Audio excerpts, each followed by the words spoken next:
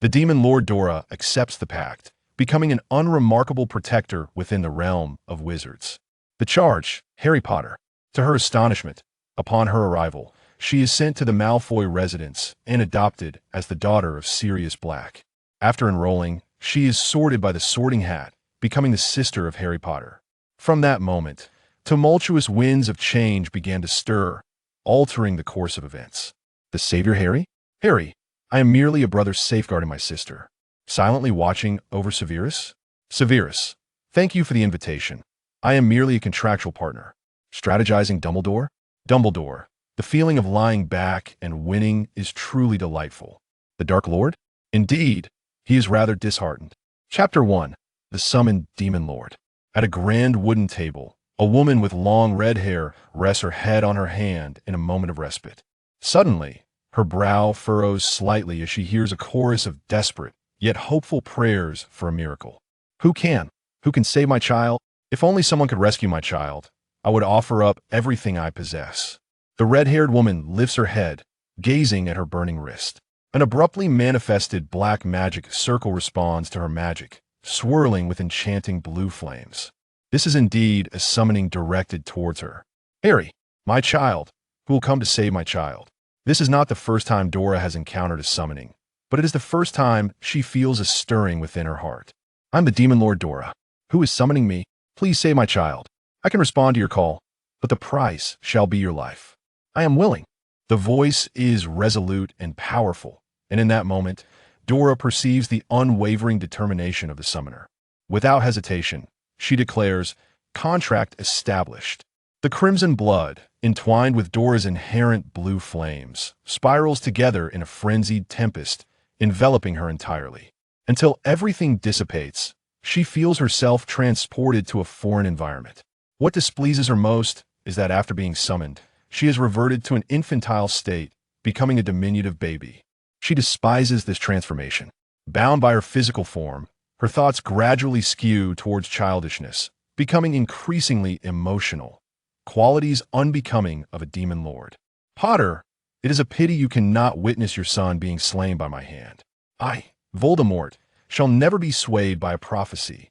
A voice, arrogant and deranged, echoes in her ears. Dora turns to see a tall, gaunt man with a face twisted by madness, his mouth curving into a sinister smile as if he has already begun to celebrate.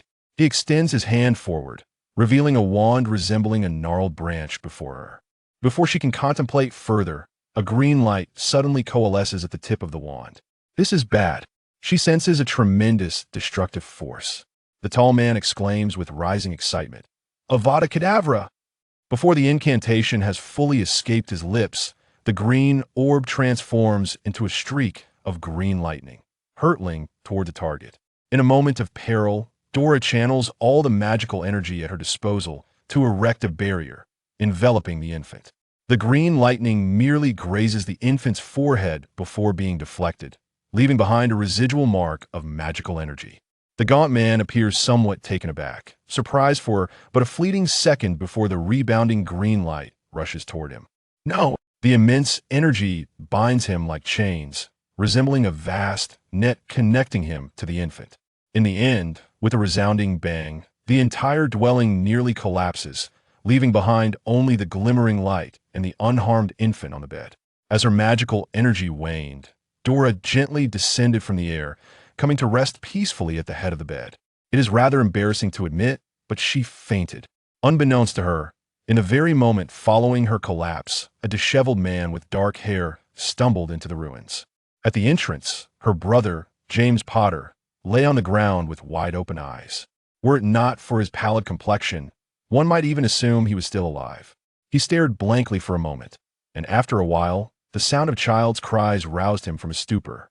He took a few steps forward and finally caught sight of Lily. His heart ached, and he could not help but avert his gaze. It was evident that she had endured some torment. She appeared drained of all blood, reduced to mere skin and bones. Harry! The Potters had only Harry left. What has become of him? The man rushed inside and found Harry wailing on the bed. Thankfully, he was still alive. Though marked by a lightning bolt on his forehead, Merlin be praised, he was still breathing. The man exhaled a sigh of relief, but unexpectedly, The sound of wood falling to the ground captured his attention. In the next instant, his pupils constricted. How could there be a girl? He had never heard of James and Lily having a daughter. He staggered towards her, noticing that the girl was in even worse condition than Harry. She appeared to have just endured a magical upheaval, fainted and pitifully sprawled at the head of the bed. Fortunately, the slight rise and fall of her chest offered him some reassurance. Yet, this girl, not a soul seemed to know of her existence. Whom were James and Lily trying to protect themselves from? His mind raced with images of many individuals: Voldemort, Peter, Lupin, himself, and even Professor Dumbledore. Unsure of whom to suspect, he felt that anyone could be a potential threat. Frustrated, he could not resist tangling his hair and ultimately made a silent resolution. He clutched a piece of paper from his robe and glanced at the girl once more. With a swift motion, he scooped the girl into his arms and turned to take one last look at the still crying Harry. Silently wishing him well, he departed with determination. He needed to leave before Hagrid arrived, safeguarding the girl's identity. He hurriedly disapparated, reappearing before a secluded villa. The platinum-colored doors, adorned with intricate patterns, seemed to be enveloped in a mist that shrouded this enigmatic estate. After a moment, the fog dissipated, revealing the garden in its entirety. The square-shaped hedges stood like maze walls, neatly aligned on either side. Ahead lay a spacious courtyard leading to a towering structure. A man with pale, golden hair, elegantly grasping a serpent-headed wand, approached him. He halted before the closed doors, lifting his eyelids slightly, and simply uttered, "Sirius." Sirius adjusted the girl slipping from his grasp, suppressing his instinctual urge to retort, and strove to remain composed. "Lucius, I would like to request a favor from you, on behalf of the Blacks." Lucius, initially indifferent, paused at the final words. After a moment, he replied, "Come in." Sirius arrived in haste and departed just as swiftly. Lucius held the inheritance certificate in his hand, feeling the magical seal upon it. He glanced down at the girl. "Lucius, is this Sirius's daughter? Did he mention her name?" "Dora. From now on, she shall be known as Dora Black, the sole heir to the Black family fortune." After making his decision, Lucius looked at his wife, Narcissa. Narcissa nodded in understanding and simply said, "Go do what you must." Lucius kissed her gently and hastily departed.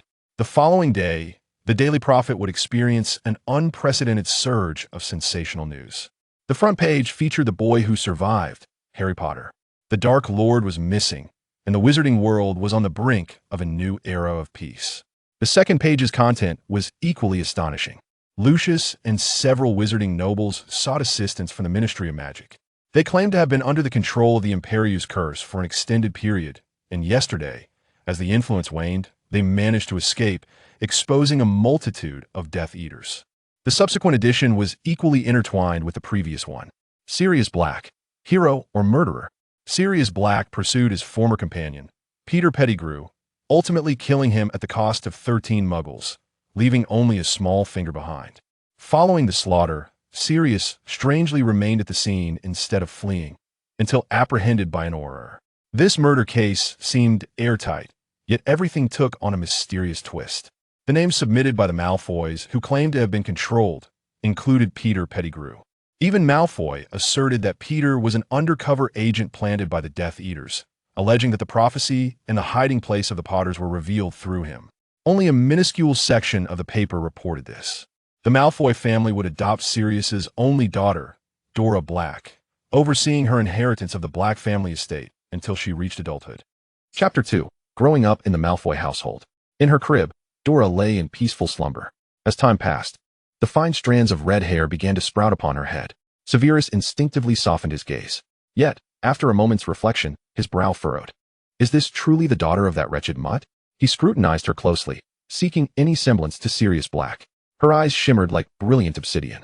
Lucius, seemingly musing aloud, remarked, "Unfortunately, you arrived at an inopportune moment. She is currently sleeping." Humph, a Black raised in the Malfoy household. How curious it will be to see what peculiarities she manifests. Severus maintained his stony expression as he spoke with biting sarcasm. Turning to Lucius, he added, "The Dark Lord has vanished, yet the dark mark remains. The remaining Death Eaters are still at large. You must be cautious in your comings and goings." Lucius pondered for a moment. "I shall be vigilant, Severus. You must do the same." Severus nodded, doing his utmost. though Professor Dumbledore had vouched for him and appointed him as the potions master at Hogwarts. Certain matters required his direct involvement. Now, he sought to minimize his visits to Malfoy Manor, diverting the gaze of others. Lucius was acutely aware of the current turmoil within the wizarding world. He had exploited the information disparity with Sirius to extricate the Malfoy family from the ranks of the Death Eaters ahead of time. However, the Ministry of Magic had eventually seized the opportunity, forcing him to pay for his misfortune. Aurors were scouring the wizarding realm for Death Eaters, and witches and wizards were doing their utmost to avoid detection. He followed suit. This period, though not excessively lengthy, felt substantial. By the time the wizarding world regained its vibrancy, Dora had already opened her eyes and astonishingly demonstrated an understanding of Lucius and Narcissa's conversations. Oh, and Draco was equally perceptive. The two infants exhibited remarkable intelligence. When hungry, they would whimper. When bored, they would fuss, primarily Dora. Thus, the family spent their quietest moments together. While the assets of the Malfoy estate dwindled under the Ministry's encroachment. I need to make a trip to Knockturn Alley, Lucius contemplated, deciding to take the risk. He needed to exchange some perilous items to avoid the Ministry's scrutiny for contraband, and he also sought to gather intelligence on the current situation. Be careful, Narcissa urged, her unwavering support evident, despite her concerns. Rest assured, Lucius replied, taking the door key, his nerves taut. Unexpectedly, the moment he disapparated, he felt an unusual sensation in his hand, as though he instinctively grasped something. Looking down, he was astonished to find Dora nestled within his arms. How had she come to be here? For the first time, Lucius truly took note of this child. Before he could contemplate further, a surge of danger sent shivers down his spine. He dodged just in time to evade a killing curse. Surely, there were still Death Eaters at large. Lucius swiftly sought cover against the wall, eager to ascertain the identity of the intruder. Lucius, why are you hiding? The newcomer sauntered forward with a swagger, illuminated by the scarce light of Knockturn Alley. Little Barty, Lucius exclaimed involuntarily. Let me see whom you've brought with you. A girl, could it possibly be the daughter of Sirius Black you've adopted? Barty's bloodthirsty grin twisted into a frenzied expression. Lucius, you have truly betrayed us. Why would you betray us when the Dark Lord is the one truly worthy of allegiance? With that, he raised his wand, unleashing a barrage of curses at Lucius. Lucius retaliated, casting a spell that struck Barty squarely. He did not flinch, taking the hit boldly, blood splattering across Lucius's face, which only fueled Barty's excitement. Lucius, I imagine you wouldn't dare cast an unforgivable curse, would you? After all, you are merely an innocent wizard under the Dark Lord's control. Innocents cannot wield such wicked unforgivable curses. He shrugged nonchalantly. So you have no hold over me. Lucius was indeed tense. He had anticipated that Barty had evaded capture. Damn Karkaroff. How could he have failed to report him? Foolish. Barty and Bellatrix were both lunatics in the service of the Dark Lord. They reveled in inflicting pain and would sacrifice everything for him, even their own lives. Such individuals were indifferent to their own mortality. Lucius found himself in a precarious situation. Moreover, he glanced down at Dora, who returned his gaze with an innocent smile. At that moment, Barty seemed to hear something, disapparating with a flourish to appear directly before Lucius. Found you, he muttered, raising his wand to cast a spell. Cruciatus. Lucius's pupils dilated. His grip on the infant faltered for a fraction of a second. It was over, he thought grimly. Barty's triumphant grin froze. Dora lifted her hand, her chubby little finger pointing toward the curse. As if forbidden, the spell solidified. And then, propelled by an unseen wind, shattered and blew away. Her finger lowered slightly, and Barty found himself pinned to the ground, utterly immobilized. Lucius was taken aback. Was all of this the doing of Dora? Even as he summoned the Aurors from the Ministry to apprehend Barty, he remained in a state of disbelief. As a fellow Death Eater, he was well aware of Barty's prowess. This individual had excelled in all 12 of his OWLs, was reckless, unafraid of death, and had nothing to lose. One had to tread carefully around him. Yet, this very person had been subdued by a mere child. She was still an infant. For the first time, Lucius questioned whether this child could truly be Sirius Black's offspring. He doubted that Sirius could have fathered such a formidable child. The sound of Barty's dialogue with the Aurors reached his ears. I told you it was that baby. Huh. Barty Crouch Jr., you have indeed lost your mind. I am not mad. It's that baby. Sirius Black's daughter. The Aurors, uninterested in further discussion, turned to Lucius. Mr. Malfoy, we appreciate your assistance in capturing the remaining Death Eaters. May your days be pleasant. Lucius replied, I find myself quite content. A twinge of sympathy for Barty crept into his heart. He had spoken the truth, yet no one believed him. How splendid. In the tedium of Azkaban, there would be ample fodder for conversation. Lucius turned to complete his plans for the day, selling dangerous dark magical artifacts. This venture revealed Dora's remarkable abilities to him. Casting a glance at the nursery, he decided that night to move Draco to another room. The child was too young. His safety was paramount. Inevitably, a house elf was lost in the process. After a moment's contemplation, Lucius entrusted Dobby, whom he frequently took with him, to Dora. The irritable Dobby surprisingly found a harmonious rapport with her. When she finally found her voice, she instructed Dobby to first read the Daily Prophet to her, followed by various tomes of magic. This ritual continued for several years. Blessed be the child who survived great peril, Harry Potter. Enough, Dobby. I have already listened to this tale 6 times. I do not wish to hear it again. Every year on this day, Dobby could not help but exclaim, "Very well, Miss Dora," Dobby pouted, flipping open a book while tapping his head with his stick. On this day, the Dark Lord arrived in Godric's Hollow. Oh. The annual recounting of Harry Potter's story begins anew. I cannot fathom why Dobby is so enamored with reciting it, even defying her orders to do so. TSK. A voice of disdain drifted in from outside the room. Dobby noticed Draco's unexpected arrival and quietly stepped aside. A clueless infant, vanquishing the formidable Dark Lord of the time? Preposterous. I would rather believe that his parents did something to compel the Dark Lord's retreat. Draco scoffed, his face a mask of disdain, yet tinged with something else. Dora pondered. There was something amiss with Draco. She needed to observe further. Chapter 3. The Tempted Dark Lord. Dora was acutely aware that her summoning was to safeguard Harry Potter. The magical sigil on her wrist attested to this. Now residing in the Malfoy household, she had gleaned much about Harry Potter and his parents through Dobby's tales. Yet, her knowledge was limited to that. Why, then, did Draco seem to possess a deeper understanding? Was it mere conjecture? Dora recalled the certainty in his voice when he spoke. Perhaps the matter was more complex than it appeared. Fancy a game of Quidditch? Draco watched as Dora stood at the window, gazing at him, and after a moment's contemplation, he flew before her, extending an invitation. Why ride a broomstick? Dora tilted her head, perplexed. Draco was taken aback. Quidditch requires aerial prowess. Yet, flying is not particularly difficult, is it? Dora mused, then soared from the window, levitating gracefully in the air. Draco's expression finally shifted from its usual indifference. You. He was rendered speechless with shock. Before he could regain his composure, Dora moved closer, locking eyes with him. You are not truly Draco, are you? Draco's pupils constricted. What are you insinuating? Dora took a small step back. I was uncertain moments ago, but now I am certain. The two hovered in the air, gazing at one another. The sunlight was not blinding, yet it enveloped them both, casting a golden glow. You seem to know more about Harry Potter than we do. These are secrets unbeknownst to us. You appear far more mature than your peers, maintaining a closeness to Lucius and Narcissa without being clingy. The greater concern is your perpetual worry. Even during Quidditch, you do not seem truly happy. Dora hesitated before adding, even if your smile is radiant. As soon as she finished speaking, Draco's face became impassive. He offered no explanation, only retorted, then who are you? Sirius Black had no daughter until his death. Ah, so you are a reincarnate. As a time traveler, Dora instantly comprehended. Draco cast her a cryptic glance. After a pause, he turned his broom to leave. Dora suddenly declared, Dark Lord, I am Dark Lord Dora. TSK, if you choose not to speak, I shall keep my watchful eye upon you. Draco left her with that remark, soaring away. He had often heard of Dora's formidable prowess. He would forever remember the trepidation on his father's face whenever he recounted the crisis in Knockturn Alley. He had been observing her discreetly. The world he experienced had not included Dora Black. He worried that this could be an unpredictable variable in his rebirth. He would never allow such a variable to endanger his family. He had considered mentioning it, but that would undoubtedly expose his identity as a reincarnate.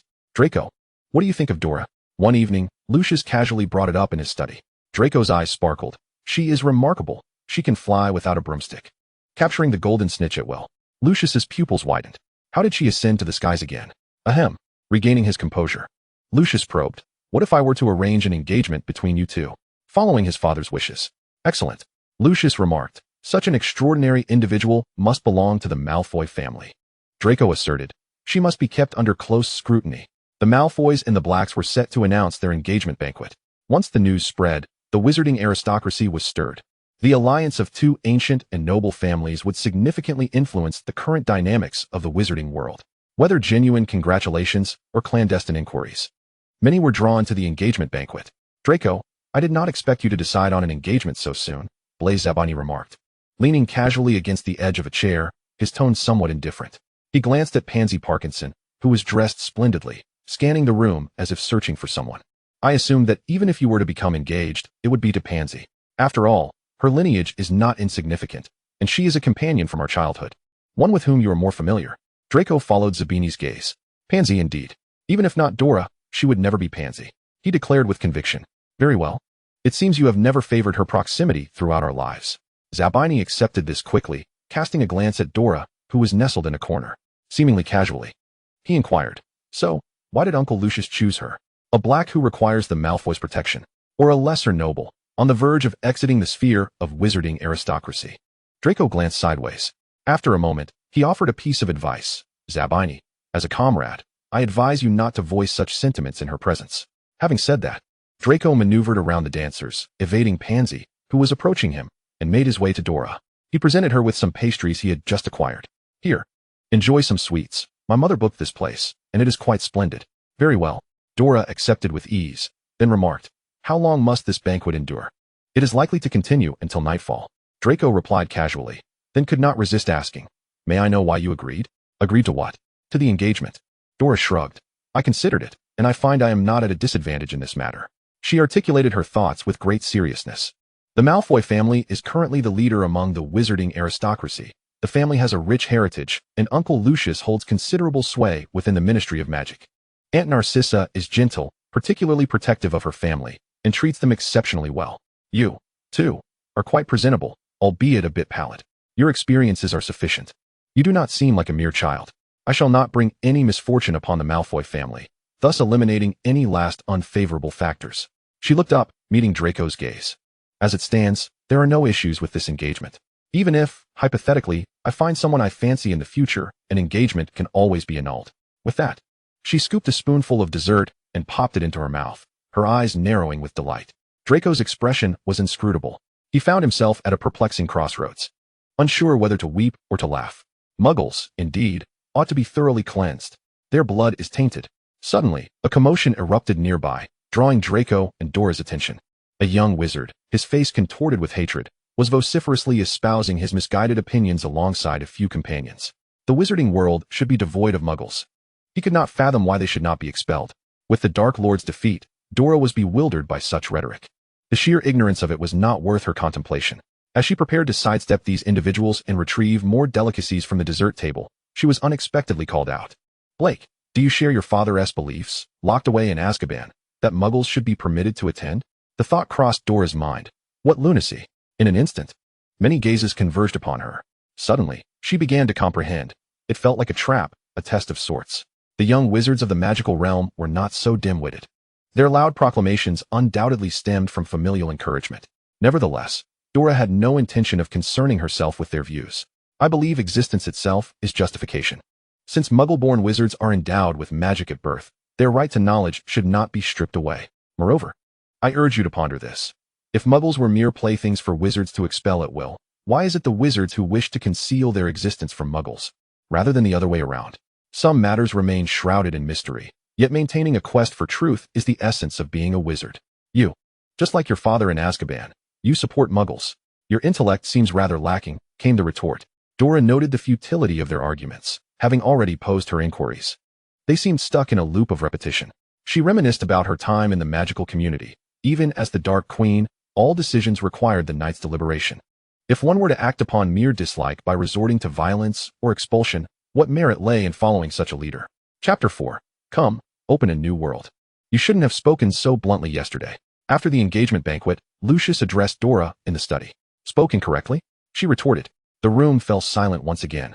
As Lucius frowned slightly, displaying indifference, seemingly perturbed only by her public declaration of an inappropriate stance.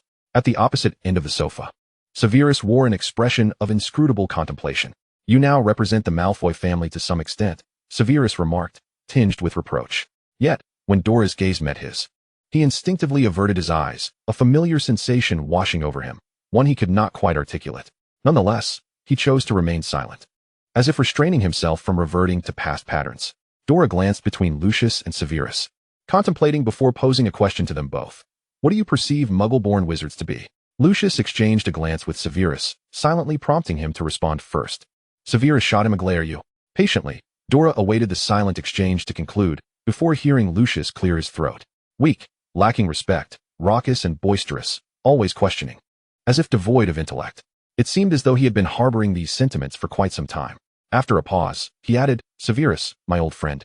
You know I do not refer to you." Severus raised an eyebrow, a cool smile gracing his features. "And you, Professor Snape?" Although this potion's master was familiar with Uncle Lucius and occasionally visited Malfoy Manor, Dora felt little familiarity, resorting to the formality of his surname. She knew little of this Professor Snape.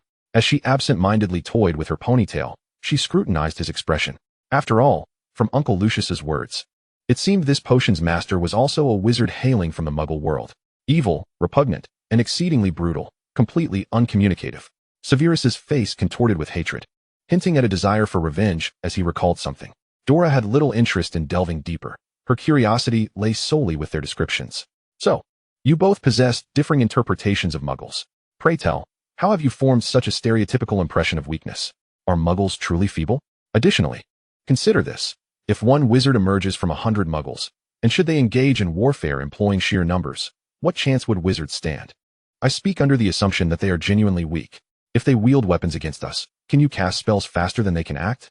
She observed the sudden silence from both men and sighed. "I have long wished to express your allegiance to the Dark Lord." At the mention of familiar words, Lucius and Severus involuntarily shuddered. Dora quickly shifted her focus. When the Dark Lord sought to expel Muggle wizards, did he not first seek to understand his adversary? Was it blind obedience to follow him merely for his power? Is that not a tad too unthinking?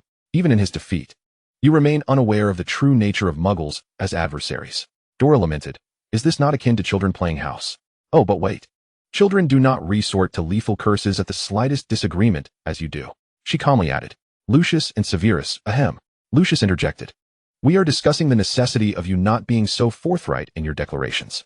However, Dora countered, yet, I find such probing to be a waste of time. Would it not be better to engage in more productive endeavors? With this thought, Dora felt an overwhelming urge to enlighten these two regarding the Muggle world. Yet, she realized she had not made a concerted effort to explore this aspect herself. Surely, understanding would necessitate starting from books, she mused, formulating a rough itinerary in her mind. Uncle Lucius, I wish to venture into London. I shall endeavor to bring back some insights to help you grasp the Muggle world. She paused.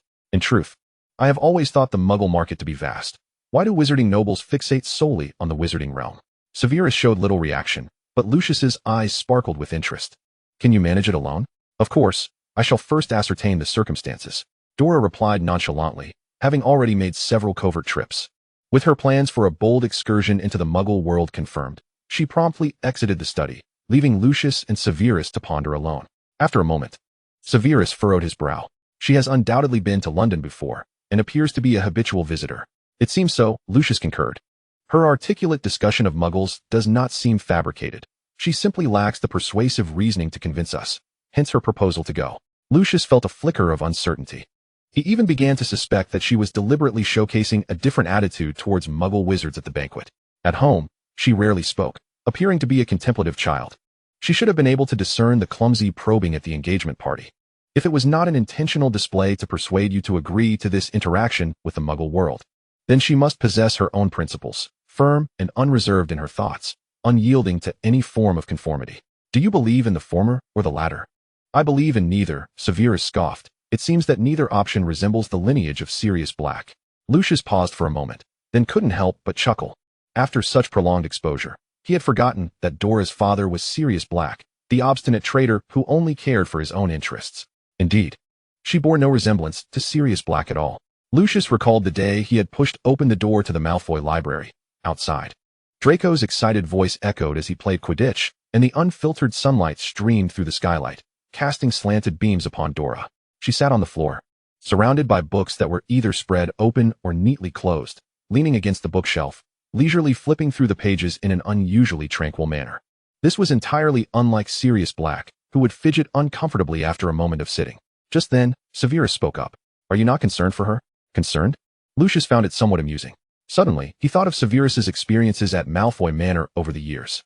Indeed, Severus had never witnessed Dora using magic. This made him begin to anticipate her life at Hogwarts, particularly in Slytherin. He could almost envision Severus's furrowed brow. It would undoubtedly be quite entertaining. Chapter 5. Roadside Assistance. Wizarding nobility in the Muggle district. Having traversed the main road, Dora found her movements greatly facilitated. Most notably, the funds at her disposal had significantly increased.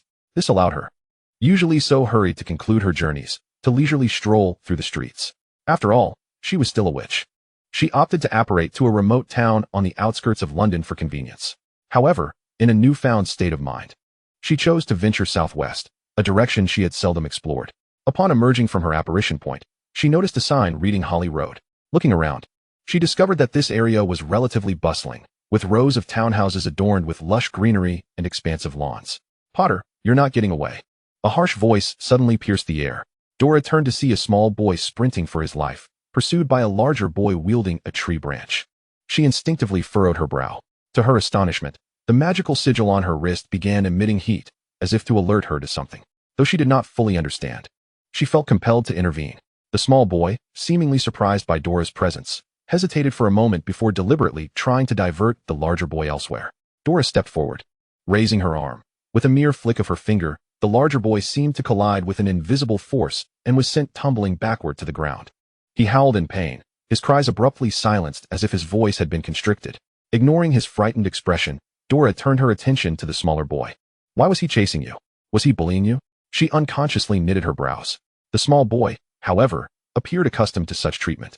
He always does this. Today, he is alone. At school, there are also Piers, Danny, and Morgan. The 5 of them frequently chase after me. It's their favorite game. Why don't you fight back? I can't compete with him, the small boy replied, a hint of embarrassment coloring his cheeks as he instinctively touched his nose. Dora then noticed just how frail he was. His clothes hung loosely on him, flapping in the breeze, and his glasses were patched with tape, suggesting a difficult life. Especially after inquiring about their ages, she realized they were the same. Perhaps it was Dora's kindness that emboldened the small boy, as his eyes sparkled with curiosity. What you did just now, was that extraordinary? I mean, can you also wield that kind of magical power? Wait a moment. Dora suddenly realized that she might have encountered a muggle wizard. What have you experienced?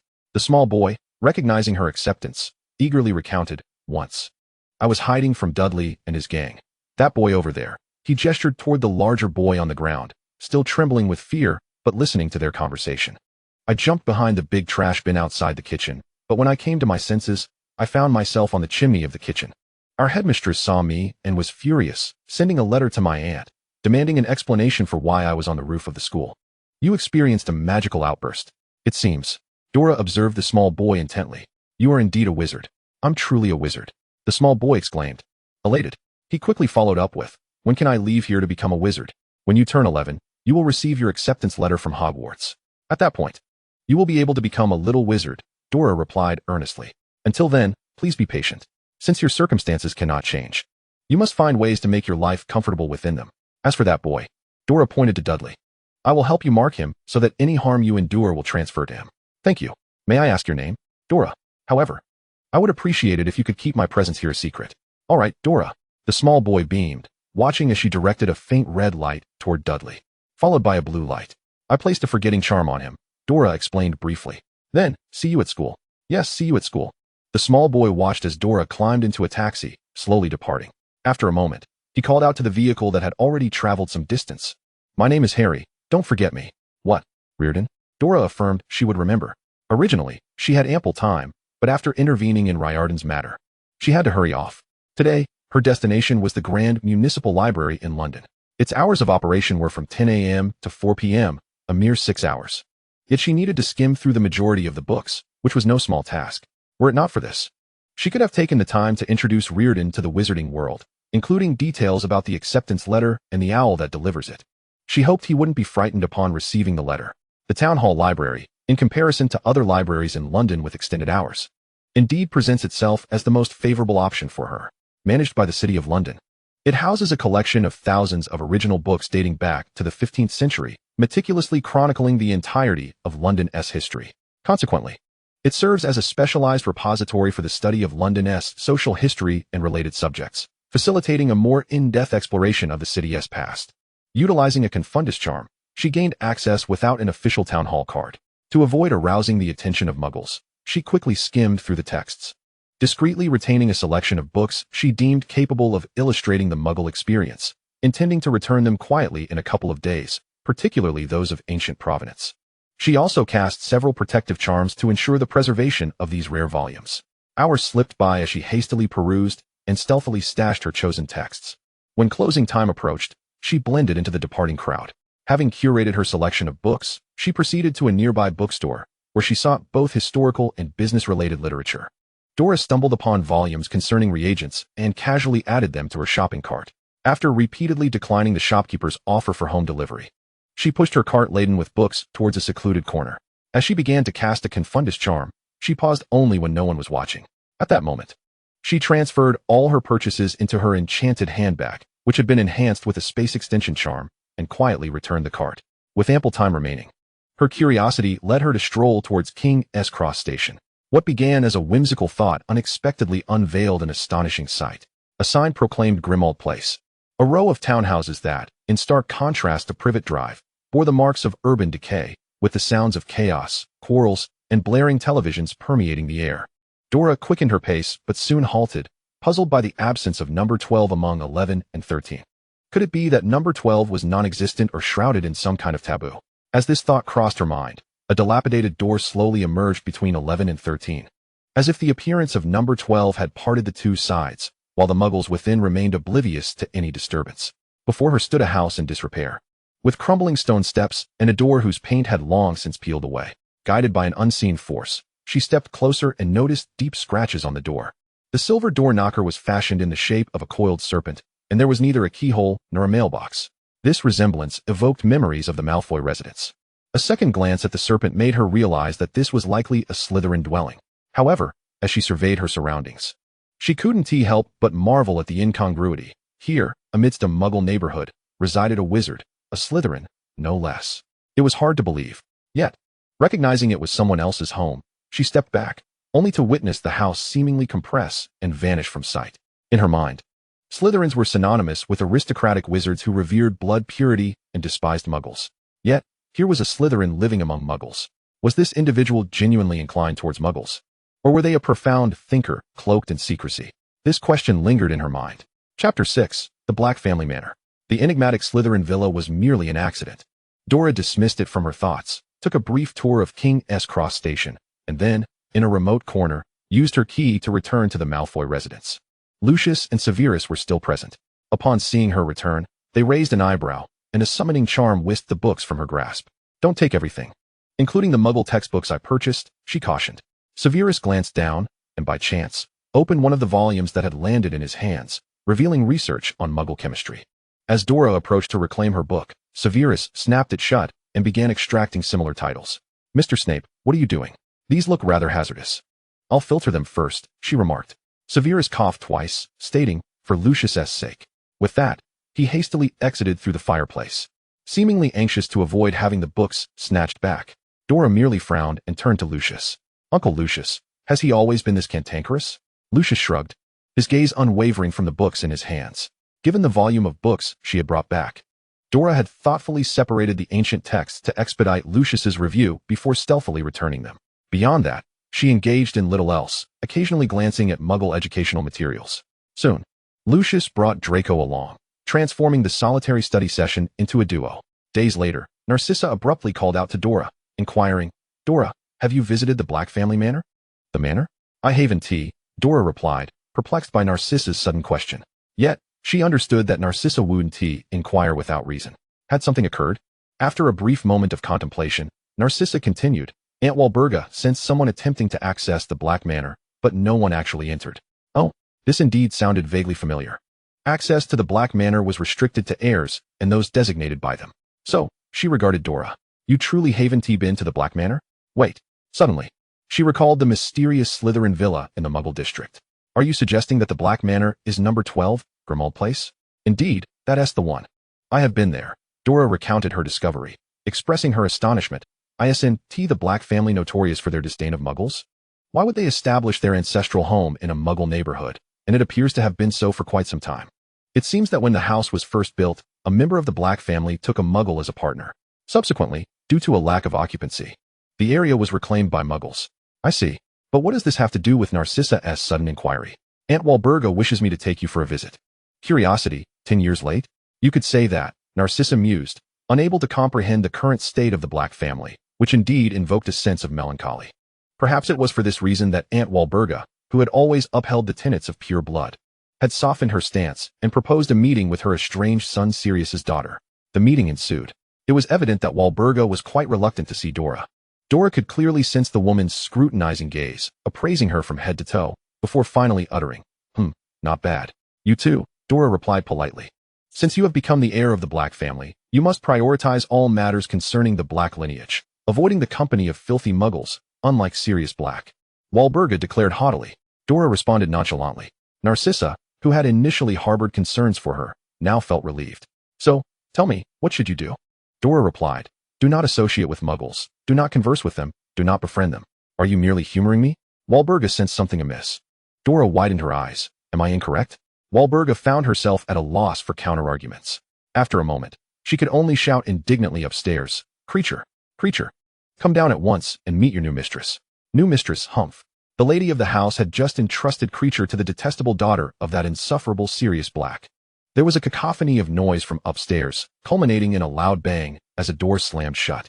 The old wooden staircase creaked underfoot, and the air was thick with dust, ready to provoke a fit of sneezing. Dora frowned and waved her hand.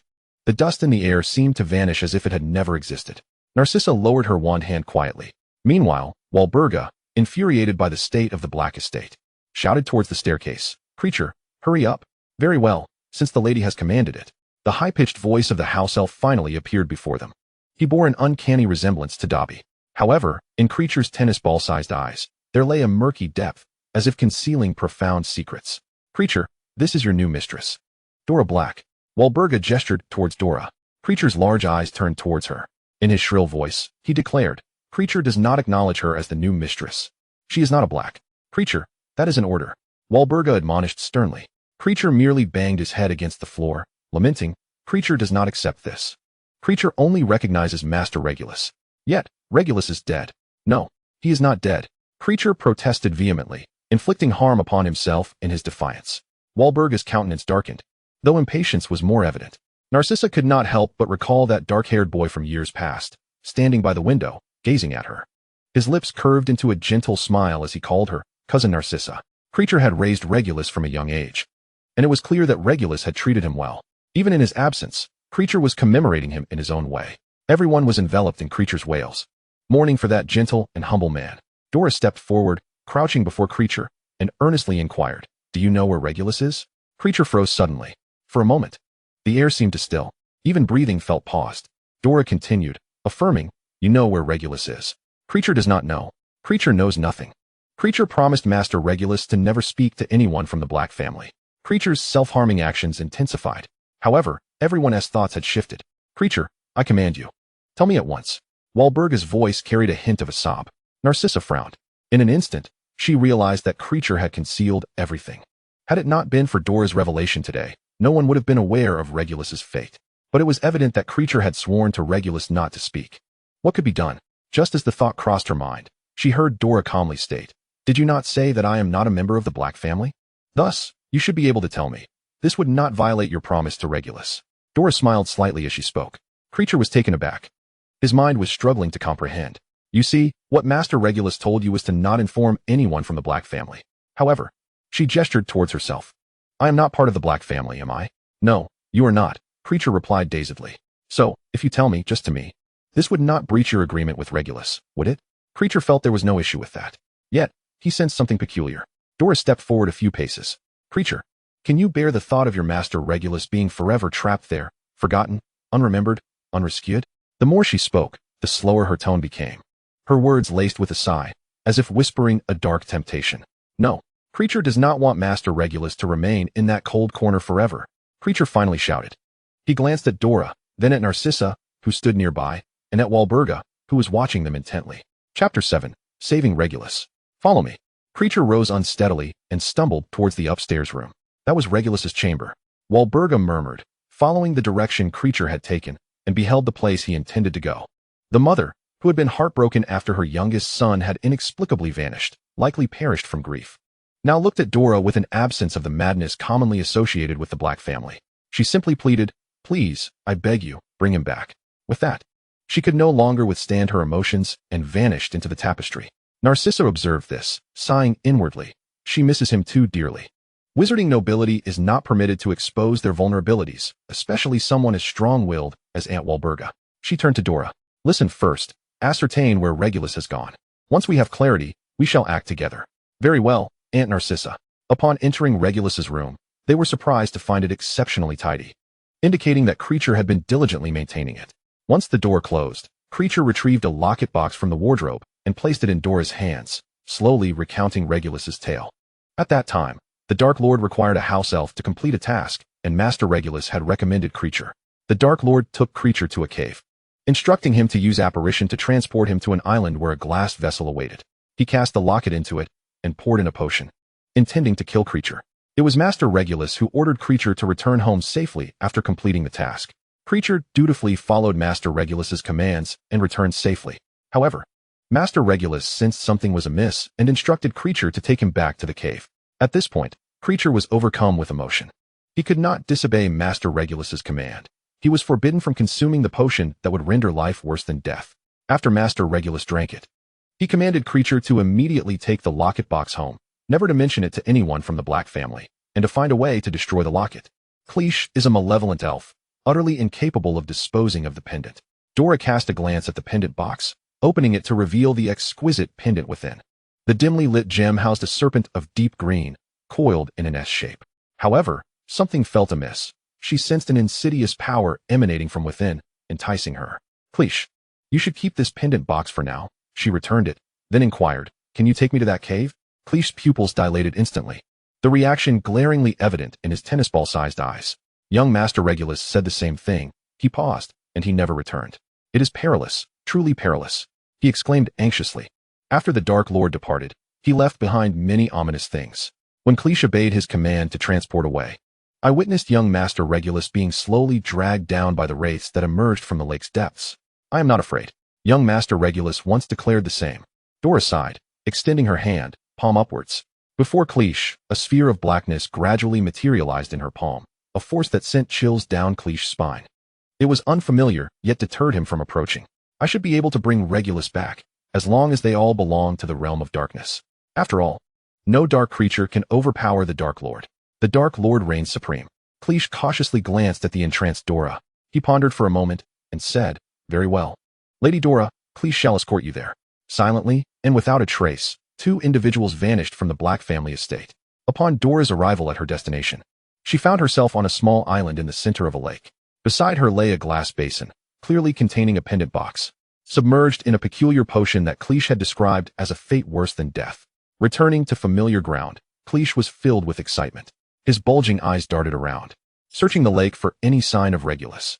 The lake's surface remained tranquil, appearing as if nothing had transpired.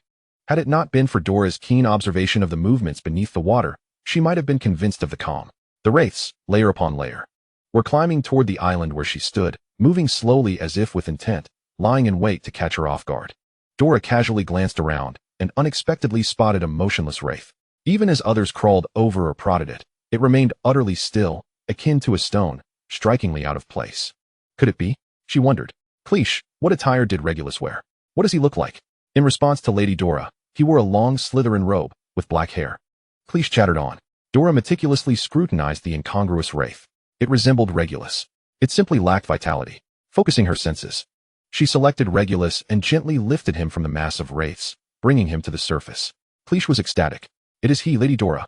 This is young Master Regulus. At that moment, the water's surface suddenly stirred, and a horde of wraiths, bearing menacing expressions, clawed their way from the island's edge. It seemed they were convinced that Dora would be unable to fend them off, especially since she was levitating Regulus, slowly drifting toward the island. Cleesh noticed and let out a startled yelp, shrinking back behind Dora. He extended a hand but dared not cling to her, instead shrinking further behind her, using her presence as a shield. He had witnessed the terror of the wraiths before. It was these very wraiths that had dragged young Master Regulus down, and no amount of struggle had availed him. He trembled involuntarily, silently praying that Lady Dora would swiftly retrieve Regulus, and he would immediately transport them away. Faster, faster. Dora was oblivious to Cleesh's murmurs and curiously glanced back. Lady Dora, quicker. Cleesh will take you both away. The wraiths advanced step by step, and Cleesh could not contain himself any longer, urging her on. Dora questioned, is Cleesh eager to return home? As the thought crossed her mind, she caught sight of a shadow lunging towards her. What on earth? She wondered, raising her hand to strike. And the air resonated with a sound akin to something striking the water's surface, as if time had been momentarily suspended.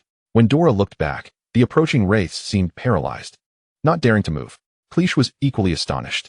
He stole a glance at Dora, quickly averting his gaze before drawing her attention. In his memory, wizards were unable to cast another spell while performing one. Lady Dora, you are truly remarkable. He internally marveled, then boldly stepped out from behind her to stand alongside her. Dora had no time to attend to him. The wraiths before her stood like living targets. To let an opportunity slip away would be foolish. With a flourish of her hand, a whirlwind descended upon the island, ensnaring the wraiths at its periphery. The tornado ascended higher, expanding in size. With the captured wraiths swirling amidst the tempest, Dora and Cleach stood at the heart of the whirlwind, relaxed and at ease, while Regulus remained unaffected by the chaos. Once all the wraiths were entrapped in the vortex, Regulus floated before them. Cleach's eyes brimmed with tears. Young Master Regulus. Regulus appeared to possess some awareness, albeit faint. He stared blankly at Cleach, his eyes displaying little emotion. Wait. Dora approached Regulus, gazing into his vacant eyes, and solemnly declared, I am Dora. Do you wish to become my servant? If you consent, simply acquiesce within your heart. As her words lingered in the air, a black magic circle began to swirl rapidly beneath their feet, emanating a beautiful blue flame. Chapter 8. Regulus's New Identity. Cleach felt no inclination to intervene. He swiftly stepped aside, quietly observing the two. Regulus remained motionless, devoid of any reaction. After a moment of contemplation, Dora continued, the Dark Lord has vanished. The magical world has regained peace, and the Black family has suffered a significant blow, nearing a withdrawal from the wizarding aristocracy. Are you truly unconcerned? At long last. Regulus stirred. He slowly lowered his gaze to Dora, then shifted his attention to Cleach. The latter understood immediately. With a loud wail, he cried, Young Master, it is true. The male heirs of the Black family are no more. Regulus remained silent. Cleach pressed on. Young Master Sirius has also been imprisoned in Azkaban. Do you wish to see the Black family fall into Miss Bella's hands? Suddenly, the magic circle enveloped them in blue light. Regulus struggled, his voice regaining some strength. He stammered, no?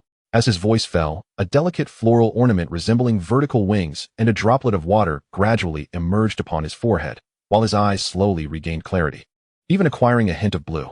It was not until the two individuals' azure glow faded that Regulus's billowing robes gently settled down. He once again resumed his former appearance, evoking a sense of astonishment in Creature. The only notable differences were the deep blue of his pupils and the distinctive red floral ornament nestled between his brows. Dora surveyed him from left to right, clearly satisfied. For now, this was the only way forward. Regulus stepped back with his left foot, placing his right hand over his chest and inclining slightly. Thank you, my master. My master.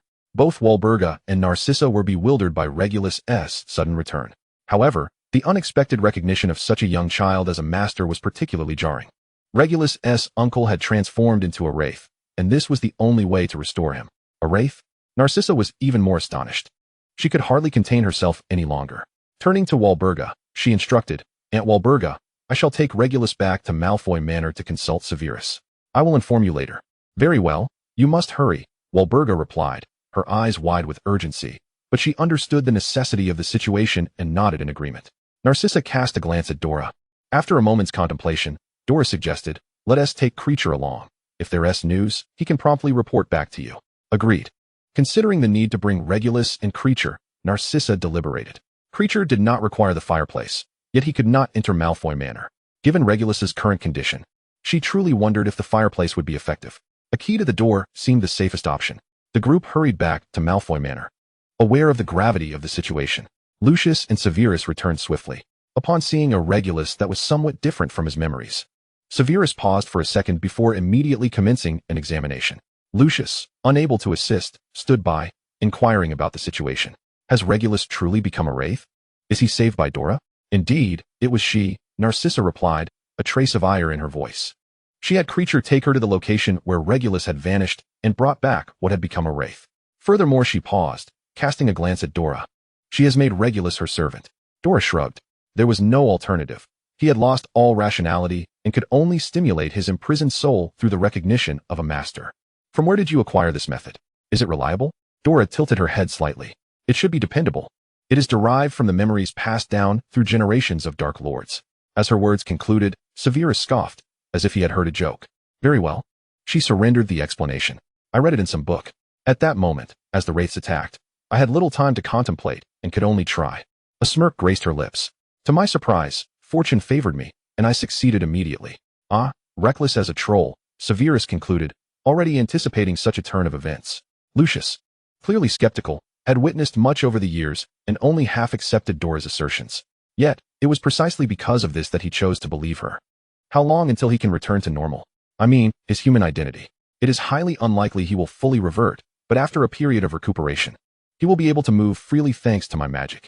Aside from being unable to disobey my commands or harm his master, he will be no different from an ordinary person. That is reassuring, Lucius acknowledged with a nod.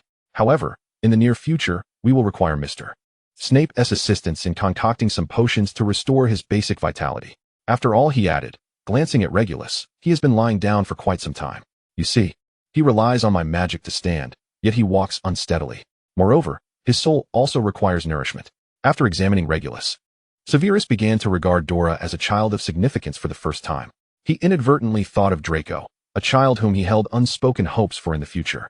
As for Dora, she seemed beyond his assessment. Is this truly the child of Sirius Black? She seemed nothing like him, yet if she were not, why would she be in the Malfoy household? Could it be a wild thought crossed his mind? On the day the Dark Lord vanished, perhaps Dora was brought to Malfoy Manor by Sirius. Did the Dark Lord use the soul-stealing curse on Sirius? And then, in Dora's guise, lie in wait within Malfoy Manor? Severus covertly observed Dora for a moment, his gaze shifting downwards to her emerald green lace dress trimmed with silver. A look of terror crossed his face. Oh no. No matter how the Dark Lord concealed himself, he would never allow such a facade. Surely, he was overthinking it. His instinctive caution was the reason he had navigated the treacherous waters between the Dark Lord and Dumbledore for so many years. Reason told him that Dora was peculiar. Yet, when he looked at her, he did not perceive a threat. Besides, he recalled the Muggle textbooks she had provided him, which had deepened his understanding of potion making. She had brought Lucius Muggle books to broaden his horizons, even prompting him to reflect on why he had followed the Dark Lord in the first place, a matter he had never managed to persuade him about. As for the Blacks, the retrieval of Regulus had already spoken volumes. And Draco? Well, Draco had little to offer in terms of commentary. In summary, if she had ulterior motives, there was no need for her to go to such lengths. It was evident that ever since her arrival, the Malfoy household had improved. His vigilance suddenly eased. Turning to Dora, he remarked, "An owl has brought your acceptance letter to Hogwarts. While at school, remember to address me as Professor Snape." Privately, he coughed twice. "I permit you to call me Severus." Dora blinked. "Very well, Severus." Chapter 9. An acquaintance reeled in. Dora's acceptance letter arrived much later than Draco's. However, Lucius and Narcissa coincidentally postponed the timing for both of them to visit Diagon Alley. During the days when Muggle wizards were escorted by Hogwarts professors to Diagon Alley, the intervening days afforded Dora some personal time. For instance, Severus instructed her to visit a Muggle bookstore and purchase all relevant pharmacological texts. Lucius also encouraged her to acquire Muggle business management books and some of the currently popular apparel items in stores. Draco expressed a desire for a complete set of dragon figurines, anything related to dragons. Narcissa said nothing, but she certainly would not be left out. After all, Dora had no shortage of funds. Besides this, there was an even more pressing matter, Regulus's return. No one knew how Regulus had returned, just as no one knew how he had vanished. His appearance had remained largely unchanged, and even the alteration in the color of his pupils had normalized remarkably over such a lengthy period. He adorned his forehead with a silver band, exuding a feminine elegance that transformed into an air of grace under his demeanor, at least when his name graced the pages of the Daily Prophet. A throng of witches found themselves captivated by him. The Ministry of Magic swiftly approved the transfer of the Black estate, submitted by Dora. It seemed they believed that in the hands of Regulus Black, the estate had a better chance of reaching the ministry than in those of Lucius Malfoy. Regulus's worth had significantly increased once more, piquing the curiosity of the wizarding world, particularly among the aristocracy. They gossiped about how the Black inheritance transitioned from Dora to Regulus. Was it a matter of political maneuvering, a dispute of bloodlines, or a financial entanglement? Meanwhile, the two were leisurely waving goodbye to the Malfoy family as they made their way to Gringotts. Dora Black required access to a private vault.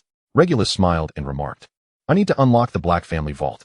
The goblin scrutinized the key Regulus provided, then hopped down from his chair to guide them, saying, "Please, follow me." This marked Dora's inaugural visit to Gringotts, and it was her first realization of how tedious the process of withdrawing money could be. The Black family vault resided on the lowest level, a common location for ancient pureblood families, renowned for its heightened security.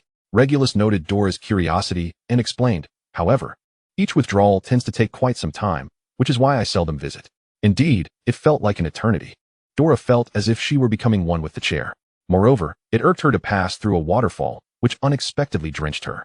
Regulus, suddenly recalling the oversight, said apologetically, "I forgot to mention that the deeper you go, the more valuable the vault's contents, and to deter intruders, that waterfall was installed. It nullifies all potions and spells." With a flick of her wrist, Dora cleaned herself and asked, "Is there anything else?"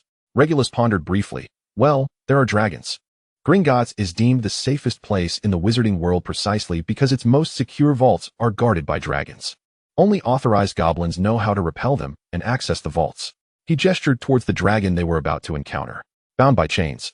The creature's temperament was rather irritable. Upon sensing their arrival, it immediately lifted its head, smoke curling from its nostrils as if ready to unleash fire upon them. The goblin said, "Step back a bit," producing an item that emitted a sound, seemingly intended to elicit a retreat from the dragon. Perhaps it had been a while since anyone had come to visit. The dragon did not immediately withdraw, but instead engaged in a standoff with the goblin, displaying a hint of arrogance. However, Dora's patience waned. She had not anticipated spending so much time on this matter, especially considering Gringotts was located several hundred miles beneath London, deep and distant. Now, they were stalled by a dragon. Stepping forward, Dora instinctively raised her hand, applying gravitational force. The effect was instantaneous and remarkable. The once stubborn dragon was pressed firmly to the ground, immobilized. The goblin stood in astonishment. Regulus discreetly tugged at Dora's sleeve, signaling to the goblin. Only then did Dora release her spell. The dragon, discovering it could move again, didn't dare retaliate. It shuffled to a corner, cowering and remaining utterly still. The goblin was left speechless. Was this truly the same dragon with such a foul temper? After this encounter, the goblin seemed to recognize that Dora possessed a unique power. He became exceedingly respectful, hastening his movements as he traced a few lines on the door, revealing the Black family vault to Dora. Her eyes were immediately assailed by a dazzling expanse of gold. Dora instinctively squinted before taking in the sight.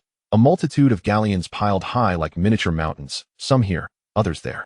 It indeed appeared to be quite a treasure trove. However, it seemed that only galleons adorned the vault, presenting a rather simplistic appearance. The Black family relied solely on their ancestral wealth. Was the Malfoy family the same? No.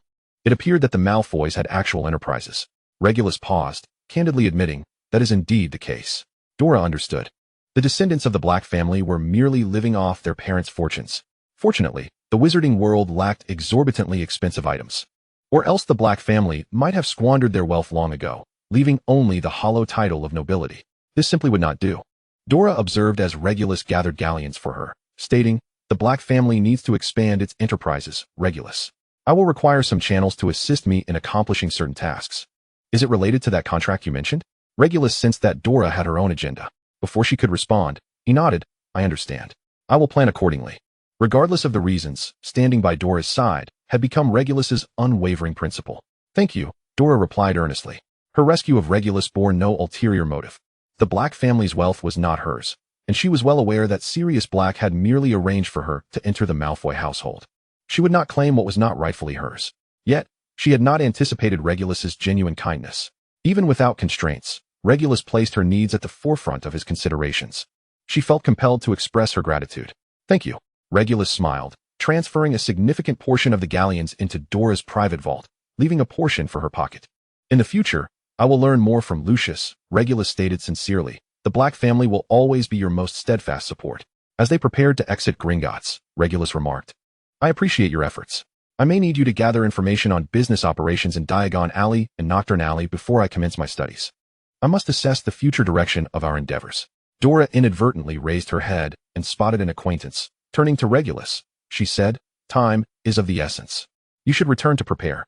I can manage purchasing the textbooks on my own." "Very well then. I shall take my leave," Regulus replied swiftly. Dora then followed the footsteps of her familiar companion, exiting Gringotts and calling out, "Leodin." The small boy she addressed did not respond. Instead, he inquired of the towering giant, "Hagrid, where should we go?" Hagrid was about to speak when a stranger suddenly entered his line of sight. "Dora." Harry finally spotted the girl he had hastily parted from during their last encounter, his eyes lighting up with excitement. "Leodin, it's wonderful to see you at the academy ahead of time." Dora realized the boy had not forgotten her and greeted him anew. To her surprise, the small boy looked puzzled. "Dora, my name is Harry." "Oh, Harry Potter." Dora was taken aback, suddenly grasping why her magical aura had felt so fervent since earlier. The last time she had encountered Harry, it had also burned with intensity. She did not ponder much, especially since she misheard the last part as Leodin. "So, What did you say to me the last time you were in my taxi? It seemed to be, I'm Harry, don't forget me. Dora's expression darkened. She understood. Sorry, don't mind Leiden. She had indeed misheard and missed a crucial point. Let me reintroduce myself. I am Dora Black. And your father's brother is my nominal father. Harry's eyes brightened, ready to speak. Hagrid, vigilant, interjected, you are the adopted daughter of Lucius Malfoy. Indeed. Dora replied with remarkable composure, clearly aware of the giant's wariness towards her. However, she was unperturbed. She had already identified her target, Harry Potter. Harry, you may still call me Dora. I haven't purchased many school supplies. Shall we go together? Absolutely. Harry responded promptly, leaving Hagrid no time to intervene. Then I shall take Harry with me. Dora nodded to Hagrid, leading Harry away. Chapter 10, A Trip to Diagon Alley. Later, you haven't been harmed, have you? No. Dudley tried once and never dared again. He even stopped others from bullying me. I've been quite safe during this period, Harry said, his eyes sparkling at the thought. Thank you very much for your help, Dora. It's nothing, just a small gesture, Dora replied nonchalantly, waving her hand. Moreover, I was assisting a young wizard. Younglings are always worth protecting. Besides, he was her target. Watching Harry, who gazed up at her with trustful eyes, Dora felt that such a well-behaved target was certainly deserving of protection. Hagrid intended to stop by the leaky cauldron for a drink. So let us first go to procure your school robes, Dora suggested, pointing to Madame Malkin's robes for all occasions. All right, you're truly well-behaved, Dora thought with excitement. Madame Malkin was a short, plump witch, standing inside the shop, warmly welcoming every young wizard who entered. However, she did not anticipate witnessing two young wizards conversing amiably as they pushed through the door. After all, Muggle-born wizards were relatively scattered, making it rare to encounter someone familiar. Conversely, wizarding aristocrats who knew each other would not engage in such casual conversation. They would merely exchange nods and part ways. This surprised her. Before she could fully absorb her astonishment, a boy waiting for his fitting suddenly spoke up. Dora, who is this? Draco spoke casually, his eyes fixed intently on the newly arrived Harry. Do you know each other? Madame Malkin chuckled. What a remarkable coincidence today. Since you are acquainted, ladies first. Would you mind waiting for this young wizard? Harry nodded. Not a problem, ma'am. As Dora stepped onto the fitting stool, Madame Malkin moved to the front to attend to them. Dora then introduced Harry. This is Harry Potter, a young wizard I fortuitously encountered in London. Oh, the savior. Harry Potter, don't adopt the mannerisms of Uncle Lucius. It sounds rather insufferable. Just as Harry's brow furrowed, he could not help but chuckle at Dora's remark. Draco glanced at Harry, but remained silent. However, Dora turned to Harry, saying, This is Draco Malfoy, the only son of the Malfoy family who adopted me. And also my fiancé. Draco maintained a stoic expression, but upon hearing the last part, a slight smile betrayed him. After a moment, he seemed intrigued and reiterated, Yes. I am Dora's fiancé. If you wish, you may call me Draco. Hello, Draco, you can call me Harry, Harry replied with a cheerful smile, his tone friendly. Draco's smile faltered, taken aback by such a response, especially since Harry had previously ignored his invitations with visible displeasure. Now, he found himself at a loss for words. Though he still listened intently to Harry and Dora's conversation. Harry, I rushed off last time and forgot to tell you that the acceptance letter was delivered by an owl. You weren't frightened, were you? I was a bit startled. I had been waiting for the acceptance letter, and on the very day it arrived, Dudley discovered it. He seized the opportunity and snatched it away, and to my surprise, my uncle and aunt reacted vehemently, tearing it apart. That must have been terrifying, Dora remarked, reminiscing about the scenes with an element of sympathy. Yes, indeed. The acceptance letter appeared in various forms at home until we hid on a small island. In a dilapidated wooden shack. Hagrid, that tall man you just met, came to take me away with the acceptance letter. How arduous, Dora reflected, unable to suppress a sigh. Harry, Draco, seeing the witch signaling that he had completed his fitting, called out to Harry. Unaccustomed to such a form of address, he paused before continuing. It's your turn. Coming. Thank you, Draco, Harry exclaimed, bouncing up, clearly having enjoyed his chat with Dora. Draco exchanged glances between the two, contemplating. Then he said, Dora, you have purchased your materials and pet. You should directly choose your wand at the wand shop. My father wants me to finish quickly and find him. I'll head over now, and we will wait for you in front of Gringotts. All right. Watching Dora turn back to inform Harry, Draco quickly departed the robe shop. Such amicable dialogue left him feeling somewhat disoriented. Moreover, he did not understand why Dora was so kind to Harry Potter, treating him as if they were siblings. He felt compelled to discuss certain matters with his father promptly. Meanwhile, Dora was enlightening Harry about the 4 houses of Hogwarts: Slytherin, Gryffindor, Ravenclaw, and Hufflepuff. So, Dora, where do you think you will go? Can I join the same house as you? I will likely attend Slytherin, but you might not. Why not? Harry inquired, looking crestfallen. Because the one who sought to kill you back then belonged to Slytherin, Dora remarked, glancing at his forehead. The one who left you with that lightning mark. Ah. Harry instinctively touched his forehead, pondering deeply. This contemplation lasted until the wand shop once again echoed with that name. You are destined to wield this wand. And its brother, Cough, was the one who left you that scar. Harry finally snapped back to reality, responding to the wand shop owner, Mr. Ollivander, who continued, remember, it is the wand that chooses the wizard. I believe you will achieve great things, Mr. Potter. Regardless, that mysterious figure, whose name cannot be uttered, accomplished significant deeds. Despite its terror, it was still monumental. Harry could not help but furrow his brow. Dora's next words reached his ears. It's just a bit mindless. For some reason, Harry felt a wave of relief wash over him. When he looked back up at Mr. Ollivander, he simply said, thank you for your blessing, sir. Upon stepping out of the wand shop, Harry suddenly turned to Dora and asked, Dora, everyone believes I can achieve great things. What about you? She replied with unwavering conviction. Firstly, you are Harry Potter. Only thereafter do you become the savior that others expect to accomplish greatness. A smile instantly spread across Harry's face. I understand now. Regardless of how others perceive him, he must navigate his own thoughts and choices. Harry silently made this resolution. Meanwhile, Dora, separated from Harry, found herself under the scrutiny of a group of individuals who were casting her curious glances.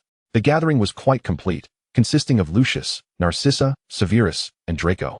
With only Regulus absent, having returned early to gather information, the four awaited their return to Malfoy Manor and spoke in unison. Harry Potter, what is the situation? Last time, I encountered him at the Muggle library while researching history and purchasing books, Dora answered casually. He was bullied by a chubby boy, and I intervened. It seems there is more to it. You evidently feel quite. Draco pondered before finally finding the right word. Affectionate. This was indeed the term he sought. Dora then realized that it wasn't something she couldn't articulate. She extended her arm, revealing the magical sigil on her wrist to the onlookers. Chapter 11. The Guardian. Transformation of the Black family. Dora, what is this? Narcissa, having seen it long ago, noticed that it did not seem to affect Dora's health. Moreover, since it had been present since Dora was quite young, she hadn't inquired about it, assuming a child would not comprehend its significance. To her surprise, Dora was informed. This is a contract sigil. Harry Potter is the target I am bound to protect. During my visit to London, I witnessed Harry being bullied, and it burned to remind me.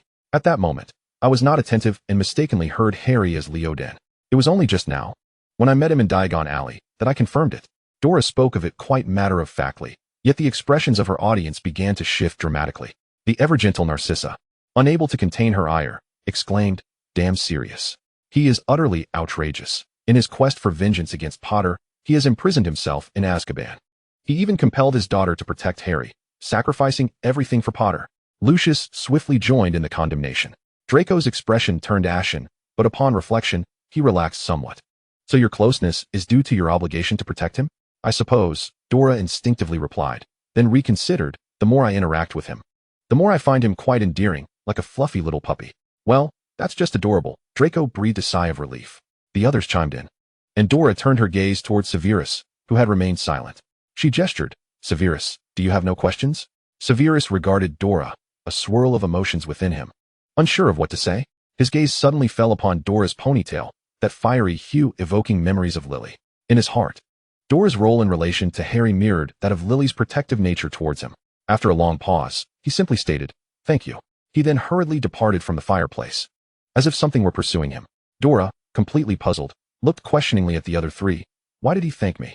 They shook their heads in uncertainty. If it's merely about safety, wouldn't he providing Potter with a key to a secure place suffice? Lucius suggested suddenly. That is indeed a sound idea. Dora nodded thoughtfully, her mind leaning toward another direction, defensive artifacts. A key was merely a one-way escape route, requiring a designated location. Should information leak and ambush be laid at the corresponding point, there would be no opportunity for further escape. What was truly of greater utility were defensive artifacts. They could also serve an offensive purpose. This was merely her hypothesis, yet untested, but given the current conservative state of the wizarding world, she found it challenging. Although there existed similar devices like the key, developing a new artifact would demand considerable time and resources for experimentation. This was also why she hoped for resource circulation. Furthermore, behind Regulus stood the formidable Black family. This marked Dora's second visit to the Black ancestral home. The dreary, damp villa, once forlorn, now basked in sunlight streaming through the windows, radiating brightness within after its occupants' meticulous care. The once terrifying house elf heads in the living room had been tidied away, leaving the space neat and tasteful. The curtains had been replaced with clean, light-colored fabric, even adorned with white lace, drawn beside the portrait of Walburga, who now sat not merely on a single stool, but at an elegant long table adorned with exquisite floral arrangements, vibrant and delightful. Walburga leaned against the high table, in good spirits as she gazed out the window, sipping tea with an array of desserts beside her. "Good day." Dora emerged from the fireplace, adjusting herself as she greeted Walburga. In high spirits, Walburga beamed upon seeing the one who had brought her youngest son back, affectionately saying, "Good afternoon, my dear." Following this, she called up the stairs in a manner far more affectionate than before. "Creature, Dora has arrived. Please prepare some afternoon tea." "Lady Dora has arrived." Creature promptly appeared in the living room, excitement evident in his voice. "Lady Dora, please sit. Master Regulus will arrive shortly." With a wave of his hand, a steaming afternoon tea and delicate pastries were laid out on the table. Dora pondered for a moment before tentatively asking Walburga, "Did the Black family historically possess any industries?" "I have reviewed the Black estate, and it consists solely of galleons. But money will inevitably run out." "What do you imply?" "None whatsoever," Walburga replied sincerely. "In truth, we Blacks have always believed in our innate nobility, relying more on the wealth amassed from our past status, rather than developing industries to earn galleons like other nobles." "And what of your current state?"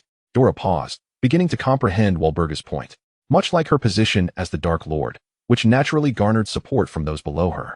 With dedicated departments to amass wealth, her own endeavors resembled those of itinerant traders or local merchants. The social stratification placed royalty above commerce. Hence, she intended for Regulus to venture into trade. She wondered if Walburga would mind. "Regulus is the one you saved. The Blacks stand as your steadfast support. This is Regulus's wish, as well as mine." She seemed to recall something, reflecting, "In the past, our adherence to tradition led to Regulus's disappearance, prompting me to realize that the Black family requires change." Having said this, Walburga set down her afternoon tea resolutely. "Whatever you wish to pursue, feel free to instruct Regulus. The Black family harbors no objections." "Thank you." Dora expressed her gratitude. Walburga's consent brought relief to Dora. She knew Regulus would have no power to resist her command, which afforded her a certain advantage. However, what she aspired to require the Black estate, which did not solely belong to Regulus. At least, as long as the essence of the Black family lingered. The two conferred in the study and decided to endeavor to establish their future shop in Nocturne Alley. Moreover, they needed to visit Borgin and Burke's today for reconnaissance, or perhaps to glean some knowledge. This was an antique shop, acquiring and selling various ancient artifacts. The Malfoy family had previously visited to secure funds. It was also a gray market. Many individuals came here to dispose of items that were prohibited by the Ministry of Magic. Dora, accompanied by the hooded Regulus, arrived and halted beneath a staircase. The moment they appeared, furtive glances swept toward them. With his hood drawn, Regulus, adorned in an exquisite magical robe, unmistakably resembled a wealthy wizard of noble lineage, a veritable walking galleon in the eyes of these rats. Furthermore, he was accompanied by a child whose height barely reached his chest, raising concerns. "Shall we?" The rats exchanged glances, preparing to emerge from the shadows. Unexpectedly, hooded Regulus addressed the small child beside him. "Dora, are you certain you wish to settle here?" "Dora?" The name sounded vaguely familiar. The rats abruptly halted, quaking involuntarily. "This place," he continued, "though it may appear precarious, permits a certain degree of grayness." Dora, intrigued, glanced around. "The last time I accompanied Uncle Lucius, we encountered the madman Crouch. Why does it seem so tranquil today?" "Lucius? Crouch? You mean little Barty Crouch?" They seemed to recognize who he was. The once fearsome infant had now grown. The rats turned ashen, and without further ado, they vanished into thin air. Dora sensed several departures and puzzled over it. Could it be safe now? Oh well, never mind. She followed Regulus into Borgin and Burke's, hoping to find items akin to what she sought for purchase. Following that day, a new rumor began to circulate in Nocturne Alley. The Dark Lord was about to open a shop there. After today, Regulus secured the first shop of the Blacks in a corner of Nocturne Alley, naming it simply X. The rumor was swiftly updated. The proprietor of the new shop X in Nocturne Alley was none other than the Dark Lord. Meanwhile, the Dark Lord and Draco arrived at Platform 9. A deep crimson steam engine stood beside the bustling platform, thronged with travelers. The sign dangling from the train read, Hogwarts Express, 11 o'clock. Chapter 12, The Hogwarts Express. Lucius and Regulus stood aside. Narcissa incessantly instructed, no matter the circumstances, remember to write home every week. Especially if you encounter matters that cannot be resolved at school, your father will assist you. She then turned to Draco, imparting, Dora is a girl. You must protect her, understand? Of course, Mother, Draco replied dutifully. As more people crowded the platform and the departure time approached, even muggles began to arrive, creating a cacophony. Although Lucius had grown less prejudiced, he still felt discomfort amidst the clamor, unable to suppress a frown. Draco, Dora, do enjoy your time learning and playing. To wizards, Hogwarts represents cherished childhood memories, worthy of being etched into your recollections. Do not leave yourselves with regrets. The rest shall be taken care of by the Malfoy family. The Black family stands behind you as well, Regulus added.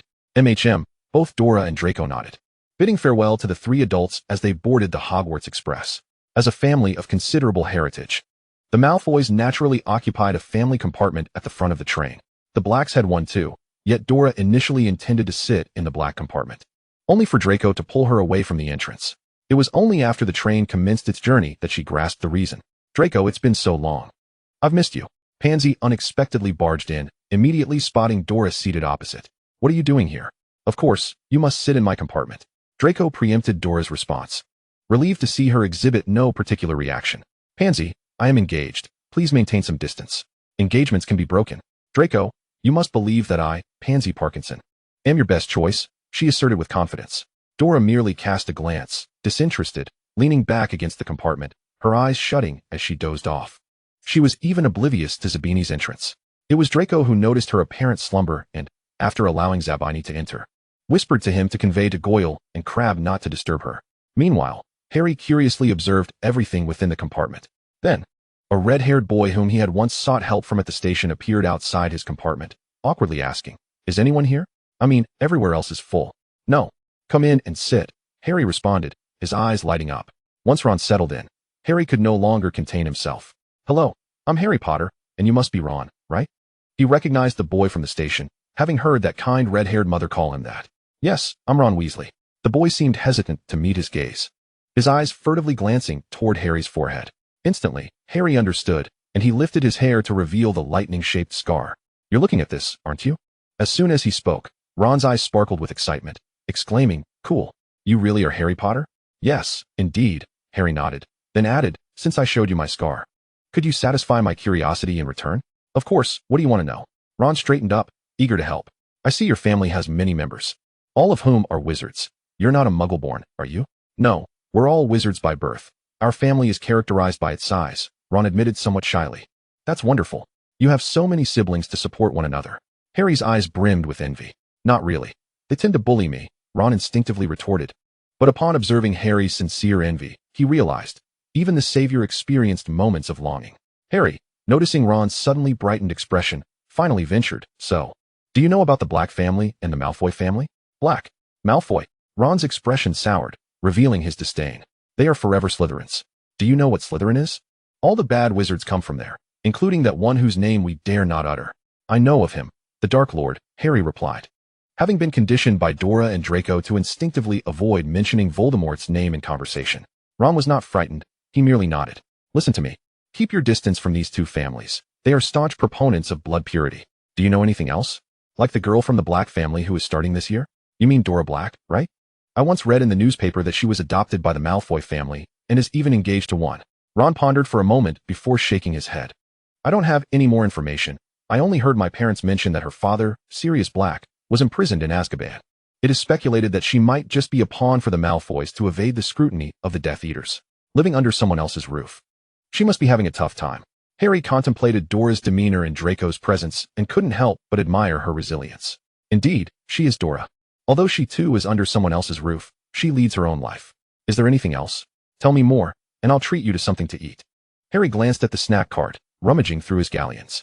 Just then, Dora, somewhat dazed, sneezed and jolted awake. Looking outside at the darkening landscape, she asked, "Have we arrived?" "Almost. Change into your house robe first. I'll wait for you by the door."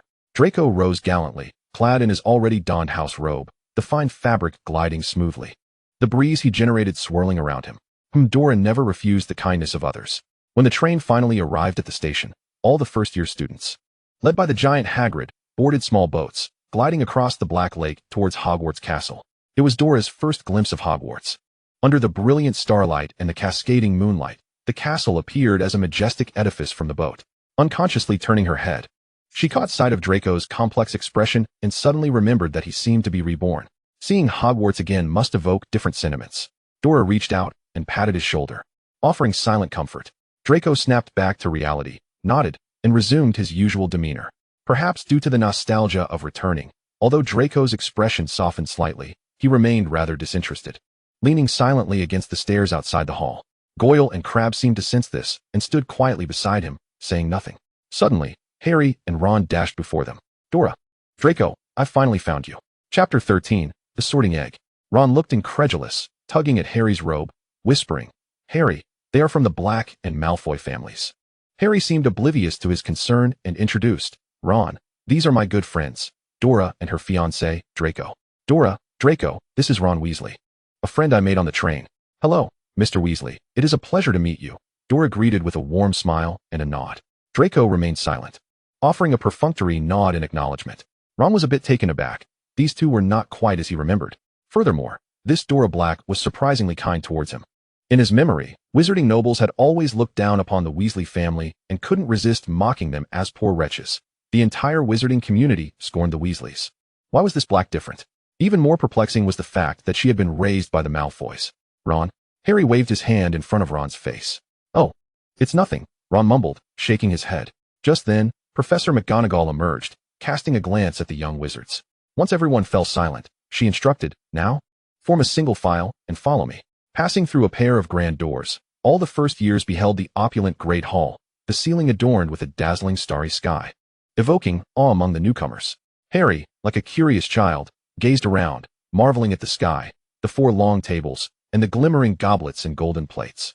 At the front table, several teachers sat, observing the group of new students.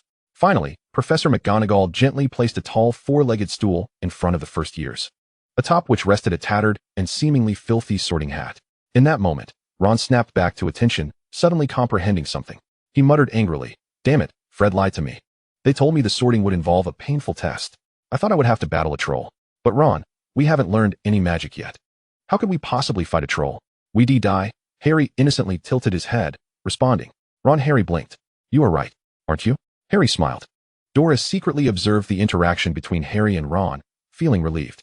It seemed that Harry had a bit of a mischievous streak, but Ron wouldn't bring him any harm. Thus, Harry would likely find some comfort in Gryffindor. Worried? Planning to follow him to Gryffindor? Draco suddenly interjected, his gaze fixed ahead, as if the words had not come from him at all. Dora felt puzzled. Draco, ever since Diagon Alley, you seem to occasionally speak with a hint of sarcasm. What's going on? Sarcasm? Not at all. Draco flashed a false smile before striding toward Zabini, saying, Zabini, I just remembered I need to discuss something with you. All right.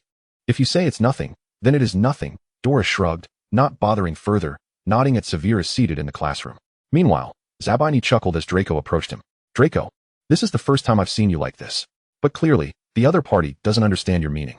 Zabini, fine, I won't say anything. Professor McGonagall, holding a lengthy list of new students, began calling them one by one to don the sorting hat and be assigned to their houses. Their familiar companions, Ron, Draco, and Zabini, had already been called, until Harry Potter. The previously mundane sorting ceremony erupted into chaos. Everyone craned their necks, trying to catch a glimpse of the small boy walking toward the sorting hat. Some Gryffindors even stood on their benches, shouting, Where is Harry Potter? Let me see. Hey, don't block my view. Drawn by the commotion, Harry looked around before finally donning the sorting hat.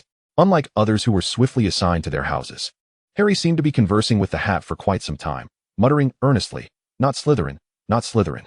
After much deliberation, the sorting hat finally relented, declaring, Gryffindor. Oh, we have Potter. We have Potter. 2 red-haired twins, resembling Ron, shouted gleefully, while Harry exhaled in relief, quickly making his way to the Gryffindor table. Then turning to glance at the last name remaining on the list, Dora Black. Professor McGonagall looked at the final name with a hint of confusion. The order of the list typically followed a certain protocol. She believed that Harry Potter should have been the last person, yet unexpectedly, it was Sirius's daughter, Dora Black. Was she even more extraordinary than Harry? The hall was still enveloped in the excitement of Harry's arrival in Gryffindor, with the house bustling, Slytherin observing with disdain, Ravenclaw remaining indifferent, and Hufflepuff curiously peering in. At that moment, Dora's sorting seemed to go unnoticed, but that was merely until the sorting hat was placed upon her head. Another Potter? The sorting hat suddenly uttered a phrase unrelated to the houses, instantly freezing the lively hall. Professor Dumbledore leaned forward, propping himself on the table. His gaze fixed intently. Hagrid stood up, causing the table in front of him to clatter, exclaiming, Impossible. How could this be? Dumbledore, when I went to fetch Harry, I did not see a baby girl. Hagrid's face betrayed his confusion, reflecting a sense of dread for having erred. Dumbledore gestured for him to calm down and take a seat, his concern directed elsewhere. His eyes drifted toward the corner where Severus Snape was seated. Snape's pupils dilated. He remained silent, fixated on Dora, particularly on the red ponytail that peeked out from under the wizarding hat. For a moment, he seemed momentarily lost.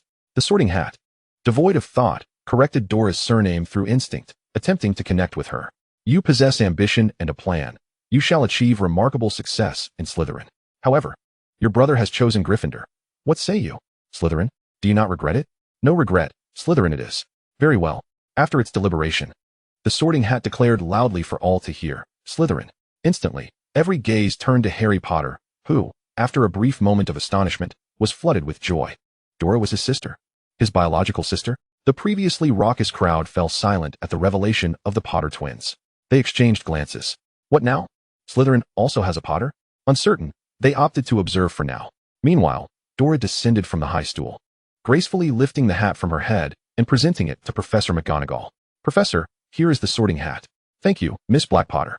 Professor McGonagall accepted it, momentarily glancing at the list in her hand. The original position of Dora Black had been replaced with the new name, Dora Potter. Is she truly a Potter? McGonagall could hardly believe it. Dora, observing the astonished professor, gave a slight bow, elegantly executing a noble's farewell before turning and making her way straight to the seat beside Draco. Everything seemed eerily quiet yet tumultuous. Chapter 14, The Potter of Slytherin. Draco was evidently taken aback. A Potter? Clearly, I have just learned that. Dora shrugged and then patiently awaited her meal, expressing her hunger. Throughout the evening, Harry had attempted to approach but was thwarted by Ron and others. Only Dora continued to eat leisurely, indulging in desserts, before returning to the cellar with the other first years to await the headmaster's address. Slytherin had its own house motto. Severus, having delivered his usual speech, turned his attention to Dora. Miss Potter, accompany me to my office. The rest of you may return to your dormitories. After they arrived at his office, he scrutinized her anew. After a pause, he asked, Who are you really? Previously Dora Black, and now you should be Dora Potter. Dora hesitated, then added, I recall a tome stating that names hold power. Evidently, I am now recognized as Dora Potter. But how did you inherit the Black estate? It seems that when Sirius Black entrusted me to Uncle Lucius, he provided a certificate of inheritance. Severus, realizing he could extract no more information, abruptly inquired, Who is older? You or Harry Potter? Dora pondered for a moment before decisively stating, He is my younger brother. Then she added, as the Sorting Hat indicated, How do you intend to inform Lucius? I will write to him tonight and have an owl deliver the message. I must also inform Aunt Narcissa and Walburga. Upon mentioning Walburga, Dora suddenly recalled Creature, the house elf, and enlightenment dawned upon her. No wonder Creature always insisted that she was not a member of the Black family. These house elves are indeed remarkable. Did he say that? Of course, Dora affirmed. At the time, everyone thought he simply couldn't accept Regulus's departure, hence his denial of me. And what of your betrothal to Draco? That will depend on Uncle Lucius's arrangements and Draco's wishes. And your own feelings? I currently find nothing amiss. If they do not object, I shall carry on. Severus had been probing for a while, eventually shifting his gaze to her ponytail. Abruptly, he remarked, You could let your hair down. Dora responded with confusion, yet she noticed the slightly pained and pleading look in Severus's eyes. Relenting, she removed the hair tie, allowing her seaweed-like, smooth hair to cascade down, its red hue blazing like fire. Severus's pupils widened, his mouth moved soundlessly as if whispering something. After a long pause, he suddenly asked, I wish to know why you chose Slytherin. Harry Potter chose Gryffindor. As his protector, Gryffindor should have been your first choice. Why not choose Slytherin? Dora countered directly. You must have heard that the Dark Lord was a graduate of Slytherin. Indeed, I informed Harry as well. Dora recalled their conversation in Diagon Alley. He had wished to join her in Slytherin. Severus gasped. To savior Harry Potter in Slytherin, an unfathomable thought. And what of you? I do not believe Slytherin is in the wrong. It is merely unfortunate that the Dark Lord once belonged to Slytherin. Yet everyone fears Slytherin. We Slytherins have always been fond of the dark arts, and the dark arts are deemed malevolent. What is wrong with an affinity for the dark arts? Is it not merely another branch of magic? I have always maintained that the fault lies not with the powerful magic itself, but with those who misuse it. If war were to break out now, I would certainly be well versed in the 3 unforgivable curses. Severus nearly reached out to cover Dora's mouth. You cannot speak like this at Hogwarts. You will be labeled a Death Eater. Moreover, he paused, bringing up an unrelated matter. Why did you sneak books from the Muggle library? Dora understood, fully aware of the reason. Severus knew as well. thus the emphasis on the word sneak. As I engage in conversation at Hogwarts, I shall remain vigilant. You may return now. Severus observed Dora as she departed, gently closing the door behind her. He nodded inwardly, thankful that Dora, with her lily-like hair, did not share the temperament of James Potter. However, Severus couldn't shake off a lingering sense of unease. Who should she resemble? He was acutely aware of Lily's profound disdain for the dark arts. It was this very ideological rift that had led to their estrangement. As for James Potter, given his Gryffindor disposition and his later role as a key figure in the battle against the Dark Lord, it was clear he too harbored a deep-seated aversion to evil. Yet, Dora, their child, appeared all too familiar and adaptable to malevolence. For a fleeting moment, Severus perceived a shadow of the Dark Lord within her. Could it be that Lucius's influence had permeated her? Severus found himself perplexed. Meanwhile, Draco did not heed Severus's words to return to his dormitory. Instead, he seated himself on a sofa in the common room, lost in thought. Dora, a Potter? Yet, Harry Potter had no sister. He even mused that if his rebirth had altered the course of events, he would prefer Sirius Black to have merely gained a daughter, rather than be betrothed to a Potter who had grown up alongside him and become his fiancée. The Dark Lord would surely be reborn. He knew it was only a matter of time at Hogwarts. After all, Harry Potter had earned points at the end-of-year feast for vanquishing the Dark Lord, snatching the House Cup from Slytherin's grasp. Thus, the Dark Lord would undoubtedly be aware that the next generation of the Malfoy family was to be wed to a Potter, a direct adversary. This constituted betrayal. It was a foregone conclusion, leaving no room for his father to navigate the situation. So, Draco, since Dora is not a Black, does this not automatically annul your engagement? Zabini had not returned to the dormitory either. He cast a concerned glance at his friend and inquired. I do not know. Draco hesitated. What hesitation do you have? She is a Potter. Pansy interjected excitedly from nearby. The Malfoy family would never ally with an enemy of the Dark Lord. Draco's engagement would undoubtedly be dissolved, and she would seize the opportunity to become Draco's fiancée. Draco disregarded Pansy, merely glancing at Zabini. Even if the engagement were to be dissolved, it would have to wait until the next time they returned home, when the Malfoys would announce it to the wizarding elite at a gathering. He contemplated and added, Draco, couldn't you simply write a letter to ascertain Uncle Lucius's stance? Pansy asked, a hint of urgency in her voice. The academy is filled with individuals from various families. You could make an announcement here. Just as Pansy finished speaking, Draco shot her a fierce glare, causing her to shrink back for reasons unknown. How could the Malfoy family act so rashly? You underestimate the Malfoys. Parkinson. I am sorry, Pansy murmured apologetically. As mutual friends, Zabini quickly interjected, Draco, do not be angry. Pansy meant no offense. Humph. Draco turned his head away. He then caught sight of Dora entering the Slytherin common room, prompting him to rise suddenly and stride towards his dormitory. He called over his shoulder to Zabini. Zabini, I'm heading back to the dormitory. Zabini noticed Dora's return as well and seemed to grasp the situation. Hey, I'll be right there. Unbeknownst to them, a small group of 4 or 5 individuals in a corner exchanged glances, subtly gesturing towards the entering Dora, their eyes brimming with malice, as if plotting something sinister. They then dispersed, returning to their respective dormitories, oblivious to Dora's indifferent glance towards them. Chapter 15, A Beating Awaits. A Potter in Slytherin? How could Slytherin harbor a Potter? Dora's presence was utterly unacceptable to many within Slytherin, especially to those minor nobles who once sought to follow the Dark Lord. The sister of the savior who had defeated the Dark Lord had arrived in Slytherin. This was intolerable. Zack and his companions lingered in the common room, observing the Malfoy family's stance. Confirming Draco Malfoy's intention to dissolve the engagement relieved them considerably. If the Malfoy family intervened, their plans would surely fail, and they could not afford to bring disaster upon their own families. Fortunately, the Malfoy family would not take a stand. They knew that no Slytherin would fail to admire the Dark Lord's might, nor would they willingly oppose him. Zack exchanged glances with his companions, then approached the isolated Dora. Hello, Potter classmate. We are also new Slytherins. Isolated, the concern from classmates would surely draw Dora in. This would facilitate their next move, Zack thought with confidence. Dora, clutching her books, regarded the outstretched hand before her and took a step back. Hello, please step aside. I wish to go to the library. Zack, a failure again. Later, Zack found Dora in the library, engrossed in her reading. Good morning, Potter classmate. What a coincidence that you're here in the library. You truly seem to love studying. Dora suddenly halted. What's wrong, Potter classmate?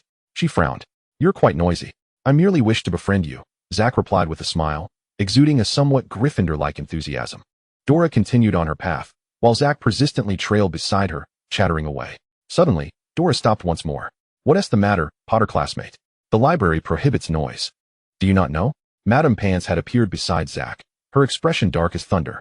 She seized the book from his hands and hurled him towards the library doors. Out you go. Dora gave Madame Pants a slight nod. Thank you, ma'am. Not at all, Miss Potter. Should you require anything, do not hesitate to ask. Very well. Ma'am. Zack muttered in frustration. Damn it. Another failure. Why is she so obstinate? Can she not see that all of Slytherin is isolating her? A senior boy beside him frowned. Why is she so difficult to handle? Zack, could it be your approach was too overt, causing her to be wary? Impossible. Or did you inadvertently reveal our plan to her? Even less likely. I've only mentioned it to you all. Damn it. Let us just take action.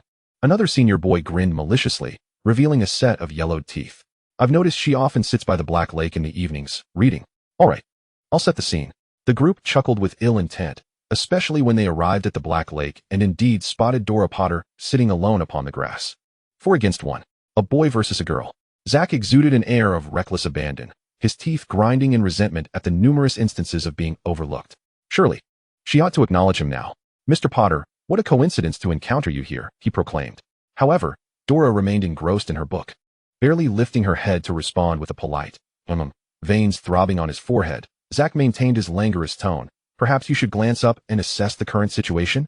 Dora closed her book, rose to her feet, and directed her gaze towards the 5 towering figures before her, narrowing her eyes. An inexplicable chill coursed through Zack's heart. The setting sun illuminated Dora from behind, casting a dazzling light that rendered her almost otherworldly, sending shivers down their spines. Clearing his throat to muster courage, Zack declared, You have 2 choices. Either endure a severe beating that will force you to withdraw from school, or proactively seek out Professor Snape to request a transfer from Slytherin. I choose the third option, Dora retorted just as she set her book aside and dashed towards Zack, seizing his neck and lifting him effortlessly. She flung him aside, and he skidded across the grass for quite a distance. Consider this a lesson, she added, completing her thought. The 4 bystanders were momentarily stunned, unable to comprehend the rapid turn of events. Dora, however, was not one to grant them an opportunity. She swiftly maneuvered among them, using her hands to propel herself and sweeping their legs out from under them, sending them tumbling to the ground. Seizing the moment, she kicked one large fellow, sending him crashing against a nearby tree. The remaining 3, all upperclassmen, finally grasped the gravity of the situation. They quickly retreated, creating distance between themselves and Dora, fumbling for their wands in a panic. Don't come any closer, they stammered, voices trembling. Dora stood, brushing off the hay that clung to her running attire, and regarded the trio with a calm demeanor. You may certainly try, she replied, her tone nonchalant, as if she were merely making casual conversation. She then began to advance towards them slowly. Please, don't come any closer. One of them pleaded. Aren't you the ones who specifically came to corner me? Dora airily remarked.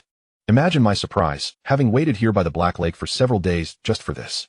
You know, the group gasped. Of course, I won't grant you the opportunity. You won't be able to find me. Dora reassuringly added, I'm giving you a chance to avoid the crowd, ensuring no one else gets caught in the crossfire. It would also be considerate of your pride. What pride?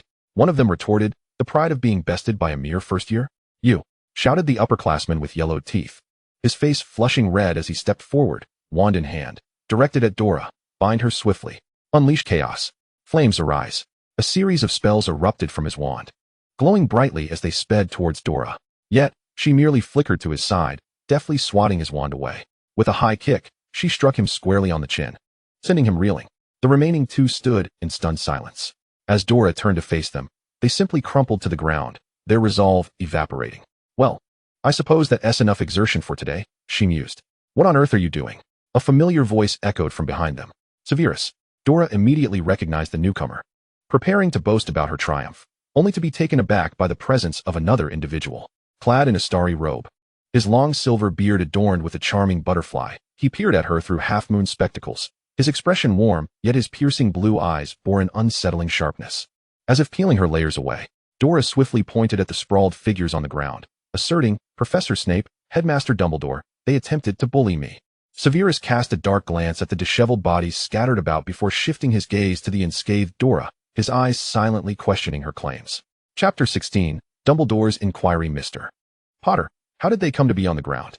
Dumbledore inquired gently. Dora feigned innocence, replying, I'm not quite sure. They sought to attack me and cast spells, and then they went flying. If you don't believe me, you can examine the scene. Only their magic remains. Fear not, dear child, we believe you, Dumbledore reassured her. Then shifted the conversation. By the way, amidst the hustle of the school year's start, I haven't had the chance to speak with you. How about we head to my office for some afternoon tea? Of course, Headmaster, Dora replied obediently. Dumbledore glanced back at Severus. Severus, I leave the situation in your hands. Understood, Severus responded, his expression stormy, yet powerless to intervene. As he turned away, he cast a fleeting glance at Dora, who pretended to be indifferent. Severus's demeanor softened considerably. The headmaster's office. Dora could hardly believe she was entering so soon after the term began, yet she was not entirely surprised. From the moment she was called forth by the Sorting Hat as a Potter, she anticipated this eventual visit. Child, do not feel constrained. Make yourself comfortable. Dumbledore encouraged as he rummaged through an assortment of sweets, preparing 2 cups of tea. I believe you will find this to your liking. Upon turning, he noticed Dora curiously surveying her surroundings from the sofa. Ah, splendid. James also exhibited such curiosity during his first visit, much like you. Dora remained silent, merely blinking at him. Dumbledore, assuming she was unaware of who James was, felt a twinge of guilt as he addressed her. I apologize, child. I failed to protect you adequately. Though I do not comprehend why Sirius chose to raise you in the Malfoy household, I trust it was for your benefit. I concur. Dora nodded. Uncle Lucius and Aunt Narcissa have treated me well. Dumbledore paused before continuing. James and Lily were my most cherished children. I regret not safeguarding them, and hope you do not harbor resentment towards me. I do not. It was Voldemort who murdered my parents, not you, she replied. I am pleased you possess the courage to speak his name. Few do, Dumbledore remarked with a smile, placing a lemon drop into the palm of her hand. Here, try this. It is one of my favorites. Do you have any questions for me, perhaps about your parents? I wish to understand why I became a Potter. Was I not a Black before? Dora queried innocently. Dumbledore was taken aback, unprepared for the question that had been turned back upon him, momentarily at a loss for words. I have heard of you. You are all-knowing. So, do you know why I became a Potter? Child, do you not wish to be a Potter? Dumbledore countered. Not that I oppose it, she replied, a hint of disappointment in her tone. I understand that my upbringing in the Malfoy household was entirely due to my surname, Black. Due to Aunt Narcissa's lineage as a Black prior to her marriage to Uncle Lucius, she has upheld the illustrious legacy associated with the Black surname. Thus, despite their reservations concerning my father, Sirius, they allowed me to grow up in peace. However, now that I have become a Potter, I bear no connection to them whatsoever. Dumbledore, taken aback, quickened his speech. Child, you still have us, and your brother, Harry. Brother, Dora interjected suddenly. What? Harry is my brother, Dora reiterated. Concluding with a remark reminiscent of Severus's, the Sorting Hat said so. The once keen-eyed Dumbledore's expression softened into a smile. The Sorting Hat did not say that. He countered gently. The Sorting Hat did say that. Dora insisted firmly. In that brief exchange, Dumbledore finally relaxed. If he had previously harbored concerns that Dora Potter, under the influence of Malfoy, had become another potential danger, he now felt reassured.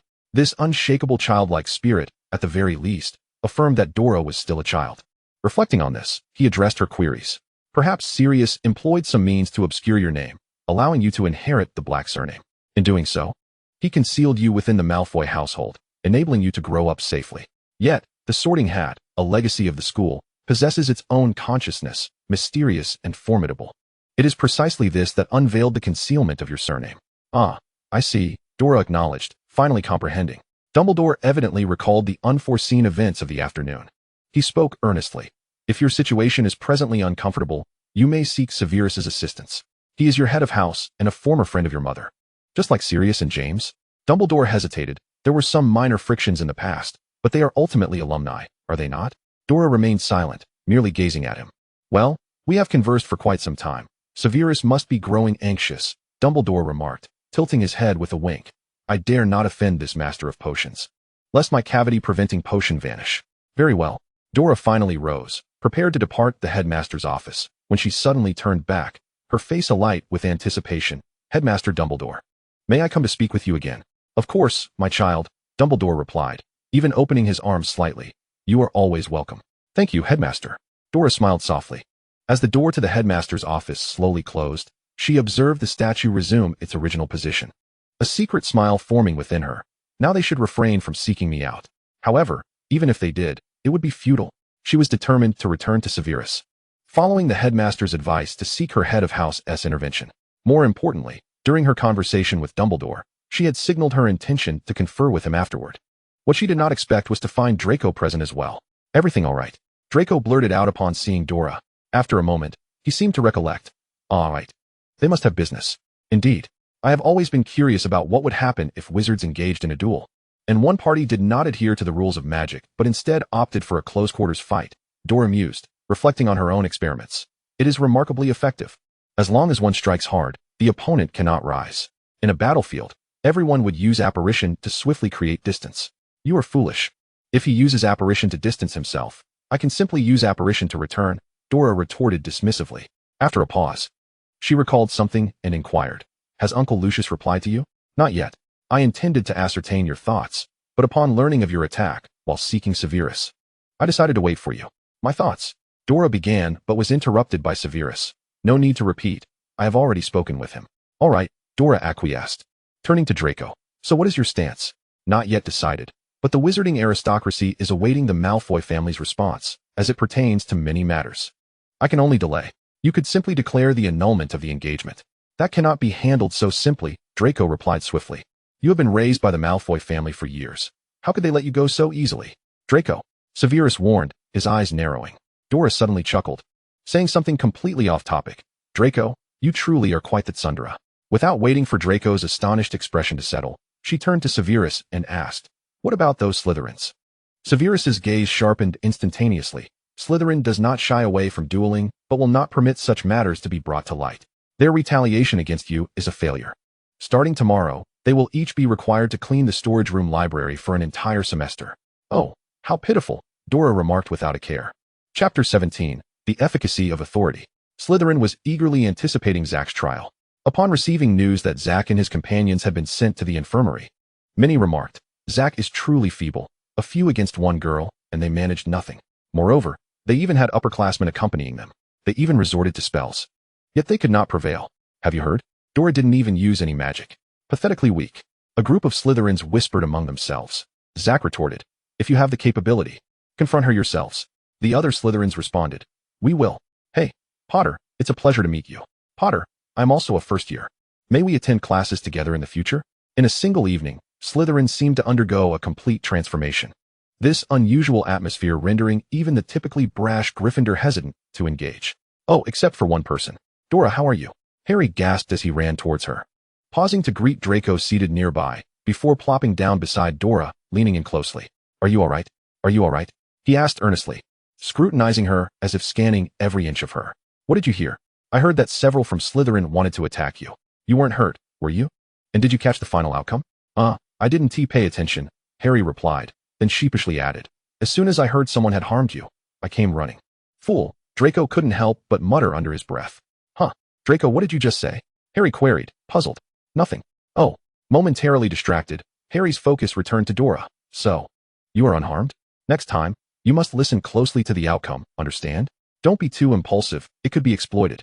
Dora spoke earnestly, then continued, rest assured. I am perfectly fine. In truth, I was indeed provoked, but that was part of my plan. A planned provocation? Harry's head tilted in confusion. Slytherin operates on the principle of survival of the fittest. I needed an opportunity to position myself among the strong, Dora quietly explained. As you see, the effect has been achieved. They were sent to the infirmary by me and received punishment from Professor Severus Snape. Now, no one dares to provoke me. Although I do not fully comprehend, Harry gazed with starry eyes. You are truly remarkable, especially when dealing with Dudley. However, he suddenly turned his head towards Draco. But isn't Draco your fiancé? I remember Ron telling me that the Malfoy family is quite powerful and holds considerable influence in Slytherin. Why didn't he come to your aid? Draco froze momentarily, unable to resist glancing at Harry, who wore an innocent expression, seemingly waiting for an answer. Draco narrowed his eyes, for the first time noticing that Harry's words sounded rather peculiar. He felt an uncontrollable urge to observe Dora's expression, but hesitated to do so, until Professor Quirrell, the defense against the dark arts teacher, entered the room. He secretly sighed in relief and cautiously approached Dora, murmuring, I know they cannot harm you. I am sorry. By the end, Draco could not help but apologize. Dora was somewhat taken aback. She glanced at Draco and reached out to pat his arm. In this regard, she had never held it against him, believing it to be the very essence of Slytherin's survival instinct. In fact, she felt a sense of gratitude that Draco had refrained from intervening, allowing her to take direct action and resolve matters swiftly. Had Draco publicly supported her in various circumstances, even if she had struck down those individuals, there would still have been whispers that it was only because of Draco's influence that the provocateurs refrained from using their power against her. She would not be regarded as a true force to be reckoned with. Moreover, she remembered that day when he waited for her in Severus's office. sweat glistening on his forehead and cheeks. That was a form of concern, indeed. For the proud and awkward Draco, it was a rather direct display of care. Draco exhaled in relief. As the teacher entered the room, Harry turned his attention back to the lesson, as if the provocateur moments ago was someone else entirely. The defense against the dark arts class was highly anticipated by all first years, especially given its practical nature, which held a fatal allure for muggle-born wizards. Therefore, we must prioritize safety this year. Our lessons will focus on the textbook. Professor, we hope to engage in practical exercises. A Gryffindor even stood up in protest, expressing their long-held anticipation, unwilling to be disappointed. No, that's out of the question. Dark magic is perilous, and you first years require safety, Professor Quirrell stammered, yet resolutely completed his statement. But Professor, we need to understand, a Gryffindor retorted boldly, even mentioning Harry. Harry, what do you think? Suddenly called upon, Harry's face flushed red. Accustomed to being a mere shadow for years, adjusting to the spotlight of the savior in the wizarding world was quite overwhelming. Now, to be urged to speak up in class was daunting. Harry glanced at the eager faces surrounding him, contemplated briefly, and finally said, Professor, I believe we do need some practical exercises. After all, Voldemort is merely missing isn't. Indeed, dark magic is malevolent. We must learn how to resist it. He continued. Moreover, there are those within the school who are fond of dark magic. What if they were to attack us? The Gryffindor's reckless words implied a direct accusation. Most of the Slytherins shot furious glares in return. Who are you referring to? The one who reacts the most is clearly the target. The Gryffindors stood their ground defiantly. The atmosphere grew exceedingly tense, as the Slytherins and Gryffindors, already seated on opposite sides, seemed to be on the verge of conflict. This tension made Harry nervously tug at Dora's robe. Dora sighed. She truly did not wish to address such matters in public, as it felt overly preachy. She refused to respond. Please, do not fight, Professor Quirrell nervously interjected, attempting to mediate. However, neither side paid him any heed. Harry gripped Dora's robe tighter. Draco, standing nearby, signaled for her not to intervene. Yet the situation was on the brink of exploding. Dora sighed again. She wanted to attend class. Suddenly, she stood up, drawing everyone's attention. The Slytherins, recognizing her, restrained their impulses. The Gryffindors, however, did not consider the implications and shouted, What are you going to do? Fight us. Go ahead, continue. Dora spread her hands, indifferent. Then, as the Gryffindors were caught off guard, she turned to Professor Quirrell. Professor, please keep a close watch. See who strikes first. Whoever throws the first punch will lose 50 points. If first years lose so many points right at the start, they may well be targeted by upperclassmen. Very well, Mr. Potter. Professor Quirrell nodded, his expression serious as he focused on the two sides. Seemingly deterred by the prospect of losing points, the first years exchanged glances, suddenly halting their movements. Yet neither side was willing to concede, standing their ground stubbornly. After half a minute, Dora spoke decisively. Sit down. Class is starting. Her brow slightly furrowed. Her demeanor clearly displeased. In an instant, everyone complied and sat down. Professor Quirrell could not help but applaud. He then began his lecture, today focusing on zombies.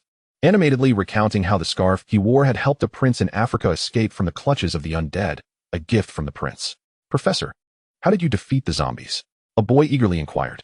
Quirrell stammered. It was certainly the defense against the dark arts, right? No. It was the weather, Quirrell replied. Professor, you should elaborate on the dark magic involved.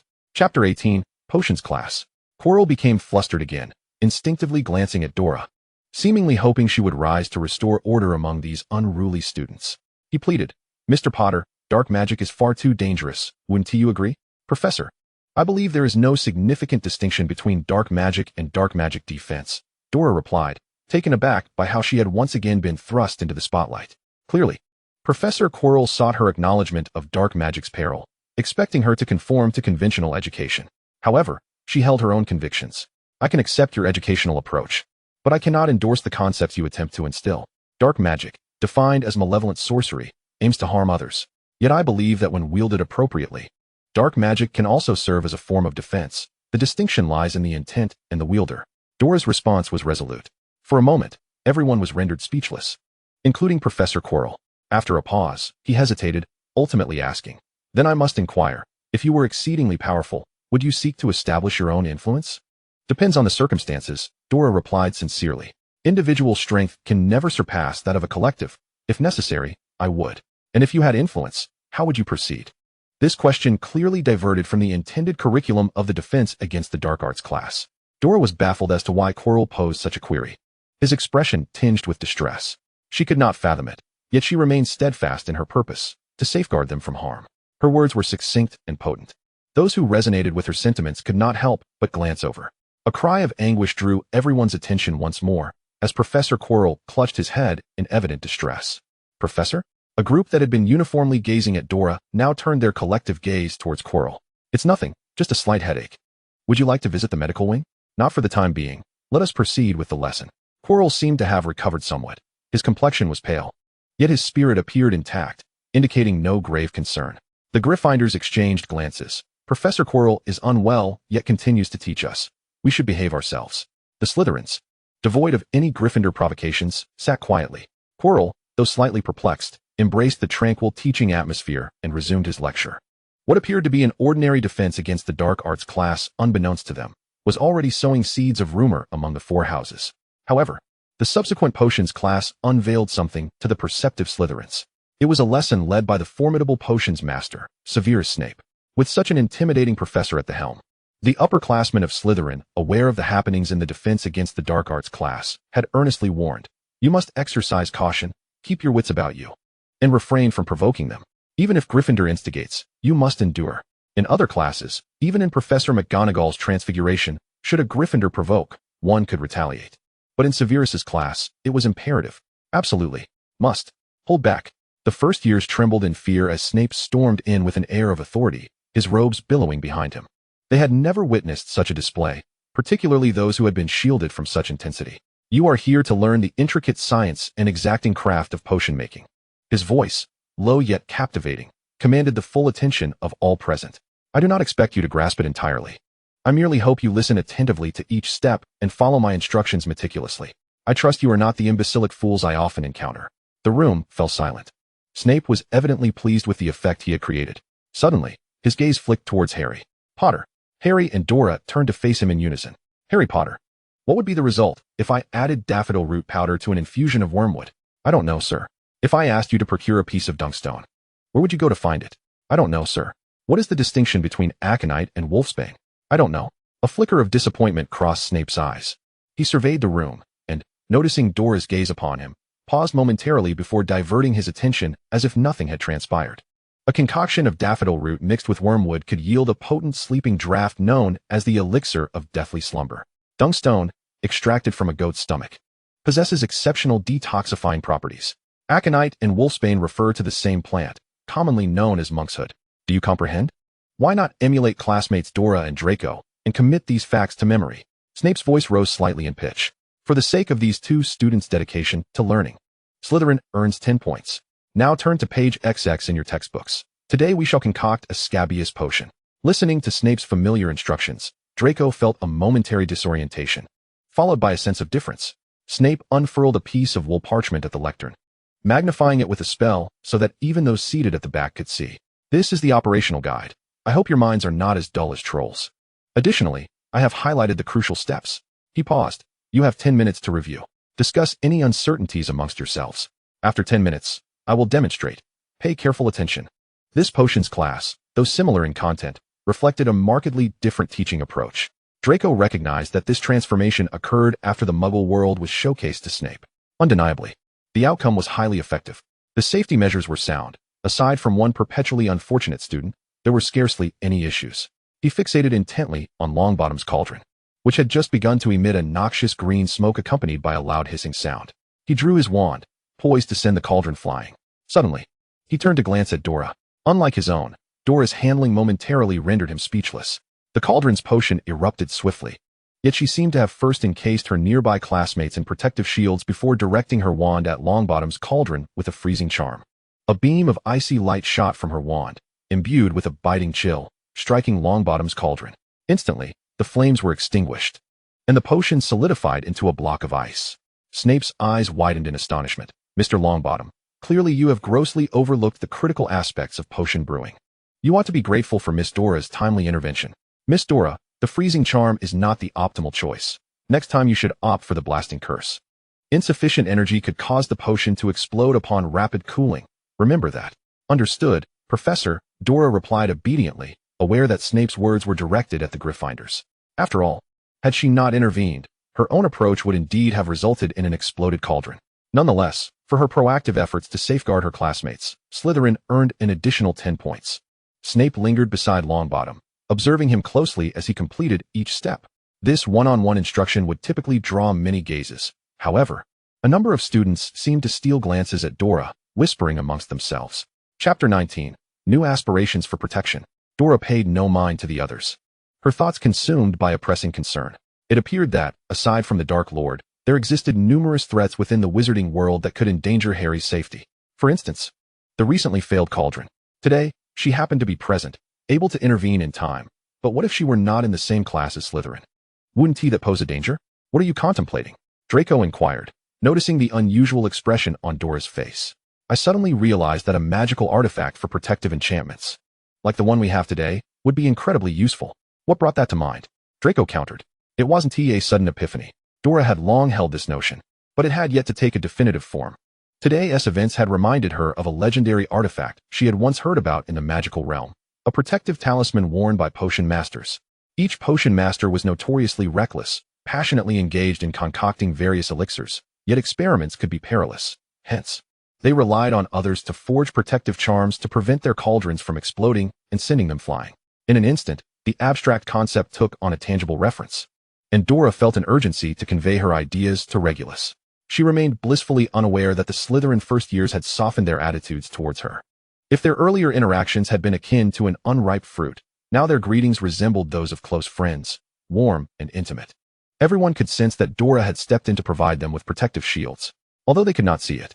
The raised hairs on their skin were a clear indication of the imminent danger, yet they soon returned to a state of compliance. Moreover, their first action was one of simultaneous protection. Dora Potter was far more formidable than they had anticipated.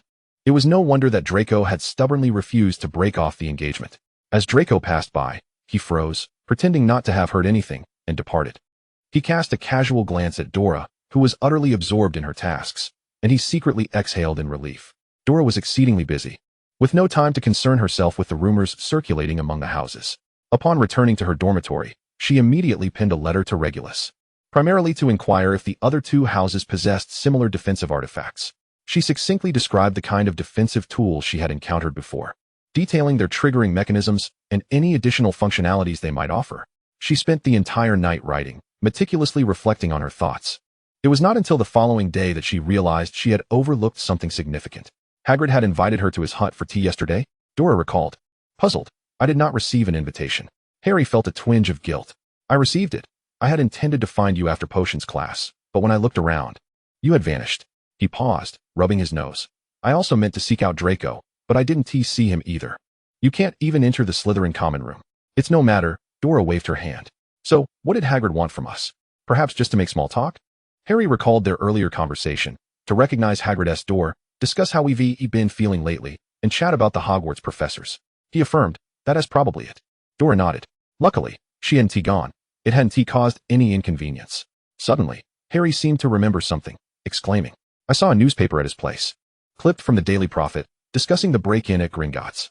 On July 31st, an unidentified dark wizard infiltrated Gringotts, yet nothing was taken. Primarily because the vault had already been completely emptied earlier. What's wrong? Dora inquired, her expression one of confusion. The so-called safest place, Gringotts, being breached, is indeed surprising, but it doesn't leave one entirely astonished. This thought hadn't lingered for more than 3 minutes when Harry remarked, that was the day I went to Gringotts. Dora recalled that it was upon seeing Harry that she had initiated conversation. So that day was indeed July 31st as reported. After Hagrid retrieved the galleons left by my parents, we went to Vault 713 to collect the only item inside. Harry pondered. I found it odd at the time. Do you think the vault mentioned in the report is the one Hagrid and I visited? You mean Hagrid took you there? Dora's gaze sharpened instantly. Harry replied obediently. Yes, he told me it was Professor Dumbledore who instructed him to retrieve it. A small, dirty package wrapped in brown paper. What else did he tell you? He said I should keep it a secret. Just after saying this, Harry felt a bit embarrassed. Dora, you're not an outsider. Dora couldn't help but laugh. Harry appeared even more flustered. After her laughter subsided, Dora's expression turned serious for a moment. She had been protecting Harry, attempting to shield him from all dangers. She could fathom that someone might wish to harm him, for he was the chosen one, the boy who lived, rumored to have vanquished the Dark Lord. However, she hadn't anticipated that there were indeed individuals nudging Harry, this savior, towards the path of a true hero. Clearly, The contents of the Vault 713 were of utmost importance. Otherwise, no one would dare to risk such peril to seize them. Hagrid wouldn't have relocated them in advance either. Yet, at the same time, they were evidently not of monumental significance. At least, in her opinion. Something so crucial would never be entrusted to Hagrid. Indeed, the information had leaked out. Sensing that Dora was deep in thought, Harry grew uncertain again. Dora, do you think I might be mistaken? You're not, Dora asserted. Wizarding vaults rarely contain only a single item, and coincidentally, you encountered the one that had just been completely looted on the evening of July 31st. Dora spoke seriously. When many coincidences converge, they often cease to be mere coincidences. So what do you think the item Hagrid brought back was? Dora smiled. I'm not entirely sure, but I believe. You could chat with Hagrid from time to time. Oh, all right. Harry was somewhat bewildered, but nodded obediently. She could now be quite certain. There were indeed individuals. Perhaps one might say Professor Dumbledore, attempting to cultivate Harry as a symbol for their faction. She genuinely wished to protect Harry. However, she glanced at Harry, who wore an eager expression, and suddenly recalled a pressing question. She had aimed to shield Harry, to resolve all his concerns for him. But did he truly desire that? Harry, I wish to ask you something. Harry nodded, as if encouraging her to continue. If you had a choice, would you prefer to join me in defeating Voldemort? Or would you rather bring it to a conclusion yourself? Dora observed as Harry opened his mouth, then interrupted him, speaking earnestly. This concerns your future. Think it over before you respond. I don't need much time to think. I wish to end Voldemort myself. Harry did not hesitate in the slightest. If Voldemort were to return, he would undoubtedly come for me, Dora. I do not seek revenge. Rather, if he reappears, I have the ability. And it is my responsibility to bear. Dora gazed at Harry. Harry met her gaze. I understand. Dora nodded, saying no more. Simply adding, if you wish to be capable at that moment, strive to learn the knowledge of Hogwarts, understood? She pondered for a moment. Just like Miss Granger from Gryffindor. She is clever and capable of integrating knowledge. She is an excellent example for you to follow. However, I think you are quite remarkable. Yet, the things I know, you cannot learn. Very well, I will learn from her. Chapter 20, Flying Class. Regulus's reply arrived swiftly. As if he had already devised some plans, and was merely waiting to share them with Dora. The letter began with his intentions. For instance, he might explore the surroundings. There are too few members of the Black family remaining. Those who can still move about are primarily the disowned ones, living in a stable situation. During this period, he had persuaded several, and finally, someone agreed to assist in preserving these ancient artifacts. Coincidentally, someone had discovered some potion books, and he intended to check them out.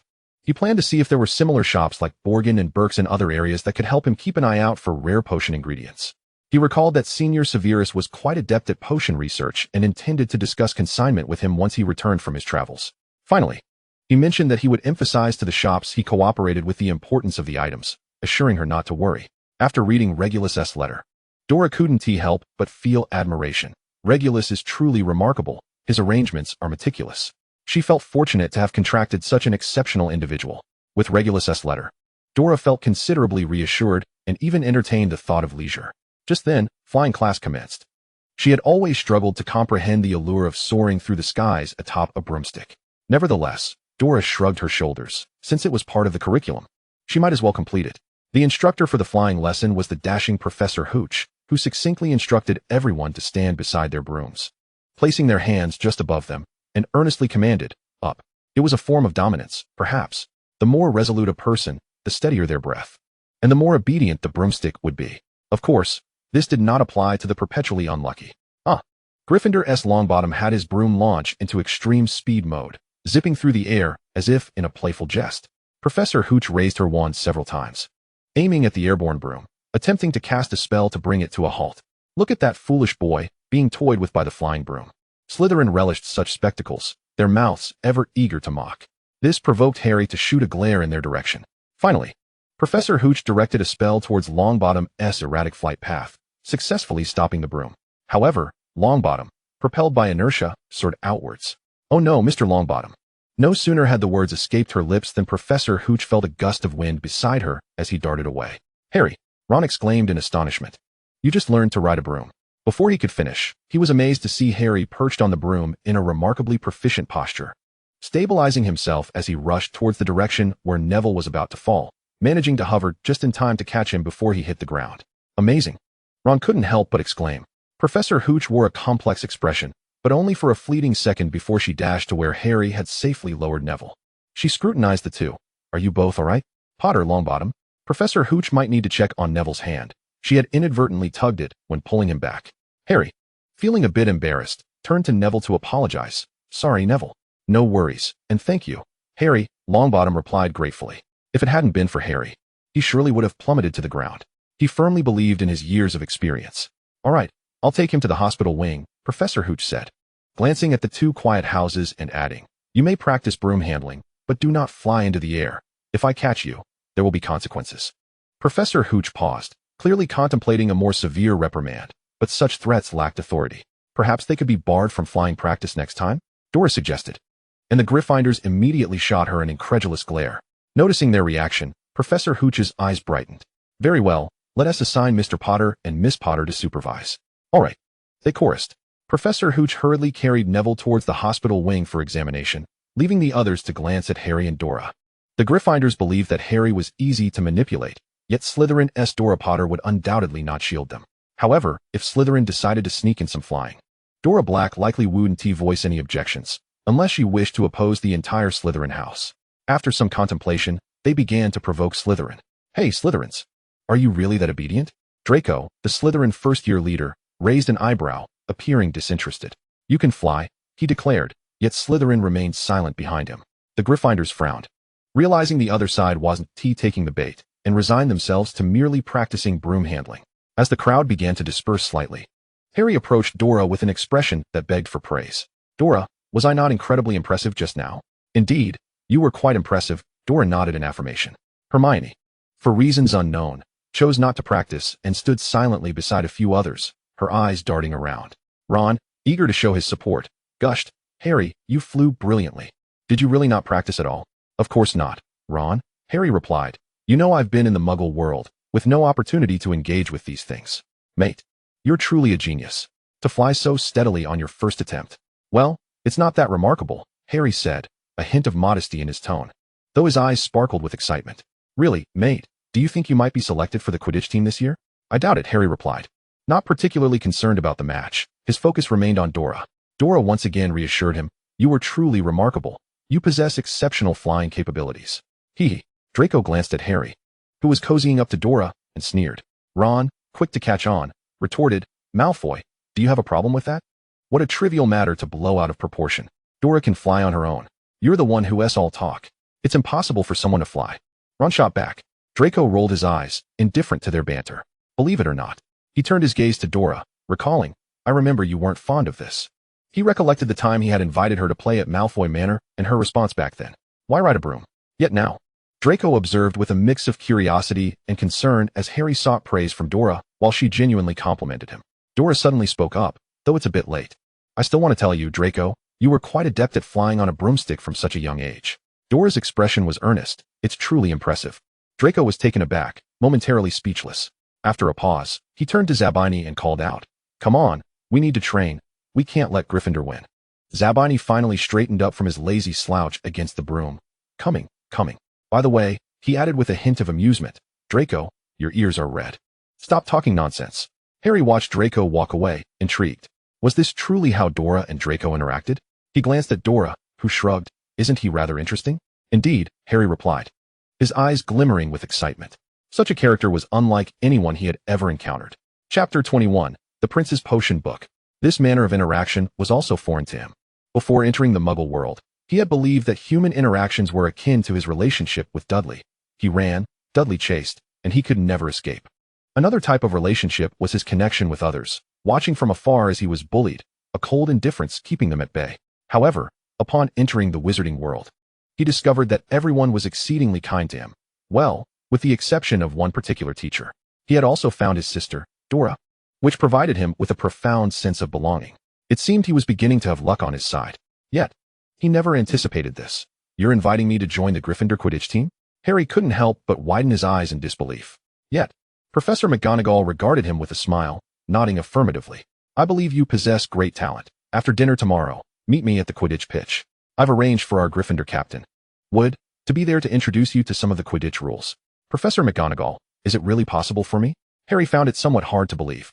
He recalled Ron mentioning that it was exceedingly rare for first-year students to join the Quidditch team. After their flying lesson, Ron had specifically advised him to temper his expectations and maintain a calm demeanor. Harry, however, had not set his hopes high. He merely remembered the considerable difficulty of being accepted onto the Quidditch team as a first year. Yet, to his astonishment, he had been invited. Professor McGonagall, with an understanding smile, had cryptically suggested that he might want to visit the trophy room. The trophy room? Harry murmured to himself, blissfully unaware that Hermione had approached him from the side. You should definitely check it out, Harry, Hermione suddenly chimed in, causing him to turn in surprise. She smiled kindly, especially the section on Gryffindor's esteemed alumni. A spark of realization ignited in Harry's eyes. Hermione nodded in affirmation. Yes, just as you surmised. He hastened towards the trophy room, with Hermione trailing behind. Together, they arrived at the display of honored alumni, where he saw what he had anticipated, Gryffindor's illustrious alumnus, James Potter, Seeker. See, I told you, you have the family legacy. Go cheer for Quidditch, Hermione remarked, observing Harry's excitement. She extended her hand and introduced herself warmly. Allow me to reintroduce myself. I am Hermione Granger. You may call me Hermione. Thank you, Hermione. Harry was taken aback by the unexpected glimpse of his parents' legacy. During lunch, he could hardly wait to share the news with Dora, eager for her to see it too. Yet, an even greater surprise awaited him. A brand new Firebolt 2000 broomstick. Harry gratefully glanced at Professor McGonagall, preparing to turn towards Dora, only to be surprised to find that she too had received a substantial gift. To be fair, it was quite uncommon for someone to send books to Hogwarts. Nevertheless, Dora's owl was indeed carrying 2 hefty tomes bound with twine, flying towards her. The books piqued considerable interest, given their unusual nature. One was a hardbound volume with a deep green cover, interwoven with gold and silver edges. Those with keen eyesight could even discern the words potions emblazoned on it. Dora recalled it was a gift from Regulus. She opened the letter, which indeed mentioned that it was an ancient tome on potions from the distant prince family, and that he would need some time before returning. So he had sent the books ahead. Regulus sent this? Draco inquired curiously. Yes, Dora replied, casually placing the book aside. Completely oblivious to the figure at the teacher's table who was squinting in their direction, a glimmer of scheming in his eyes. When Harry noticed, he received a warning glare in return. His scar throbbed, and he couldn't help but let out a soft gasp. Harry, is your scar hurting again? Just a little. This was the second time it had happened. He noticed that his scar would ache whenever he looked at Professor Snape. He resolved to speak with Dora about it. Meanwhile, Severus, upon inadvertently encountering Draco, suddenly inquired, Draco, what book did Dora receive today? It seems to be a potions book from the Prince family, sent by Regulus, Draco replied. Severus's eyes gleamed with interest. Bring it to me, I wish to see it. Professor, Draco said, looking quite troubled, why don't you just ask her directly? However, Severus did not allow him the opportunity to refuse, and simply walked away. Draco frowned, feeling conflicted. That was a gift from Regulus to Dora. No matter how curious he was or how close they were, he couldn't just take it. Such actions were entirely against his noble upbringing. Personal belongings were not to be touched. Draco, what's wrong? Dora asked, noticing his furrowed brow as he stood in the hall. He looked over, his eyes filled with distress. What's the matter? She asked again. Could I borrow the potions book you received today? He asked, feeling quite bashful. That is not a problem. You can take a look at the second volume first. But why the sudden interest in potions, considering you don't have a particular passion for it? Dora replied, handing the book over. Draco was momentarily taken aback. He hesitantly accepted the book. The tome was somewhat worn, an ancient text that any family would consider a treasured heirloom, passed down through generations. It was precisely for this reason that he felt troubled, unsure how to broach the subject regarding such an important item. Yet, Dora had offered it so naturally. Suddenly, Draco felt compelled to confess. Severus asked me to find a way to get it. Severus? Dora questioned, puzzled. If he wants to see it, why doesn't he just ask me himself? Never mind, I happen to need to find him, so just give it to me. If I want to look at it later, I'll borrow it from you. Dora reclaimed the book from Draco's hands and made her way towards the door. Until her figure vanished from the common room, Draco remained rooted in place. At that moment, Zabini approached from behind, his tone oddly teasing. Wow, she really likes you. Draco turned and shot him an annoyed glare. Shut up, Zabini. All right, Master Draco. Meanwhile, Severus, are you interested in that book? Why did you send Draco to ask me for it? Severus stiffened at the voice from behind him. Damn Draco, he can't even handle such a simple task, he muttered. But when he turned to face her, his expression remained composed. Do you think our relationship is such that you could show me such an important ancient text? He questioned, incredulous. Of course, it's based on our long-standing friendship, Dora asserted confidently, casually handing over the book. Currently, your potions expertise is unparalleled. I originally intended for you to study the book. I merely wanted to skim through it first. Severus felt a mix of emotions. Yet, upon seeing the familiar inscription on the book, he couldn't help but reach out. Indeed, I have watched you grow up. He accepted the book, his fingers caressing the embossed lettering of the prince name. In an unexpected moment of vulnerability, he admitted, "You know, my mother's maiden name was Prince." Dora had not anticipated such a connection. "Then, let the books return to their rightful owner. They are yours now. However, I reserve the right to borrow them." "Why do you need to look at this?" Sirius questioned, recalling that Dora had never displayed a particular fondness for potions. On the contrary, she seemed to prefer using her abilities to excel. "Exposure to more knowledge is never a disadvantage. I maintain an open attitude towards what I can access," Dora replied. Her curiosity piqued. "Also, I'm a bit intrigued. Since the Inferi are afflicted by poison that corrodes the soul, is there a light-based potion that could gradually cleanse and nourish the soul?" Sirius immediately thought of the two individuals from the Order who had been painfully afflicted and were still residing in St. Mungo's in the curse-damaged ward, the Lombard couple. "Magical damage," he mused. "Yes, if it can cause harm, it can surely be healed. I once heard a saying, for every poison in the world, there exists an antidote within 5 steps. My interpretation of this is that all things are interdependent. Only through this balance can harmony be achieved." Dora spoke earnestly. "The curse of the Inferi, even though a remedy has yet to be discovered, I firmly believe that one must exist, otherwise, transforming everyone into Inferi would be an effortless endeavor." Although it may sound somewhat absurd, Sirius could not help but think of the unicorns in the Forbidden Forest, along with the night steeds that symbolize death. It might be worth a try. The two of them opened their books and began to deliberate. The unicorn, a creature of unparalleled purity, could we enlist its aid? Perhaps by offering a few drops of its blood, we could devise a potion. We would compensate it for its assistance or fulfill any needs it might have. However, unicorns are notoriously elusive, only allowing those of true purity to approach them. "Oh, I certainly do not qualify," Dora remarked instinctively. Sirius glanced up, puzzled by her perception. Chapter 22, The Forbidden Zone on the 4th floor. "And what about Harry?" Dora found herself pondering. Sirius interjected, "Are you perhaps spiraling into the realm of the absurd? Might I remind you that while unicorns do reside in the Forbidden Forest, they dwell deep within, far from your reach. Moreover, to involve Harry Potter is an entirely different matter." "Oh, it does not sound particularly difficult," Dora mused silently. "I caution you, Headmaster Dumbledore will not permit you to lead Harry Potter to such perilous grounds," Sirius remarked, his eyes narrowing. "Unless you wish to make an enemy of Dumbledore." "Very well, then I shall seek an opportunity," she resolved. Setting aside that topic, she resumed her examination of other materials. One by one, she flipped through the pages, and it must be said, Prince's potion book resembled more of a personal journal. It lacked any introductory summaries. Instead, it simply documented each meticulously researched potion, detailing the corresponding recipes, procedures, key points, and the results of the final experiments. This necessitated a thorough perusal to uncover all the recipes contained within its pages. Moreover, as they continued to read, their conversation flowed. "Ah, Sirius, why are you still discussing potions with Miss Potter at such a late hour?" A familiar voice, accompanied by the crackling sound of the Floo network, announced the entrance of Headmaster Dumbledore. Through his transparent glasses, his keen eyes regarded the two of them. "What brings you here?" "My supply of anti-cavity potion has run out. I came to procure some," Dumbledore replied with a cheerful smile, shaking the empty vial. Sirius furrowed his brow, irritation welling up. "I told you to consume less sugar." "Sirius, do not stifle this elderly man's modest indulgences," Dumbledore countered, still smiling as Sirius begrudgingly retrieved the anti-cavity potion. In truth, he had intended to provide it tomorrow. But Dumbledore's unexpected arrival today caught him off guard. He turned his head subtly to glance at Dora on the sofa. It must be because of her. Dora, deeply engrossed in her reading, managed to greet Dumbledore before returning her focus to the journal. "Miss Potter, curfew is approaching. You must return swiftly," Dumbledore reminded her. "Is it that late?" Sirius finally noticed the time and cast a glance at the clock, confirming that curfew was indeed imminent. "Dora," Sirius began. But Dumbledore interjected. "Miss Potter, your hair bears a striking resemblance to Lily's. I recall that Lily was quite adept in potion making as well. Unlike James. If only Lily were still here." Sirius felt a wave of nostalgia wash over him, recalling Lily's prodigious talent in potion making. Dora truly resembled her. Yet, she was gone. And it was he who bore the blame. He could not suppress his melancholy. Dumbledore squinted slightly and addressed Dora.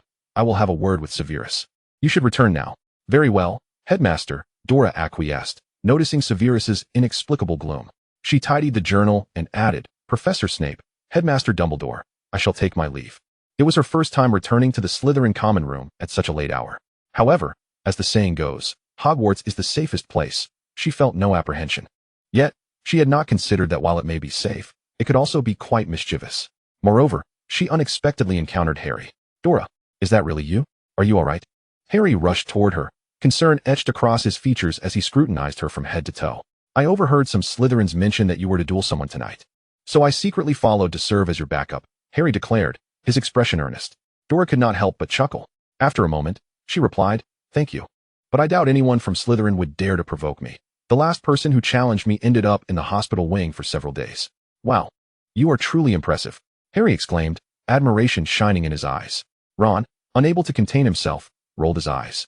He was about to engage in a light-hearted banter with Hermione, who had inexplicably followed him, when he noticed her gazing at Dora with starry eyes. Ron shook his head in disbelief. There is no saving them now, he thought.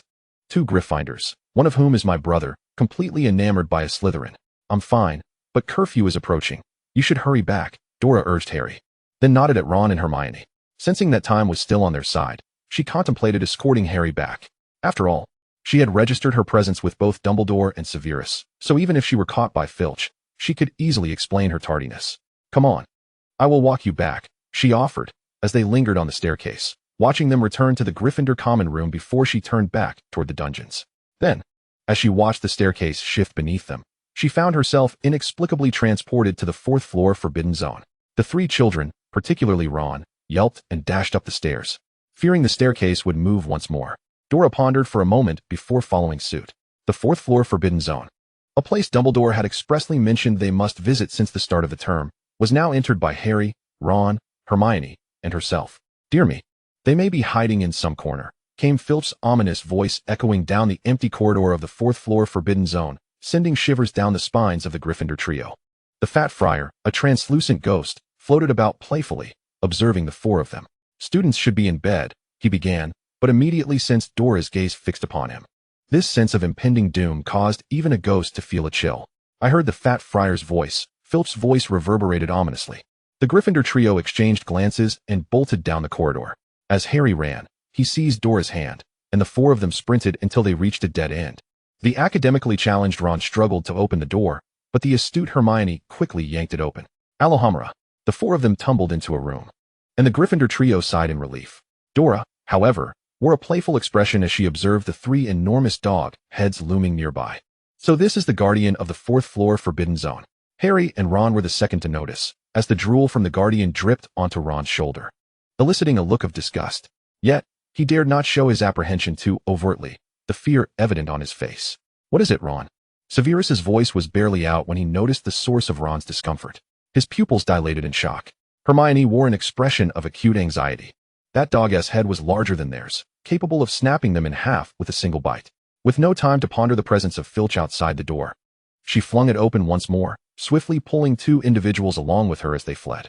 Once the trio had safely exited, Dora finally relaxed her imposing demeanor. The 3-headed dog, having trembled in fear, dared not open its mouth while the Gryffindor trio was preoccupied. Be good, all right? Dora kindly admonished, next time you see them. Chase them away, but do not bite, understood? The 3-headed beast promptly retreated to a corner as Dora relinquished her control, obediently responding to her call. Casting a glance at the movable floorboard beneath its paws, Dora chose silence and departed the room, locking the door behind her as if it had never been opened. She stood at the top of the staircase, gazing at Harry, who was anxiously searching for her. Upon noticing her presence, he sighed with relief. Dora merely waved her hand, signaling him to hurry back to Gryffindor Tower. It was only upon returning to the Slytherin common room and entering her dormitory that her expression shifted. If she had previously harbored doubts, she was now certain. Professor Dumbledore was deliberately nurturing Harry to become a hero. She could hardly believe that Hogwarts moving staircases could conveniently halt on the 4th floor forbidden area. The 3-headed dog had just happened to stand upon a movable board, as if guiding Harry step by step towards exploration and revelation. She surmised that Harry must have noticed the shifting floorboard by now and might have begun to piece together clues, such as the object Hagrid had retrieved from Vault 713. It seemed inevitable that he would soon discover that someone was watching this object, instilling in him a sense of bravery to protect it. Ultimately, everything would converge. Clearly, she needed to expedite the creation of defensive tools. From her observations, Professor Dumbledore seemed determined to have Harry face danger repeatedly. For instance, the threat of that 3-headed dog might be merely the beginning of what lay beneath. Perhaps he hoped Harry would enhance his skills through real-life encounters. In light of this, she needed to devise a way to protect Harry. If defensive tools could not be produced swiftly, she would have to safeguard him closely or find a way for those around him to relay messages to her. Hermione Granger appeared to be a viable choice. Chapter 23. The Gryffindor Trio's Discord. What's wrong? Why are you staring at Granger? Draco inquired, puzzled by Dora's shift in focus from Harry to Hermione. Last night. Did something happen? Weren't you discussing that potions book with Severus? What do you think of Granger? Dora suddenly asked. Draco scrutinized the girl who always accompanied Potter. Pondering for a moment before responding, she's a valuable ally, arguably the brain of their trio. In his recollection, Hermione had never quarreled with Harry. It was Ron Weasley who, out of jealousy, distanced himself from Harry during the Triwizard Tournament. This aspect intrigued him. How had Hermione ultimately chosen to be with Ron instead of Harry, or even Victor Crumb from Durmstrang? He hesitated mid-sentence, stuttering. I just meant she's a great partner. Indeed, Dora nodded. I share your sentiments. She gazed more intently at Hermione, seeking an opportunity to engage her in conversation.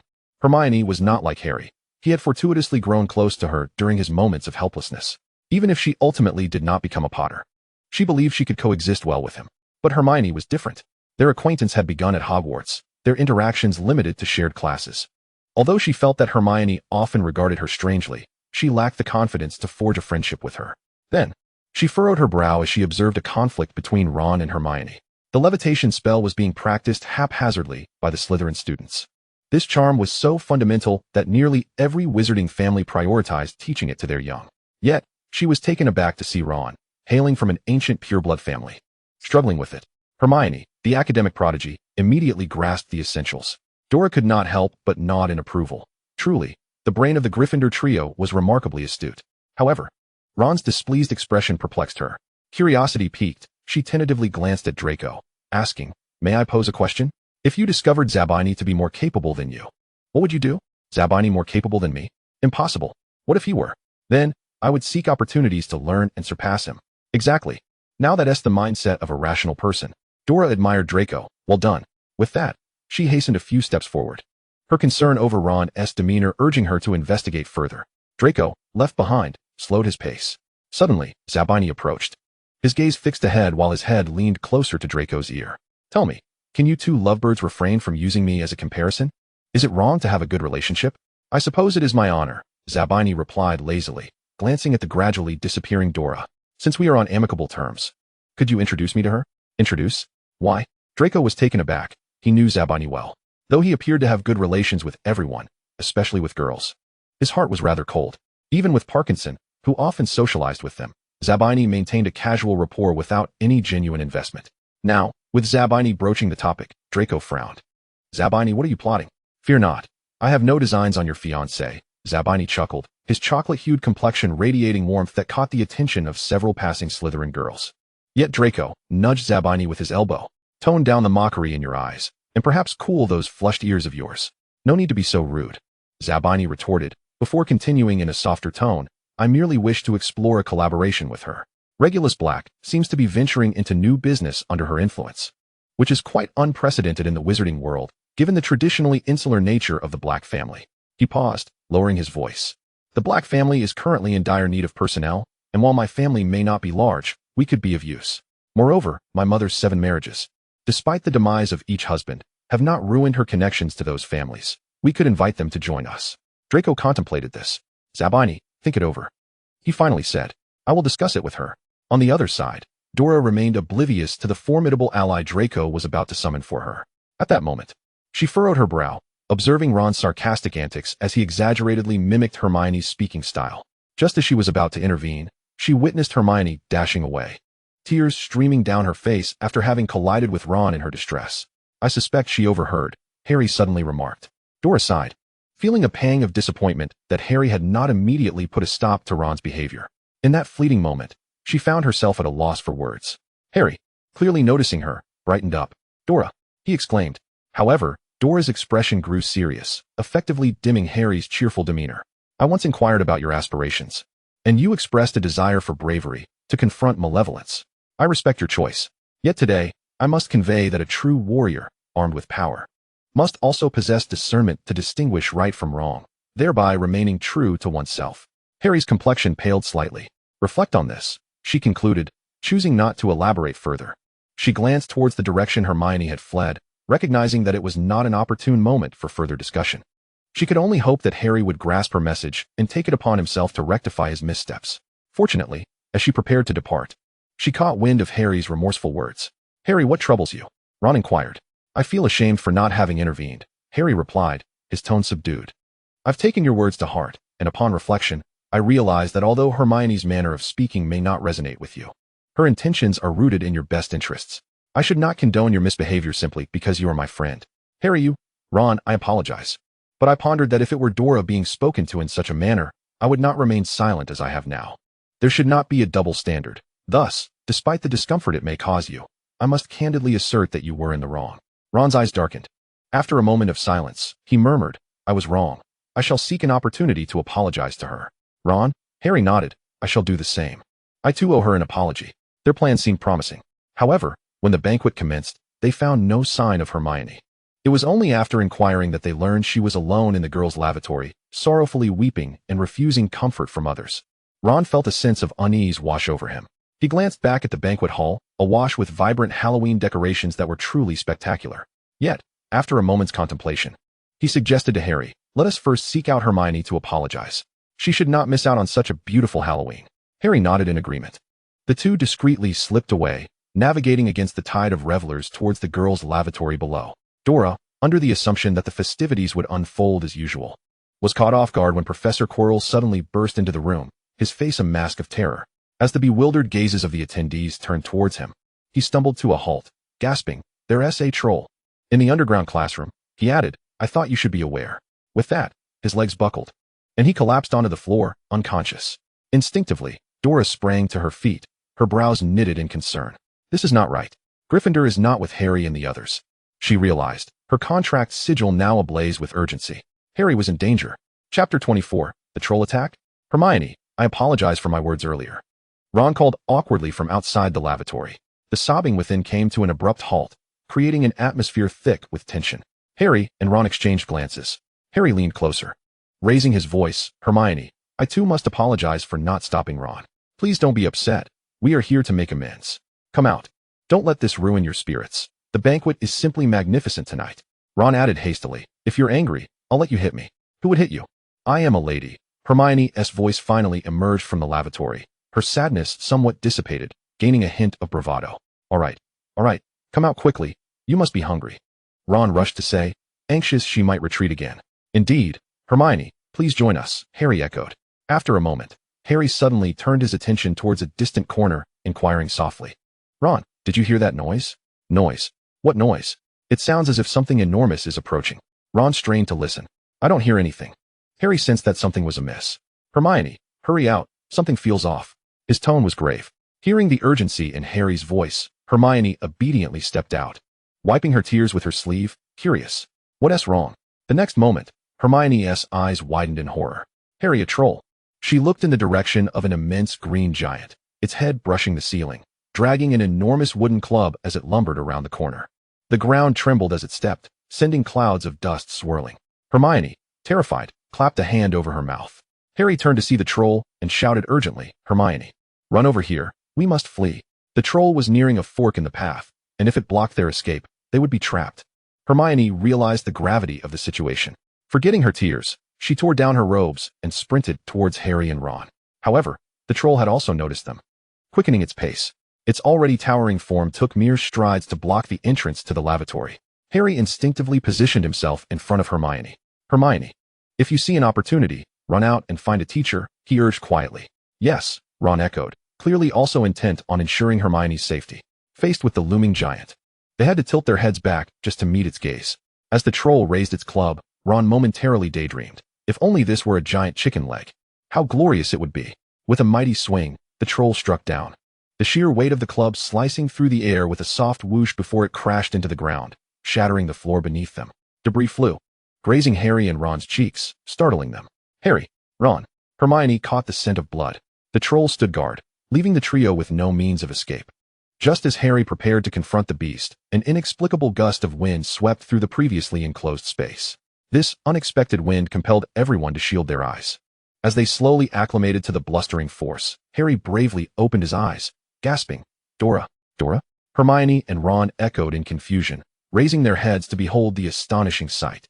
They could hardly believe their eyes. Suspended in midair was none other than their classmate, Dora Potter. Though she hailed from the neighboring Slytherin house, she hovered vertically above the ground. As if encircled by a tempestuous whirlwind, her form gracefully suspended in midair, with the robes of the magical academy billowing around her. Her expression was resolute, exuding an aura of intimidation that momentarily deterred the giant from advancing. Harry, however, was not deceived by the spectacle before him. His concern lay firmly with Dora. Dora, you possess great strength. You must leave at once. Your safety is paramount, Ron urged earnestly. Their words seemed to awaken the giant, which began to lumber slowly towards Dora. Hurry, Dora, Harry implored. She cast a fleeting glance at him, uttering no further words. As the giant approached, brandishing its wooden club, she raised her hand, conjuring an invisible force that effortlessly intercepted its weapon. With a swift motion, she thrust her hand, sending the giant reeling backward, crashing into the corner of the wall. Dora descended gently from the air, a thought dawning upon her. This was Hogwarts, a place rife with Dumbledore's watchful eyes. She must maintain appearances. Drawing her wand from beneath her robe, she concealed her intentions. A deep azure light erupted from her wand, morphing into a chain that ensnared the giant. Instantly, the areas of the giant bound by the chain erupted in searing marks, causing it to writhe in agony as it attempted to extinguish the flames. Alas, this chain was forged from Dora's infernal magic, impervious to extinguishment, relentless in its torment. The giant, in despair, discovered that submerging itself in water did nothing to alleviate its suffering. It could only retreat in desperation, yearning to distance itself from this malevolent force. Harry, Ron, and Hermione stood agape, their astonishment palpable. Harry recalled the moment Dora had vanquished Dudley. 2 spells had been cast, one a memory charm, the other transferring all harm directed at him onto Dudley. Suddenly, Harry whispered to Hermione, "Is there a spell that redirects the harm inflicted by an aggressor back onto them?" Hermione, perplexed by Harry's sudden inquiry, pondered for a moment before shaking her head. "I haven't encountered such a spell in any of my readings. It sounds incredibly powerful, allowing one to evade harm as long as another bears the brunt." Harry was astounded. If even the erudite Hermione acknowledged its absence, it must indeed be non-existent. Yet, astonishingly, Dora possessed such prowess. He marveled at the realization. She had merely cast a spell on Dudley, without it feeling particularly extraordinary at the time. But now, having been exposed to numerous facets of the wizarding world, he understood that witches and wizards typically required broomsticks to soar through the skies, whereas Dora could levitate effortlessly. The giant, a behemoth of formidable strength, was repelled by her single hand, crashing against the wall with a tremor. Moreover, the chains that emerged from her wand scorched the giant's flesh, impervious to water's extinguishing touch. The sheer magnitude of her power left Harry in awe. She was truly formidable. Agreed, indeed, Ron and Hermione echoed, nodding in admiration. Just then, distant voices of approaching professors echoed through the air, questioning the burst pipes in the basement that had caused flooding. It was Professor McGonagall's voice. Dora contemplated for a moment before retracting the chains. The giant sensed the change immediately, fleeing with an alarming swiftness that belied its size, abandoning its wooden club in a frantic bid for escape. It feared that a moment's hesitation would lead to its obliteration. As the giant vanished from sight, Dora chose not to pursue. Instead, she turned her gaze to Harry and Ron, whose faces bore the marks of injury. After a brief consideration, she retrieved a vial of potion from her robe and handed it to Harry, gesturing to both him and Ron. "Apply a bit of this to your wounds, and you shall heal. I obtained it from Severus. It works wonders." Without waiting for further explanation, both boys swiftly dabbed the potion onto their faces, gazing at her with newfound reverence. Before long, they felt a tingling sensation on their skin. They exchanged glances, witnessing their injuries gradually heal and vanish before their eyes. "My goodness, this is incredible." Their eyes widened in astonishment. Just then, Professor McGonagall's voice rang out in surprise. "Good heavens, children, what are you doing here?" She seemed to piece together the events of the giant's departure, her expression paling. "Did you encounter the giant? Should they speak the truth?" The three exchanged instinctive glances towards Dora. Chapter 25, The Innocent Dark Lord. Professor McGonagall, relieved to see the 4 of them safe, looked at the trio from Gryffindor before turning her attention back to Dora. "Why is Miss Potter here?" she queried, glancing back at Harry's group. Harry, Ron, and Hermione exchanged uncertain looks, hesitant to speak. At that moment, Severus strode in, surprised to find Dora present. However, as he turned to face Harry Potter, comprehension dawned upon him. It was undoubtedly that insufferable Potter who had wandered off, encountering the giant and prompting Dora to rush to his aid. Damn it! Always stirring up trouble and leaving Dora to clean up the mess. Severus shot an irritated glare at Harry. Yet, Dora discreetly tugged at him, prompting him to redirect his gaze towards her. All right.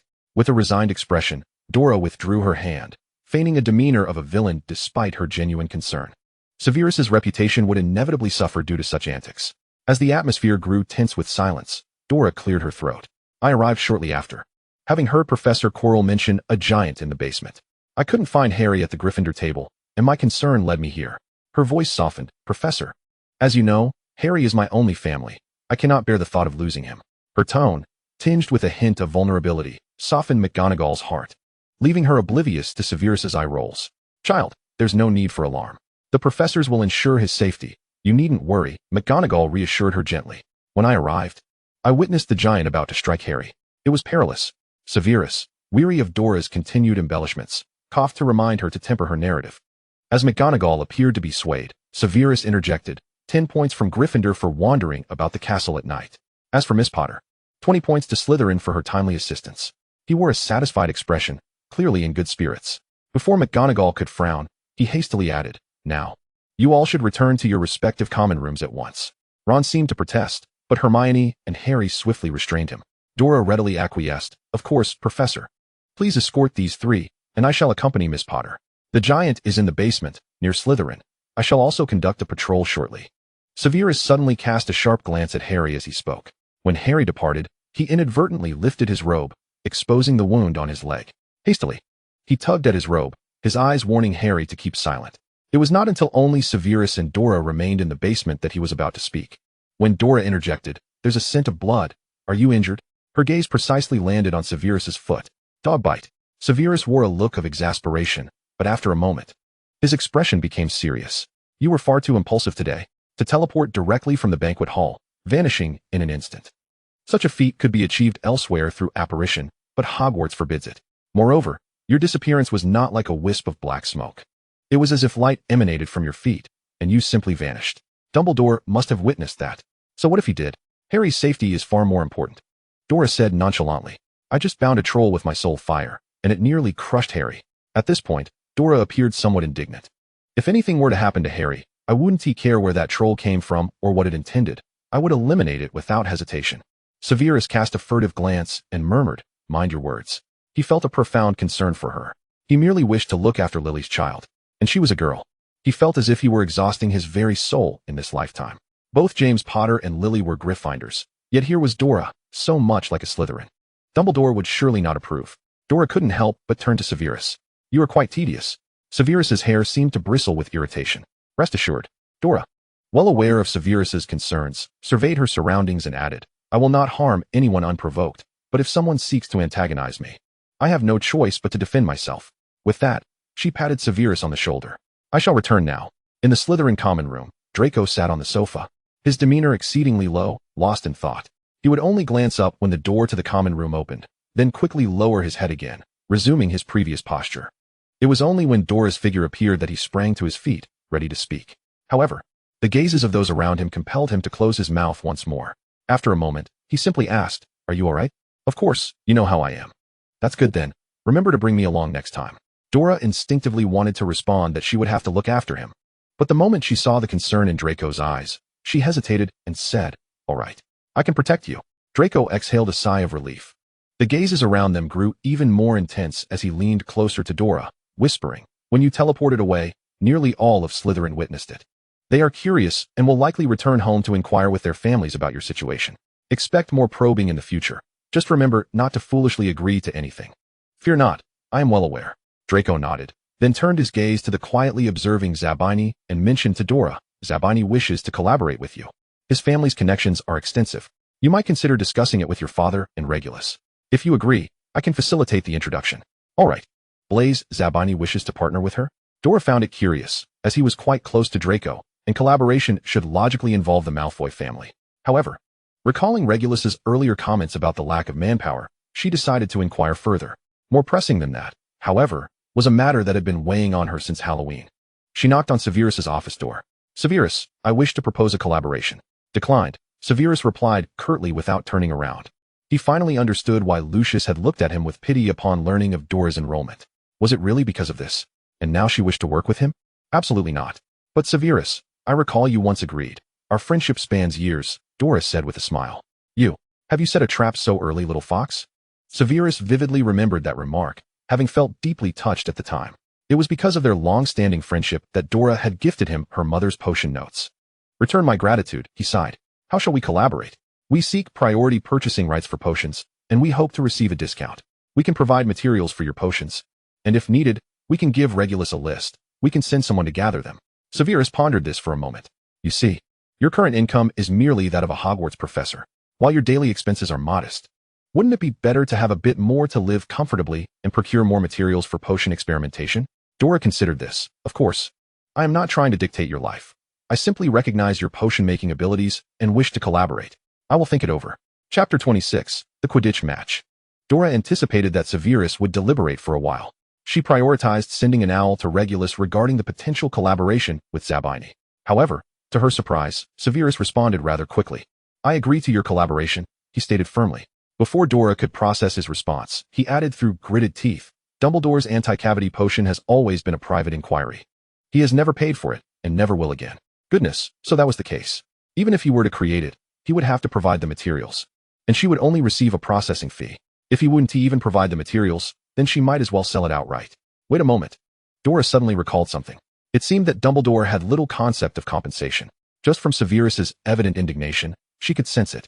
Severus had evidently been covering Dumbledore's expenses out of his own pocket. If that were the case, what are you thinking? Severus noticed the frown on Dora's face. Had they just discussed something serious? "I was merely pondering whether Harry was left at Aunt Petunia's with any living expenses." "What are living expenses?" Dora nearly rolled her eyes. "Raising a child requires money. Even without education, the costs of food, clothing, and schooling are considerable." Severus instinctively frowned. "But they are relatives. From a human perspective, it is quite normal for relatives to assist one another, though it is not an obligation. Moreover, if no living expenses were provided, it sounds rather charitable to spend one's own family's money on someone else's child. I heard Harry Potter wears his cousin's hand-me-downs. Isn't that also something?" Severus's frown deepened. "Harry Potter is your brother. Half-brother." Dora retorted immediately, then continued, "From this perspective, the Potters indeed owe the Dursleys." With this thought, Dora resolved that she not only needed to bring her brother back this time, but also ensure that the living expenses for these years were duly compensated. Nonetheless, the Dursleys managed to raise Harry to maturity, rather than abandoning him to an orphanage.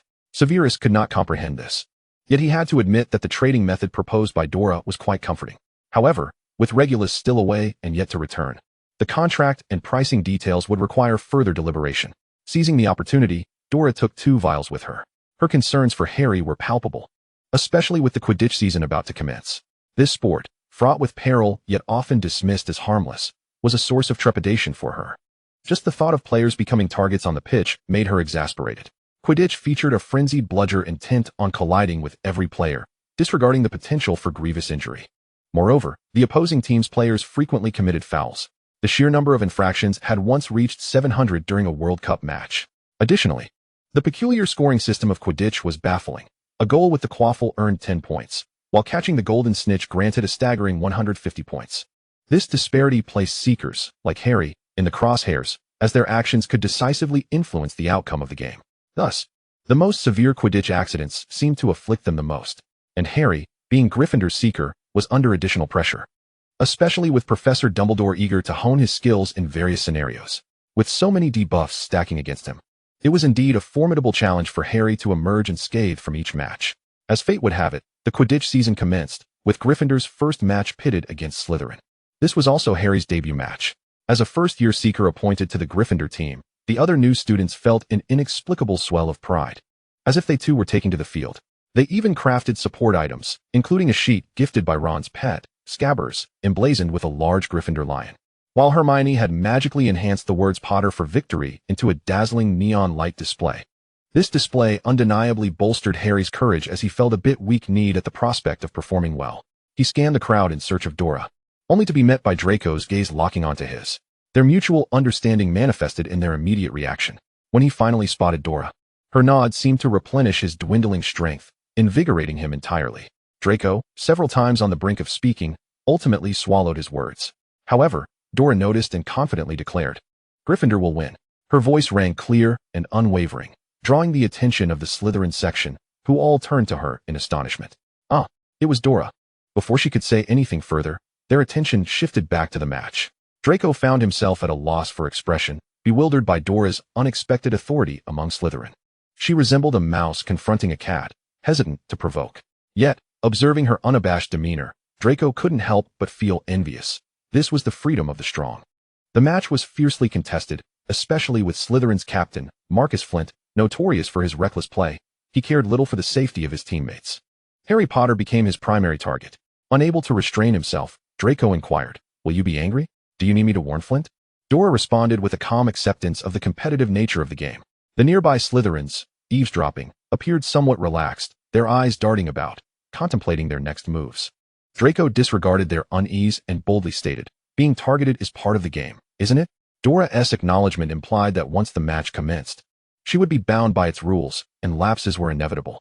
Clearly, Slytherin had plans to exploit this notion. Unfazed, Dora replied, "Of course, there are boundaries to the rules. Right? One cannot kill." The Slytherins straightened in their seats, understanding the implications of her words, their bravado dissipating as they realized the rules served primarily to protect them. Just as her statement concluded, Dora seemed to have an epiphany, glancing at Draco. "Those within our circle are different. So, Draco, if you wish to give me advice, I am open to it." "All right," Draco replied softly. Meanwhile, Zabini chimed in. "As your partner, I suppose I count as one of your circle too? You do your best." Dora encouraged. Draco averted his gaze, concealing a slight smirk. Zabini shot Draco an incredulous look, rolling his eyes. Perhaps due to this interruption, when they turned their attention back to the match, they found Harry being violently tossed by his broom, akin to a wild steed being broken. The Nimbus 2000 bucked and jolted, determined to unseat Harry. The other Gryffindor players, Fred and George, the Quidditch twins, rushed over, attempting to assist Harry in maintaining his position on the broom. Clinging tightly to his Nimbus, Harry awaited their rescue. Yet, the broom had other plans. It shot upwards, refusing the twins any opportunity to help. Only after everyone had retreated did it descend once more, continuing its tumultuous shaking. Draco felt a twinge of anxiety, but was not overly concerned. He vaguely recalled that this had occurred before, and soon the chaos would subside. Harry Potter, even as he descended, would eventually catch the golden snitch. It was somewhat nauseating, yet undeniably, Gryffindor would emerge victorious. With this in mind, he leaned closer to Dora and whispered reassuringly, "Do not worry, Potter will be fine." "Indeed," Dora replied, her gaze sharply directed towards the professor's seats, where Severus was intently focused on Harry's broom, muttering incantations under his breath. Though she could not discern the words, an instinct told her he was safeguarding Harry. Conversely, Professor Quirrell, positioned behind him, maintained a similarly watchful stance. Quirrell's concern for Harry surprised her, given his usual timid demeanor, which hardly suggested he could stir up trouble. Draco wondered why Dora's attention lingered on the faculty area rather than Harry himself. After a moment, he too furrowed his brow, as it appeared he had spotted Hermione Granger. "Do you see that space beneath Severus's seat? Is that Granger?" Indeed it was. Now it was Dora's turn to be astonished. She even observed Hermione igniting Severus's robe with her wand, the flames igniting before she dashed away. Severus had been fixated on Harry's Nimbus 2000, until one of the other professors alerted him to the fire on his robe, prompting him to realize what had transpired. Almost simultaneously, Harry Potter's broom returned to normal. After a moment of testing, he flipped over and sat firmly back on the broom. Severus let out a sigh of relief, finally having the time to glance at the teacher's seat.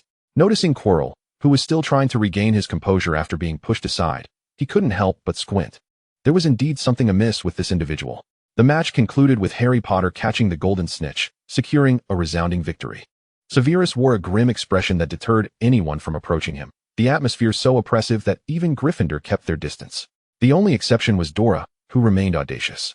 For the first time, Harry intended to introduce her to Hagrid, and he was also curious to see if Dora could uncover any information. Before Dora left, she was briefly delayed by Draco's inquiries, and by the time she arrived at Hagrid's hut, Harry and the others had already been there for some time. As soon as she knocked on the door, Hermione's voice echoed from within. "I really saw it. Professor Snape was casting a spell on Harry, trying to..." Hermione paused when she noticed Dora entering, and only continued after Dora gestured for her to proceed. "Heard him. I read in a book that when casting a spell on someone, you need to keep your eyes fixed on the target and recite incantations." "Hermione, Professor Snape is a teacher at Hogwarts. He wouldn't harm a student. But he hates Harry." After listening for a while, Harry chimed in, "Hagrid, Professor Snape has always been antagonistic towards me. Every time he speaks to me, he does so with such venom, as if he wishes to kill me. See, Severus, it's clear that students do not hold you in high regard." However, Dora couldn't help but defend him, saying, "Guys, listen to me. He treats everyone the same. Observing the other's stunned expressions, Dora added, "He just seems to want to shout everyone out of Hogwarts." "Thanks, but that doesn't comfort me," Harry replied. Hagrid, however, caught on to something, agreeing, Yes, that's how Professor Snape is, but he is certainly not a bad person." "He is," Harry retorted eagerly, "on Halloween. He let the troll loose, and he himself went to the third-floor corridor, only to be bitten by Fluffy." Wait, Hagrid said, puzzled. "How do you know about Fluffy?" "Fluffy? What's that?" "That's the three-headed dog you mentioned. It even has a name." "Of course, he's mine," Hagrid said proudly, but then suddenly realized something was amiss. "How did you find out about him?" Hermione replied, "The point isn't about the three-headed dog, Hagrid." Harry added, "It's what the three-headed dog is guarding." Ron exclaimed, "There are trapdoors under its paws." "Listen, this is not something you should know. This is merely a secret of Nicholas Flamel." Harry, Hermione, and Ron responded, "Nicholas Flamel?" Hagrid was taken aback. He had inadvertently let something slip and instinctively covered his mouth, wishing the three little ones would forget immediately. "This is not something you should know. It's too late. You'd better go back," he urged, forcibly ushering the three out of his hut. Once the door was closed, he couldn't help but breathe a sigh of relief, muttering, "Thank goodness, I almost revealed the Philosopher's Stone." "Oh, so it's the Philosopher's Stone." A voice suddenly echoed in the empty room. Hagrid jumped in surprise and quickly turned to the source of the sound. Dora was comfortably nestled on the sofa, her head slightly tilted, fingers twirling the ends of her hair. The vibrations from Hagrid's movements and the dust they stirred up did not disturb her in the slightest. She remained elegantly still. Hagrid couldn't help but think to himself, truly, she is a product of the Malfoy upbringing. But there were more pressing matters. "Why, you're still here? Hagrid. So what Fluffy is guarding under his trapdoors is Nicholas Flamel's Philosopher's Stone." Dora spoke casually, seemingly unaffected by Hagrid's query. Or rather, she seemed indifferent to his answer. She continued, "In Harry's first year, Hogwarts acquired a Philosopher's Stone, a rather timely coincidence. Moreover, the Philosopher's Stone can produce the elixir of life, granting immortality." She paused, adding with a hint of intrigue, "So, who is in need of this potion?" Hagrid was shocked. He even raised his magical umbrella towards Dora, instinctively attempting to cast a forgetfulness charm on her. Dora lifted a hand, and a transparent shield intercepted the spell. Almost simultaneously, Hagrid dropped his magical umbrella with a clatter. "I am sorry." Hagrid looked utterly flustered, even a bit panicked. As he said, Hogwarts teachers were prohibited from using magic on students, and violating this rule would result in immediate dismissal. Although he was the keeper of keys and grounds, he held himself to the same standard. And today, he had actually cast a spell on a student who was the child of James and Lily, Harry's sister, Merlin's knickers. What had he done? A wave of guilt washed over him, leaving him unsurprised by Dora's quick action to nullify his spell. He merely buried his face in his hands, feeling disheartened, until he heard Dora's voice. "Hagrid, this time, I'll pretend nothing happened." Dora's voice was cold and clear, strangely alleviating some of Hagrid's guilt. Then she continued, "You are loyal to Professor Dumbledore, but I only want Harry to grow up safely. When it comes to Harry's safety, I will not stand idly by." Having said that, she ignored the large man and strode out of the hut. After all, she had already acquired the information she sought. However, she did not expect that just outside the hut, before she could enter the castle, she encountered Harry and the others waiting for her. "Dora, did you find out anything?" "Well, I've learned almost everything I wanted to know," Dora replied candidly. Harry and the others instinctively leaned closer, their eyes wide with anticipation. Dora blinked and suddenly asked, "Harry, why do you think Professor Snape wants to harm you?" Harry responded, "It doesn't seem like the right time to discuss this." But since it was Dora who brought it up, he reiterated, "He looks fierce. During the sorting ceremony, the moment he laid eyes on me, I felt a pain in my scar. The scar actually hurt." Dora frowned slightly, sensing something odd but unable to articulate it.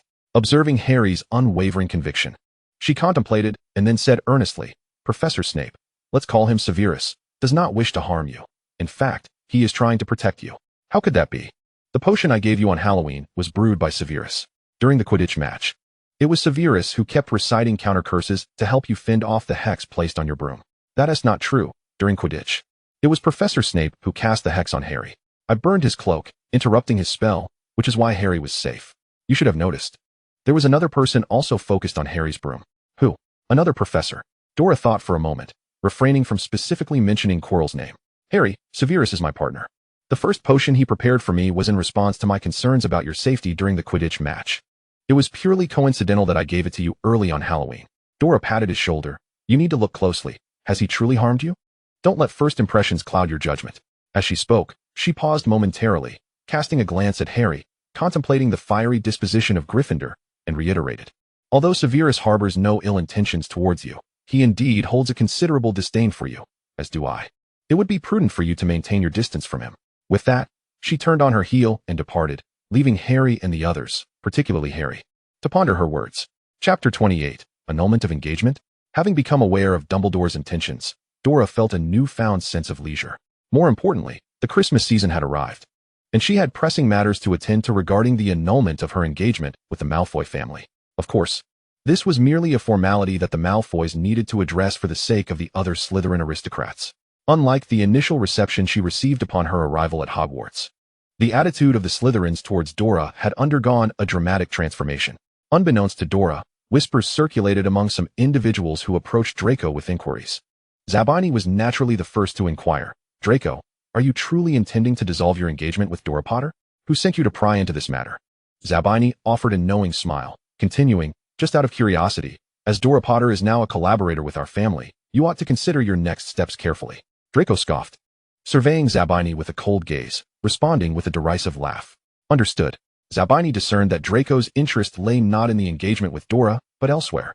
"Will you be returning home for Christmas?" "Naturally, we must put on a performance. After all, darkness has yet to pass." Zabini suddenly paused, unable to resist patting Draco on the shoulder. "Brother, you've worked hard. We shall await your family's public declaration." "And Pansy?" Before Zabini could finish his inquiry, Draco jabbed him in the abdomen. Zabini doubled over in pain, yet his face bore a grin. All the while, Dora remained oblivious to their exchanges.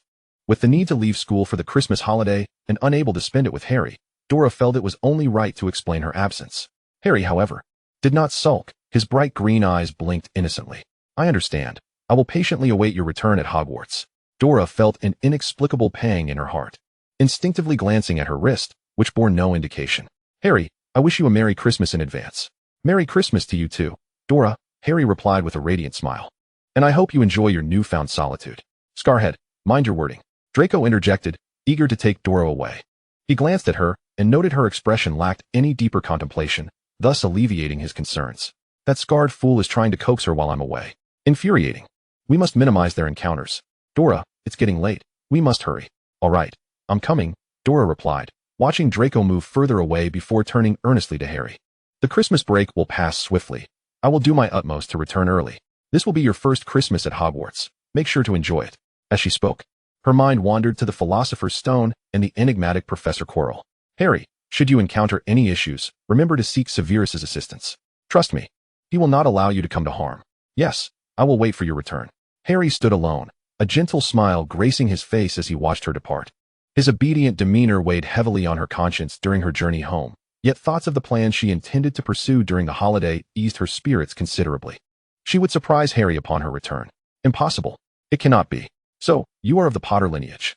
I always thought Sirius Black could not possibly sire a child such as you." Outside Malfoy Manor, Lucius scrutinized Dora from head to toe, exclaiming, "Uncle Lucius." Dora replied with a hint of annoyance. "So, are you planning to annul the engagement with me, a Potter? I am the sister of the Chosen One."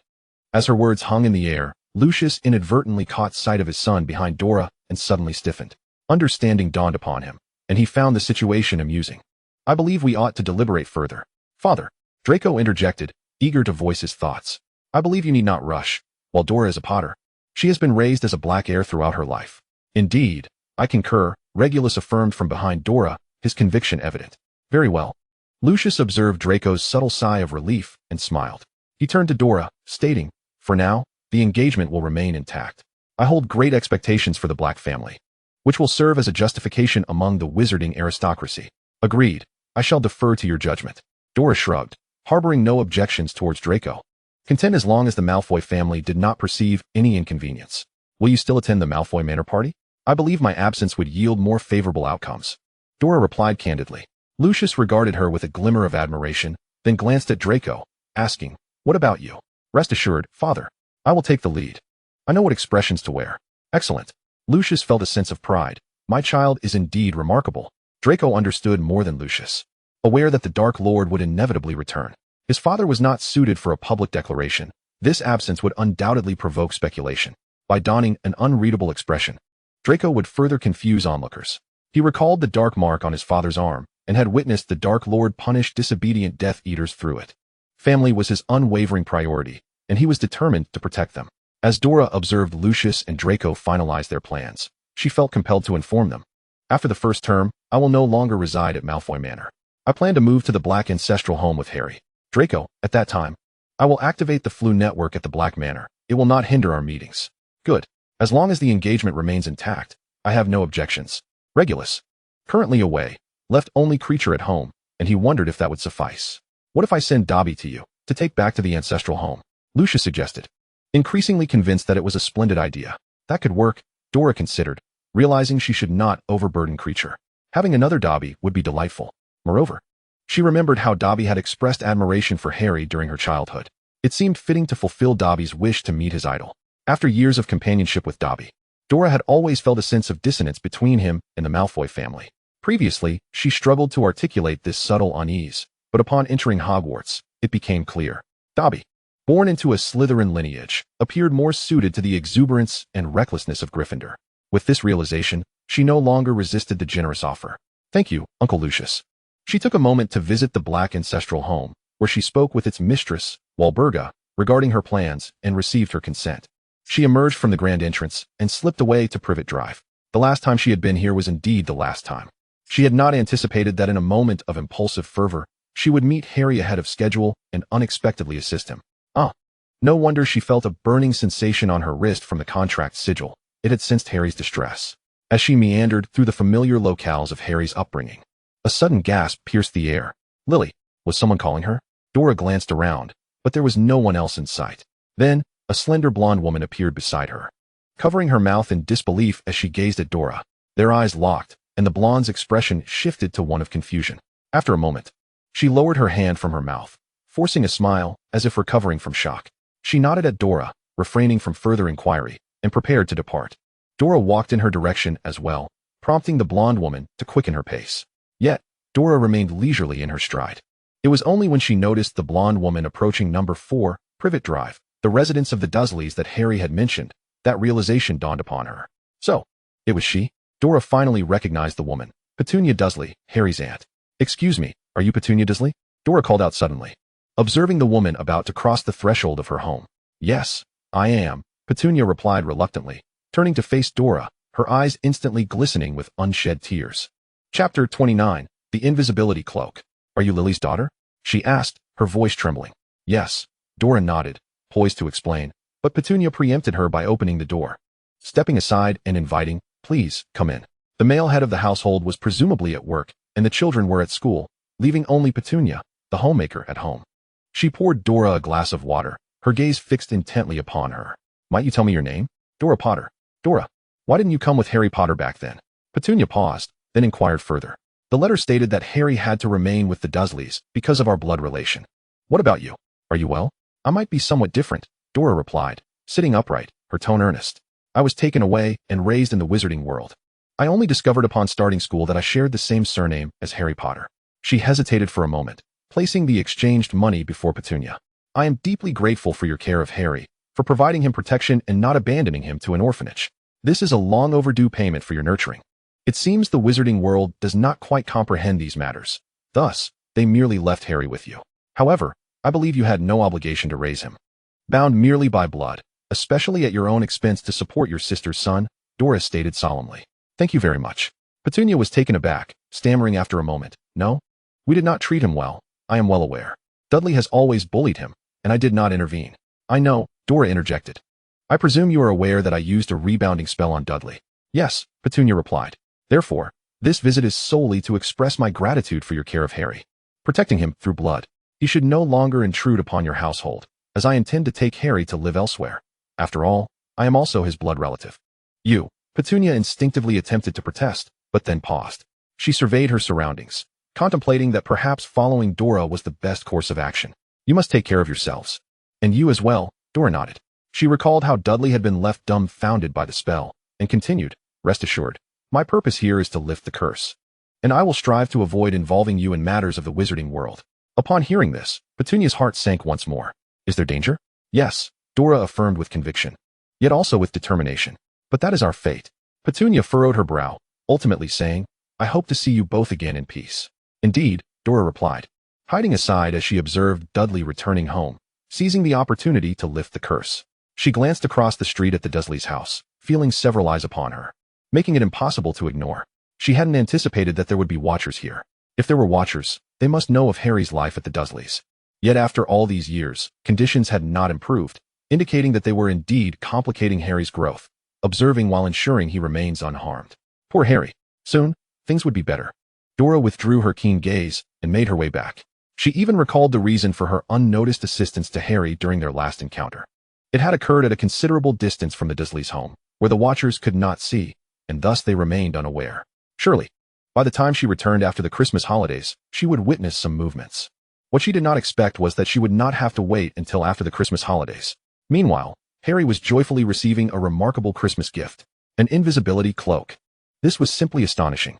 Ron, watching Harry drape the cloak over himself, leaving only his head visible, could not help but exclaim, "How about this? Can you see me now?" Harry zipped the cloak all the way up to his head, wrapping himself snugly. "Harry, are you still standing there?" "Of course, Ron," Harry replied with a beaming smile. Ron's question undoubtedly providing him with the answer. He stood before the mirror, and within its reflection, he saw nothing but emptiness, his figure completely absent. "Harry, look, there's a note on the floor," Ron exclaimed, spotting a paper that had suddenly appeared. He swiftly picked it up. Suddenly, the paper floated from his grasp, and before he could comprehend what was happening, Harry shed the invisibility cloak, and the note was now in his hand. "Awesome," he breathed in awe. At that moment, Harry frowned at the words on the note. "Your father left this for me before he died. It should now be returned to you. Use it wisely. Wishing you a Merry Christmas." The note was unsigned, penned in a delicate, swirling script he had never seen before. His mind was filled with questions. Was this truly his father's possession? How did it end up in someone else's hands? Furthermore, use it wisely? He felt as if he were being manipulated by those simple 4 words, as if they compelled him to act. Dora had warned him that if someone attempted to coerce him into doing something, there was surely a hidden agenda behind it. So what was this person's motive? He could envision that with the invisibility cloak in hand, he would have unobstructed access throughout Hogwarts. Where did this person want him to go? The 3rd floor forbidden area? He frowned. Then he would not go. Yet, with the invisibility cloak in his possession, and it being said to belong to his father, he was reluctant to leave it and used at the bottom of his trunk. Suddenly, he recalled Hermione mentioning Nicholas Flamel. He remembered her saying that she could not find any information about him in the public library. So, was it possible he might be found in the restricted section? He could explore that possibility. However, he slightly overestimated his own abilities. Overwhelmed by the multitude of books, he felt utterly fatigued and considered abandoning his efforts. As Harry exited the restricted section, he unexpectedly encountered Professor Snape, who was menacingly gripping Professor Quirrell by the collar. Just as he was about to speak, a sudden thought crossed his mind. Dora had resolutely stated her faith in Professor Snape, asserting that it was another professor who had cast the malevolent curse upon him. At that moment, Snape was indeed confronting Quirrell. Could it be? He felt a flicker of doubt. Severus also sensed something amiss. As he intimidated Quirrell, he abruptly halted. An inexplicable unease washed over him, compelling him to tilt his head and glance furtively ahead. He reached out, grasping at the air.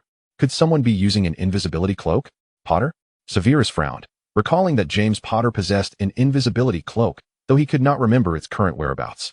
Yet, this sensation was strikingly familiar. Wait. He extended his hand, suddenly recollecting something. Quirrell was peculiar. If it were Potter, he must not be exposed before him.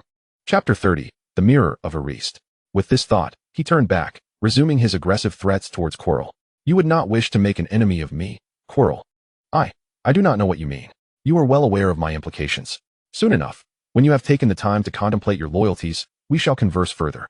As their conversation neared its conclusion, Snape prepared to stride towards Harry's direction. Harry swiftly and quietly departed, ultimately finding refuge in an abandoned classroom.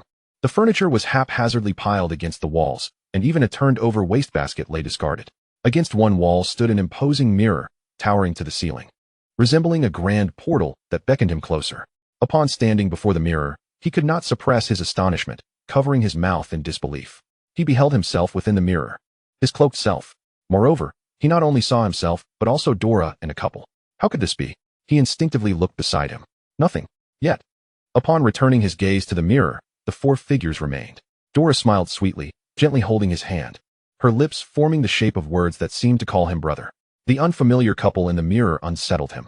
The woman possessed the same bright green eyes as his, with the same red curls as Dora, reaching out to caress his head while smiling affectionately at him. Beside her stood a man with unruly black hair, resembling a bird's nest, who gazed at him with equal warmth. He realized, his parents. He whispered silently, unable to resist stretching out his hand in an attempt to touch them. A chill swept through his fingertips. He had only grazed the surface of the mirror. He murmured softly, a blend of joy and sorrow mingling within him, as he remained transfixed before the mirror for what felt like an eternity. It was only when a distant sound broke his reverie that he regained his senses. Instinctively, he wiped away the tears that had fallen unbeknownst to him, resolutely declaring, "I shall return." With that, he turned and left the abandoned room. The following morning, he would seek out Professor Snape. Dora had said he could be trusted. Furthermore, he remembered that Snape was acquainted with Malfoy. He would undoubtedly find a way to contact Dora. He wanted her to meet their parents too. Before that mirror was removed, a voice, seemingly from nowhere, caused Severus to furrow his brow. What irked him further was that this voice sounded suspiciously like Potter. Severus set down his quill and strode towards the door. Upon opening it, he was taken aback. It truly was Potter. He glared furiously. How dare this brat come seeking him? Before Severus could utter a word, Harry shrank into a corner, evading potential Slytherins, and quickly implored, "Professor Snape, could you help me contact Dora?" Well, what could our savior possibly want with this cold, reclusive professor? Before he could finish his thought, Harry decisively interrupted. "I saw my parents, and I want Dora to see them too." Severus's eyes narrowed instantaneously. He surveyed his surroundings, stepped back, and swiftly pulled Harry into his office. Slamming the door shut behind them, he leaned in, fixing Harry with an intense gaze, demanding, "Where? How did you see them?" "I accidentally stumbled upon an abandoned classroom last night, and there was a mirror inside. In the mirror, I saw Dora and our parents," Harry replied earnestly. However, the moment Severus heard his words, his expression darkened. "Damn Dumbledore," he cursed inwardly. He knew precisely what that mirror was. Dumbledore had never concealed this matter from him. And he had witnessed the mirror being moved into the abandoned classroom, much like the small package Hagrid had brought back. Suddenly, it dawned on him what that inexplicable feeling had been last night. Potter's invisibility cloak. He had suffered greatly from it in the past, and it was evident that Potter had seen him threatening Quirrell. Yet, the boy still sought him out. As Harry observed Severus's conflicted demeanor, a realization struck him, prompting him to retreat slightly and unveil his secret weapon. Dora said, "Professor, you won't harm me. I trust her." He noted Severus's momentarily calmed expression and continued, "Professor, I only wish for you to inform her. I don't know how long that mirror will remain, and I want Dora to meet our parents. She should see them." Severus's mind raced with the implications, yet he kept his thoughts to himself. He simply replied, "I understand. I will notify her promptly. Now, before I return, you must leave at once." "Yes, Professor," Harry responded, darting away. Severus then made his way towards the fireplace. Fully aware of what the mirror could reveal and what Dumbledore aimed to uncover, he allowed Potter to approach him, intending to use his influence to summon Dora back to the school, where she would face the mirror of erased desire. Dumbledore sought to unveil the long-hidden yearnings of Dora's heart. Meanwhile, Dora stood before the mirror, where only her reflection appeared. "Did you see it, Dora? Did you see your parents?" Harry exclaimed excitedly, pointing to the spot where his own parents had stood in the mirror. Dora furrowed her brows, instantly realizing that what she saw was not the same as what Harry did. She lifted her gaze to carefully scrutinize the inscription at the top of the mirror, and with her habitual right-to-left reading, she comprehended its meaning. "Harry, this is merely a mirror that reflects your innermost desires. You long for your parents, do you not?" A little," Harry admitted shyly. "I understand. They must have had numerous classmates back then. Perhaps there are photographs to cherish." Dora's mind was already filled with numerous individuals she could consult, and she continued to persuade. "I will find you the photographs, so do not lose yourself in despair, all right? You still have me, and I shall always protect you." She extended her hand, placing it before Harry. Harry placed his hand upon hers. The two pairs of youthful hands intertwined tightly. Harry instantly felt a stronger sense of familial connection. "What about you? What do you see?" Harry inquired with curiosity. Dora pouted slightly, her tone tinged with disdain. "Only myself. You must step behind to see you. This mirror is rather inadequate. It cannot reflect the freedom I yearn for within. Perhaps it truly cannot." Upon hearing that the mirror could not even reveal Dora's desires, Harry felt his last glimmer of hope extinguish. In a flash, he thought of the invisibility cloak. That could work. "Dora, let me show you something wonderful. It belongs to my father. A mysterious stranger gifted it to me at Christmas." Dora replied, "That must have been Professor Dumbledore." Chapter 31, A Late Blooming Rebellion. "Dora, look, it's this." Harry exclaimed excitedly as he brought the invisibility cloak to the abandoned classroom, which had evidently transformed into their secret base. He draped the cloak over himself, and in an instant, only his head remained visible, floating in the air. "Quite eerie, and rather appealing," Dora remarked. Having grown accustomed to the sight of ghostly flames and floating skulls in the magical realm. Harry, wait. Dora's reaction is off. Immediately, Dora continued. At least it's still a complete and handsome head. Harry understood. His good looks rendered him less frightening. Well then, how about this?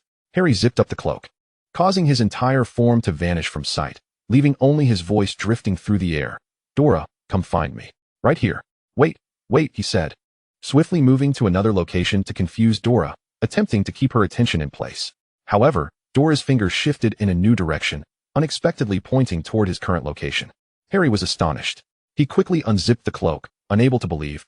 How did you discover me? Although the invisibility cloak obscured your form, your gaze and the air stirred by your breath could betray your existence, Dora explained, not even needing to employ any magic. Upon hearing her explanation, Harry's eyes widened in disbelief. Once again, his perception of Dora's prowess was profoundly altered. Dora, showing little interest in the cloak, merely asked, what about the note? The one that came with the cloak? Here, Harry dutifully handed it over. As she had anticipated, the unfamiliar handwriting contained beguiling phrases, reminiscent of the warnings Professor Dumbledore had delivered on the first day of school regarding places one should not venture. Put it away, she returned the note, stating, at least I've given you something. As for how you use it, that is entirely up to you. All right, I understand, Harry said, tucking the note away, insistently offering the cloak to Dora. Since it belonged to my father, it also belongs to you. You should keep it, Dora. After all, it's a Christmas gift meant for you. Dora displayed little interest in the cloak, but upon seeing Harry's determination, she contemplated and decided to demonstrate its power. She merely closed her eyes and opened them again, and instantaneously, her figure vanished before Harry. Dora, Harry exclaimed, looking around in astonishment. In front of him, Dora's voice called out, I'm right here. Then, gradually, her figure reappeared before his eyes. You see, the invisibility cloak offers me little utility. Harry furrowed his brow, speechless. After a moment of hesitation, Dora proposed, how about this? You let me cut a piece of the invisibility cloak, and I'll have Regulus examine it to see if he can create something new. Absolutely. Harry's eyes sparkled with excitement, instantly feeling a sense of being needed. Compared to the portkey, the invisibility cloak appeared to hold greater significance for research. Completely replicating the fabric and recreating an invisibility cloak would be a commendable advancement. If something interdisciplinary could emerge from it, it might even find a place in the annals of wizarding history. This notion stirred a thrill within Dora, prompting her to send off the remnants of the cloak that very night. In her excitement, she failed to notice the subtle shift in Harry's gaze as he observed her. He remained alone in the abandoned classroom, staring blankly at the invisibility cloak in his hands, lost in thought. Upon returning to the dormitory and carefully stowing the cloak in his suitcase, he turned to find Neville in a state of dismay, like a victim of bullying. Neville had been subjected to various forms of torment, such as magical items, flying broomsticks, and the dreaded devil's snare in herbology class. Most notably, the Slytherins cast the leg locker curse on me, Neville lamented, his face a picture of woe. Indeed, the Slytherins, who were notoriously at odds with Gryffindor, had made Neville their primary target. Hermione was visibly upset. After Harry called her out of the dormitory, she discovered Neville bouncing around the common room like a rabbit. Neville, go tell Professor McGonagall. Report them. I don't want to stir up trouble, Neville replied. Ron chimed in. You must confront them bravely, Neville. You don't need to call me cowardly. They've already said that to me, Neville replied, his voice choked with emotion. He too wished to understand why he was so unfortunate. Meanwhile, Harry extracted a chocolate frog from his pocket, the last remnant of a gift Hermione had brought back for him from Christmas. After a moment, he finally offered some words of encouragement. Neville, the Sorting Hat placed you in Gryffindor, renowned for its bravery, did it not? So you must believe in yourself. Neville looked at Harry with a pitiful expression. I often think that the Sorting Hat made a mistake in placing me in the wrong house. Perhaps I am better suited for Hufflepuff? Ron paused in surprise, muttering, that's a distinct possibility. Hermione swiftly smacked him on the back of the head. Ron, don't be ridiculous. Neville, the Sorting Hat is never wrong. It is quite remarkable, is it not? Hermione remarked, bringing up Dora, do you not remember? When it came time for sorting, Dora Potter returned to the Potter name only under the Sorting Hat. Otherwise, she would still be known as Dora Black. Indeed, the Sorting Hat is infallible, Harry added. Just as Hermione and Harry were striving to console Neville, Ron suddenly exclaimed in surprise. Hermione furrowed her brow and looked over. Ron, however, handed over a picture card, stammering due to his excitement. Look at the description behind Professor Dumbledore. The more he spoke, the more fluent he became. You know I enjoy collecting cards. I was merely curious and took a glance, and it was another one of Dumbledore's, but I didn't expect to see this person. He pointed with his other hand to a location on the card, which boldly stated the name Nicholas Flamel. The content that follows this name is remarkably effective in the realm of alchemy. Hermione sprang to her feet, finally recalling the familiarity of this name. She hastily dashed back to her dormitory, returning with a hefty, ancient tome. I borrowed this from the library a few weeks ago for leisure reading. Upon hearing the phrase leisure reading, Ron couldn't help but swallow hard. He exchanged a silent glance with Harry, and they subtly shifted their positions. This, Hermione said, pointing to a passage in the book, lowering her voice, is known to be the sole creator of the Philosopher's Stone. The Philosopher's Stone, Ron exclaimed, his face contorted in confusion. Is there a problem? Hermione rolled her eyes in exasperation. She had long since given up on critiquing these two book-averse boys.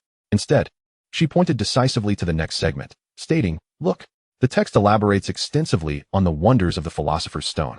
It meticulously records its capabilities, such as transmuting any metal into pure gold and concocting the elixir of life, which grants immortality to those who consume it." My goodness, Ron gasped, quickly covering his mouth. He glanced around, relieved to find no one had noticed his outburst. "Rest assured, I cast a soundproofing charm," Hermione whispered, her tone steeped in curiosity. "According to our hypothesis, the three-headed dog on the third-floor trapdoor is guarding the Philosopher's Stone. So, who would desire a stone that can turn things into gold and grant eternal life? Professor Snape?" Hermione's expression bore a hint of doubt. Harry immediately recalled Dora's unwavering trust in Professor Snape. With the knowledge that the trapdoor might conceal the Philosopher's Stone, he felt an increased confidence in Dora's judgment. The love for gold inevitably correlates with a love for wealth, leading one to dress more extravagantly, akin to Draco. But Professor Snape, with his perpetually disheveled appearance, hardly matched that description. As for immortality, what purpose would he have for it? To dedicate his life to potions? At this thought, Harry felt a growing conviction. Yet, Dora seemed to possess an omniscient quality, withholding information from him. His bright green eyes dimmed momentarily as he overheard Hermione expressing her admiration for Dora. "Dora Potter is truly remarkable. Last time, when I firmly believed Professor Snape had cast a dark curse on Harry, she insisted that things were not as I perceived." Hermione turned to Harry, asking, "Do you think Dora might also know about the Philosopher's Stone?" I don't know," Harry replied hesitantly. However, the moment he learned about the Philosopher's Stone, he yearned to share it with Dora, driven by an inexplicable impulse. "Dora, the Philosopher's Stone is guarded by the three-headed dog," Harry called out as he entered the agreed-upon abandoned room. Yet, as he approached, he noticed Dora's serene demeanor. Sensing something, he inquired, "You already knew, didn't you?" Without hesitation, Dora nodded. "Yes. When did you find out?" "The moment I learned the name Nicholas Flamel." Harry's smile gradually faded as he murmured, "That early." He had once speculated that Dora must know, but he never imagined she had known for so long. Suddenly, he recalled the recent flurry of investigations, the late nights in the library with Hermione, sneaking into the forbidden area during Christmas break, cloaked in invisibility. "You were just watching me investigate, weren't you?" Harry asked, a pang of bitterness in his heart. "Yes," Dora replied candidly, though she could not comprehend Harry's sudden emotional outburst. At that moment, Draco entered, glancing at Harry before addressing Dora. "Regulus has returned. He wishes to know when you will sign the potion supply agreement with Severus. Also, didn't you ask Severus to prepare some potions for Harry? He seems to have completed them." Customized potions? Harry's mind raced. So, everything had been orchestrated. Dora had allowed him to investigate, all while everything unfolded beneath her watchful gaze. "Do I look like a fool?" Harry pondered, recalling how Dora had been a constant presence since he entered Hogwarts, as if she held the reins of his life. "Potter, mind your words," Draco interjected sharply. Dora had never concealed anything, from the contract arrangements to everything he had witnessed. It was precisely for this reason that Draco deemed Harry's questioning of her unjust. After Harry stormed out, Draco turned to Dora, his expression unperturbed. After a moment's hesitation, he asked, "Are you not bothered by his words?" "Not really," Dora replied, her thoughts consumed by a sentiment. Had Harry finally entered his rebellious phase? They say that at 3 or 4, dogs are bothersome, and at 7 or 8, children become irksome. Had Harry, at 11, finally arrived at his rebellious stage? A strange sense of relief washed over her. "What a predicament." Draco remarked, "I don't understand. I feel as though I've wasted a bit of emotion."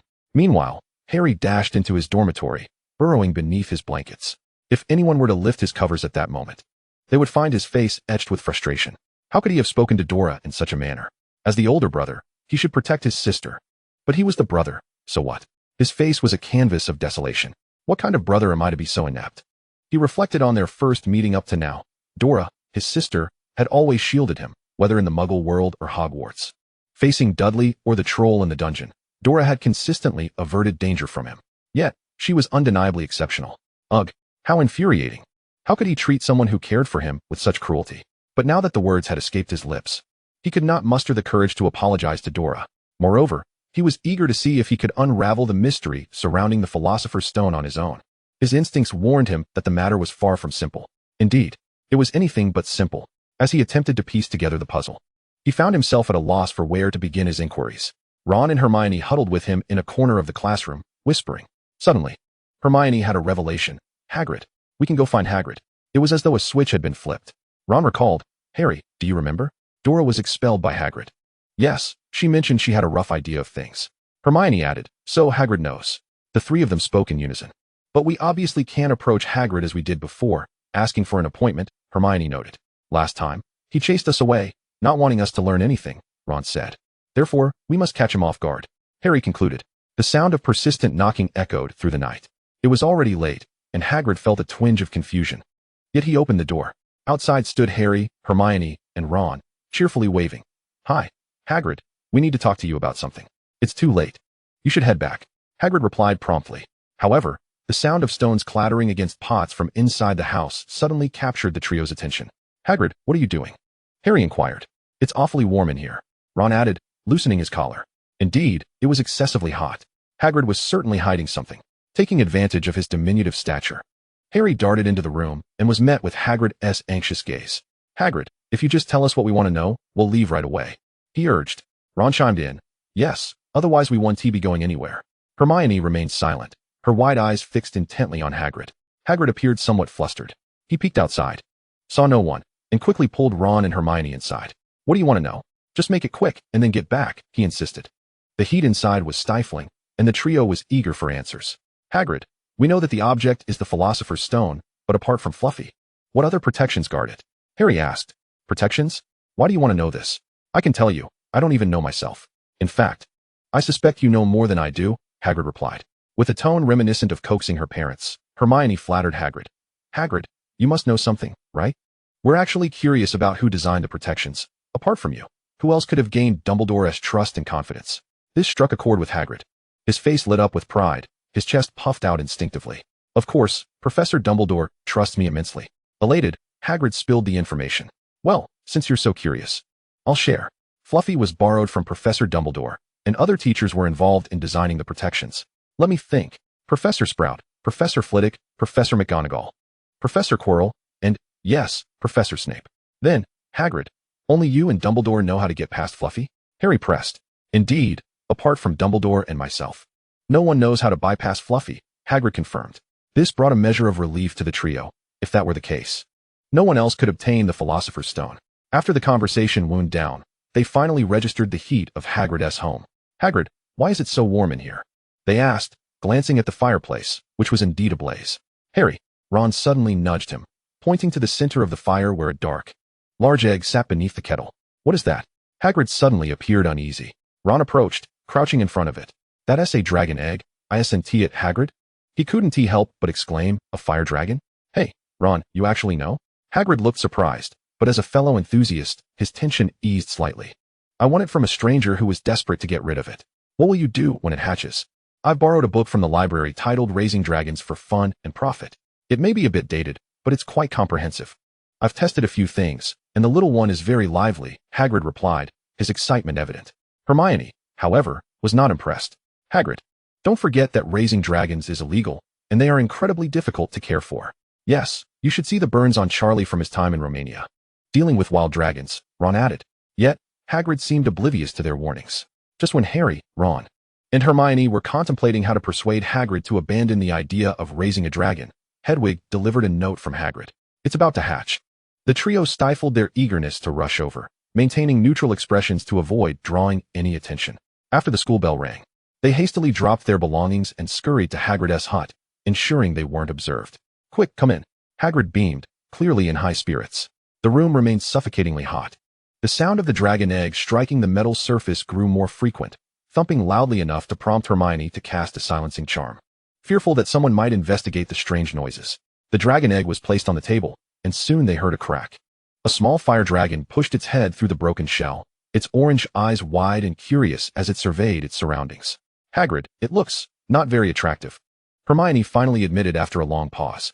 Hagrid and Ron gazed at the little dragon with fervor, while Harry's curiosity was piqued, but less intense. She suppressed her initial thoughts. The creature was a wrinkled black dragon, resembling a deflated umbrella. Its tiny wings unfurled, spiky and thin, echoing its malnourished body. Its nose and eyes protruded. The little dragon quickly devoured its shell, letting out some burps and sneezing sparks. "Aw, its sneezes are adorable," Hagrid cooed, unable to resist reaching out to stroke its head. The dragon promptly bit Hagrid's finger, baring its sharp teeth. "Hagrid!" The trio gasped instinctively. Hagrid, however, seemed unfazed. His spirit still high. "Look, it thinks I'm its mother. More like it thinks you're its meal," Hermione muttered under her breath. Unable to contain herself, she insisted. "Hagrid, you must let it go. Raising dragons is illegal, and you wouldn't want Dumbledore being questioned by the Ministry of Magic, would you? You want to remain at Hogwarts, don't you?" Her words struck hard, leaving Hagrid momentarily speechless. Yet, he couldn't deny the truth in her statement. Tears welled up in his eyes as he cradled the dragon. "But it's so small, I can't bear to part with it." "But Hagrid, dragons grow quickly, and you won't be able to hide it for long." Ron suddenly had a spark of inspiration. "Hagrid, I'll contact Charlie. He might be able to take the dragon. Perhaps when you visit Romania, you could see it then." "Hagrid, if it's discovered, not only will you be in trouble, but it could also be harmed. Surely you wouldn't want that," Harry added, observing Hagrid's wavering resolve. "You're making me think." Hagrid's tone softened, and the trio exchanged relieved glances. Now, they needed to act swiftly to relocate the dragon before it became aware, erasing all traces of its presence. However, they seemed oblivious to the truth that plans rarely survive contact with reality. The next day, Hedwig delivered a letter. Harry opened it, and Ron and Hermione peered over his shoulder, reading the shaky handwriting. "Harry, Norbert is missing." "Norbert?" Ron wore a perplexed expression. "Who could that be?"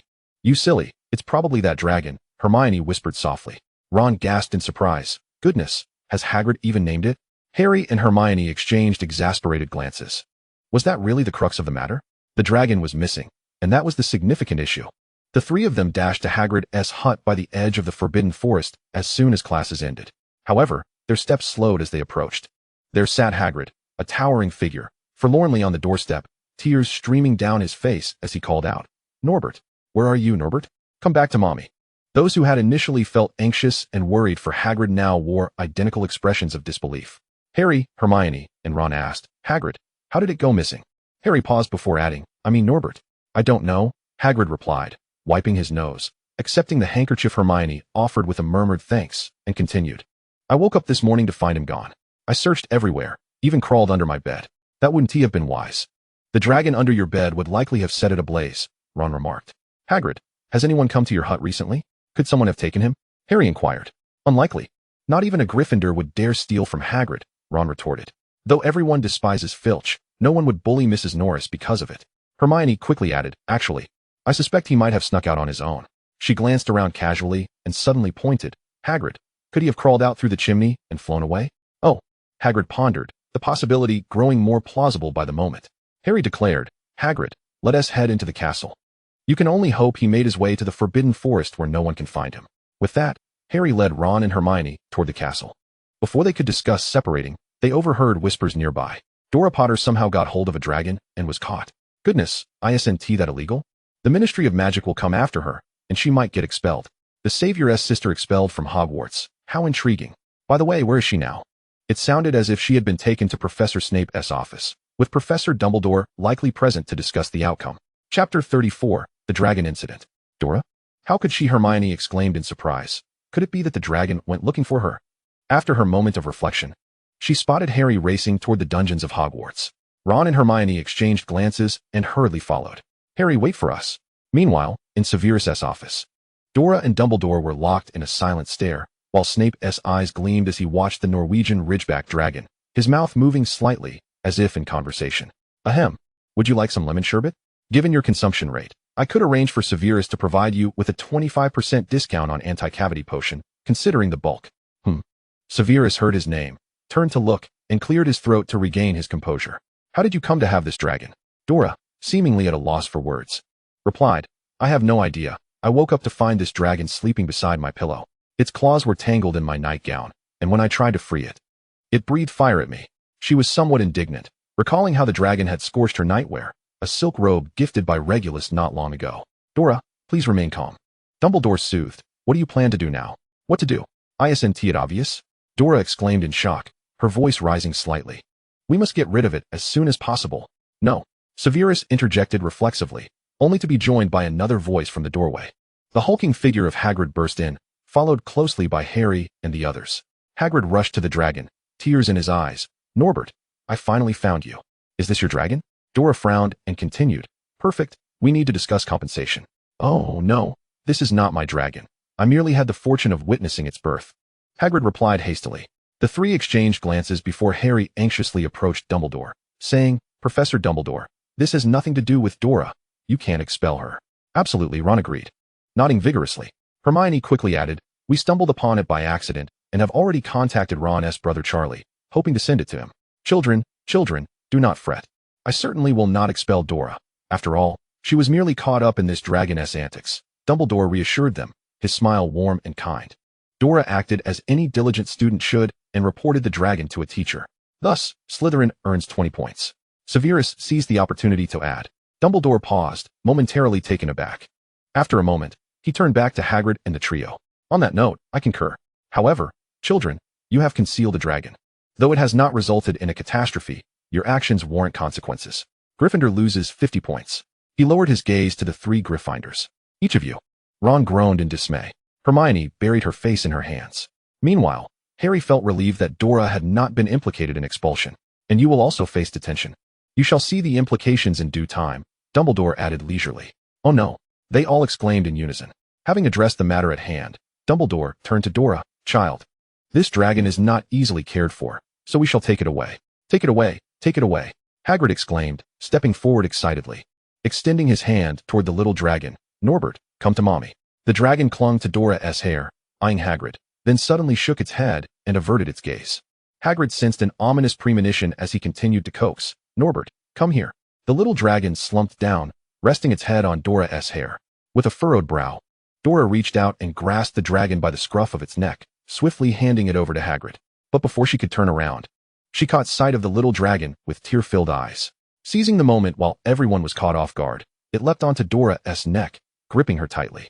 Dumbledore finally comprehended the situation. Child, it appears this dragon has become quite attached to you. But Professor Dumbledore, Dora replied, keeping a dragon is illegal. Perhaps you should take on the responsibility of caring for it? No, I don't believe I can, he countered. Why do you say that? Because I'm still just a child. Dora replied firmly, her face set with undeniable resolve.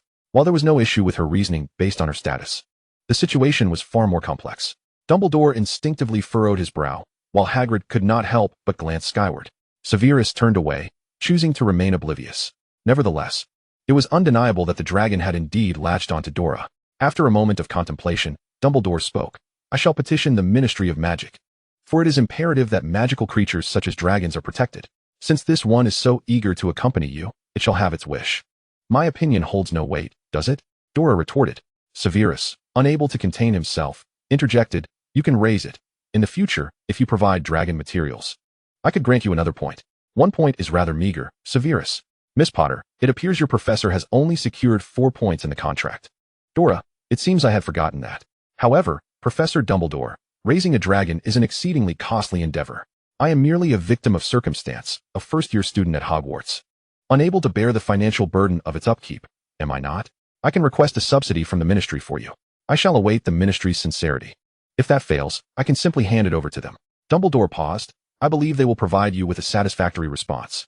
With that, he turned to leave, taking Hagrid with him. Harry, Ron, and Hermione exchanged glances, hastily retreating. Although Professor Snape was not inherently malicious, his piercing gaze instilled an undeniable fear, compelling them to flee. As for Dora, she was acutely aware of Severus's intentions. She chose a spot to sit and waited until only the two of them remained in the office. At which point Severus approached her, or more precisely, the dragon. I wish to collect a sample of the dragon's saliva, Severus declared, his eyes gleaming. Dora remained motionless, replying. Cooperate, little one. The small dragon opened its mouth, anticipating Severus to position the test tube against its teeth, allowing the transparent, viscous liquid to trickle down the glass. Dragon blood, Severus mused. Wait until it grows a bit more. Look how little blood it can provide at this size. After a moment of consideration, Severus conceded. You have a point. As the saliva collection concluded, the dragon found itself unable to escape, and Dora departed with a sense of relief. Severus, puzzled, soon realized that she had vanished. He was genuinely curious about what it was about Dora that kept the dragon so attached to her. He had perused the literature, which stated that a dragon, upon hatching, would perceive its first sight as maternal. Yet, Hagrid seemed to embody that role more than anyone else. Confounded, he shook his head. Meanwhile, Harry, Ron, and Hermione anxiously awaited their punishment. 3 identical slips of paper bore the message: "Your detention begins tonight at 11 o'clock. Meet Hagrid at the entrance of his hut outside the castle." Harry and Hermione frowned, exchanging silent glances, while Ron directly voiced his unease. "I have a bad feeling about this." When the trio was led by Hagrid to the edge of the Forbidden Forest, their anxiety peaked as they observed him shining a lantern upon a narrow path that gradually disappeared into the dark woods. "Hagrid, we're not going into the Forbidden Forest, are we?" Hermione tentatively inquired, her face paling upon seeing Hagrid nod. Harry and Ron felt a sense of impending danger. After all, the darkness obscured the path, making it easy to stumble or be scratched by branches. Hermione, evidently more informed, remarked, "I read in a history of Hogwarts that the 4 founders built this castle after the war to shelter wizards and many magical creatures, such as the mermaids and giant squid in the Black Lake. The Forbidden Forest also houses unicorns and centaurs, along with other perilous beings." "Very well, Hermione." Hagrid appeared anxious. "What we are about to do tonight is indeed very dangerous, so you must listen carefully to my instructions. I do not wish for any of you to take unnecessary risks, but look over there." He pointed in a direction. "Do you see that glimmering object on the ground? The silvery one? That is the blood of a unicorn." He paused, observing the trio's puzzled expressions, and continued. "A unicorn in the forest has been injured. This marks the 2nd instance this week. Last Wednesday, I discovered one dead. The frequency is alarming. You know about unicorns, don't you?" Hermione instinctively responded, "Of course, they are creatures of light, incredibly gentle. Their blood and hair can be used to create protective items. But if not willingly offered, it harbors potent toxins. They are skittish around humans and seldom appear before us." "Excellent, as expected of you, Hermione," Hagrid praised. "It is precisely for this reason I need to bring you along, to have a chance at finding the injured unicorn. After all, children are pure-hearted. Well, most of them." After walking a few steps, Ron tilted his head and said to Hagrid, "If that's the case, wouldn't more people be better? Especially with Dora and her dragon. Wouldn't that make it easier to find?" "Perhaps Professor Dumbledore has his own plans," Hagrid replied vaguely, before raising his voice. "Come, we'll go this way." "Oh." Ron complied without further protest. Meanwhile, Hermione and Harry discreetly moved closer together. "Harry, why do I feel like they're intentionally keeping Dora out of this?" Hermione whispered. Harry remained silent, a shadow of melancholy crossing his features. For the first time, he realized that Dora was also being guarded, protected from potential threats. Although Hagrid was leading them through the Forbidden Forest, who could guarantee that whatever had harmed the unicorn wouldn't discover them first and attack? Perhaps this was the true purpose of their venture into the woods. Whatever creature sought the unicorn's blood must be exceedingly malevolent. And the thought of facing such a being made Harry's palms sweat with anxiety. Could he really not come? He had only been part of the wizarding world for about 6 months. The mere idea of it filled him with trepidation, as if he were standing before a dense thicket of thorns. Suddenly, Harry's keen senses detected a slight movement, and he turned to investigate. A dragon's tail? It was indeed a dragon's tail. It was Dora. His eyes sparkled with excitement as he looked toward the tree trunk from which the tail had vanished, catching a glimpse of a red ponytail. That was Dora's hair. Therefore, she had come secretly to protect him. Realization washed over Harry, mingled with a sense of shame. At that moment, he recognized the 3 forces intertwining within him. One was the curse from the Quidditch game aimed at his Nimbus 2000, wishing him harm. Another was the push urging him to confront challenges, much like this expedition into the Forbidden Forest, seemingly orchestrated by Dumbledore. And finally, there was Dora, who had always been there to shield him. He recalled the harsh words he had spoken to her. "I shouldn't have." He couldn't help but knock his head lightly in frustration. "Harry, what's wrong?" "Nothing. Just said some rather harsh words to Dora. I regret it." Harry whispered back, leaning closer to Hermione. "Dora has also followed us. She's hiding in the shadows." Hermione nodded, her breathing calming significantly as they shared a tacit understanding to conceal their discovery. The Forbidden Forest lay shrouded in darkness, enveloped in an eerie stillness reminiscent of the calm before a storm. A small group arrived at a fork in the path, one leading left and the other right, clearly necessitating a division of their ranks. "All right, mates, we shall pair off," Hagrid instructed. Ron immediately suggested, "Hagrid, let Hermione accompany you. I'll team up with Harry." Just as Hermione was about to protest, Hagrid agreed. "Indeed, Ron is quite the brave lad. Hermione shall be with me." He emphasized, "If anyone spots a unicorn, send up green sparks. If trouble arises, fire off red sparks." As Ron and Harry nodded, Hagrid handed Harry a lantern. bidding them farewell with a warning to exercise caution. "Harry, are you afraid?" he inquired. "Not really, Ron," Harry replied, though Ron, feeling a twinge of fear, found himself alone with Harry. As they traversed over moss-covered stumps, the sound of trickling water echoed in their ears. Yet neither was in the mood to appreciate the usually unseen beauty of the scene. The tranquil silence of the forbidden forest amplified their breathing, undeniably heightening their apprehension. "Harry, why aren't you scared?" Ron finally responded after a lengthy pause. Suddenly, a rustling noise pierced the stillness, causing both to fall silent instinctively, each guarding the other. They crouched low, scanning their surroundings until Harry's eyes widened with excitement. "Ron, that appears to be a unicorn." "Where?" Ron straightened up and peered in the direction Harry indicated. There, illuminated by a soft glow, stood a magnificent creature. They could not resist inching closer, captivated by its beauty until they could see it clearly. Its silvery mane lay upon the dark, fallen leaves, the stark contrast of black and white mesmerizing them. However, it lay curled up, powerless on the ground, unable to move. Surrounding it was a pool of silvery blood, a chaotic and mottled area that hinted at a recent violent struggle. "Harry, this is what we were searching for," Ron exclaimed in awe. Harry, equally entranced, nodded in agreement, only to then remember, "We need to signal Hagrid." Before he could utter the signal, Ron's face turned pale as he gazed behind Harry. "Harry, run." At the edge of the clearing, a thicket of bushes rustled, and a hooded figure emerged from the shadows. Gliding towards them, its cloak rustling against the fallen leaves, reminiscent of the sound they had heard earlier. "Danger!" Ron tugged at Harry, desperately pulling him in the opposite direction. The cloaked figure had noticed them and quickly altered its course, accelerating towards them. To make matters worse, Harry's pace had slowed, and when Ron glanced back, he saw Harry's brow furrowed, hand pressed against his scar, evidently struggling to maintain his footing. He stumbled and fell to the ground. "Harry!" Ron cried in astonishment. But Harry knelt there, unable to recover. Swallowing hard, Ron positioned himself in front of Harry, shouting, "Get away. This is Hogwarts, and Professor Dumbledore will be here any moment." The cloaked figure surged forward, but just then, a flash of light burst forth, forcefully repelling it. Ron stood agape, watching as Dora materialized in the air. "Dora!" he exclaimed, his surprise betraying his delight. Dora's dragon leaped before the cloaked figure, menacingly exhaling flames. The fire, infused with Dora's essence, burned a deep abyssal blue, scorching the ground and refusing to die out.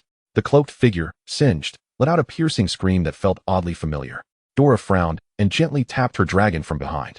"Extinguish that, children. The unicorn and I cannot endure the heat." The dragon, somewhat aggrieved, inhaled, swallowing the flames back down, and let out a satisfied belch.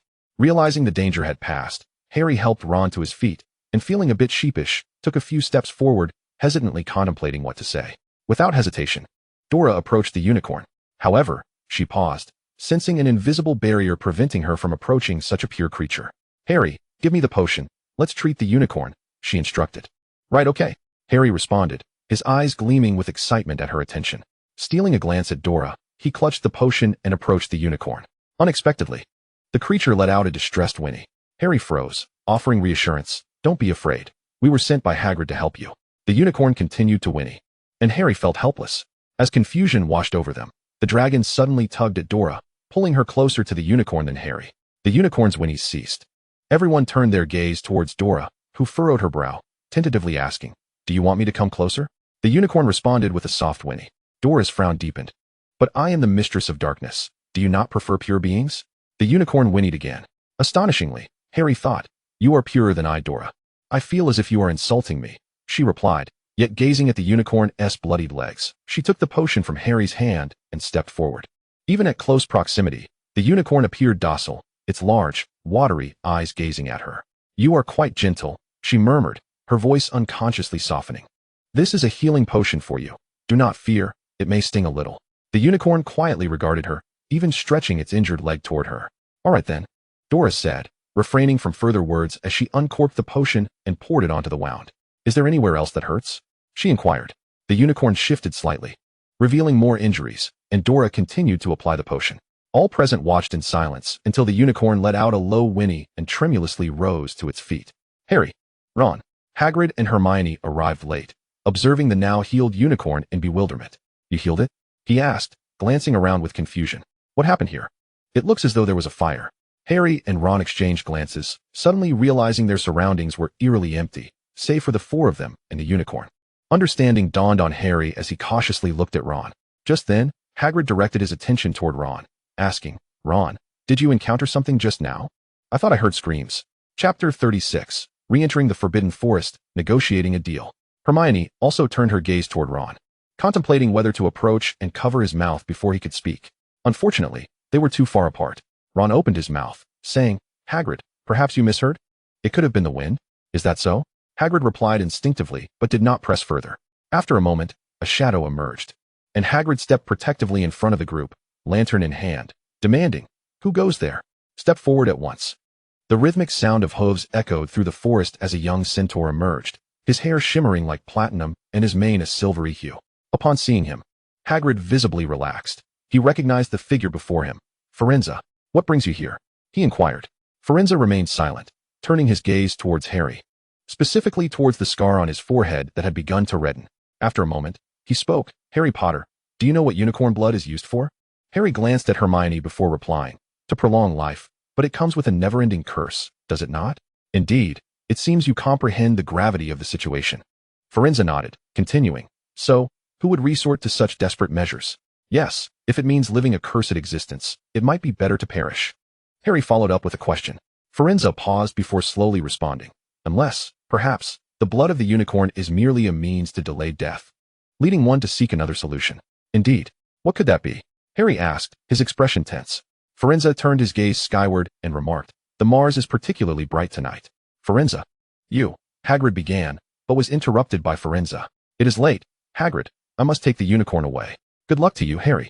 With that, he lifted his hooves and turned towards the forest. The unicorn glanced back at the group before following him into the depths of the woods.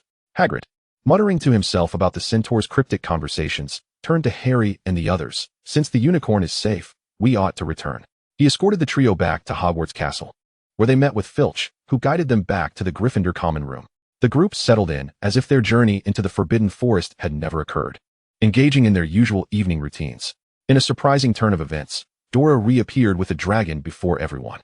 Dumbledore took the opportunity during lunch to announce that Dora would temporarily assume the role of the dragon's caretaker. Instantly, Dora became the center of attention among the students of Hogwarts. Initially, she was merely the subject of Slytherin gossip, but now she captured the interest of all four houses. Gryffindor admired her for her courage in taming a dragon, likening her to a dragon rider. Quite impressive. Hufflepuff speculated that if a creature as formidable as a dragon showed her affection, perhaps she was not as bad as they had presumed. Ravenclaw students watched her with eager eyes, as if attempting to decipher the secrets of the dragon through sheer will. Meanwhile, several days later, Harry, Hermione, and Ron finally convened in an abandoned restroom. After casting a silencing charm, Harry quickly turned to Ron and asked, "Why didn't you tell Hagrid you saw Dora?" Ron scratched his nose. Students shouldn't venture into the Forbidden Forest. If she were discovered, Hagrid would dock points. Besides, she was worried about you and protected me. I cannot betray that trust. You did the right thing, Hermione affirmed without hesitation. She then turned to Harry. "And why did you feign ignorance?" "Feign ignorance?" Harry replied. "Firenze was trying to guide you, and you countered him. Was that not pretending?" "You caught me," Harry admitted, a hint of embarrassment creeping in. Hermione rolled her eyes. "Only Hagrid would be oblivious. Everyone else is aware." She continued, "So why did you do it?" "I wanted to see how far they would go." Harry paused. "But it feels as though they prefer I seek the answers myself." Elsewhere, Dora walked towards the Forbidden Forest alongside Severus. Severus frowned. "So you entered alone that day?" He glanced at Dora, knowing her bravery was formidable, but surprised she would venture so far. "Fortunately, I followed. Otherwise, Harry might have confronted the Dark Cloak." "The Dark Cloak?" Severus raised his voice, halting his steps. "You mean the Dark Lord?" "I'm not sure, but the little dragon was breathing fire everywhere, igniting the forest and causing the Dark Cloak to catch flames. Considering the forest's safety, I instructed the dragon to extinguish the fire, inadvertently giving the Dark Cloak a chance to escape." Severus pondered for a moment before asking, "Then what was your mysterious purpose in summoning me to the Forbidden Forest?" "To negotiate for leverage." "Huh." Severus furrowed his brow. "Ah." Severus exclaimed in surprise. Before them stood a rare sight, a snow-white unicorn. He glanced at Dora, his eyes signaling silence. "With this?" Dora nodded. "Yes, it is." She stepped closer, her eyes fixated on the unicorn's large, expressive eyes. The unicorn took a few steps forward as well. She extended her hand, gently stroking its head and horn, eliciting a soft nuzzle from the unicorn in response. After a moment, she spoke, "Can I trade with you? I need your hair and blood to create something that can harm that dark presence." "What did you say?" Before she could finish, a sharp voice interrupted her. Suddenly, a centaur with fiery red hair and a matching beard, his coat a striking chestnut hue, burst forth, bow and arrow at the ready, eyeing Dora with suspicion. "Ronan," Severus admonished, "lower your bow. She is a student of Hogwarts. Then she should adhere to Hogwarts' accord with us magical creatures. No harm shall come to us." Ronan stood resolute. Severus insisted, "She is merely discussing matters with the unicorn." The two glared at each other, the tension palpable. At that moment, Dora interjected, "How about this? If you provide some materials, I can offer you what you desire: sweets, protection, potions, and rest assured, even if I need to draw blood, I will be exceedingly careful and will not harm you."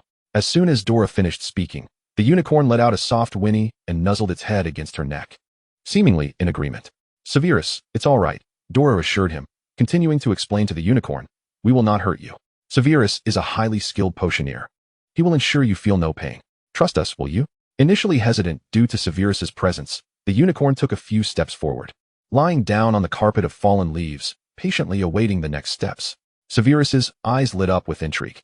Ronan sidestepped, positioning himself in front of Severus. "I will not allow you to harm the unicorn." He turned to Dora and cryptically stated, "The meteor will eventually pass." Drawing his bow again, he swiftly positioned himself in front of the unicorn. Dora furrowed her brow, recognizing Ronan from a previous encounter when he had observed Harry entering the forbidden forest without intervening, merely trailing behind until Firenzo appeared and drove him away in anger. She was familiar with centaurs. If they would not defy fate and allow harm, they should remain passive spectators rather than interfere at this critical moment. Raising her hand, she summoned the energy she had recently harnessed through the little dragon, allowing the magic to flow comfortably through her. "This is merely our pact with the unicorn, and it concerns you not. Should you insist on obstructing us, I shall not be courteous." With a slight inward flick of her hand, azure energy erupted instantly, weaving tendrils that entwined from her fingertips. Her posture was relaxed, almost casual, as she cast a fleeting glance at the centaur before her, choosing silence. The centaur seemed uncertain, his impatience manifesting in restless hoofbeats, yet his bow remained drawn. Dora simply stated, "Do not engage, and step aside." The simplicity of her words bore undeniable weight. Both Severus and the unicorn instinctively turned their gazes towards her. However, the centaur was different, particularly Ronan. He swayed momentarily, but in an instant, he halted. He drew his bow and aimed directly at Dora. Chapter 37. A lesson for the centaur. Severus's eyes widened in shock. He had never anticipated that the centaur would dare to act. He barely managed to rise unsteadily, his wand still stowed away, as the arrow sped towards Dora. The swiftness was such that one could hear the air being cleaved apart. This was the centaur's formidable prowess, the very reason it could thrive independently among other magical beings. "Dora." Severus felt a pang of panic. His mind went blank. Then, in the next moment, he was wide-eyed. With a delicate wave of her hand, Dora summoned the entwined blue light to envelop the arrow, disintegrating it into powder that scattered, yet it did not cease its trajectory. It collided forcefully with Ronan. With a resounding thud, Ronan's form bent backward, propelled away with great velocity. The immense force sent him crashing through trees, toppling them one after another, until he finally came to a halt after colliding with nearly a dozen trunks. Only then did she retract her hand and stand obediently, remarking, "I told you, you cannot hinder me." Severus was astounded. He was aware of Dora's extraordinary abilities. After all, she had rescued Regulus from the clutches of the inferi and repelled a giant, facing several Slytherin attacks without a scratch. Yet, he instinctively swallowed hard. Witnessing such raw, lethal power firsthand was a revelation. A peculiar thought crossed his mind. If Dora had confronted the Dark Lord back in the day, who would have emerged victorious? Or rather, how many moves could the Dark Lord have withstood at her hands? He could perceive that Dora was imparting a lesson to the centaur. In a moment of contemplation, she approached him shyly, a hint of embarrassment upon her features. "Severus, I heard that Hogwarts has an agreement with these magical creatures, prohibiting harm against them. Would this count as harm?" "Not at all." He cleared his throat, replying, "He harmed you first." A weak protest echoed from a distance as the centaur attempted to defend himself. Severus recalled that the arrow had already been shattered by Dora. He hastened towards Ronan, seizing the opportunity while the pain was still registering, and produced a vial of potion from within his robes. With fluid grace, he uncorked it and poured it into Ronan's mouth. "This is a healing potion, my prized concoction. It will mend all your new and old wounds. And you have no evidence now." Dora nodded in agreement, rephrasing, "I did not harm you. You merely grew weary and sought a tree to rest beneath." "You," Ronan seethed, gripping his bow tightly, yet he dared not raise it. His face flushed with anger. He could only manage a stammered, "Despicable wizards." Dora shrugged, adding, "There are no wizards, Only him and me. Indeed, Severus concurred. Ronan's eyes reddened in fury. I shall surely report what you two have done to Dumbledore. He will demand an explanation. Just as Dora had intended to turn away, she suddenly pivoted back. You reminded me. Without waiting for Severus's response, she cast a crimson spell toward Ronan, rendering him unconscious in an instant. Memory erasure? Severus frowned, noting that the spell's hue did not indicate a complete oblivion. Dora offered no explanation, and he did not inquire further. What he truly wished to know was, do you have some plan in mind? Dora paused, then nodded in realization. That encounter in the Forbidden Forest sparked something within me. You see, the Dark Lord, in his folly, sought to consume the blood of unicorns, resulting in his cursed state. I believe this corresponds to another theory, the dichotomy of light and darkness. Elements destined to clash. If the Dark Lord embodies darkness, then the unicorn's light must possess the greatest destructive force. As she spoke, Dora hesitated slightly. Of course, this is merely conjecture. If the Dark Lord were to confront me, it would be manageable, but my concern lies with him targeting Harry. If this theory holds merit, I would ask you to experiment with a potion of light. This way, we could provide Harry with protection. We can give it a try, Severus replied, his demeanor softening. Then, Dora observed something rather absurd. How did you manage to bring Muggle medical equipment in here? She watched as Severus inserted a blood needle into the unicorn's arm, silver blood trickling into an empty bag. This is utterly ridiculous. As long as it proves useful, Severus replied nonchalantly. Dora discerned his casual access to Muggle territories for books and tools. Well, at least it shows you care. She glanced at the now tended unicorn and retrieved a generous supply of candy and Severus's healing potion, placing them before it. This is our token of gratitude. I owe you a talisman, which I will bring next time. The unicorn, obediently rising, shifted its hooves, seemingly unaware of any anomalies.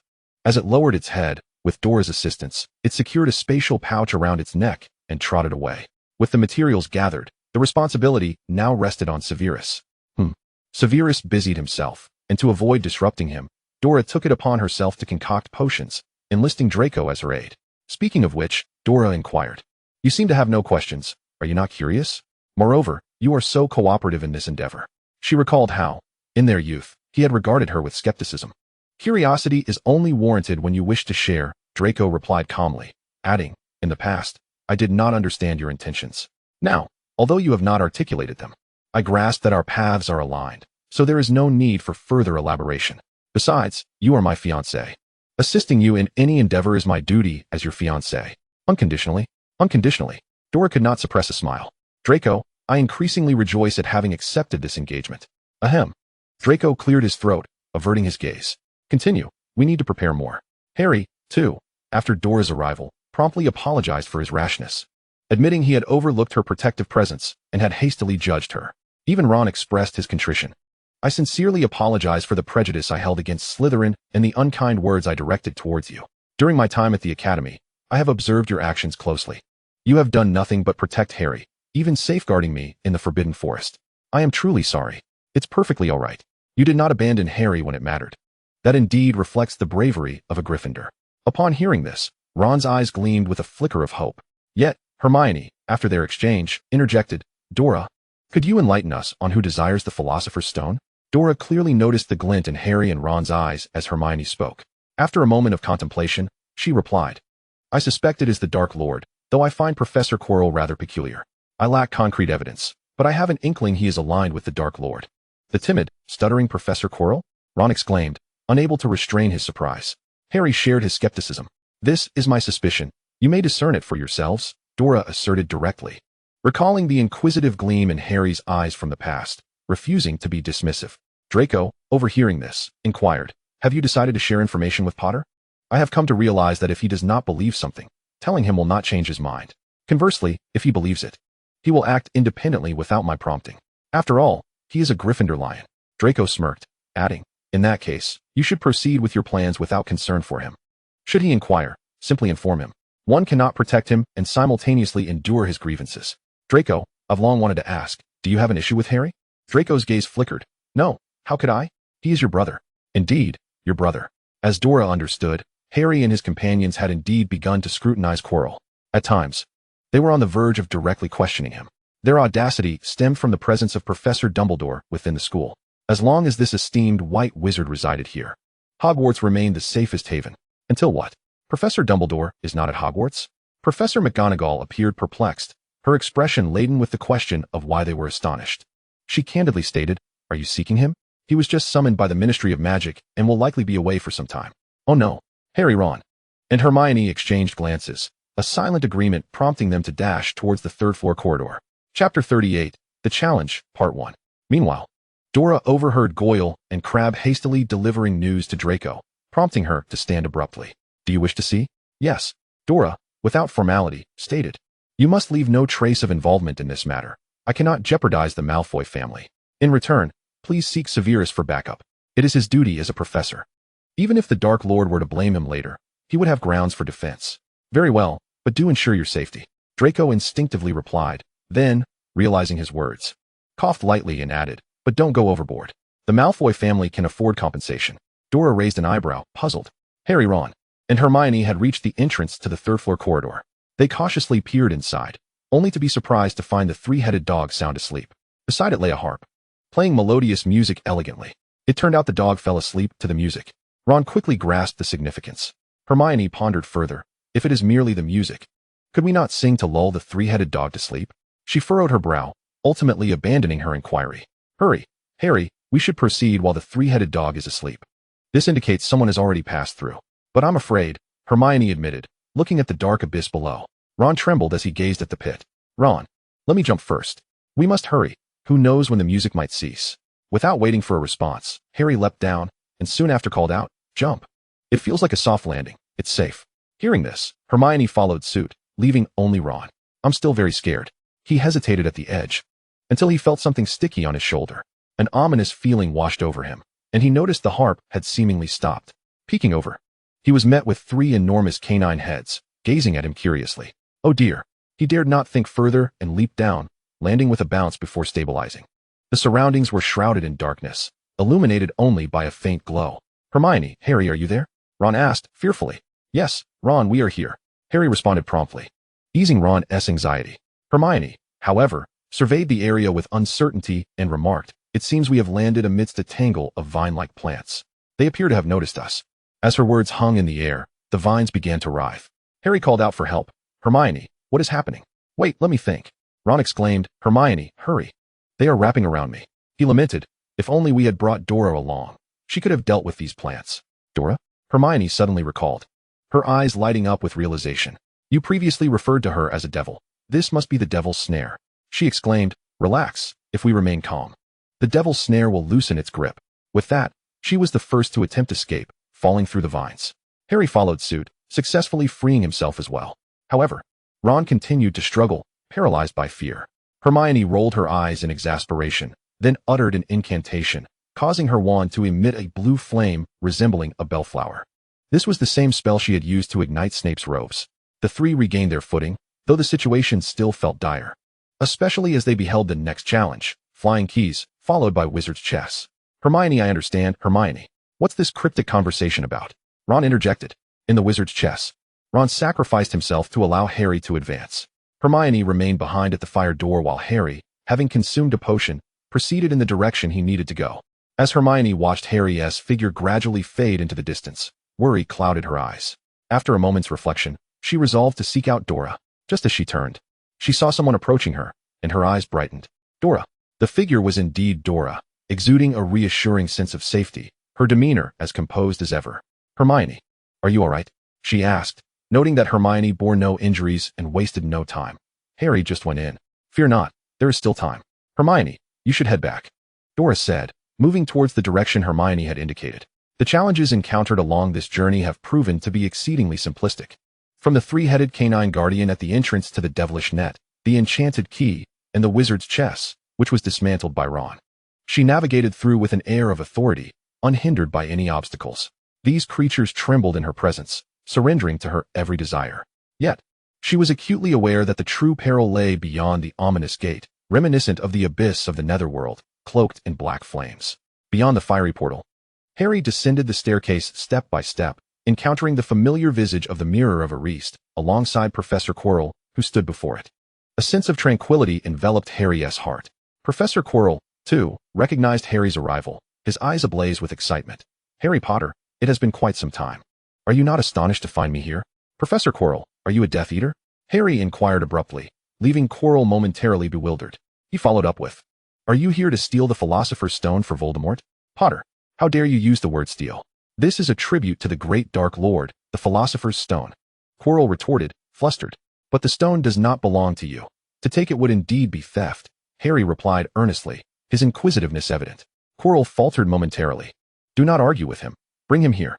A hoarse voice suddenly echoed in the space, seemingly emanating from Quirrell himself. "Oh, my master, it is my fault. I shall attend to it immediately." Quirrell shrank back, a reflexive terror manifesting in his posture. Only when the eerie silence returned did he regain his composure. "Potter, come here." He snapped his fingers, and several ropes materialized from thin air, binding Harry tightly. "Honestly, Potter, you must be tiresome. You linger around the school, fixating on me. Why not question the seemingly innocuous Severus Snape instead of the stuttering Professor Quirrell? So it was you who released the troll? Indeed. And you were the one who placed a curse upon my broomstick. Of course. In the Forbidden Forest, before Harry could finish his thought, Quirrell's impatience flared as he frowned. "Potter, I am not here to answer your queries. Come to me." With a flick of his wand, he cast a spell to draw Harry towards the mirror. At that moment, the sound of shoes echoing on the staircase reverberated through the vacant chamber. Chapter 39, The Final Confrontation, Part 2. Before Quirrell's spell could reach Harry, a similar spell struck Harry instead. In an instant, Quirrell was left alone in the empty space. Then, Dora stepped into Quirrell's line of sight. "Oh, it is indeed you. Professor Quirrell. Curse it. Who are you?" Quirrell trembled, haunted by the memory of the dragon's flames and his fear of Dora. He instinctively took a few steps back. "Are you serious in retreating?" Dora tilted her head, intrigued. "You seek Harry, I seek you, and Harry wishes to cling to me. How perfectly balanced this triangle is." "Who are you?" "Allow me to reintroduce myself. I am Dora Potter, the sister of the Harry Potter you seek." "Sister," Harry murmured softly, his mouth agape. Clearly, no one paid heed to his words. Quirrell's voice rose in disbelief. "No, you are not." Then, a strange voice resonated. "Who are you?" "When I murdered the Potter family, you were not present." "You, who appeared so suddenly, were you the one who deflected my killing curse that day?" "Dora?" "Harry." The revelation was overwhelming, and he struggled to process it. "Voldemort?" Dora tentatively inquired. "Quirrell, allow me to speak with her face to face." "But master, your strength has not yet returned." "I still possess enough power." Quirrell conversed with the air, back and forth. Meanwhile, Dora appeared indifferent. "Whether you have strength or not, it matters not. Shall we hasten this along?" Quirrell hesitated momentarily in his actions of unwrapping his turban, finally revealing his back to Dora. His visage was grotesque and terrifying. Pallid as chalk, with eyes glowing red, and a serpent-like nose. The face squinted in a manner reminiscent of enjoyment. "How unsightly," Dora could not help but exclaim. Harry nodded in agreement. Voldemort, filled with rage, glared at Dora, momentarily disregarding Harry, the prophesied vanquisher. "Who are you? Why do you repeatedly thwart my plans?" "I am the Dark Lord Dora." "Ha ha ha, absurd. I, Voldemort, am the true ruler of the wizarding world." "That is a lie. I originally intended to acquire the Philosopher's Stone before confronting you, but since you have come to me, and without that dragon, you shall prepare for eternal rest." Voldemort exuded confidence, his tone shifting. "Quirrell, kill her." "Yes, master." Quirrell swiftly turned, drawing his wand to cast the killing curse at Dora. The green light sped towards her before Harry could even gasp in alarm. Dora raised her hand, and a barrier, reminiscent of the one that once protected Harry, deflected the curse aside. Quirrell gasped. "Who is she?" "You imbecile. Kill her." Voldemort bellowed viciously. "Eliminate her. Now." Immediately, Quirrell, in a blind panic, began casting the killing curse at Dora, his terror evident as spells ricocheted around him, with one nearly striking him instead. Dora descended gracefully, murmuring, "If I were to eliminate you, Voldemort would cease to exist, thereby ensuring Harry's safety." That sounded promising. With a gleam in her eyes, she added, "Why not take your leave?" Harry stood by, absorbing Dora's words and observing her demeanor, so nonchalant, contrasted with Quirrell's grotesque, terrified visage. For a fleeting moment, he pondered, who truly is the Dark Lord? Meanwhile, Dora had solidified her resolve, her hands raised, preparing to ensnare Quirrell with a magical array. Unexpectedly, Quirrell grasped something and vanished. Before Dora could react, he reappeared behind her, lunging for Harry. "Is that the key?" Dora mused, realizing its ineffectiveness. "It appears that my decision to persist in studying protective magical artifacts was indeed prudent." Harry, witnessing this for the first time, faced Quirrell's outstretched hand and promptly slapped it away. The moment their hands met, Harry felt as though his head had exploded, collapsing onto the ground. Quirrell, meanwhile, watched in horror as his hand transformed into stone, then shattered. "No!" He screamed in agony, prompting Dora to ponder, Why does Harry's touch cause such a transformation? She even touched Quirrell's other hand, but there was no reaction. Chilo, in agonizing pain, was too preoccupied to pay her any heed. This provided a fleeting opportunity for Dora, who discreetly leaned closer to Harry and whispered, "Harry, it seems you cannot touch him. Why not try with just one finger?" Harry, feeling a sense of joy at being able to assist, generously extended his palm. Dora then grasped his hand and delicately placed it atop Chilo's head, now kneeling on the ground. In an instant, Harry, Chilo, and even Voldemort screamed in unison. It appeared to be a true revelation. Dora understood something important and quickly led Harry aside, presenting him with a potion. "You cannot touch him. There is a protective charm surrounding you. First, drink this. It will alleviate your pain." After imparting her instructions, Dora did not linger on further explanations, but instead, with her left hand shaped like a claw, conjured a magical circle of blue flames. Chilo, positioned at the center of the circle, seemed to sense something amiss. Voldemort roared, "Kill them! Kill them for me!" Despite his suffering, Chilo rose under Voldemort's command, attempting to escape the perilous magic circle. However, to his dismay, blue light erupted around him, forming a pillar that ensnared him within the magical circle. Deep blue flames, almost black, surged from Chilo's feet, spiraling up his body. He barely had time to let out a scream. The magic circle unleashed a brilliant blue light, which then transformed into desolation. Once Harry regained his composure, he stood there, bewildered. Is Voldemort dead? Indeed, Dora nodded, her tone devoid of surprise. Yet, for reasons unknown, she cast a glance at the contract circle on her wrist. Why does it remain? Is there still danger? Professor Dumbledore? As Dora led Harry out of the forbidden third floor, Dumbledore and Professors Severus and McGonagall hurried towards them, accompanied by Ron and Hermione. Upon seeing Dora and Harry emerge safely, Ron and Hermione breathed a sigh of relief. Severus, however, noticed the peculiar look Dora cast at Dumbledore, as if she were contemplating an attack. He stepped forward, obstructing her gaze towards Dumbledore, his eyes questioning. Utilizing Severus's presence as a shield, Dora revealed her wrist. Severus was perplexed. Chilo had Voldemort's face behind him. "I resolved him with a magical circle," Dora stated, her words leaving everyone in stunned silence. What was she implying? Chapter 40. Is Voldemort dead? Severus too was taken aback, but in an instant, he grasped the meaning behind Dora's gesture of showing her wrist. His eyes conveyed a silent message. "Let us discuss this later." He composed himself, restoring his usual demeanor. Dumbledore, having regained his composure, gently inquired of Dora and Harry. "Is there anything amiss with you two?" Dora suddenly remembered. "Harry, he came into contact with Professor Chilo and is experiencing severe pain. Could you take him to the hospital wing?" "Oh dear. Child, why didn't you say so sooner?"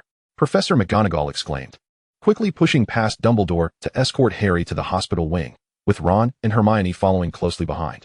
Severus, though confused, accompanied Dora as well. Only Dumbledore remained behind, chuckling softly before turning to re-enter the forbidden area. The day was chaotic. After Madame Pomfrey's thorough examination, it was confirmed that Harry was unharmed.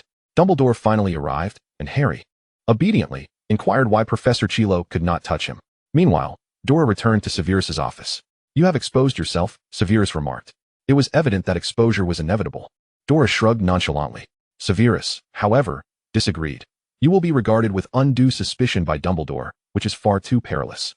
Whether it be suspicion or obstruction, those were matters Dumbledore ought to handle, not her concern." Dora did not believe she bore any obligation to accommodate Dumbledore's apprehensions. Slytherins typically schemed from the shadows, concealing their true strengths. Yet, with great power, one could simply crush their foes. Severus gazed at Dora, and she met his gaze. Ultimately, Severus relented. "I cannot persuade you. But my advice is to confront Dumbledore directly, bringing his suspicions into the open." After deliberation, Dora recalled that Harry indeed held Dumbledore in high regard. He seemed unafraid of Dumbledore's mentorship, thus Severus's counsel was sound. "I will find an opportunity to speak with Dumbledore," she replied, adding, "Moreover, I need to discuss Harry's accommodation moving forward." "Are you planning to remove him from the Dursleys?" "Yes, since he was initially placed with them for his protection. It is only fitting he resides with me now." Severus nodded. With Voldemort deceased, Dora could indeed live with Harry. However, he remembered Dora's wrist. What about the contract circle? It feels unfinished. But that was something she would not disclose to Dumbledore. "Dumbledore, you have investigated the forbidden area. Voldemort is dead, correct?" "Yes," Dumbledore replied candidly, though his smile faded. "Who exactly are you?" "I am the Demon Lord, Dora." "Demon Lord?" Dumbledore furrowed his brow, probing, "Like Voldemort?" Dora instinctively grimaced. "Certainly not. Demon Lord is merely a title, akin to your role as a headmaster. You protect the students and the school, while I safeguard all beings within the magical realm." Dumbledore's brow creased, sensing something amiss. You claim to be a demon lord? Indeed. Upon hearing this, Dumbledore's expression shifted back to a smile. Very well. What plans do you have for your future? Many. Dora extended her palm, enumerating. Foremost is ensuring Harry's safe upbringing, followed by expanding the Black family with Regulus, as a means of repaying the Malfoy family's kindness. That's enough, child, Dumbledore interjected, sensing that if he did not intervene, Dora would continue listing her ambitions indefinitely. Nevertheless, despite her aspirations of becoming a demon lord, she appeared to be a kind-hearted child with a sense of gratitude. In that case, if you require any assistance, do not hesitate to seek me out, Dumbledore promised. Unexpectedly, Dora's next words caused him to frown. Dumbledore, I will not allow Harry to return to the Dursleys this year. That is my New Year's gift to him. But you must understand that Harry has. I have heard about that. But am I not also his blood relative? Dumbledore paused, contemplating for a moment, realizing he had no valid reason to object. However, he was aware of where Dora intended to take Harry, and it was a place associated with Slytherin. He felt a twinge of discomfort. Very well, child, he finally conceded. But I wonder if you would welcome a lonely old man wishing to visit you both. Of course, Dora replied. We can decide on a time later. She was not keen on having Dumbledore visit the Black estate. This delightful surprise requires that Headmaster Dumbledore keep it a secret from Harry. Certainly. The death of Voldemort has been concealed. Headmaster Dumbledore decided against stirring the relatively tranquil wizarding world. The year-end feast made no mention of it. With Voldemort's demise, there was no longer a need to forge heroes. The House Cup was claimed once more by Slytherin, without any additional points. For 7 consecutive years, the honor was celebrated. And the Great Hall was adorned with Slytherin's green and silver, featuring a massive banner of the Slytherin serpent hanging behind the guest of honor. As in previous years, the Slytherin students cast aside their usual reserve, brimming with excitement. This year, Gryffindor, Ravenclaw, and Hufflepuff were also somewhat lively, and Harry even approached Dora for a toast. This merriment was halted as the Hogwarts Express prepared to depart. Hagrid presented Harry with an album of his childhood. Whenever you're feeling down, just look through this, Harry. Thank you, Hagrid. Harry accepted it, flipping through the pages, his brow slightly furrowing. Why isn't there a picture of Dora in here? What's wrong, Harry? Nothing, Hagrid. Is this all there is? It shouldn't be, but this is all I have. Harry's brow relaxed as he couldn't help but embrace Hagrid. I'll miss you. He recalled Headmaster Dumbledore's words to him in the infirmary. Quirrell, or Voldemort, could not touch him due to his mother's protection. This shield could persist because he had lived with Aunt Petunia, under the safeguard of blood. He still had to return to the Dursleys. But Dora did not have to. He had noticed at the time that when Dora touched Quirrell, his hand did not turn to stone like Harry's had. Dora lacked her mother's protection. According to what he had heard, Dora had been hidden away by her parents since birth, which was also the reason he couldn't find her pictures. Therefore, she had no need to return to the Dursleys. He had to part ways with Dora. Back at platform 9 3/4, upon disembarking, Harry immediately spotted Dora standing alongside Draco and felt compelled to approach, only to stop himself. He stood alone, gazing at Dora. He knew he should seek out Uncle Vernon. Otherwise, they might grow impatient and leave without him. But he found himself unable to move his feet. Chapter 41, A Summer Together. Dora noticed Harry. She bid farewell to Draco and, accompanied by Regulus, walked toward Harry. Harry forced a smile. Hi, Dora, see you next term. Harry, aren't you curious why I didn't give you any gifts for Halloween or Christmas? Having family is the best gift. Dora couldn't help but chuckle. A belated gift. You don't have to go back to the Dursleys. Come live with me. Harry's eyes widened, his mouth slightly agape, unable to find words. After a moment, what did you say? I said, you can live with me. I've already spoken to Headmaster Dumbledore about it. Okay, Harry stammered, unable to resist touching his damp eyes. Regulus chimed in, welcome home. Regulus was considerate, allowing Harry and Dora ample space in the Black family residence. Dobby. Dora called into the empty space. Just as Harry was puzzled, Dobby suddenly appeared before them, startling him. He looked curiously at the peculiar creature. This is a house elf. He can assist you with many tasks. Dobby is quite remarkable. He was given to me by Uncle Lucius, Dora introduced solemnly, lowering her voice significantly, yet still audible. He admires you greatly, and has always enjoyed recounting your heroic tales to me. Harry Potter is very pleased to meet you, Dobby exclaimed, his speech somewhat halting with excitement. Harry felt a wave of shyness wash over him. It's a pleasure to meet you, Dobby. Dora is even more remarkable than I am. Dobby's expression remained unchanged. Indeed. Young Mistress Dora is extraordinarily capable. Dobby is overjoyed to have raised you. All right, Dobby. Dora, having witnessed Dobby's admiration for heroes since childhood, simply stated, you'll have to take care of both me and Harry now. No, it is Dobby's honor. Dobby, show us the room you prepared for Harry. This way. Dobby was elated, and Harry took hold of Dora's hand as they ascended to the third floor. Harry immediately spotted the room adorned with a nameplate. He instinctively touched the nameplate that read Harry's room. "This is my room. I hope you like it." Dora opened the door, revealing a clean and tidy space filled with the red and yellow of Gryffindor, particularly the bed hangings, which exuded elegance. The wall, which had once displayed a painting, now showcased as Firebolt 2000. On the small balcony outside the room, Hedwig perched on a specially made stand, squinting her eyes, appearing to be in good spirits. "Thank you. Thank you both." Harry gazed at the bright room, finally feeling a sense of home. Dora patted Harry's shoulder. "You've endured much over the years." As someone who had been constantly tested, Harry had indeed faced considerable hardship. Dora could see that Harry's emotions were quite fragile at that moment. "Take a moment to appreciate your room. Dobby will come to notify you when dinner is ready." With that, she closed the door. After taking a few steps, she opened her own room, which had also seen little use, with items from the Malfoy household still disorganized. After directing the belongings to their rightful places, she noticed a notebook on the table. It was entirely black, with ornate brass corners, and the parchment inside appeared to have been dampened, causing each page to curl and swell. It looked unfamiliar. Dora opened it and began to flip through the pages, each bearing the marks of time. Yet every page was pristine, commonly referred to as blank. However, she and Draco seldom used notebooks. Whose could this be? She resolved to inquire with Aunt Narcissa when she returned to the Malfoy residence in a few days. Now that Regulus was home, she was even more curious about the new ventures of the Black family. The magical defense items remained without direction, and the X-shop in Nocturne Alley had gradually begun acquiring collections from other nobles, but sales had been slow. Severus's potions are priced high, and many wizards prefer to choose lower-quality alternatives, Regulus remarked while reviewing the latest reports. Severus's potions are sound, their quality speaks for itself, and we will not lower our prices. However, Dora pondered for a moment. In terms of business, we still lack someone to manage our promotions. What do you mean? Even fine wine fears being hidden away. We won't sell our products at a discount, but we must ensure others know we exist. Dora paused. Moreover, once our magical defense items are completed, they will also require extensive promotion. Regulus contemplated this for a while. After a moment, he suddenly mentioned a name. "I believe I know someone who fits the description you provided." "Who?" "Gilderoy Lockhart, an exceptionally distinguished promoter, is set to host a book signing event for his latest publication, Me, the One Who Can Do Magic, in Diagon Alley this year. Moreover, I have gathered that Dumbledore appears to be in discussions with him." "Diagon Alley? On the eve of the new school year?" "Indeed. The Leaky Cauldron will feature a special session dedicated to him." Dora nodded thoughtfully. She could first pay a visit there before conversing with Lockhart regarding potential collaboration. Regulus would not casually suggest this individual. As Dora delved into the details about him, her assumptions were confirmed. An internationally renowned personality and author, a recipient of the third-class Merlin Award, an honorary member of the Anti-Dark Arts Alliance, and a 5-time winner of the Most Charming Smile Award from Witch Weekly. His numerous works have captivated the magical community, ranging from travel memoirs to practical home tips, showcasing an impressively broad spectrum.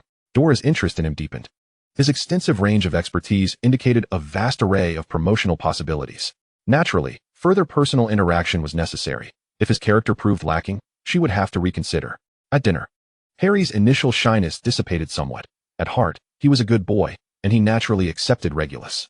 The three of them shared a meal filled with laughter and conversation. It was Harry's first time residing in the wizarding world, and he was quite curious about many things. With Dora preoccupied, he directed his inquiries towards Regulus, and the two quickly grew familiar with one another. Meanwhile, Dora found herself at the Malfoy residence, meeting Severus and Lucius. Conversations at school were inconvenient. Home offered a more suitable environment. "Dora, you truly encountered the Dark Lord." Lucius dropped a bombshell the moment she sat down. Narcissa gasped in disbelief, and then leaned closer to Dora, scrutinizing her. "Are you all right?" "I'm fine, Aunt Narcissa," Dora reassured her, patting Narcissa's arm. "The Dark Lord himself is in a weakened state. He may be formidable, but at that time, he was merely possessing Quirrell, which limited his ability to do us harm." She shrugged, adding, "You know, most people don't pose a threat to me. But he is the Dark Lord." Severus interjected with a pointed glare. "He is no longer alive," Dora replied earnestly. Chapter 42, The Mysterious Notebook. Lucius and Severus were momentarily rendered speechless, both internally chastising the Dark Lord. How could he fail to overpower a mere child? What a waste. Meanwhile, Draco began to grasp the gravity of what Dora had endured. He recalled the points awarded back then and what they had truly signified. If it had been a direct confrontation with the Dark Lord, the points awarded to Potter and his friends might be understandable. Yet, he recognized that as long as the Dark Lord lived, the wizarding world would never find peace. Dora would bear the burden of a pact to protect Potter, standing on the front lines against the Dark Lord. He felt a twinge of fear. Being related to the Potter family, would Dora ultimately draw the Dark Lord's ire entirely upon herself, leaving Harry unscathed? The possibility seemed all too likely. Draco? Dora sensed Draco's distraction and called his name a couple of times to bring him back to the present. After a moment's thought, she reiterated, "Rest assured. The Dark Lord did not escape. I directly incinerated him to nothingness." Draco exhaled in relief, recalling the incident from his 4th year when the Dark Lord had returned during the Triwizard Tournament. Surely, it was the soul of the Dark Lord who had fled last semester. Yet, an uneasy feeling lingered. Considering the current circumstances, Draco stole a glance at his father and Severus before falling silent again. He would speak with Dora privately later. Dora was momentarily bewildered but did not dwell on it, nodding in agreement. She stood up, preparing to leave, when a thought struck her. She turned to Narcissa and said, "Aunt Narcissa, it seems you placed a black notebook in my luggage. That isn't mine. Should I return it to you?" Draco abruptly turned around. "What notebook?" "Draco, you seem a bit odd," Dora observed as he paced the room. He finally picked up a similar notebook and inquired, "Is it this type of notebook, but with brass edging on all sides?" "Yes," Dora affirmed. Draco's heart sank. Dora appeared perplexed. He struggled to suppress the tremors in his hands as he took a seat before her. "You are aware of my background, correct?" Dora raised an eyebrow and nodded. "I have seen that notebook before. When my father was rummaging through Knockturn Alley, he left this notebook behind, and I do not know where it ended up. When I returned home at the end of the term, I discovered that my father's house elf, Dobby, had vanished. However, I remember that the Slytherin Chamber of Secrets was opened at that time, leading to many being petrified, and ultimately, it was Potter who defeated the basilisk." At this juncture, Draco recalled another matter. "Dora, are you a parselmouth?" "What is a parselmouth?" "It is someone who can communicate with snakes, who speaks their language." Dora pondered for a moment. "I don't think so, but Harry can," Draco stated seriously. "So what?" Dora queried. "Doesn't that mean Harry is quite remarkable?" Draco sighed, however. Parseltongue is a gift associated with Slytherin. Aside from Salazar Slytherin himself, only the Dark Lord possesses this ability. He paused, observing the bewildered look in Dora's eyes, and continued. "The Dark Lord's gift is inherited through blood." Dora understood. "Then what about Harry?" "I don't know," Draco replied candidly. Dora contemplated this in silence, storing it away in her mind. While she had no leads now, she felt certain that answers would eventually surface. Did Harry know about his ability to speak Parseltongue? He should be aware, but he likely regarded it as a normal occurrence. As Draco reached this conclusion, he began to think. Potter seemed unfamiliar with many conventional aspects of the magical world. Similarly, Dora felt somewhat uninformed, yet she appeared disinterested in the matter. Draco couldn't help but sigh. Should he bring it up to him? In Gryffindor, he would likely be ostracized for it. Dora nodded in agreement, resolved to discuss it with him upon returning. Meanwhile, Harry rubbed his nose, perplexed by how much better this place was compared to his room on Privet Drive. How could he still be bothered by dust? Dora's room was open to him, and feeling bored alone, he decided to fetch a few books from her room. Unexpectedly, he spotted an old notebook resting on the table. Does Dora keep a diary? He first wondered. Then, his thoughts shifted as he glanced at her bookshelf and casually picked up a book. Turning to leave, he heard a rapid flipping sound coming from behind him. He paused, taking a few steps forward to look out the window. The window was not properly shut. He muttered to himself as he leaned against the table to pull the open window closed. Turning to leave again, the noise intensified. The books were banging against the desk, producing a loud thud. Harry instinctively murmured, "Do not be so irritable." He has begun to sense that the object before him appears to possess magical properties. He took a few steps forward and murmured, "It is ill-mannered to pry into someone else's diary. Do not tempt me. I am quite curious to see how Dora has evaluated me." The notebook remained motionless as Harry approached, fully opened on the desk. Its pages were blank, devoid of any content. Not a diary. Then why did Dora place it on the table so formally? Harry slowly extended his hands, eager to touch the notebook. At that moment, Dobby appeared in the room. He observed Harry, maintaining his outstretched gesture. Harry felt a twinge of guilt as he gazed at Dobby's sudden presence. "Harry, my young master," Dobby felt compelled to remind him. "It is improper to casually browse through a young lady's diary." "But Dobby, this is an empty notebook. Just moments ago." He had even flipped through it unexpectedly. Dobby's large eyes darted around, sensing something amiss. He felt it necessary to caution Harry. Many magical items in the wizarding world should not be touched carelessly. It can lead to dire consequences. However, it seemed that Dobby wanted me to use it. Dobby and Harry leaned closer to examine the notebook. After a while, Harry cautiously picked up a quill and tentatively wrote, "Happy." As soon as he finished, the ink seemed to be absorbed, vanishing without a trace. Mere seconds later, a question suddenly appeared on the page. "Who are you?" Indeed, something was amiss. This was a sentient notebook. Harry quickly penned his response. My name is Tiberius. Who are you? The notebook responded swiftly. I am Tom Riddle. And I have been residing in this diary for a considerable time. Could you kindly inform me of the current date? The notebook's message was lengthy, and Harry pondered it for a while.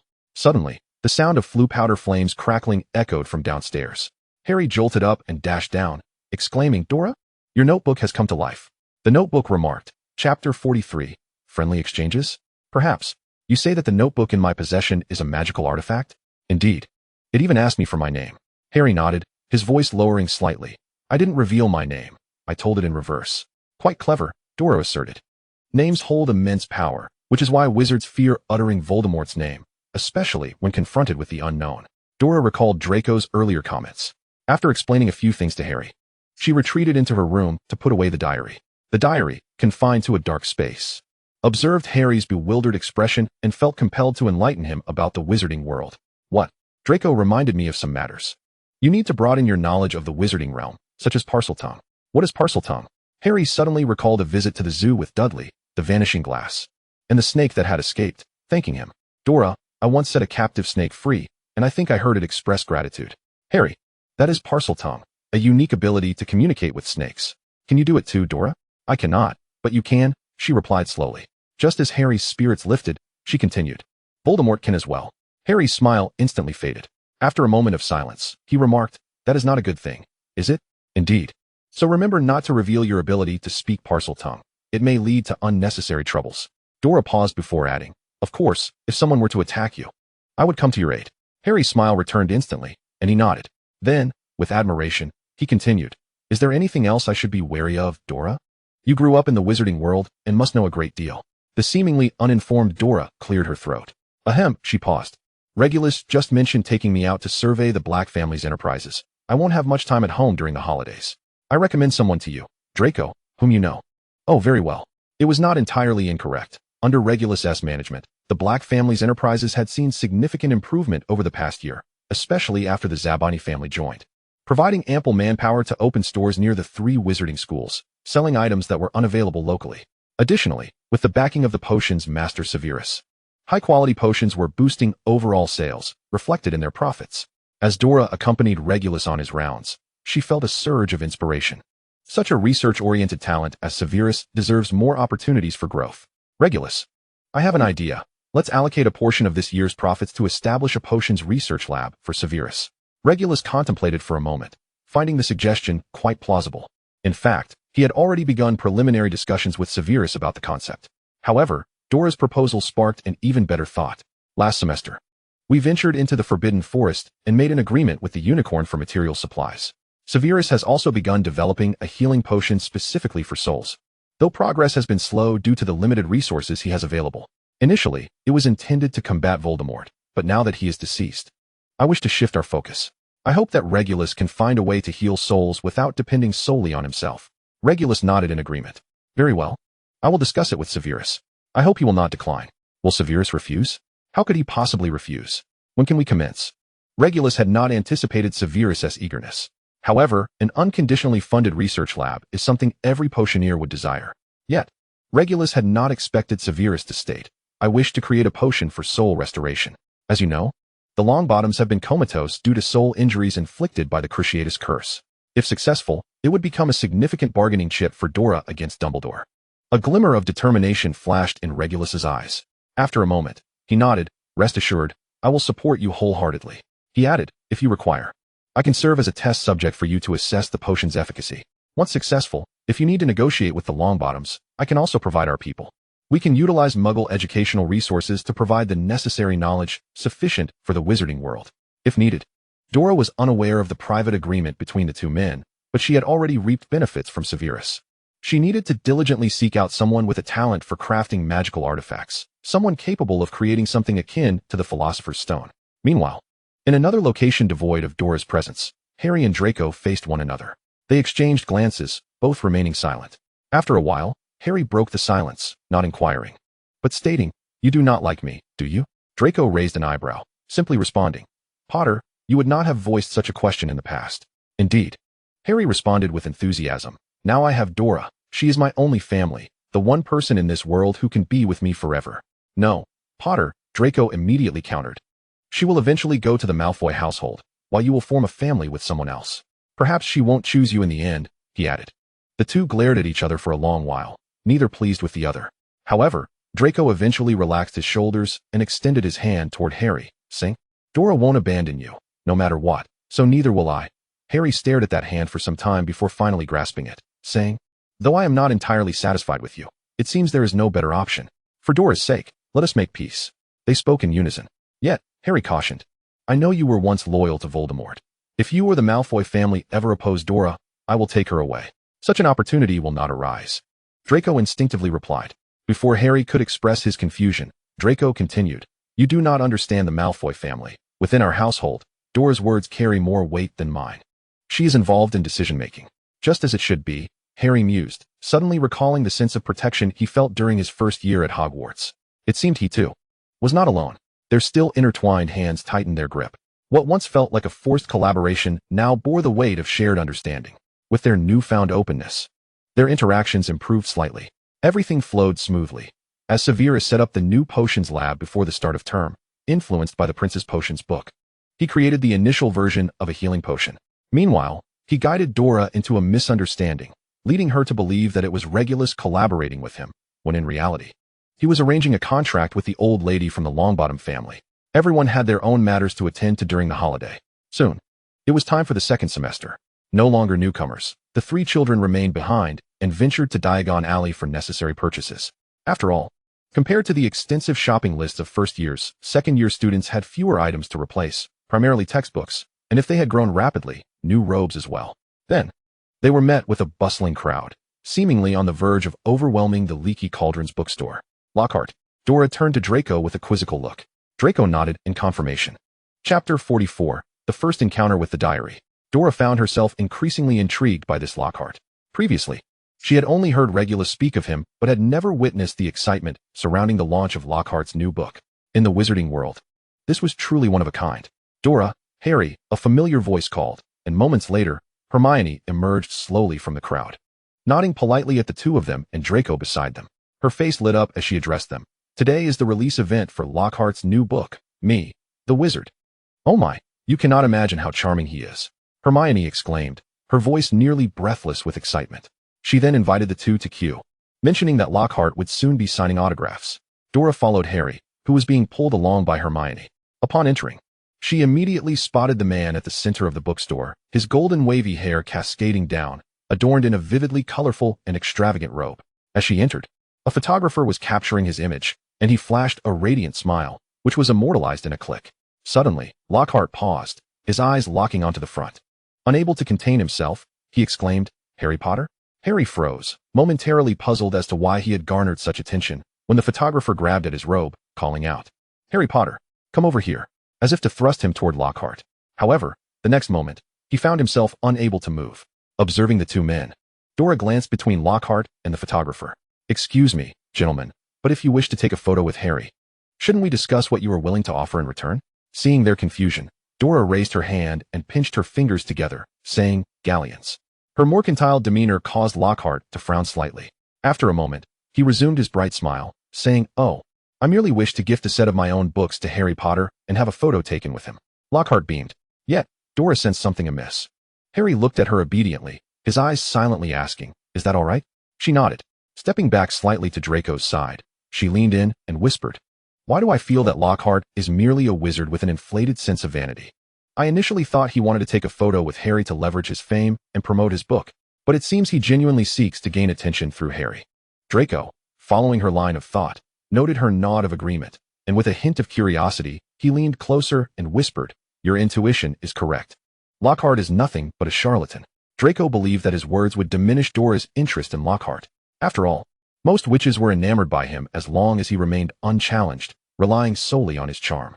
Yet, to his dismay, he observed that Dora's gaze toward Lockhart was even more fervent than before. How could mere charm wield such influence? How did he achieve this? Dora suddenly found herself particularly fascinated by this individual. She contemplated seriously, an internationally renowned figure and author, a recipient of the Third-Level Order of Merlin, an honorary member of the Society for the Protection of Magical Creatures, and a 5-time winner of the Most Charming Smile Award from the Wizarding Weekly. In an instant, she began to comprehend. It was a matter of authority worship. Lockhart, with his unknown means of acquiring titles, masqueraded as an expert in the wizarding world, crafting a facade of brilliance through mere words. Ultimately, the wizarding community remained somewhat naive, easily believing in Lockhart based on an image conjured from thin air, bolstered by dubious evidence. Such a natural performer was perfectly suited to be a promoter for the Black family enterprises. Draco, is it true what Regulus said about him possibly being our teacher? Draco replied, somewhat perplexed. However, Dora, undeterred, pressed on, and he did not conceal the truth. He continued, he has accepted an invitation from Dumbledore and will be our defense against the dark arts teacher this year. Then there may be an opportunity to uncover his weaknesses. Once I grasp that, he can be of use to me. In that instant, Lockhart involuntarily shuddered, an unsettling sensation creeping up his spine as he felt scrutinized. He instinctively glanced around in a panic. Before him were countless pairs of adoring eyes fixated upon him, some even gasping in delight, believing his gaze to be directed at them. It must be a figment of his imagination. Perhaps it was merely an illusion. He discreetly glanced elsewhere. After exchanging a few words with the bookstore owner, the arrangements for the signing commenced. Mrs. Weasley obtained Gilderoy Lockhart's autograph, her face beaming with uncontainable joy, even displaying it briefly to Ron. Dora turned her head away, finding his signature to be utterly illegible. Such is the nature of art. Upon hearing Dora's remark, Mrs. Weasley quickly responded, taking a moment to register the identity of the speaker. Oh dear, you must be Dora, right? Harry's sister. Actually, I'm his sister, Harry muttered, only to be ignored once more. Mrs. Weasley approached to make her acquaintance. Hello, I am Ron's mother, Molly Weasley. My husband Arthur is over there, greeting Hermione's parents. I am truly grateful for your care towards Ron. In the future, could you perhaps look after him while you keep an eye on Harry? Certainly, Dora replied readily. Mom, I'm not going to cause any trouble, Ron protested. As if you haven't caused enough trouble already. Molly shot back.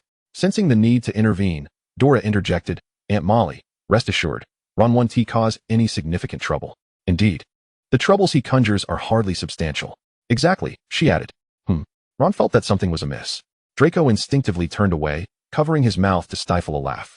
Hermione had taken to jesting about this, and she and Harry laughed at Ron until they reached the Gryffindor table. Just as Professor Quirrell had been introduced during their first year, Lockhart was presented by Headmaster Dumbledore as the new defense against the dark arts instructor, followed by the sorting hat ceremony. Ron's sister Ginny was successfully sorted into Gryffindor as well. However, there was a difference. Dora gazed at the familiar notebook on her dormitory desk. She opened it, took a dip pen, immersed it in ink, and slowly wrote in her journal, another year at Hogwarts begins. Then she quietly watched as her writing faded away, only to reappear with new content. Tiburia? Unable to contain her amusement, she scribbled. Who are you? Are you asking me a question? The diary, clearly taken aback, took a moment to respond.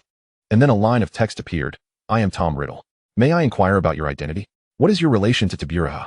Tiburia? Who is that? Dora thought it strange that it had appeared in her belongings. She had assumed it was a new notebook intended for journaling. What is your name? The diary persistently inquired. I am Dora Black. Are you a member of the Black family? Whose child are you? Sirius Black is my father. How do you know our family? The diary hesitated. Who is Sirius Black's child? It seemed perplexed as to how it had ended up in the hands of a stranger. However, the Black family, the diary tentatively replied. What time is it now? I am studying at Hogwarts, in my second year. That is not what I meant.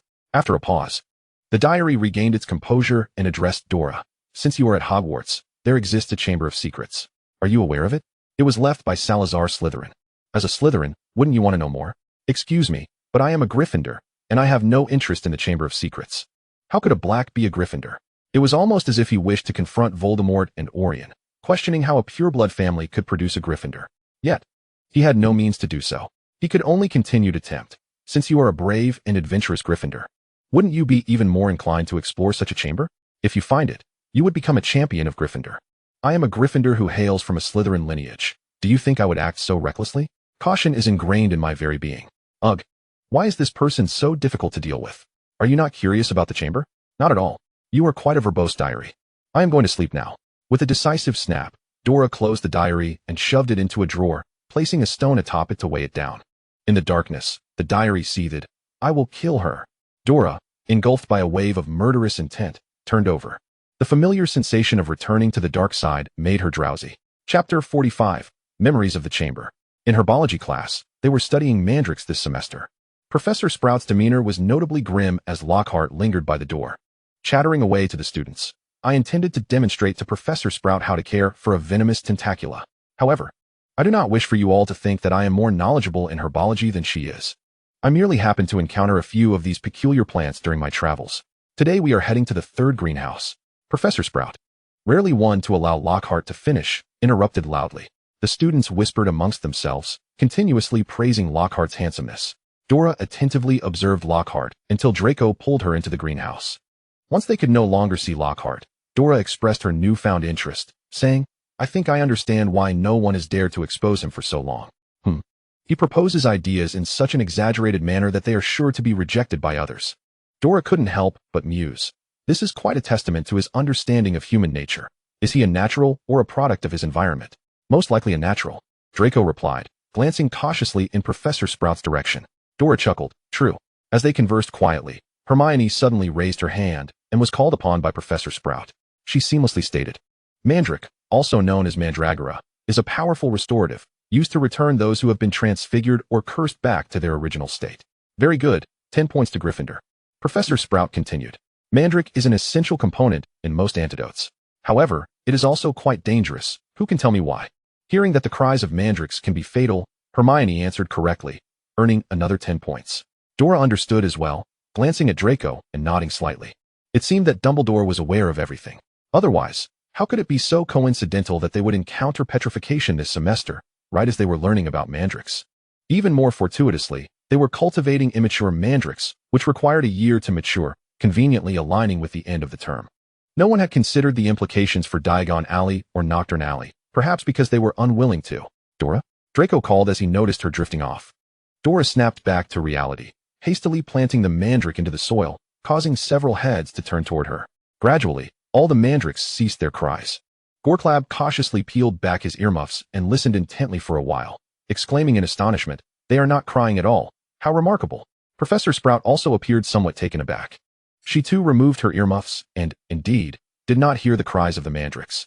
Noticing the previous commotion, she turned her gaze toward Dora. Miss Potter, you. She began, uncertain of how to articulate her thoughts. In an instant, she recalled the incident involving the Norwegian Ridgeback from the previous semester and found it somewhat reasonable. She spoke. Today is rather special. It seems that Miss Dora Potter possesses a remarkable affinity for flora and fauna, which is why the mandrakes are behaving so well.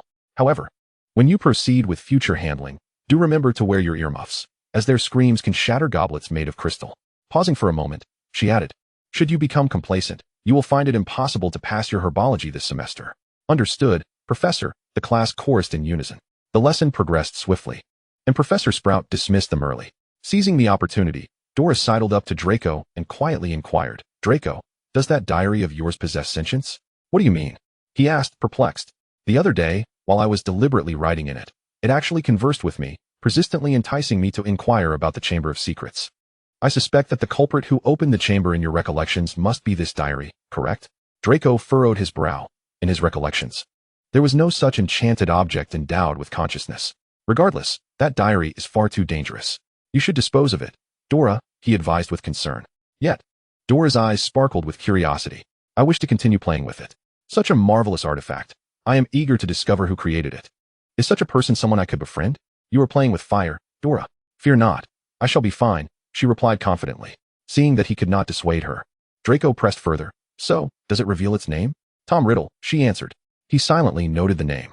Later that evening, shortly before curfew, he tentatively inscribed this name in a letter, which he sent via owl to Malfoy Manor, directly to his father's hands. Meanwhile, Dora retrieved the diary, which had been buried in her desk for quite some time. Dipping her quill in ink, she continued to write, Hello, Tom. After absorbing the ink, the diary responded slightly slower than before, the letters materializing on its pages. Black? Indeed, it is I, Dora replied swiftly, then continued, Is the Chamber of Secrets intriguing? What lies within? The diary cryptically retorted, cautious Gryffindor, seemingly retaliating for Dora's previous statements. Unfazed, she persisted, It was too late last time. I forgot to mention, however. The Slytherin tenet is that as long as one is not caught, it does not constitute a violation of school rules. Therefore, are you willing to share today? The diary replied, That is quite a lengthy tale. Before it could finish its thought, Dora decisively inscribed in the blank space below, Then let us keep it brief. The diary momentarily halted, then addressed her. To summarize, the chamber has been opened, a life was lost, and the culprit remains at large. Your summary is indeed rather terse, Dora remarked. So, who is the culprit? Chapter 46. Immersive Memories. The diary, seemingly fatigued by the repetitive inquiries, stated, "If you wish, I can take you to witness it. I can transport you into my memory of that fateful night when I apprehended the murderer. You will find all your answers." Very well. The instant Dora penned her agreement. The diary appeared to be swept up by a gust of wind, pages flipping wildly until it settled on a page marked with the date, June 13th. Then, a luminous aperture formed at the center of the diary, gradually expanding until it enveloped her entirely. After a whirlwind of sensations, she found herself on solid ground. Surveying her surroundings, she noted the similarity to the headmaster's office she had visited by chance, though with distinct differences. Before she could examine these details further, a knock echoed through the air. "Come in." With the affirmation, a handsome young man with black hair, slightly taller than Harry, entered the room. If Lucius had epitomized beauty in her eyes, this young man was no less striking. An elderly wizard emerged from the staircase, regarding the youth. "Riddle, you've arrived just in time. I was looking for you. I have been reading your letter, and I regret to inform you that I must decline your request. I cannot allow you to remain at school during the summer. Surely, you would prefer to spend your holiday at home?" "No, I would rather." The old wizard, intrigued, interrupted, "You will be staying at a Muggle orphanage during the holidays, correct? You are of Muggle descent?" "I am half-blood, sir. My mother passed away upon giving birth to me, and I was abandoned at the orphanage." The old wizard sighed sympathetically. "I'm sorry. However, you must understand that given the recent events at school, including the death of a young girl, Tom, it is not safe for you here. You would be better off returning to the orphanage. In truth, we cannot ascertain whether the school might be closed." Riddle's eyes widened with a hint of crimson. If that person were apprehended, would everything cease? The old wizard's eyes widened in surprise. He furrowed his brow. "Tom, what are you plotting?" "Nothing, Headmaster Dippet." With that, Riddle turned and exited the headmaster's office, with Dora trailing closely behind him until they arrived at a subterranean classroom. Inside, familiar voices resonated, luring them. Come here, into the box." Riddle dashed forward, pointing his wand at the figure before him. "I must report you, Hagrid. I know you did not intend to kill, but a monster is hardly an ideal pet. Now the entire Hogwarts is in peril because of it. It didn't kill anyone." Hagrid retorted angrily, stepping back. "It's not. It wouldn't." Riddle did not flinch, stepping forward as he drew his wand and cast a spell at the box behind Hagrid. In an instant, a massive, hairy, lowly creature sprang forth, panicking and running straight toward Dora, who was subsequently knocked backward, exiting the memory entirely. The memory was extensive, and if transcribed, it would indeed require considerable length. Yet, it was imperative not to omit it, as it revealed a crucial fact. The diary awaited Dora's reflections with anticipation. After digesting the experience, Dora finally complied with the diary's expectations and lifted her pen. She inscribed, "So, you are a half-blood wizard?" The diary responded, "Is that the crux of the matter? The chamber. The focus is the chamber." The ensuing words displayed were chaotic, reflecting the diary's inability to contain its excitement. Yet, it was unprepared for Dora's next statement, which left it both astonished and enraged. "How can I be certain that the memory you shared is genuine? How can you prove it?" The diary felt a chill run through it. Why was this individual so difficult to deceive? Truly, she was a worthy descendant of the Black family from Slytherin. However, what vexed him was the question, if she was so vigilant, why did she choose to examine this memory? He inscribed this inquiry in his journal. Dora's response was utterly shameless. "Aren't you the one who insisted on demonstrating for me? I thought, since I'm here, I might as well take a look." The journal noted. He had lost count of how many times he had been rendered speechless. Nevertheless, a person of great ambition must learn to master their emotions. The greater good must prevail. The journal continued. "So, do you know who opened the secret chamber? And what of that creature?" Dora replied, "Are you referring to Hagrid? However, I find it hard to believe that big oaf harbors any intent to commit murder. Even if it were an accidental killing, given his nature, he would likely spend the rest of his life tormented by guilt. Do you know Rubeus Hagrid?" "Of course. He has been our keeper of keys and grounds at Hogwarts for many years, and clearly, he has not caused any fatalities. Therefore, I believe you are lying." The journal. Before he could pen anything further, he saw Dora write, "Mummy won't allow me to play with children who lie." With that, she slammed the journal shut and returned it to the drawer, pressing it down with a heavy object. The journal exclaimed, "I shall kill her. I will kill her. Once I get out, I will surely kill her." Dora only realized the gravity of the situation the following day. She had been so engrossed in play that she nearly forgot her primary concern. She should have seized the opportunity to inquire about who had crafted such a magical diary, preserving memories and possessing sentience. Yet, it was evident that now was not the time to ask. Perhaps she would address it in a few days. The next day, fresh happenings arose. Professor Lockhart's class. She was eager to witness how this inept individual would attempt to dazzle them again. Draco, unusually, chose a seat near the door and called for Goyle, Crabbe, and even Zabini to sit with him. As Dora entered the room, she heard Draco quietly beckoning her. Dora, over here. Everyone couldn't help but glance over, but upon seeing Draco beside her, it seemed they understood. Ah, it was merely the fiancé witnessing Dora's infatuation with Lockhart. A front row seat had conveniently opened up. Dora teased softly, Draco, your image is crumbling. They might think you're jealous. Whatever, Draco replied nonchalantly. In a moment, they'll understand that our choice of seats is the wisest. Dora genuinely laughed. There's no need to be so anxious, and she carefully pulled her robe aside to reveal an additional pocket lining. And before Draco could express his confusion, a dragon's head suddenly emerged from the pocket. How did it become so small? Draco, having witnessed the creature being transported to the Black Manor at the end of the term, frowned and asked, did that dragon give birth so soon? A perilous statement. The dragon within the pocket squinted its eyes, preparing to unleash a burst of flame at Draco. The next instant, Dora covered its mouth. Be quiet. He is my fiancé. You are not allowed to bully him, all right? The dragon retreated sulkily into the pocket. How self-effacing. Draco grinned with satisfaction, and Dora explained, it's the same dragon. It grew too quickly, and the Black Manor could not accommodate it. I attempted a binding contract. And to my surprise, it succeeded. Under the constraints of the contract, it can now alter its size as I wish. Regulus has been traveling far and wide for business since the start of the school year, and it felt lonely. Last night, it snuck over and frightened Dobby, who rushed into my dormitory to tell me all about it. I should take it with me. It certainly deserves to come along. Draco contemplated the incidents involving the basilisk at Hogwarts this year and nodded. An additional ally would indeed bolster their safety. In Lockhart's class, the same principle applied. Chapter 47. Lockhart, the Dark Lord's Chosen. Lockhart, blissfully unaware of any scrutiny upon him, flaunted his ostentatious robes and dazzlingly white teeth, rambling on about his own accomplishments without a hint of restraint. He produced a stack of examination papers, which Dora took in hand. Good heavens! Lockhart had concocted hundreds of questions.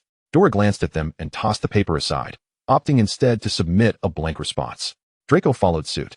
Even the Slytherins, aside from the girls enamored with Lockhart, quietly discarded theirs, awaiting the moment Lockhart would collect the papers. Poor Harry and Ron, reluctant to write, found themselves in the front rows, compelled to put pen to paper under Lockhart's watchful gaze. Oh, let me see. It seems so many people do not know me. Slytherin has an abundance of blank papers, Lockhart remarked, furrowing his brow, just as he was about to announce point deductions. He noticed Draco and the Slytherins watching him with bemused expressions. He quickly shifted his tone. But how could I, Lockhart, hold that against you? I believe that after this year's lessons, you will come to know me better. Very well, Professor, Dora replied whimsically, elongating her words. Lockhart seemed oblivious to her jest, raising an eyebrow. Thank you, young lady. Now, you must be eager to discover what this is, right? Lockhart strode to the podium, suddenly turning to face all the students. His voice brimmed with excitement. Anticipate it. They are quite the handful. With that, he dramatically lifted the cloth covering the cage, and in an instant, a cacophony of high-pitched sounds filled the classroom. Oh no, it's Cornish pixies. Hermione couldn't help but grimace. Indeed, Miss Granger, they are a bunch of mischievous little imps. And today, we will learn how to deal with them. He then adopted a mysterious demeanor and abruptly opened the small door of the cage. Instantly, the tiny, cerulean-hued pixies burst forth, wreaking havoc and causing students to scream as they shielded their heads. These truly were little devils, small yet incredibly swift. Lockhart, naively standing at the podium, leisurely recited spells. Draco swatted one away with his book, signaling to Dora. Shall we leave? Dora watched Lockhart, whose wand had been snatched away, his face betraying panic, and smiled. She patted the dragon in her pocket, and instantly, the little dragon flew out, hovering in midair and letting out a roar at the pixie attempting to seize Neville. The pixie halted in its tracks, frightened. The little dragon then triumphantly returned to Dora, curling its tail around her neck and resting its body on her shoulder. Dora! Harry exclaimed, filled with pride. The classroom recognized the dragon. After all, Headmaster Dumbledore had announced its presence during the feast. At the start of the term, when no one had seen the dragon, they assumed Dora had left it at home.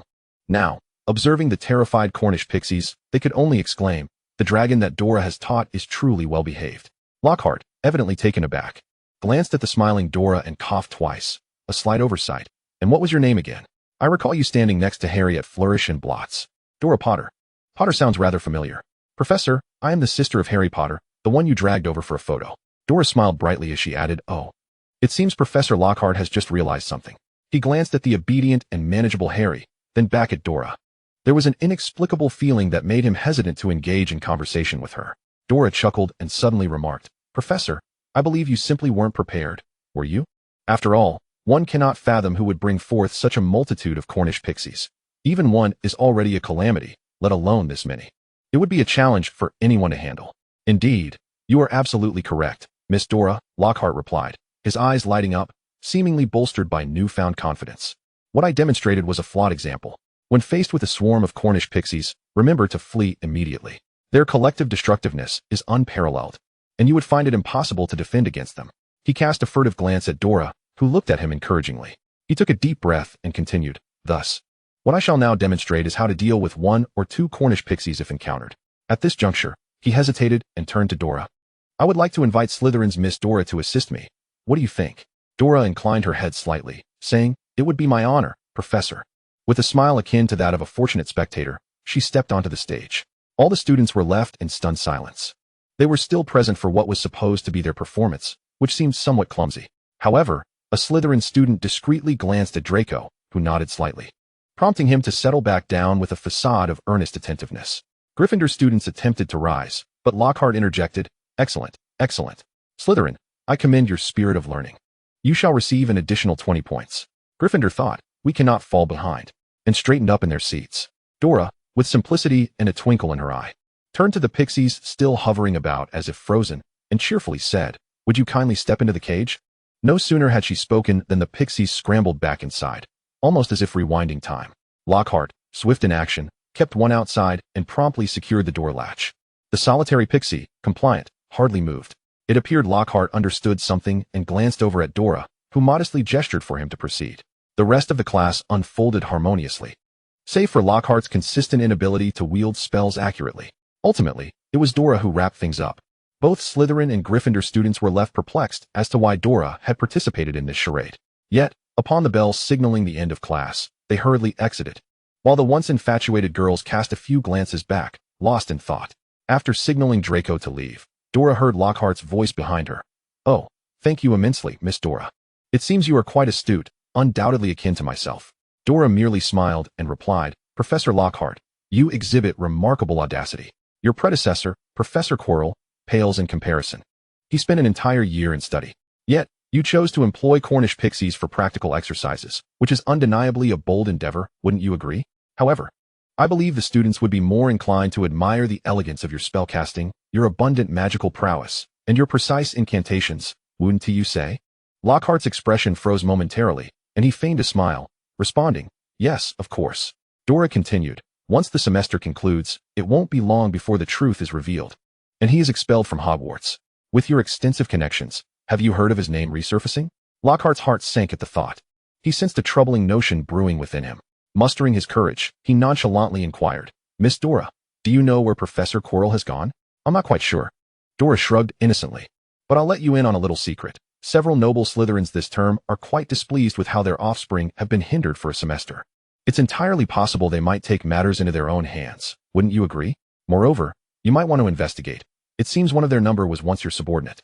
Lockhart swallowed hard. "You seem to know quite a lot, Miss Dora." "Of course, I am the daughter of Sirius Black, having grown up in the Malfoy household," she beamed. Lockhart finally grasped the enormity of the predicament that defense against the dark arts had become. He resolved that he must escape at once. "Miss Dora, class is over. I shall prepare for the next lesson. You should return as well." As he walked away, Dora cheerfully remarked, "Professor, I forgot to mention that the Hogwarts faculty contracts are enchanted. Once signed, one must fulfill a semester's commitment, or else." She chuckled lightly before adding, "Otherwise, why do you think this course at Hogwarts experiences such a shortage of instructors?" Lockhart remained speechless, his fear mounting. Chapter 48, A Strange Voice. Draco had been waiting at the door for quite some time when he saw Dora emerge, looking refreshed. He fell in step beside her. "What are your plans for Lockhart? Do you intend to manipulate him for my benefit?" "Lockhart." Draco frowned, unable to suppress his skepticism. "You know Of course, I believe what you mentioned earlier." Dora affirmed without hesitation, yet she couldn't help but laugh. "Don't you find him amusing? In terms of successfully marketing oneself, he is the most adept I have ever encountered." Draco's frown deepened. Dora continued, "Regarding the diary you spoke of, I've made progress. How shall I put it?" She paused to recollect their previous exchange. "It's quite extraordinary. You haven't lost it?" "What do you mean extraordinary?" What has it done? Draco asked in rapid succession, his anxiety palpable. Upon hearing Dora's next words, his complexion drained of color. Dora explained, it converses with me, persistently urging me to delve into the secrets of Slytherin's chamber. Just the other day, it even transported me into the diary to witness a memory. Draco recalled Lucius's response. It is exceedingly dangerous. We must discard it at once. He fixed his gray eyes intently on Dora, unwavering. Dora nodded. All right, bring it to me tonight. And you can handle it. Although Dora did not believe the diary could inflict any harm upon her, she was willing to alleviate the concerns of those around her by discarding it. Before doing so, she returned to her desk, opened the diary, and continued to write. Tom, here is your final opportunity. Do not deceive me. What do you wish to inquire? How were you created? Are there others like you, possessing such autonomous thought? Do you have knowledge of the magical artifacts in the wizarding world? How are they crafted? Dora penned a series of questions and then patiently awaited a response from the diary. The diary had paused for quite some time, as though engaged in contemplation. Before finally revealing its thoughts, I do not know. It seemed there was little to extract from it. Dora, having devised a plan in her mind, prepared to close the diary. Yet, it continued to write, but I will act. Once I possess a body, I shall be able to accomplish it. Huh. The thief's heart remains unyielding. Dora smirked coldly as she set down her pen and closed the diary, ignoring its frantic attempts to regain her attention by scribbling hastily.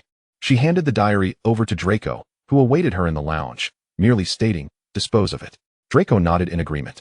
After the initial chaos of the first class, Lockhart appeared with an unexpectedly bright demeanor, though faint shadows lingered beneath his eyes. His lessons continued to be as flamboyant as ever. However, there was a discernible change in him, likely connected to those dark circles. The transformation was quite effective. Draco raised an eyebrow, gesturing towards the loquacious Lockhart at the podium. His tone laced with admiration. This was a far cry from the Lockhart he remembered. Upon leaving school, Draco learned that Lockhart had succumbed to a forgetting charm, losing all memory of himself, and was now residing in St. Mungo's hospital. This served as yet another opportunity for everyone to realize that his only true talent lay in the forgetting charm. He had cunningly exploited the experiences of those with genuine legendary tales, casting the charm upon them to steal their stories and usurp their glory. Now, observing Lockhart, who was stumbling yet striving to present himself in a second-year defense against the dark arts class, Draco could not help but exclaim, guidance is indeed of paramount importance. Although Dora's methods were not particularly gentle, he noticed Lockhart's cautious glances towards her, which amused him greatly. I'm considering casting the diary into the Forbidden Forest. What do you think? Draco pondered aloud. After all, it is a dangerous object, and I fear for the other students who might stumble upon it and inadvertently unleash its potential. The Forbidden Forest is out of the question. The unicorns are still roaming there, Dora replied, shaking her head. Being comrades in the same trench, they could not allow the diary to endanger them. Let us cast it into the Black Lake, she decisively declared. Draco nodded, simply suggesting, come with me. We shall throw it into the center of the lake. Certainly. That poses no issue. Having already vanquished the Dark Lord, Dora found this term quite pleasant, her energy no longer fixated on Harry, but rather directed towards expanding the ranks of the Blacks and their product lines. Thus, she naturally followed Draco. Unexpectedly, she did not anticipate that further events would unfold. After witnessing Dora's departure, Lockhart's expression instantly brightened, his head held high. Harry Potter, I require your assistance. Come with me, he commanded. Harry, perplexed but compliant, remained behind. The outcome was him seated on a stool, aiding Lockhart with his signatures. Harry lamented, I indeed regret this. Professor, are these all the books you need signed? But if I sign them for you, wouldn't that be inappropriate? After all, everyone desires your signature. Lockhart dismissed his concern, not at all. Harry blinked thoughtfully. But the handwriting will differ. What if it is discovered? Lockhart finally paused, seemingly grasping the implication, and then pointed to the book. You assist me by turning the pages. A chilling, venomous voice suddenly surged into Harry's ears. Tear you apart. Let me rip you apart. Kill you. Professor Lockhart, what are you saying? Harry gasped, unable to contain his astonishment. Lockhart looked utterly bewildered, holding out his hand with the quill, still waiting for Harry to turn the pages for him to sign. What do you mean, what? Harry queried. Did you not just speak? Lockhart's brow furrowed in confusion. Harry, no one spoke, just now. He glanced around, ensuring no sounds had been uttered. Perhaps you misheard.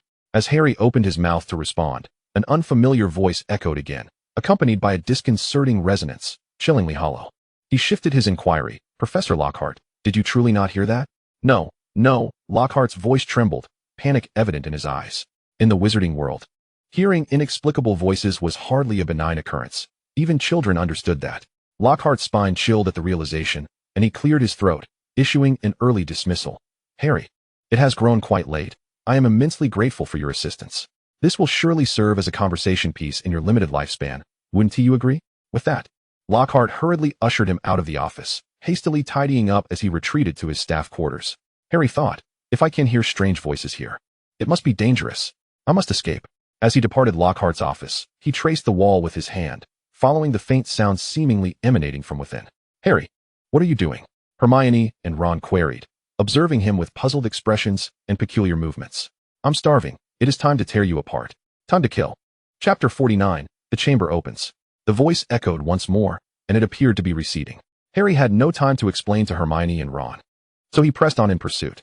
Both exchanged glances, clearly bewildered, yet it was evident that Harry had encountered something strange. Without hesitation, they followed suit.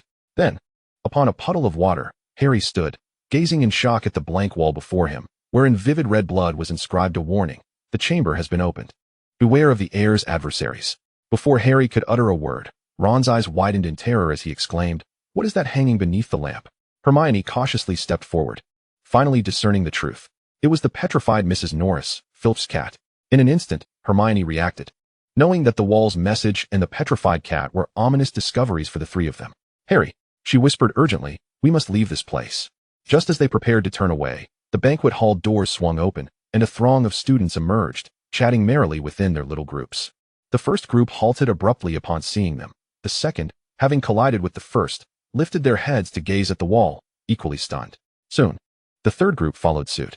Almost everyone blocked the corridor. Teachers, perplexed by the obstructed path, approached, casting curious glances at the wall, and were rendered speechless. McGonagall appeared slightly pale, as if a realization dawned upon her, locking eyes with Dora, who had just arrived. Draco, standing nearby, could not help but furrow his brow. In the depths of the Black Lake, we had presumed the diary to be lost, so how could it possibly reappear? Draco murmured to Dora, and after a moment, his gaze fell upon a familiar object, causing his pupils to dilate in shock. He leaned closer to Dora and whispered, look, beneath Mrs. Loris, is that not a diary? Dora glanced over, and, indeed, it seemed remarkably familiar. After contemplating for a moment, she stepped forward and picked up the diary. Then, before the gathering crowd, she approached Harry and nodded gently. Do not worry, I am here. Her eyes conveyed reassurance, alleviating some tension among Harry and his companions. At that moment, Filch approached, his expression brimming with excitement, as if anticipating the capture of rule-breaking miscreants. However, following the gazes of the onlookers, he became momentarily speechless. Mrs. Loris. He hesitated before advancing, and to his astonishment, he turned to the four nearest individuals, scanning Dora before fixing his gaze upon Harry, Hermione, and Ron. Did you kill her? You must pay for her life. Mr. Filch, Mrs. Loris has merely been petrified, Dumbledore interjected, arriving belatedly in an attempt to placate Filch. After a moment, he gestured toward Professor Sprout. The mandrakes this term will soon mature, and once we brew the antidote for petrification, Mrs. Loris shall return. Professor Sprout nodded in agreement. Dumbledore continued, moreover, they are merely children. Children do not commit such grievous acts. But, Professor Dumbledore, it was only the three of them present at the time, Filch retorted. They merely stumbled in, Mr. Filch, Dora interjected. We had no reason to harm Mrs. Loris, did we? Besides, who could possibly bring harm to such a delightful creature? That would be a moral depravity, especially since, under your care, Mrs. Loris is well-groomed, elegant, and noble, filled with curiosity towards the young ones, which is why she always seeks them out during nighttime wanderings. Likewise, the young ones are naturally fond of her beauty. How could they ever wish her harm? Filch's expression was complex, yet he was visibly distressed by Mrs. Loris's plight. He paused and asked, do you all feel the same? He turned his gaze towards Harry and his companions. Harry, Ron, and Hermione nodded obediently. Hermione added, my father intends to buy me a cat as a pet after the next lesson. Filch regarded them, and after a moment, stated, for the time being, I believe you. Those who love pets cannot be too wicked. He then turned back to Dumbledore, his face contorted in despair. Professor Dumbledore, you must find the culprit. I shall see to it that they suffer. Very well, Mr. Filch, Dumbledore replied, surprised at how swiftly the situation had calmed. He nodded thoughtfully, casting a glance at Dora and Draco before quickly averting his gaze. Children, return to your dormitories at once. This matter shall be handled by the professors. Dora followed suit. In that fleeting moment, her gaze caught Severus, who was squinting at her. She couldn't help but freeze. Then, she heard Severus's voice calling from behind. Dora Potter, are you not heading in the wrong direction? Do you recall that you are to come to my office tonight to assist the professor in the arduous task of potion making? Since when was that said? However, Dora dared not voice her thoughts. Yes, Professor. A wise individual knows when to comply. Upon entering the office, the moment the door closed behind her, she presented the diary. Professor, this is a diary that speaks. I find it exceedingly suspicious. Severus narrowed his eyes, understanding Dora's implication. He seized the diary, inspecting it closely. It appeared ancient yet commonplace. To facilitate their discussion, he moved it to another room and cast a silencing charm. Now, let us discuss the matter at hand. This diary was inadvertently brought to me from the Malfoy residence. It arrived at Hogwarts with my belongings. Upon learning of my identity, it has persistently attempted to reveal the secrets of the Chamber of Secrets to me, enticing me to open it. The Chamber of Secrets? Severus pondered. Dora continued. It showed me memories that indicated the chamber had been opened before. The one who opened it was Hagrid, and the monster within was a large, hairy creature. That is preposterous, Severus interjected immediately, disdain evident in his tone. That oaf Hagrid could not possibly be responsible. I agree thus. It has been unable to exert any control over me. What transpired today, then? Was it its doing? I am uncertain. Draco believes this magical artifact is far too perilous, and we together cast it into the Black Lake. Yet, unexpectedly, it has resurfaced at Hogwarts, conveniently beneath the petrified Mrs. Loris. Dora remarked casually. Had you not called me back, I might have approached it. Is it my fault?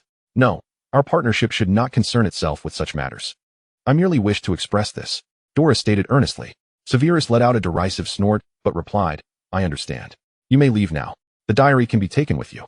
Severus was well aware of Dora's capabilities. A mere diary was hardly a challenge for her. After a moment's contemplation, he casually inquired, did the diary reveal its name? Indeed. Tom Riddle. As Dora spoke, she prepared to depart. Wait. Halt. What did you say? Severus's voice rose in urgency, nearly splitting in his astonishment. Chapter 50, The Deceptive Diary. Tom Riddle. Dora halted, puzzled. What is it? Do you know the original name of Voldemort? I do not, Dora replied candidly. For she truly did not. In her memory, Voldemort held only 3 names. Voldemort, the Dark Lord, and that infamous figure. Severus choked momentarily. After a pause, he stated, Tom Riddle. Huh. Dora recalled the pale visage she had seen behind Quirrell in her first semester, devoid of a nose, with only 2 slits, hairless. Oh, I wonder if that was his original appearance or merely a result of Quirrell's visage. Regardless, that grotesque face could never be equated with the handsome, elegant youth depicted within the diary. He was so dashing. How did he become that? She clawed at her face, gesturing downwards. Severus coughed. The crux of the matter is, why does this diary bear his name? It may belong to him, Dora replied earnestly. Severus had lost count of how many times he had been rendered speechless that evening. I will ask directly. How do you intend to deal with this diary? We shall observe for the time being, Dora responded readily. Severus, you are aware that my contract has not yet expired. I have always sensed something amiss. Until you just mentioned that this is the Dark Lord's diary. I suddenly felt a sense of clarity. But what is it, and how was it created? What potential dangers does it pose? She pondered deeply for a brief moment. Our current advantage lies in the fact that it cannot exert any influence over me. I have provoked it several times, yet it seems powerless against me. I shall seek an opportunity to see how I might deliver a devastating blow against it, should it be possible. Severus was serious. Utilize him. Dora responded with equal gravity. The two exchanged a glance and nodded, coming to a tacit agreement. Yet, Severus remained somewhat apprehensive. He rummaged through his limited collection of potions for healing and soul experimentation, offering them to her while advising. Ensure you act within your means. Should you find yourself overwhelmed, remember to seek assistance. Rest assured, Draco will also keep a watchful eye. With her journal in hand, Dora returned to her dormitory, only to find that the previously damp pages had dried without her notice. She opened the journal and, after a moment of contemplation, attempted a ruse. Grasping a quill, she hurriedly scrawled, Why? Why? What have you done to me? The journal replied swiftly, Do not fret. Dear girl, you have done nothing wrong. This was merely an accident. But why? Why did this happen? I harmed Madame Loris. I am utterly inhumane. How could I have done such a thing? I am not human. I am but refuse. The journal retorted, I sense you are insinuating something about me. While Dora continued to write with fervor, the journal began to feel uncomfortable, erasing all previous text. New content gradually materialized. Dear girl, the burden need not weigh so heavily. It truly was just an accident. You have not erred, nor have you harmed Madame Loris. The journal had not finished its thought when Dora eagerly continued in the blank space. No, but Madame Loris was petrified. It was I who petrified her. Unyielding. Dora pressed on. Suddenly, the journal emitted a blinding light. When she shielded her eyes and looked back, It had transformed into a blank page, upon which words slowly appeared. Who are you? Have you been unmasked? Dora's instincts kicked in, and she keenly grasped a crucial insight. The person manipulating the journal had never intended to petrify Madame Loris. It was indeed a mere accident. Otherwise, how could the journal have so astutely discerned that the author had changed?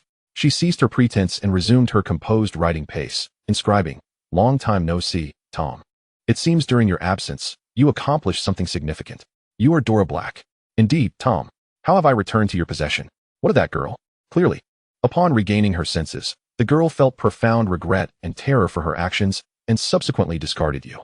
The journal paused for an extended moment, revealing no further text. Yet Dora persisted. She continued, "So, Tom, the Chamber of Secrets was not opened by Hagrid, was it? If I am not mistaken, it was you." The journal remained silent for a while before finally responding. "What do you wish to achieve?" "I desire nothing. I simply feel that someone as perilous as you should be firmly within my grasp. I have even developed a slight interest in the chamber you mentioned. You surely do not wish to open it." "Of course not. I merely wish to know what lies within that could petrify Madame Loris. I intend to contain that danger before it manifests. I shall not reveal that to you." The journal, now evidently irate, ceased to respond. Dora inquired multiple times, but although the text remained absent, no new words emerged. With a furrowed brow, she remarked, "Weren't you eager for me to open the chamber? Now that I am intrigued, why have you fallen silent? You are dreadfully dull. Such perilous artifacts must be eradicated. If you remain silent, I shall resort to force." Still, the journal remained blank. Dora smirked, shutting the journal firmly. She rose and began to scour the area, eventually unearthing a heavy stone. With a decisive strike, she struck the journal, but it yielded no response. Even the cover showed no signs of distress. She then procured a sharp object and jabbed it, and although the cover indented slightly, it remained unscathed. "Clearly, you have been crafted with exceptional resilience. Ordinary physical harm seems to have no effect on you," Dora muttered. Her gaze shifted to the soul potion Severus had provided. This appeared to be a remedy designed to fortify the soul against the toxic effects of the inferi. A product of last semester's collaboration with unicorns. Shall I give it a try? Without a moment's hesitation, she uncorked the potion and let a drop fall onto the journal. Upon contact, the potion coalesced into a droplet on the cover. Just as Dora began to doubt its efficacy, the edges of the droplet began to emit white smoke. As if corroding the surface, small bubbles formed where the droplet touched the cover.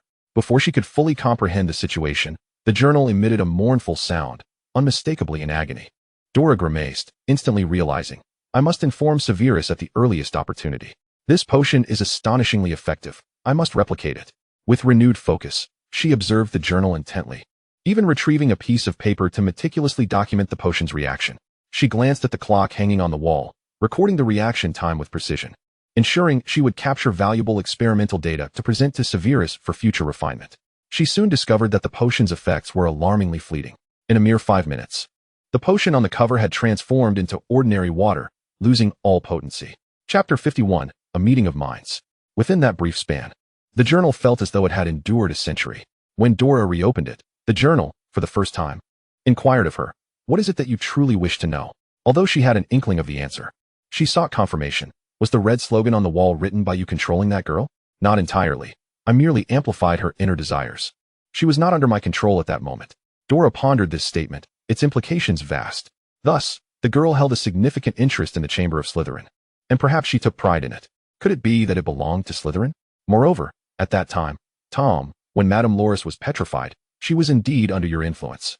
"Correct?" The journal replied. "I must admit, you are exceptionally perceptive. Should I ever wish to form an organization, you would be the elite I would most desire to recruit. Thank you for the compliment. In light of your acknowledgement, I shall once again bestow upon you my gift." Before the journal could process her meaning, Dora continued. She swiftly closed the diary, immediately pouring a substantial amount of potion onto its pages. This time, the volume elicited even louder and more prolonged wails from the diary. Fortunately, before Dora commenced her rigorous interrogation, she had cast a silencing charm in the room to avoid disturbing her nearby classmates until the effects of the potion dissipated. Only then did she reopen the diary. "Dear Tom, do you fancy the gift I bestowed upon you? You are truly a devil. Thank you for your compliments.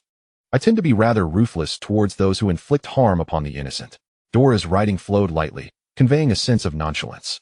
She continued, "So Tom, what exactly resides within the Chamber of Secrets that could petrify Lady Loris?" Moreover, she recalled the peculiar sounds mentioned by Harry in his letters. She penned, "Why can strange noises be heard from within the walls? cold, and able to roam freely.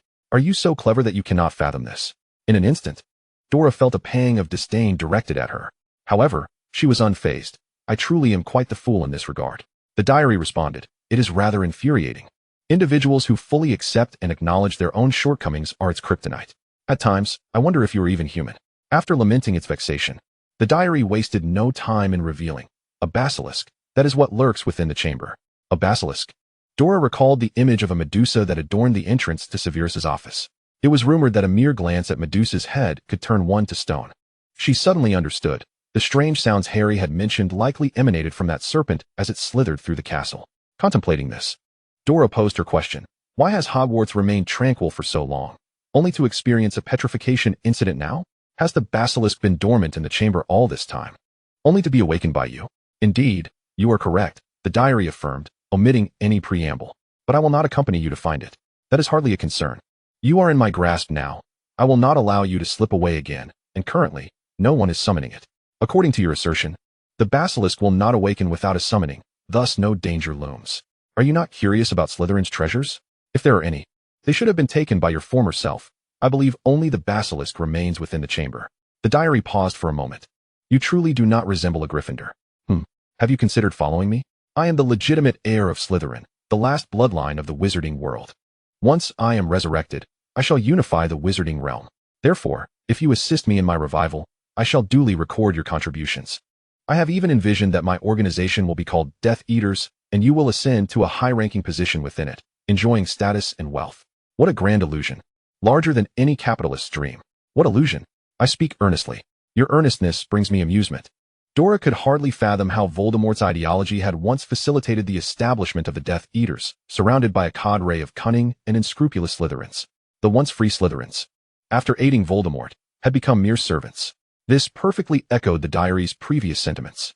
No flaws in your reasoning. The diary seemed intent on steering the conversation back to its original topic. What are your thoughts? I speak with sincerity. My dear, have you considered that if I possess the ability to resurrect you, why not direct that energy towards myself? Perhaps I could reach the pinnacle. The diary, evidently experiencing a momentary lapse, retorted, you cannot, for you are still a student. Yet you, in this conversation, also appear to be a student. I am different. Upon entering Hogwarts, I established myself through my own merit, earning the respect of all my classmates.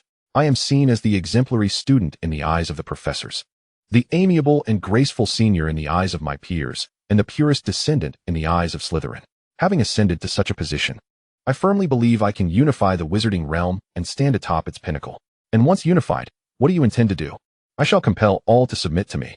Submit, for what reason? To ensure my ascendance as the sovereign of the wizarding world, where I shall acquire all that I desire. What are you willing to sacrifice for that? Simply to protect their bodies, is that not sufficient? And if they offend you? Absolutely intolerable. That would be a challenge to my authority. Dora chuckled. Then I cannot assist you, having vexed you so many times. How could I possibly resurrect you only to allow you to harm me? As long as you can resurrect me, I shall forgive you. No, from your exposition, it is clear you are not a worthy leader to follow. Thus, you may remain in your current state. With that, Dora snapped the diary shut and returned it to its original corner. What a farce. Is it so easy to become a king? Was my life before being summoned merely a joke? Furthermore, how can one speak so casually of inflicting harm upon others? It smacks of the traits found in Muggle literature depicting antisocial personality disorder. This is not a good person. Regardless, with the diary in her possession, the chamber would never be opened again, and no further petrifications would occur. Reflecting on this, she recalled having asked Regulus to send a petrification potion. It should be arriving soon. She wondered if it would earn her the gratitude of both Felicie and Lady Loris, perhaps allowing her to pet their fur. As Dora pondered these matters, they seemed to reach a resolution. However, she was taken aback to discover that the situation surrounding the chamber had become quite a sensation. Hermione even brought it up during a class taught by the head of their house, Professor McGonagall, prompting her to discuss the chamber's history. All ears were attentively focused on her, the interest palpable. Chapter 52, An Insatiable Thirst for Knowledge. Seeing that no one was inclined to continue focusing on their studies, Professor McGonagall decisively began to recount the tale of the chamber. You all know that Hogwarts was founded over 1,000 years ago by 4 great wizards, Godric Gryffindor, Helga Hufflepuff, Rowena Ravenclaw, and Salazar Slytherin. While 3 of the founders coexisted harmoniously, one did not. At this point, Professor McGonagall's expression hinted that the students understood the implications. She continued her narrative. Salazar Slytherin believed that when admitting students to the Magical Academy, the selection should be far more discerning. Magical education should be restricted to those from pureblood families. The other 3 founders disagreed, prompting him to depart from Hogwarts. Legend has it that he constructed a hidden chamber within this castle, which we refer to as the Chamber of Secrets. Before he left, he sealed the chamber, vowing that it would remain closed until his true heir returned to the school. Only that heir would possess the ability to open the chamber and unleash the monster within to purge Hogwarts of those wizards of impure blood. Dora listened intently, gaining insight into the chamber from this new perspective. She raised her hand and asked, "Professor McGonagall, why is it referred to as a purge? The 4 wizards founded Hogwarts during a time of conflict. Is it not possible that Slytherin left behind the monster in the chamber to protect Hogwarts? Because the chamber has been opened before." Professor McGonagall suddenly adopted a serious demeanor. Such a slogan has indeed been established.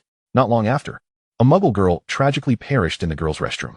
It was precisely due to this incident that Hogwarts, under the administration of Headmaster Dippet, nearly faced closure, until the individual suspected of having opened the Chamber of Secrets was apprehended. Who was it that opened the chamber? Harry inquired. I am uncertain. I was a student at the time as well, and the professors were extremely tight-lipped about this matter. Over time, it became a topic seldom mentioned. Harry raised his hand. Professor McGonagall, with Madame Lockhart petrified and the chamber reopened, will Hogwarts face closure? At this, McGonagall furrowed her brow, her expression reflecting sorrow. If there are indeed casualties, I believe it would be possible, Mr. Potter. The young wizards began to feel a sense of unease. Hermione subtly glanced back at Draco and Dora in the rear, their expressions unperturbed, and a thought began to form in her mind. Harry, we could ask Dora. After class. Hermione intercepted Harry and Ron, speaking to them earnestly. Hermione, how would Dora know about the chamber? Although she is a Slytherin, she has no means of acquiring such information. Harry expressed his confusion, yet Ron found Hermione's reasoning compelling. Harry, Dora is quite remarkable. She might indeed know something, even if she doesn't have all the answers. She certainly understands more than we do. I share your sentiment, Hermione replied with unusual enthusiasm. I do not wish for Hogwarts to close. We Muggle students would be left without any education. Hermione, Ron and Harry immediately grasped the gravity of her words, their faces reflecting understanding and sympathy. Harry nodded. All right, let us seek out Dora. He seemed to have forgotten that second-year Dora was no longer as easily accessible as she had been during their first year, when she frequently lingered nearby to protect him. Now, with the Dark Lord vanquished, second-year Dora was exceedingly busy. What could she possibly be preoccupied with? Harry felt a pang of frustration. Unable to find Dora, they decided to pause their search for the moment. At that moment, Quidditch Captain Wood approached Harry, eager to commence a practice session, and unexpectedly, he stumbled upon Draco. Flint, I've reserved the entire pitch for Gryffindor today. What are you doing here? Wood, oblivious to Harry's expression, spoke to the Slytherin Quidditch captain, his irritation palpable. Flint appeared somewhat smug. He brandished his broom and retrieved a piece of parchment from his robe pocket. Look here.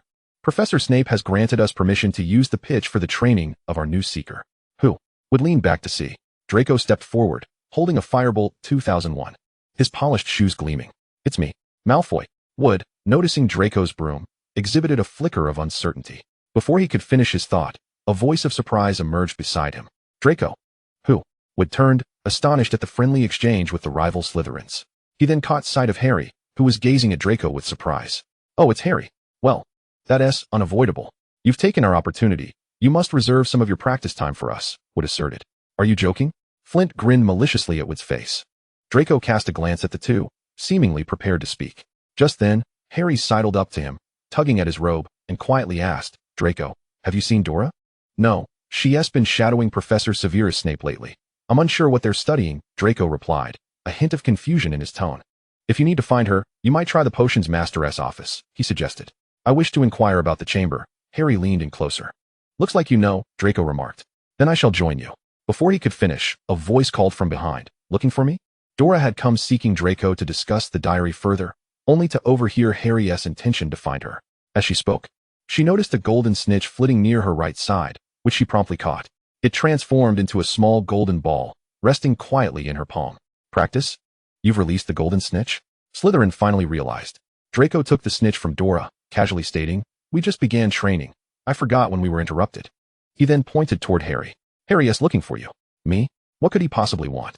Dora queried, puzzled. Once they reached a quiet area, Harry opened up. Dora? You know about the Chamber of Secrets, don't you? I noticed Draco's expression. He knows too. Harry's face displayed a hint of awkwardness. He added, I am your closest friend. Dora couldn't help but smile slightly. What are you thinking? Draco has always known. He was the one who informed me. At this juncture, she asked, what do you wish to know? Everything, or just in part? The rest, you shall have to uncover on your own. Chapter 53. The dueling club. Harry swallowed hard, for Dora's words felt like a temptation, luring him onto a path of intrigue. He shook his head. I wish to know who opened the chamber? Ah, right out of the gate. You've touched upon my blind spot, she replied. I do not know. All I am aware of is that it was a Slytherin girl, and she too was ensnared. You don't know? Harry's excitement was evident, though he quickly coughed to regain his composure. I must remain composed. He steeled himself and continued. So, Madame Lockhart was petrified due to the creature from the chamber? Yes. A basilisk, a serpent that can petrify like Medusa. However, she paused thoughtfully. Do you recall Professor McGonagall mentioning that during the first opening of the chamber, someone died? This creature is capable of killing as well as petrifying. The distinction between the two remains to be confirmed. Can I ask about the strange sounds I heard previously? It was Parseltongue. The basilisk was roaming the castle, muttering to itself, which you overheard. Thank goodness it is a chatterbox, otherwise, I might not have noticed it. Indeed, Harry affirmed earnestly, to which Dora responded with equal seriousness. Is it still safe now? Harry asked, only to realize he had posed a redundant question. I forgot. If it were still dangerous, you would certainly protect me. It is safe now, right? Rest assured. It is safe. All of this is due to a diary. The diary? Are you referring to the one that has become a source of speculation?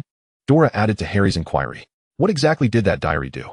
A fragment of memory was unveiled to me, revealing the events surrounding the opening of the Chamber of Secrets. As Dora finished her account, she noticed Harry gazing at her with wide, starry eyes, brimming with anticipation and curiosity. You must come when everyone else is preoccupied, she instructed. And I shall escort you to my bedroom in Slytherin, away from prying eyes. I will be there to observe your every move. Yes, yes. Harry nodded eagerly, fearful that if he hesitated even for a moment, Dora might change her mind. After all, that diary was indeed perilous.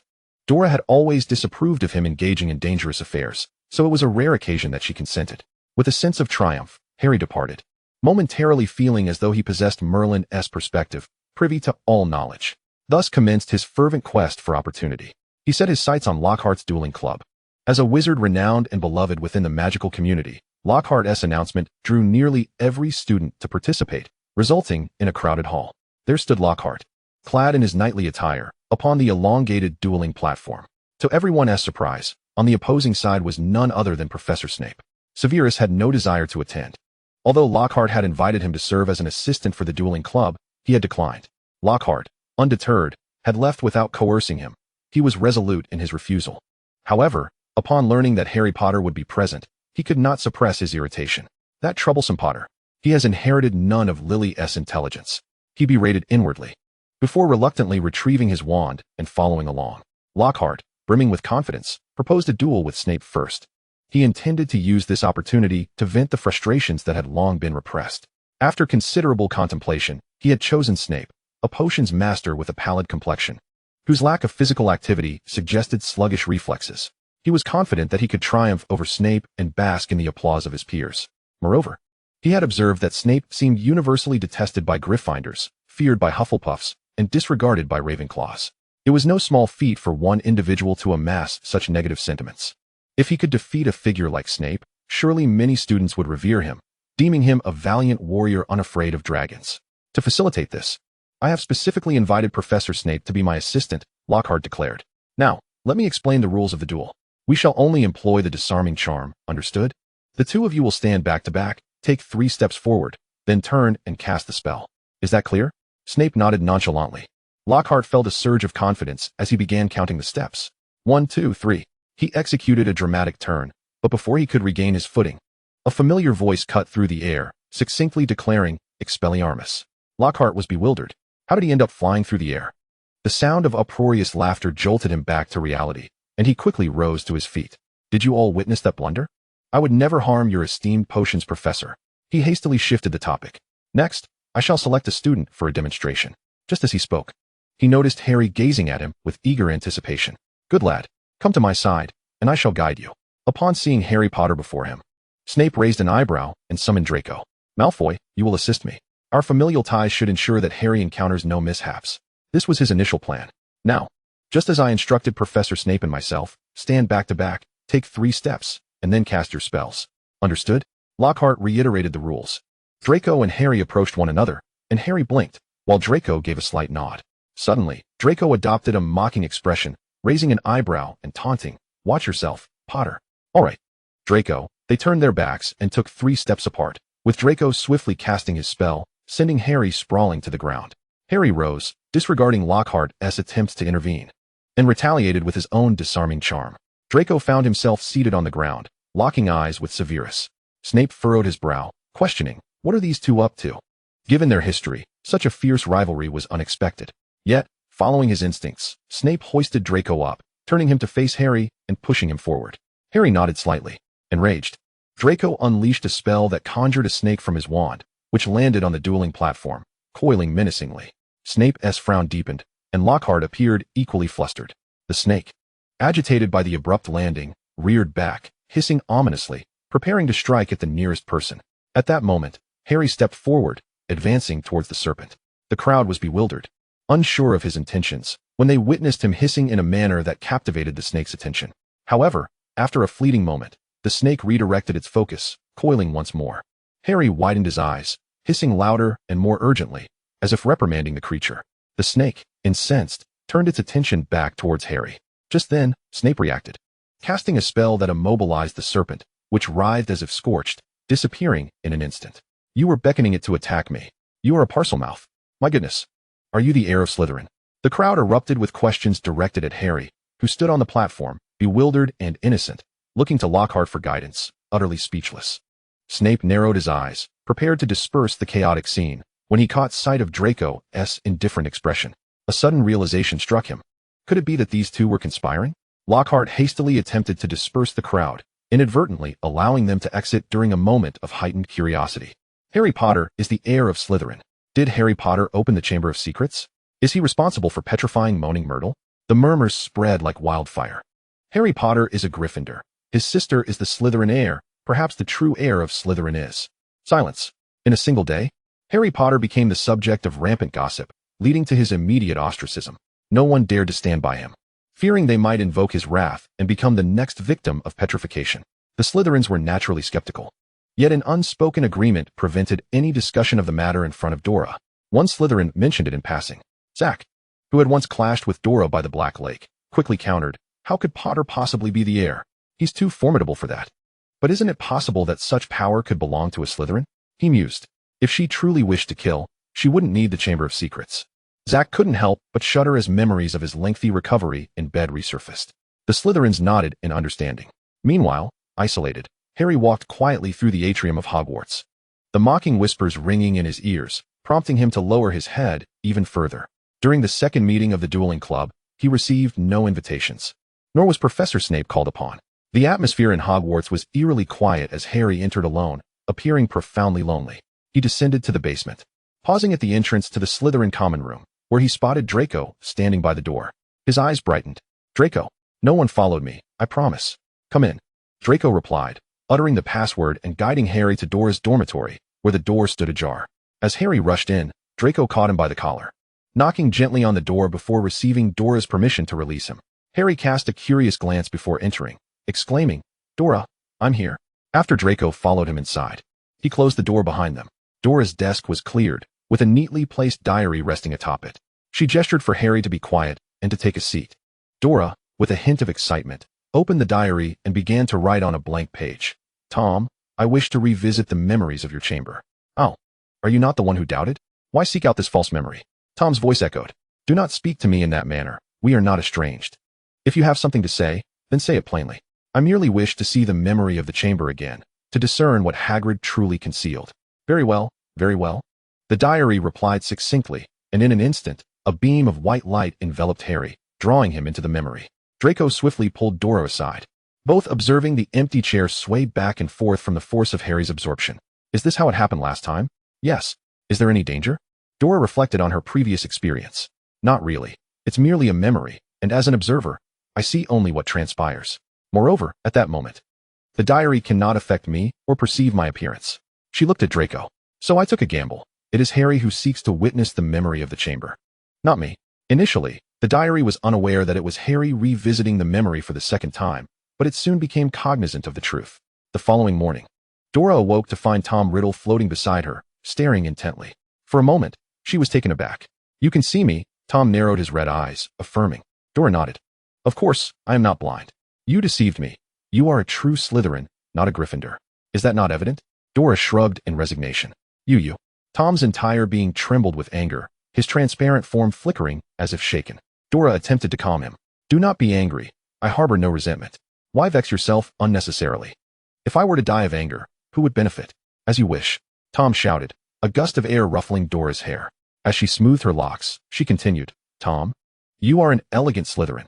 How can you act so discourteously? We Slytherins must maintain our grace at all times. Do you understand? I do not. Then learn. Dora replied matter-of-factly, admonishing him gently. Look at how dignified you are in the memory, how trustworthy. You achieved what contemporary Slytherins cannot. This proves your limitless potential. You can certainly withstand emotional turmoil and remain a man of perpetual smiles. Huh. Tom was too enraged to respond further, grinding his teeth. I wish to kill you. You may do so now. Come on, Tom, Dora remarked, adjusting her robes. Since you won T-Act, I shall be off to class. Goodbye. In a fit of impulsiveness, Tom dashed out, only to regain his composure upon reaching the Slytherin common room. Though years had passed, he could not risk being seen, especially with Dumbledore as headmaster, the only one who had ever questioned him, standing staunchly beside Hagrid. I must not be discovered. He swiftly calmed himself, preparing to return when a platinum-haired boy emerged, walking straight through him and approaching the bewildered Dora. What's wrong? Not leaving? Draco inquired, puzzled. Dora blinked, then pointed towards Tom's direction, asking, Can you see that spirit? Is there one? Draco glanced where she pointed, but saw nothing. He scanned the surroundings, still finding no trace. No, the blood trader, Barlow, doesn't he frequent the Slytherin common room? Is it only you who can see him? Tom floated closer to Draco, yet Draco's gaze remained unfocused. Interesting, Tom raised an eyebrow, then drifted back to Dora, exclaiming, Only you can see me. I will annoy you endlessly. Dora offered him no acknowledgement, simply urging Draco. It's not interesting, let us go to class. Hey wait.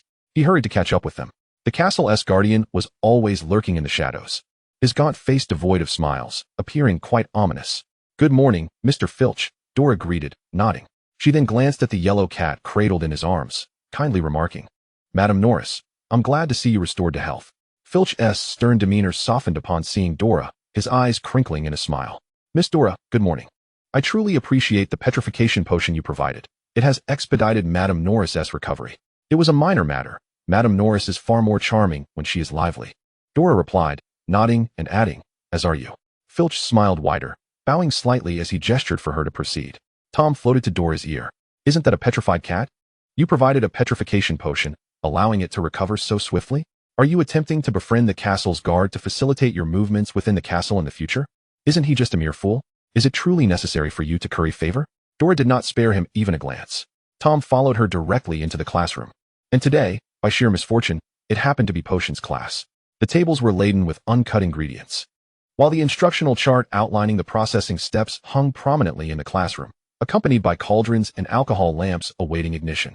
Tom's mind began to wander towards mischief. In potions class, any mistake is intolerable. All he needed was to obstruct Dora's line of sight, ensuring she would falter in her task.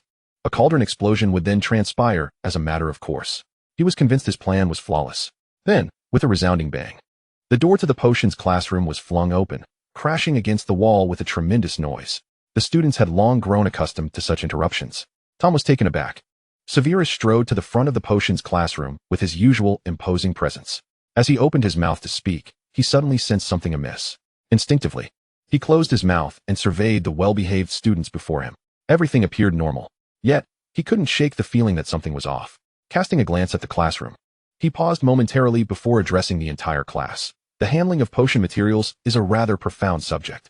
A slight excess or deficiency is something I do not wish for you to attempt to discern with your foolish minds. Precision must be ingrained in your very bones when it comes to potion making. I do not expect you all to remember everything, but you must master the handling of potions. Perhaps after graduation, you may even secure a position as an apprentice in a potion shop. At this point, a smirk graced his lips. His expression then shifted, and he spoke sharply. Pay attention. Today, I shall teach you the handling of special ingredients. Both Slytherin and Gryffindor, listen carefully. Meanwhile, Dora instinctively glanced in Tom's direction before looking back at Severus. She mused silently. Is Severus really that perceptive? Although he cannot see me, it seems he can sense Tom's ethereal presence. Originally, the lesson was supposed to cover a specific potion, but it was abruptly changed to the handling of potion ingredients. Severus called out to Dora, "Miss Potter, come forward. You will oversee their handling." The students of Slytherin and Gryffindor were unfazed. Tom, having calmed from his earlier irritation, seemed to scrutinize Dora's instructions attentively. After a moment, he remarked softly, "So, you are quite talented, aren't you?" This is the first time I've heard of a student serving as a teaching assistant, guiding their peers. Upon uttering this, deeper questions arose within him. If you are indeed so capable, why do you feel the need to appease that fool? If you are so talented, why do you subjugate yourself before the professor? Tom was perplexed. Based on his observations from the previous night and the brief time today, it was evident that the Black family was quite affluent and doted upon her greatly. A glance around revealed that Dora's belongings were of the highest quality. From her robes to the cauldrons she used, she exhibited both courage and meticulousness, capable of recognizing the misleading aspects of her memory and directly voicing her doubts. The students at Hogwarts clearly revered her. Even the most obstinate Gryffindors behaved obediently in her presence. As for the professor, it was undeniable that he had noticed the abrupt shift in the lesson. He was a remarkably astute and accomplished wizard. Yet, despite his formidable prowess, when faced with Dora's occasional inquiries, his disdain was evident, yet he complied. How perfect! Truly a prime candidate for the wizarding world.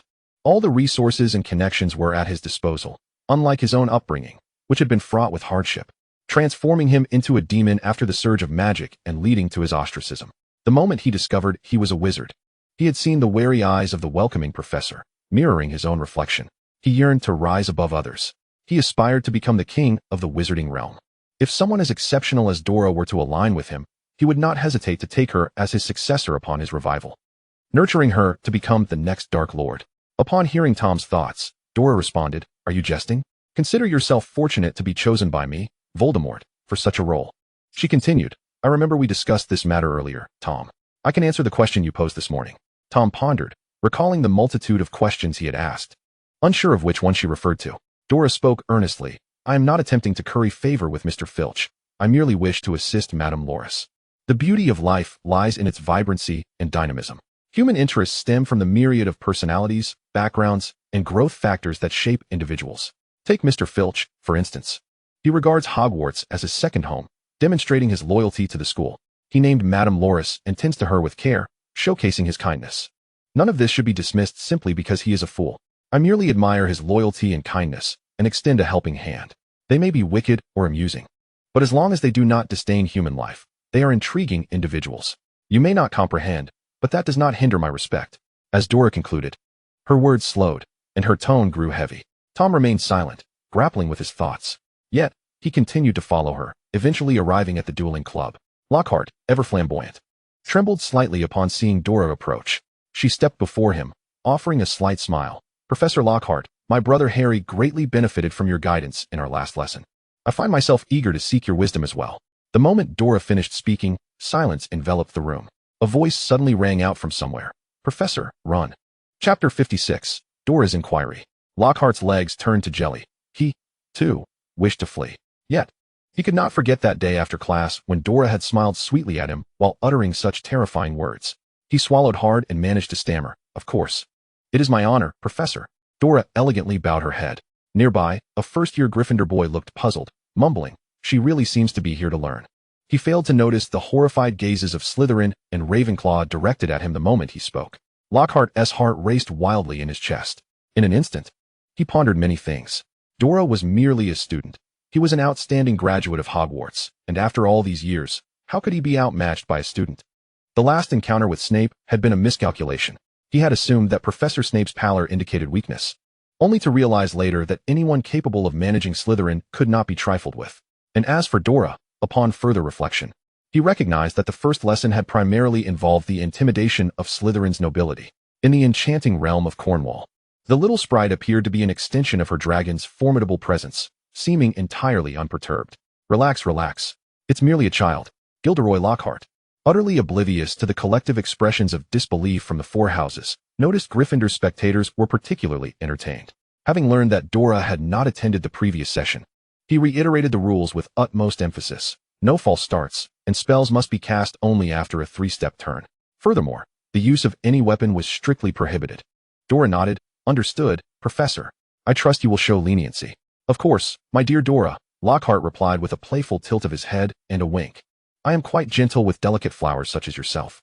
Thank you, Professor, she responded quietly, stepping onto the dueling platform to stand back to back with Lockhart. Her eyes closed in serene silence. An inexplicable aura enveloped her, compelling everyone present to pause their actions, instinctively drawn to her stillness. There were no words, no superfluous movements. Her demeanor was indistinguishable from other duelists, yet it rendered the onlookers speechless. Lockhart, however, appeared utterly unaware of the gravity of the moment, stepping forward while counting aloud. 1, 2, 3, Expelliarmus. Before the last syllable escaped his lips, Dora opened her eyes, pivoted, and unleashed a white streak of disarming magic from her wand, striking him swiftly. Why am I flying again? Lockhart exclaimed in bewilderment, while the spectators gaped in astonishment, some unable to stifle their gasps. Dora, standing tall on the dueling platform with her wand held at an angle, exuded a warrior's poise. The spell she had just employed, an incantation of silence, was an advanced technique that only upperclassmen typically mastered. The room erupted in a chorus of astonishment. The Slytherins, having recognized Dora's prowess early on, wore expressions of smug satisfaction, while Gryffindor members felt a sense of pride, some even recounting her past feats. I knew it all along.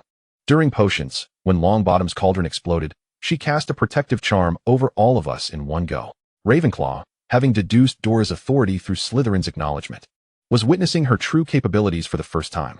Meanwhile, Hufflepuff merely stood agape, exclaiming, wow, as Lockhart rose, a complex expression gracing his features. He was about to speak when Dora preemptively bowed slightly, thanking him for his leniency. Had it not been for your graciousness, I would not have had the confidence to perform. The collective voices of Slytherin, Ravenclaw, Gryffindor, and Hufflepuff echoed in unison. Fraud. Lockhart, recovering quickly, flashed a bright smile and responded, of course, I have the utmost respect for women, especially for a promising student like you, Dora. I wouldn't mind being your practice target. The four houses turned to him in unison, their expressions incredulous, shameless. Lockhart, sensing the disapproval, wisely opted for silence, hastily stepping down from the dueling platform while casting a wary glance at Dora. She, however, made no further demands, exiting gracefully and politely. Just a few steps away, Tom caught up to her, questioning, why did you let him off so easily? He seems utterly incompetent. Be confident, remove the seams, Dora replied, her voice low. She continued, you cannot expect everyone to be exceptional. Lockhart may be inept, but he possesses remarkable marketing skills. And what of it? Shouldn't we use force to compel such individuals? Tom responded, his tone laden with conviction. Dora shot him a look of disdain, taking a couple of steps away, unwilling to walk alongside him. They are people, not mere objects to fulfill your every expectation. As she began to speak, she felt the exhaustion of conversing with someone whose worldview diverged so greatly from her own. Yes, I completely agree with you, she said, her tone lacking sincerity. Tom, oblivious to her disinterest, puffed up with pride, but soon realized that she was not heeding his advice and continued on her own path. Furious, he muttered. Days passed, and he found himself puzzled. Dora Black, unabashedly showcasing her dangerous potential. Why was Dumbledore not wary of her? Just then, he witnessed her receiving a letter from Fawkes the Phoenix, inviting her to the headmaster's office. Child, it's been a while, Dumbledore greeted warmly. Indeed, headmaster, Dora replied, taking a seat on the sofa, popping a lemon sherbet into her mouth, her face contorting at the tartness. Ah, child, not accustomed to such flavors. I see, Dumbledore chuckled. No wonder you keep Severus on his toes. After a moment's pause, he inquired, I hear you found a remarkable diary, correct? It seems a child has accomplished something quite extraordinary. Tom, trailing behind, was taken aback by Dumbledore's directness. Isn't he trying to probe? Dora responded, of course, headmaster. Did you not see everything through the portraits? That diary belongs to Tom Riddle. Chapter 57. Candor, Dumbledore's Inquiry. Dumbledore's expression shifted abruptly. After a moment, he began, Tom, you were a special child whom I took in, raised in an orphanage. With eyes that spoke of wariness and suspicion, the matron mentioned you were abandoned by your father, deemed a monster. Upon entering Hogwarts, you were humble, gathering an entourage of Slytherin nobles. And then, alas, you became Lord Voldemort. Dora seamlessly continued, and thus, you became Voldemort. Dumbledore was taken aback. He had anticipated needing to guide her gently towards this revelation. To his astonishment, Dora articulated it without hesitation. Unbeknownst to him, her revelation startled another. Tom leaped beside her, astonished. You've known it was me all along? Not all along. I discovered it later, she replied nonchalantly. Dumbledore's shock deepened. Child, who are you speaking to? Is someone else present? Realizing, he exclaimed, is it Tom? Tom. Growing increasingly anxious, darted around Dora, repeatedly imploring, "Don't say it. Don't say it. If you do, I'll kill you." Dora replied coolly, "You said the same when you first appeared, yet you still haven't managed to kill me. Good luck with that." She then turned to Dumbledore, affirming, "Yes. As you suspected, it is indeed Tom Riddle." Dumbledore's mouth opened, yet he found no words. Tom, agitated, felt his essence quiver. You. He struggled to express his frustration, unsure how to articulate his anger. The only derogatory term he knew, seemingly unsuitable for the members of the Black family, could only be applied to Muggle wizards. Moreover, he harbored doubts about it. It bore no relevance to Dora whatsoever. Headmaster Dumbledore had finally regained his composure. "Child, do you speak of Tom? Why can I not see him?" He even contemplated whether Dora was deceiving him. Yet, upon reflection, it seemed she had not positioned herself in opposition since her enrollment. "I do not comprehend how he followed me for an entire day without anyone noticing him." At this juncture, Dora paused, a hint of pride surfacing. Severus sensed it, albeit with uncertainty. "Truly, he is an exceptional head of Slytherin. Severus must be pleased with your commendation. I hear you now consider yourself half his employer. Is that not so?" "Not quite, Headmaster. Severus is merely my partner. The old man is aging, my dear child. Could you elucidate the distinction between the two?"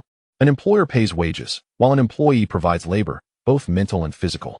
Partners, however, collaborate towards a common goal, and if discontent arises, they are free to part ways. The same applies to our Black family." The voice of Tom, which had been incessantly taunting him, suddenly ceased. He scrutinized himself once more. Just as he was about to voice his query, Dumbledore spoke on his behalf. "Why do you not establish an organization like Voldemort? Finding followers who would heed your every command, where only those who comply survive, and those who do not face the 3 unforgivable curses? Authority is not obtained through oppression. I have always believed this." At this, Dora's expression shifted, becoming significantly more animated. "I am unlike Tom, who leads with a childish pretense. I desire those who follow me to partake in sustenance. We are all naturally drawn together, able to bicker and even quarrel, yet without the intent to annihilate one another." Dora reminisced about the grandeur of her past summons. "What I desire is a towering tree, with each individual as a branch, flourishing together, providing shelter for those they care for while achieving their aspirations." As she contemplated this, she considered the hypothetical scenario in which Voldemort succeeded in exterminating everyone. What meaning would his existence hold in a desolate world? She paused before concluding, "A world is only lively when populated. The vibrancy of life lies in its bustle." "Child.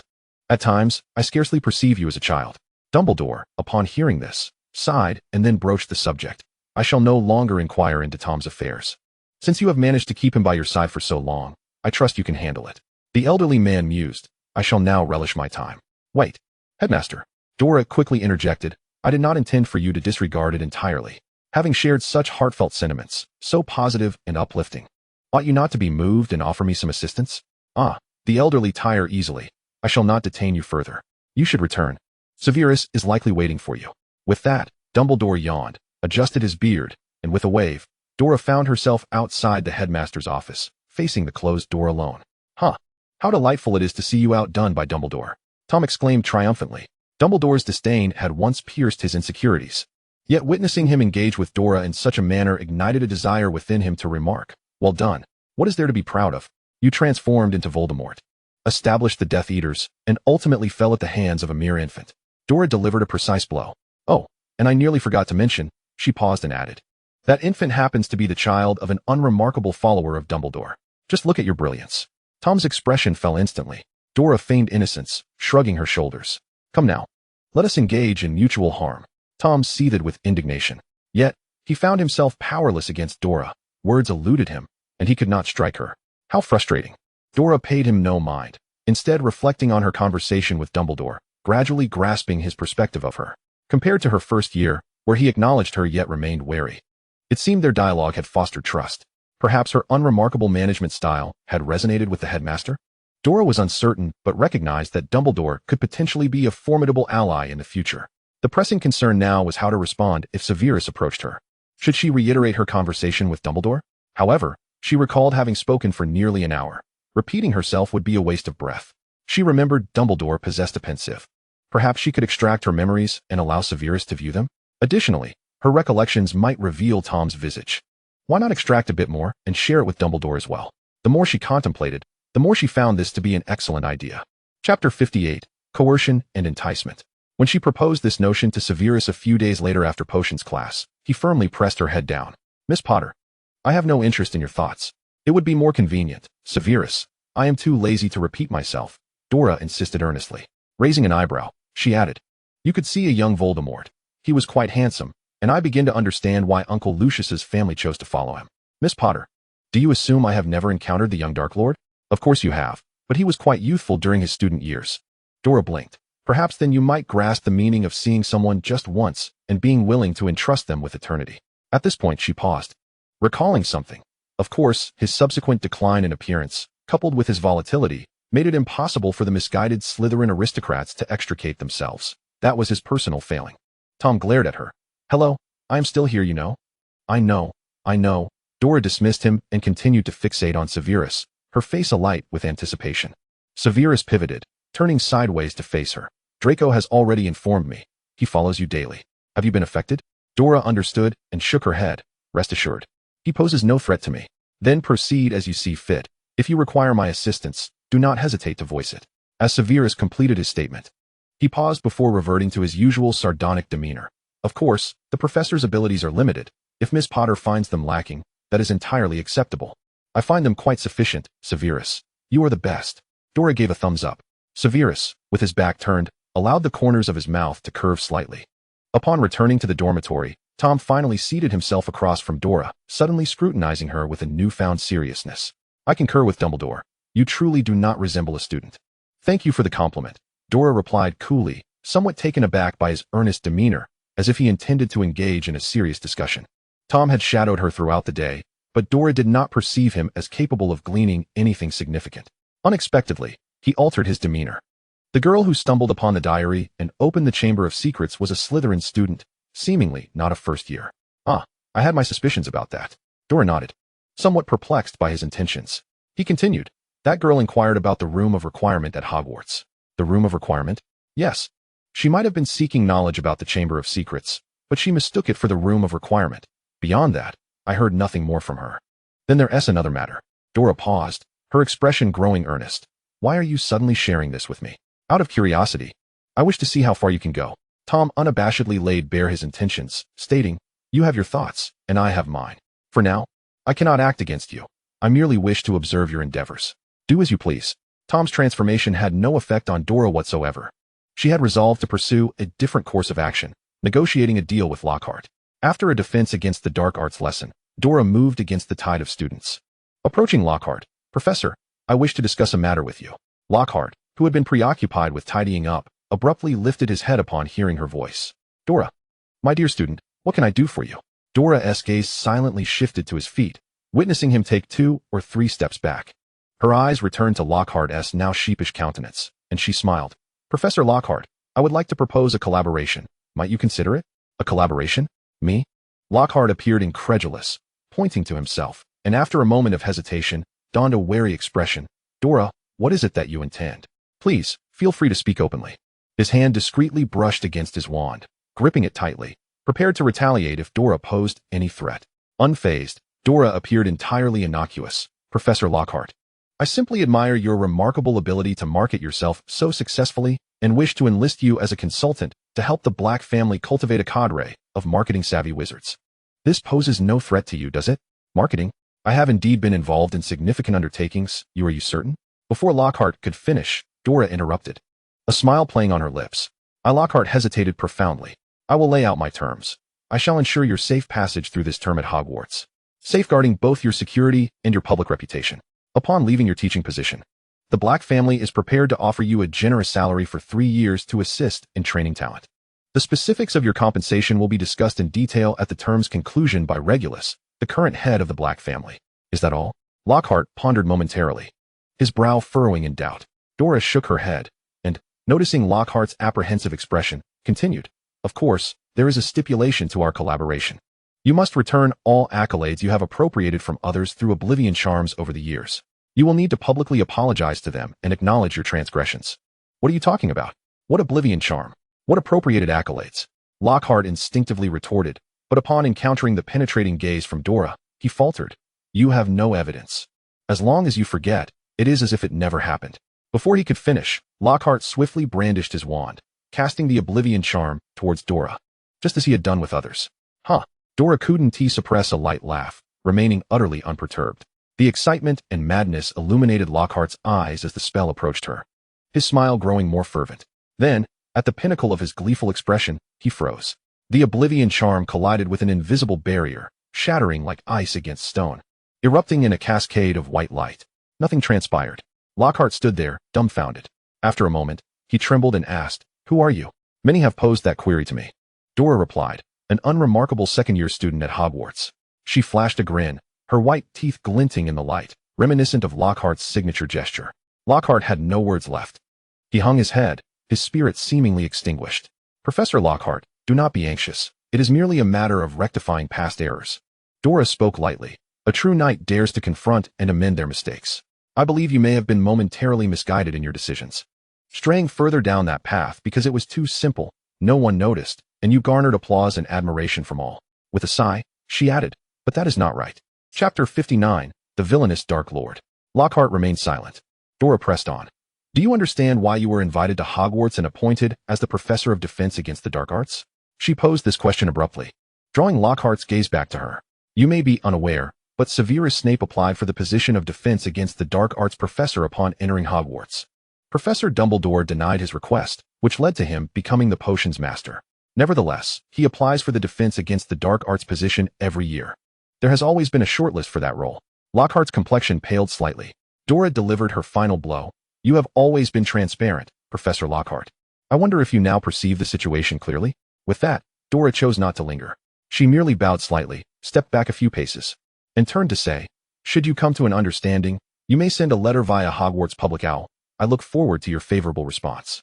With that, Dora paid Lockhart no further mind and exited directly. It was not until they were in a secluded area that Tom inquired, "Your proposition poses no detriment to him. If I were in his position and wished to avoid collaborating with you, I would dutifully complete this term to placate you before disappearing, making it impossible for you to track me down." Dora couldn't help but smile, slowly retrieving a memory crystal from her pocket. "However, I have preserved all that I require. Moreover, I have enlisted Regulus to trace Lockhart's past and uncover the true protagonist behind his books. Once Severus's soul potion is developed to stabilize their souls, we will surely find some evidence. If he flees, I shall release this evidence. With his capabilities, he will struggle to survive in the wizarding world." "Your manner of speaking now makes you sound more like a villain." "How could that be?" Dora retorted. "I merely adapt my approach to suit different individuals. With someone like Lockhart, who appropriates the achievements of others, I do indeed employ coercion. If he were to commit murder or arson, I would not collaborate with him, no matter his talents. Conversely, with someone as capable and resilient as Severus, I would approach him with friendly negotiations, earnestly seeking his assistance." Tom noticed Severus passing by behind Dora, pausing for a moment before continuing on his way. At that moment, Dora reflected, "I wonder if he will be more honest with me after hearing all this." Tom responded, "He heard you, but I suspect he will not be forthcoming. However, does that make me a murderer?" Tom suddenly asked.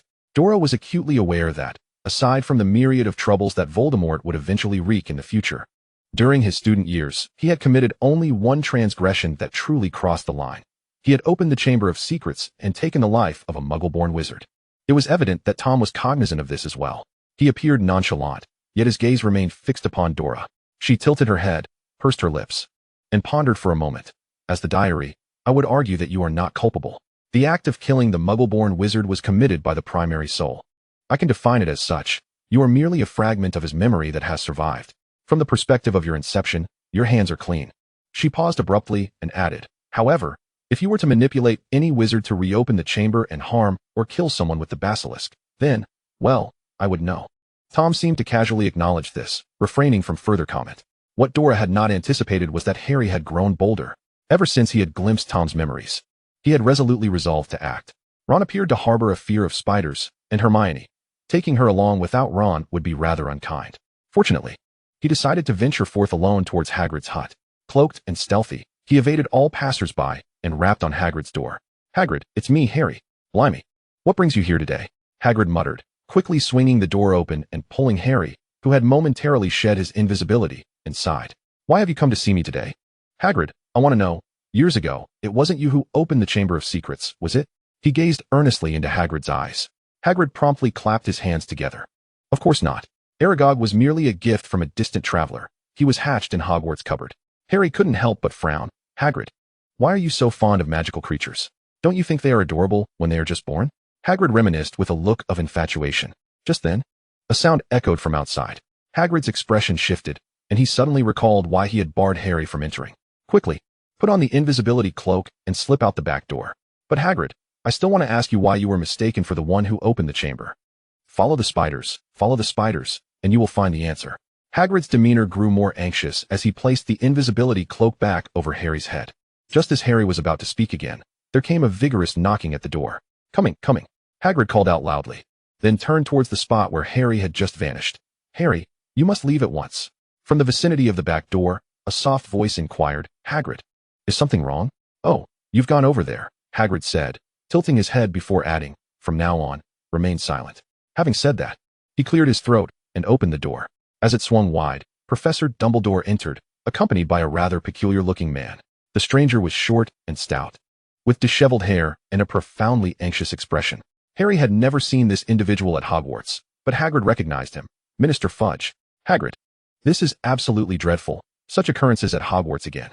It's fortunate you are still here. Cornelius, I need you to understand that I have complete faith in Hagrid. But you see, Albus, Hagrid's past record is quite detrimental to him. Although there has only been a single petrification incident, involving merely a wild cat, he sneered, continuing. The Ministry cannot ascertain whether there will be further attacks on the children. It is far too dangerous.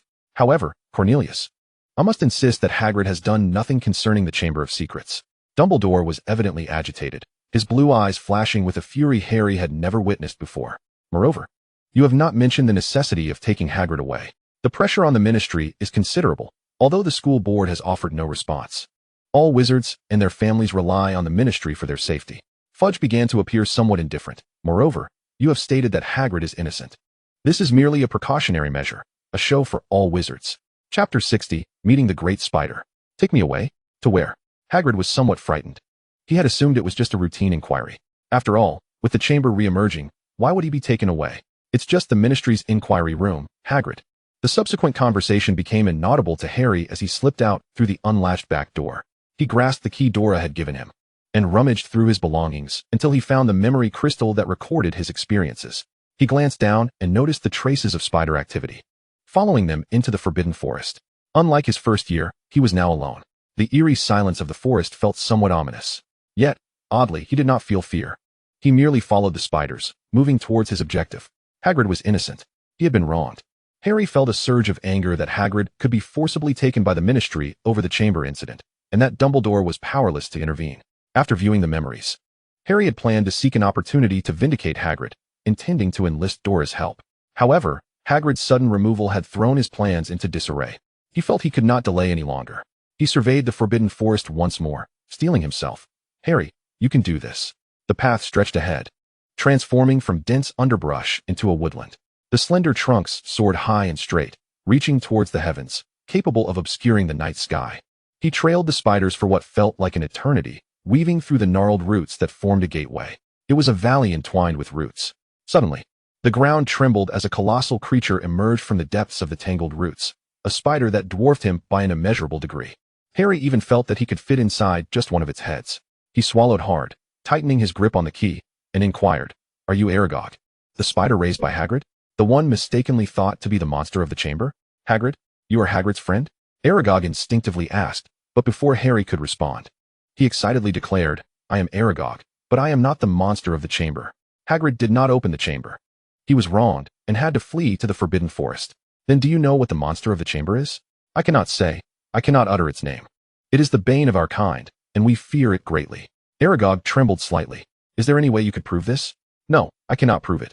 If I could, Hagrid would not have been taken away. Later, he entered the Forbidden Forest once more, seemingly no longer permitted to carry his wand. He was merely a keeper of the forest, who occasionally came to check on me. Then, Harry began, but as he spoke, he suddenly sensed something amiss nearby. A feeling of danger washed over him. He turned his head to discover that the surroundings were now swarming with spiders, both large and small, their eerie green eyes glinting in the darkness of the Forbidden Forest. The expanse before him was shrouded in darkness, akin to a vast black cloth adorned with countless emerald specks. Harry could not suppress a gulp. Well, there's nothing more to be done. I'll take my leave. He stepped back, preparing to turn and depart. Leave? Aragog echoed with a humorously anthropomorphized tone, I am grateful to Hagrid. Thus I decree that my progeny shall never harm him. Yet, fresh human flesh arrives unbidden, and I cannot prevent them from indulging. They are already growing impatient. He paused. Farewell, friend of Hagrid. With that, he shifted back, retreating into the unseen, as if wishing to erase his presence from sight. Harry's pupils dilated in fear. The spiders approached swiftly, darting by his side before he could even reach for the door key. At that moment, the hood of his robe stirred unexpectedly. Harry's hair stood on end, terrified that a spider had silently crept onto him. Before he could react, something crawled onto his shoulder, its coarse skin brushing against him, provoking an uncomfortable itch. Of course, he recalled that the spiders he had glimpsed did not possess such a texture. He was yet to comprehend what this entity was. A small dragon launched itself from his shoulder, soaring into the air, encircling Harry as it unleashed a ring of fire, enveloping him in its protective embrace. The spider, already edging into the fiery perimeter, screeched in agony. A pungent, acrid odor filled the air. It was Dora's dragon. The flames emitted by the dragon remained fierce and relentless, instilling a sense of security. Only when the little dragon urged him with insistent cries did Harry remember that he had not utilized the door key to escape promptly. The dragon fixed its gaze upon Harry, occasionally nudging him forward. Harry nodded, activating the door key, and in an instant, he vanished amidst the swarm of spiders. The dragon watched as Harry departed, recalling the forest's inferno, and, retracting its flames, it flapped its wings to ascend, swiftly evading the arachnids. With powerful beats, it soared to the edge of the forbidden forest before shrinking in size and darting toward the Slytherin dormitory. The Hogwarts grounds were notably tranquil at this late hour, with only Filch patrolling while cradling Mrs. Norris. Upon seeing the dragon zip past, Filch offered a rare nod of acknowledgement. The dragon nodded in return, rounding a corner before diving toward a mouse scurrying along the ground. However, before it could reach its target, the mouse seemed to sense the dragon's presence, leaping away in fright and dying on the spot. Grasping the lifeless creature in its claws, the dragon, finding it uninteresting, loosened its grip, allowing the mouse to drop to the ground as it flew away, unperturbed. It was late. It yearned to return to its nest for rest. Meanwhile, its owner found herself summoned to the office. It wasn't until Dora, perplexed, arrived at Severus's office that she learned of Harry's escapade. You mean to say Harry ventured into the Forbidden Forest to seek out a creature known as Aragog? Dora's eyes widened in disbelief. But she quickly reached for her contract sigil. She distinctly remembered that the sigil had shown no reaction recently, indicating that Harry was not under threat. Severus was evidently irate. Indeed, he did. That audacious Potter, with the brain of a giant, so arrogantly seeks to have an eight-eyed giant spider sever his useless head, does he? Professor, I brought the door key that Dora gave me, Harry interjected, feeling somewhat aggrieved. Severus shot him a sharp glare. What? Must I extol the virtues of the illustrious savior? Harry Potter, for his meticulous and thorough planning? No, Harry mumbled softly, casting a pleading glance at Dora. Chapter 61, Horcrux. Dora stepped forward, calling out, Severus. Please don't. Not you, Miss Potter. He paused momentarily, glancing around with a hint of caution before continuing. You allowed Mr. Potter to view the memory? Are you not aware of how heroic our savior, Mr. Potter, is for daring to venture into the Forbidden Forest to interrogate an eight-eyed giant spider for the truth? I had the little dragon follow him closely, Dora quickly replied. I'm not certain, but I provided him with the door key, and the dragon was stealthily by his side. Allowing him to interact within a protective sphere is surely preferable to him growing up unguarded and reckless, is it not? Unprotected? Do not utter such words. Severus snapped in immediate response. After a moment, realizing that Dora held no ulterior motives, he began to calm. Having vented much of his anxiety, he was far more composed. So, what treasures did our esteemed savior procure? Severus continued to taunt. Shall I extract your memory for the ministry to peruse? I recorded it in a memory crystal. Harry replied quietly, producing the orb from his pocket and placing it before Severus. Severus smirked as he took the memory orb. Harry Potter, acting beyond curfew, Gryffindor loses 50 points. Now turn around and leave. He coldly commanded, then turned to Dora. Miss Potter, do I still need to retain your presence? Good night, Professor. I'll ensure Harry returns to Gryffindor safely. Dora responded with a sense of satisfaction, promptly nudging the still-dazed Harry out of Severus's office. Did Professor Snape just say to escort you? Harry tilted his head, puzzled. Severus awkwardly meant for me to accompany you back, Dora clarified, just as she finished speaking. Severus's irritated voice echoed from the not-quite-closed door. Dora Potter. We're leaving, Dora exclaimed, pulling Harry along swiftly. Once they were out of sight, the spectral Tom suddenly appeared. His expression complex. You're not a black. I heard them refer to you as Dora Potter. Dora, taken aback, replied, You just found that out? Many classmates have let it slip before. I thought you knew and simply chose not to say. Tom was at a loss for words. Since you are a Potter. He hesitated, struggling to articulate his thoughts. The future Dark Lord, who typically navigated social situations with ease, found himself at a loss for words. I did not deceive you, Dora instinctively asserted. Dora Black was merely my former name. I was raised as the heir of the Blacks. And even though I later became a Potter due to certain circumstances, the preservation and development of the Black legacy remains my goal.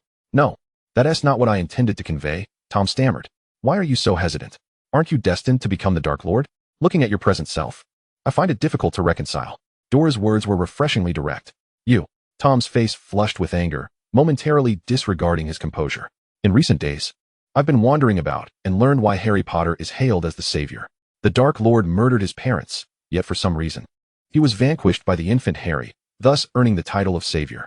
The enmity between Voldemort and Harry Potter was a relentless, eternal struggle. And then what? I am the youthful version of Voldemort, while you are Harry Potter's sister. I am his sister, Tom retorted. In an instant, his emotions dissipated. Although he was discussing a matter of great seriousness, his realization that he could see Dora, who was, astonishingly, the child of a victim of the Dark Lord's main soul, he was taken aback. Logically speaking, Voldemort and Dora were sworn enemies. Yet, at that moment, Dora did not make any aggressive move towards him. She certainly had the capacity to harm him. He vividly recalled the excruciating sting that had pierced his soul when he had remained silent and had come into contact with certain potions.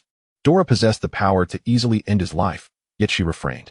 He reflected on their previous conversation, where Dora's honesty seemed to shed light on his confusion. At least in Dora Potter's perception, the diary represented merely a memory of a Slytherin student. Contemplating this, he suddenly declared, I am, in fact, a Horcrux. Dora momentarily struggled to comprehend Tom's statement. After a brief pause, realization dawned on her as she pointed towards the diary. Are you saying that diary is a Horcrux? Indeed. Tom responded candidly. How was that diary created? Or perhaps I should ask how your fragment of memory became embedded within it. Because the main soul has always sought immortality and discovered a method, Tom replied, locking eyes with Dora. Observing the understanding that swiftly illuminated her features, he felt a quiet sigh of relief within. Such an astute individual could prove to be a formidable adversary if turned against him. Indeed, as you surmise, the method discovered by the main soul involved tearing apart his own essence and placing it into a vessel, allowing him to be awakened whenever he saw fit in the future. Tom paused before adding, or, as in my case, awakening autonomously. What is the method? Dora swallowed an impending curse, her inquiry striking at the heart of the matter. Do you remember when the Chamber of Secrets was opened, and a Muggle girl lost her life? Tom continued, a hint of madness flashing across his face. The main soul spent 5 years seeking the entrance to the chamber, uncovering Slytherin's lair and the means to achieve immortality through Horcruxes. During acts of murder, the soul fragments, attaching themselves to nearby objects, thus forming Horcruxes. He transferred the method of entering the chamber, his memories as Slytherin's heir, into me and placed it within the diary. Dora seemed to grasp the significance. Murder was indeed a prerequisite for creating a Horcrux. Yet, she questioned, was the soul so easily torn apart? She recalled Regulus, who, upon his rescue, had appeared utterly despondent, rarely lucid, and required extensive care from Severus' potions before he could walk freely again. Moreover, was he unaware of the costs associated with eternal life? Tom queried, perplexed. How do you know there is a cost? It's quite simple. When one seeks to forcibly obtain something, one must inevitably forfeit something in return. Take our magical realm. For example, aside from born magical creatures, we also have those transformed from humans into magical beings. When humans choose to become magical beings, they relinquish the warmth of sunlight, residing eternally among their kind. Even if they grow into elite magical beings unafraid of sunlight, there will always exist another race that counters them, leading to mutual destruction upon encounter. Wait, Tom interjected, sensing something amiss. Did you just say our magical realm? He paused before pressing further. Who exactly are you? I am Dora Black, and I am also Dora Potter. Equally, I am the Dark Lord Dora, hailing from another world. Chapter 62, Speculations on Horcruxes. Now it makes sense. No wonder you are entirely different from those in the wizarding world, Tom mused thoughtfully. Now it was Dora's turn to be astonished. You believe me? Of course. This tale holds no reason for deceit, does it? No. I'm merely surprised you are the only one who believed this from the start. After a moment of contemplation, Dora continued. Voldemort managed to dedicate 5 years to seeking Slytherin's chamber based solely on a legend. With his ambition, he yearned to become the sovereign of the wizarding world. Such adolescent bravado, believing oneself a Dark Lord, is not entirely implausible. Could you tell me what your magical beings are like?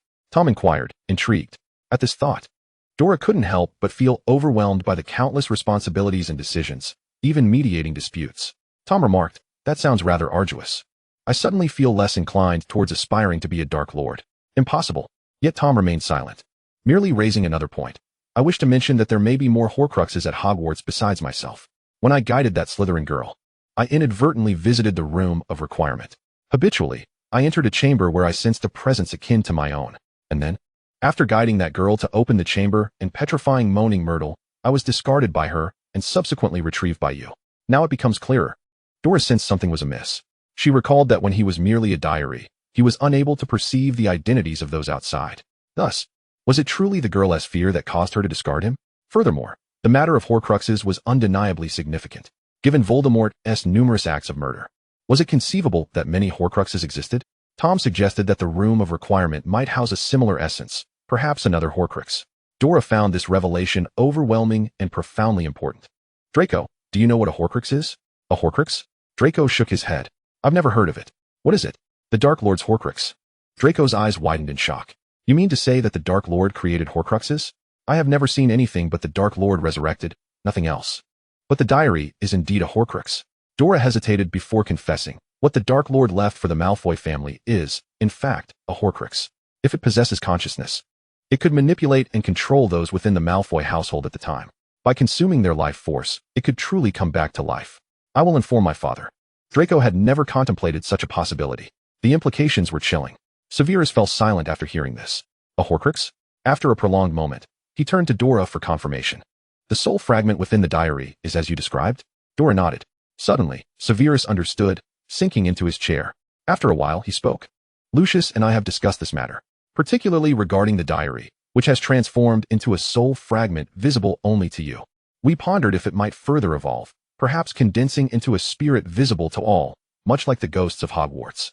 Ultimately, it could become an entity indistinguishable from an ordinary human. There is a possibility of that." Dora even recalled how, the night prior, she had compelled him to show Harry a memory from years past. Yet, she too had reviewed the memory, finding nothing unusual. Could it be that Harry possessed some unique ability? Before she could finish her thought, Severus interrupted her. "The diary was once a token of honor bestowed upon Lucius when he was highly regarded by the Dark Lord. At that time, the mad admirer of the Dark Lord, Bellatrix Lestrange, was consumed by envy." Severus paused momentarily, stating, "Bellatrix, whose full name is Bellatrix Lestrange, was formerly a Black before her marriage, and is the sister of Narcissa. She is utterly infatuated with the Dark Lord, so if you ever encounter her, keep your distance." "I believe it would be wise for her to maintain her distance from me as well," Dora instinctively replied. Severus then realized the implication. Indeed, having recently encountered the Dark Lord, Dora would have no means to contend with Bellatrix. He returned to the original topic. "The Dark Lord has never regarded the Death Eaters as his kin. This is the very reason for his eventual downfall." Dora chimed in. "Do you recall our previous discussions about Muggles, you and Uncle Lucius? A solitary individual can never triumph over a multitude, although he has gathered an army of Death Eaters. He merely views them as tools, akin to a warrior stepping into battle with a mere collection of weapons." Upon reflecting on this, she found it somewhat amusing and added with a smile, "Weapons may attack autonomously, but they will not provide protection. Furthermore, wielding weapons poorly can lead to self-inflicted harm." Severus seemed to ponder this notion, nodding in agreement. Yet, he was haunted by a pressing question, emphasizing, "Before you could see the diary, what actions did you undertake?" This thought brought back a previously lost line of reasoning. Dora suddenly awakened to the realization, "Harry." As she spoke, she glanced around, only to find no familiar figure in sight. She then lowered her voice. "Is it possible that Harry is a Horcrux?" Severus's eyes widened in shock. Unable to contain his voice, "What do you mean?"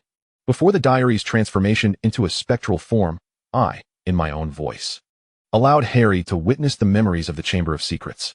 You are well aware of this. However, the very next day, I opened my eyes to find him floating in the air. This does not substantiate your argument." Severus was reluctant to accept this premise.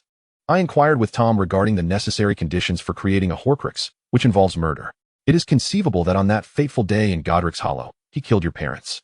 Considering her current identity, Dora rephrased her thoughts, continuing, "The soul was already unstable, and in his final attempt to kill Harry, he inadvertently left a fragment of himself within Harry."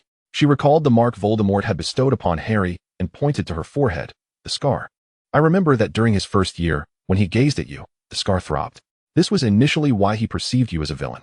Oh, I am indeed not a virtuous man, Severus interjected suddenly. Dora frowned and responded dismissively. Well, perhaps he saw the dark mark on Professor Quirrell's head at that time. Additionally, when he encountered the figure in the Forbidden Forest, he also clutched his scar in pain. Then she added, he is a Parselmouth. Dora delivered the final objective fact. Chapter 63, Another Horcrux. Tracing the Potter lineage reveals no connection to Slytherin. Yet how is it that Harry possesses the Parseltongue of Salazar Slytherin and Voldemort? The heir of Slytherin? I lean towards the notion that this ability stems from the Horcrux. Severus could not help but press his hands against his head, unwilling to accept the reality. Severus, there is yet another question. What could possibly be worse than this? Indeed, Dora affirmed, given Voldemort's madness. It seems likely he possesses more than one Horcrux. Severus felt a throbbing headache. You should return for now. I need to contemplate this further. This matter is overwhelmingly significant. Severus promptly made his way to Dumbledore's office to discuss the situation. Meanwhile, Dora, while traversing the corridor, spotted Harry rushing towards her. A look of panic etched across his face. Dora, Ron and Hermione have been petrified. What? Dora exclaimed, following Harry to the hospital wing. There. They found Ron and Hermione frozen in the act of gazing into a mirror. How could this happen? Dora, did you not say the diary was under control? Harry asked anxiously, glancing between Ron and Hermione. He then expressed his concern. Could it be that the diary secretly escaped and ensnared others? The diary, in its spectral form, floated in, overhearing Harry's words, and prepared to retort. However, Dora calmly interjected, it was not the diary that caused this. It is currently uninterested in the chamber and has no desire to unleash the basilisk. So, how did this petrification occur? Dora pondered for a moment before hesitantly suggesting. I suspect Hogwarts harbors a second object akin to the diary. Why are you so certain it isn't me? Tom inquired as Dora returned to her dormitory. He made it clear, as you stated, I indeed hold no interest. However, my previous candor with you was not intended as a prelude to this incident. I understand. Dora responded, her tone knowing. You are merely experiencing doubt regarding the path you once embraced. Meanwhile, I retain the essence of the student you once were, who is not so consumed by madness and violence. Tom nodded in acknowledgement. Dora continued, I merely wish to pose a question, Tom. Your abandonment may not have been the girl's true intention. She might have been manipulated into discarding you to divert everyone's attention. The diary version of Tom appeared taken aback. After a moment, he could not suppress his anger, his essence flickering in and out. Such underhanded tactics. To manipulate and cast me aside, when I find her. I shall smash her into the ground. Countless times. Do not be upset. You have gained from this misfortune, have you not? Dora pointed to herself. I have come to understand you anew, and you have begun to question your own path. Perhaps you once resented the lack of guidance in determining your actions.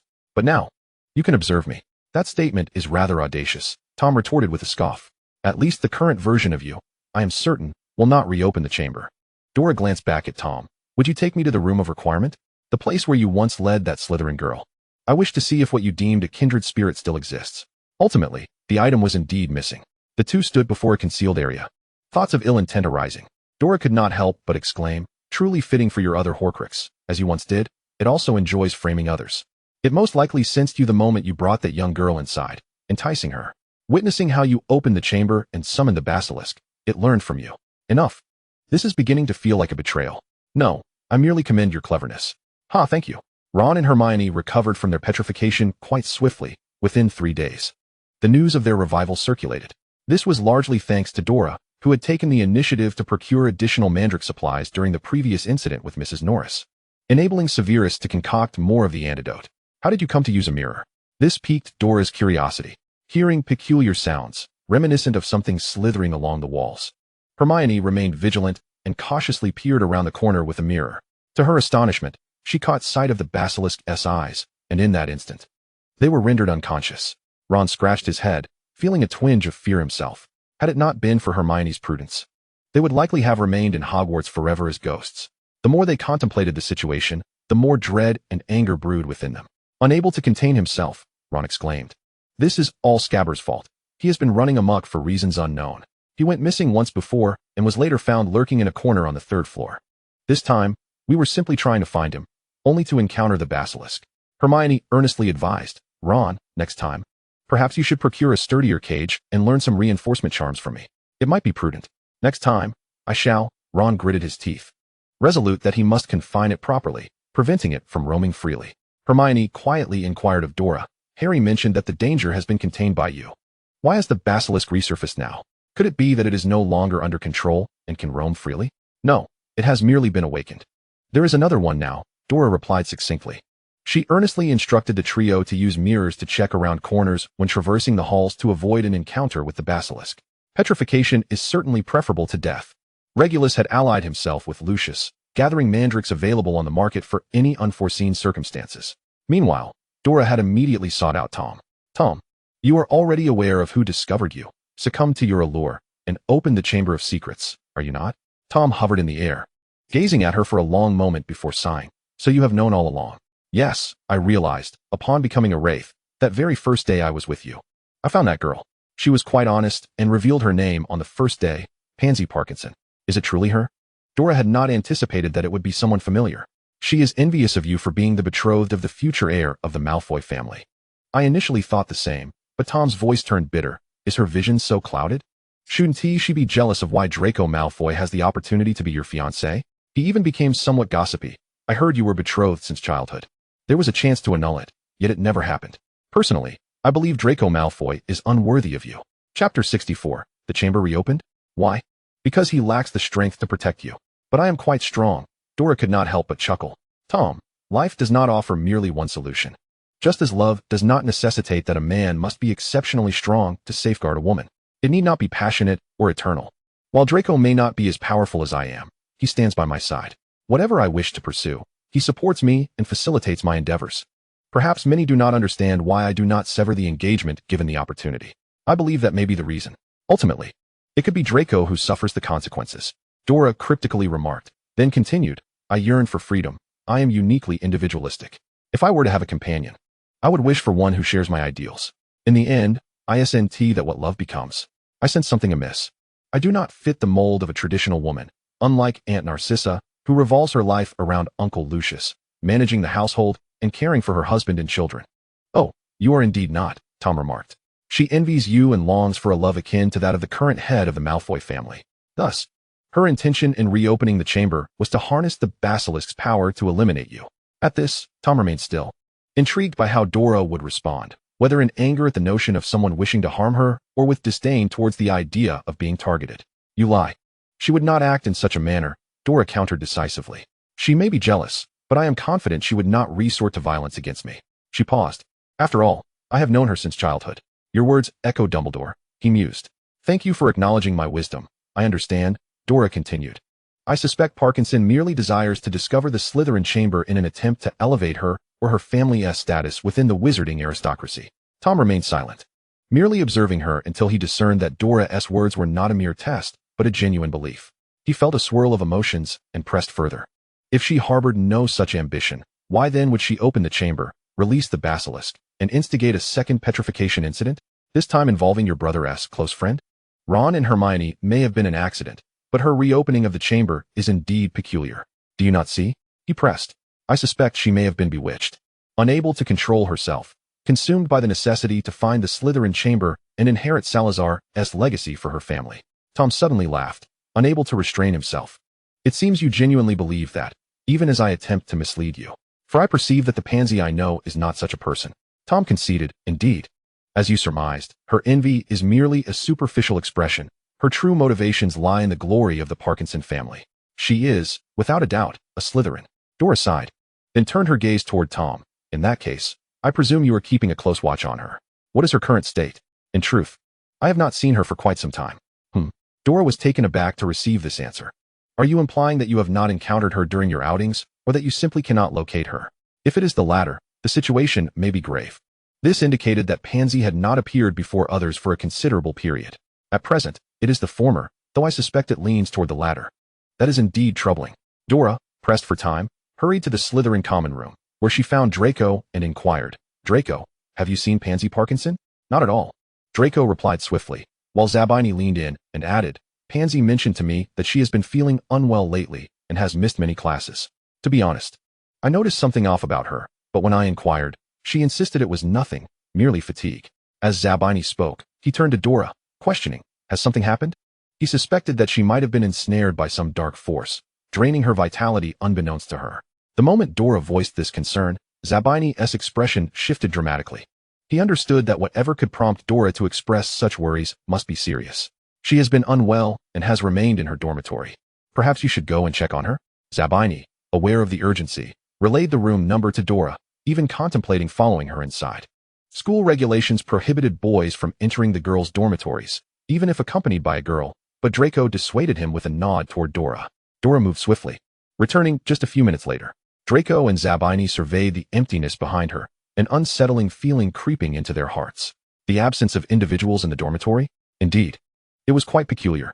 At that moment, Severus unexpectedly entered the common room, momentarily taken aback upon seeing Draco, Zabini, and Dora. After a brief pause, he addressed Dora. Take your diary and the dragon, locate that soul, Tom, and accompany me shortly. Return to your room and gather these items swiftly. Severus quickly turned to Draco and Zabini, stating, Draco, all Slytherins have been instructed to return to the dormitory. You are responsible for ensuring that they do not scatter. Zabini, contact Regulus and prepare him for the imminent arrival of the soul potion. Have him send it over. Understood, Professor Snape. Both Draco and Zabini replied in unison. Severus remained at the door, and Dora returned in a remarkably short time. She turned to Draco and Zabini, reassuring them, do not worry, I will bring Pansy Parkinson back. However, Zabini's brow was furrowed with concern. Draco earnestly cautioned, regardless of the circumstances, prioritize your safety. I know, she replied. The specter of Tom observed this scene, suddenly grasping the meaning behind Dora's earlier remark about Draco. Yet, he did not dwell on it further. His eyes now ablaze with fury. This Horcrux had revealed itself. He must teach it a lesson, attempting to shift the blame onto him, thus subjecting him to unwarranted disgrace. He would annihilate it. Dora followed Severus back to the wall that had been defaced with red graffiti.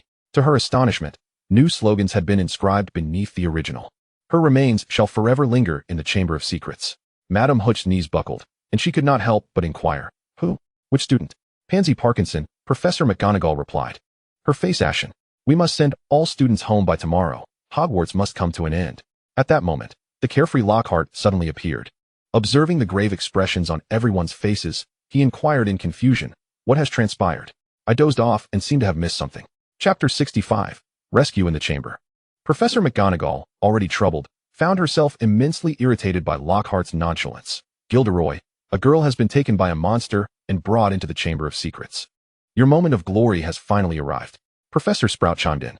Did you not claim last night that you knew exactly where the entrance to the chamber was and how to access it? Professor Flitwick added.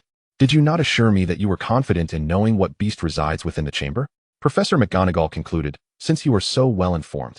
We shall entrust this matter to you, Gilderoy. With Professor Dumbledore at the Ministry, we have already evacuated the students to ensure they do not hinder you. I never stated such, Lockhart stammered, rendered speechless. Just then, Severus approached with Dora in tow. McGonagall frowned disapprovingly. Severus, why have you brought Dora Potter here? It is far too dangerous. Having overheard everything, Dora stepped forward, unable to suppress a smile as she addressed Professor McGonagall. Professor McGonagall, discussing this with Professor Lockhart is futile. Rescuing Miss Parkinson is our priority. Child, how do you know this? McGonagall exclaimed, her eyes widening in disbelief. Turning to Severus with disapproval, she inquired, did you inform her? Not at all. She discovered it on her own, Severus replied succinctly, a proud expression adorning his face. And trust me, she knows more than you realize. Professors McGonagall, Sprout, and Flitwick regarded Dora with incredulity. Dora nodded with a smile, while Lockhart gazed at her with newfound admiration. She chose not to respond. Time was of the essence. Severus nodded at her, indicating that these individuals could be trusted. Without hesitation, Dora turned to the side. Everyone followed her gaze, only to find an empty space. Their expressions laden with confusion as they prepared to inquire further. Dora spoke up, Tom, where's the entrance to the chamber? We must hurry. The abandoned girls' bathroom. The girl who perished last time should be lingering there. The abandoned girls' bathroom? Dora thought it sounded vaguely familiar. Severus provided a clue, the basement where the troll appeared.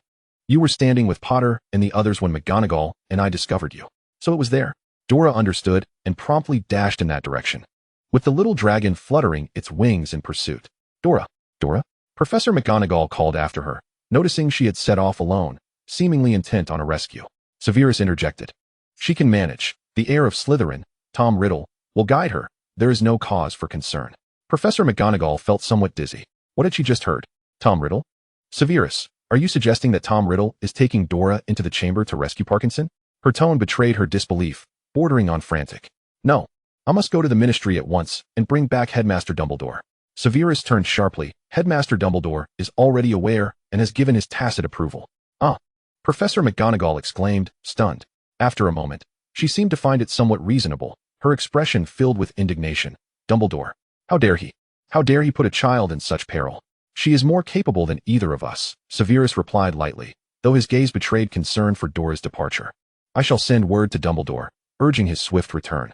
Professor McGonagall, still not entirely reassured, turned to the others. Severus, you will accompany me. The rest of you gather at the abandoned girls' bathroom later. We will wait there. Very well, Minerva. Dora, accompanied by the little dragon, swiftly arrived at the abandoned girls' restroom. Moaning Myrtle emerged, cautiously observing the girl and the dragon before her, murmuring, I have seen you from a distance. You are quite impressive. You were the one who defeated the troll, correct?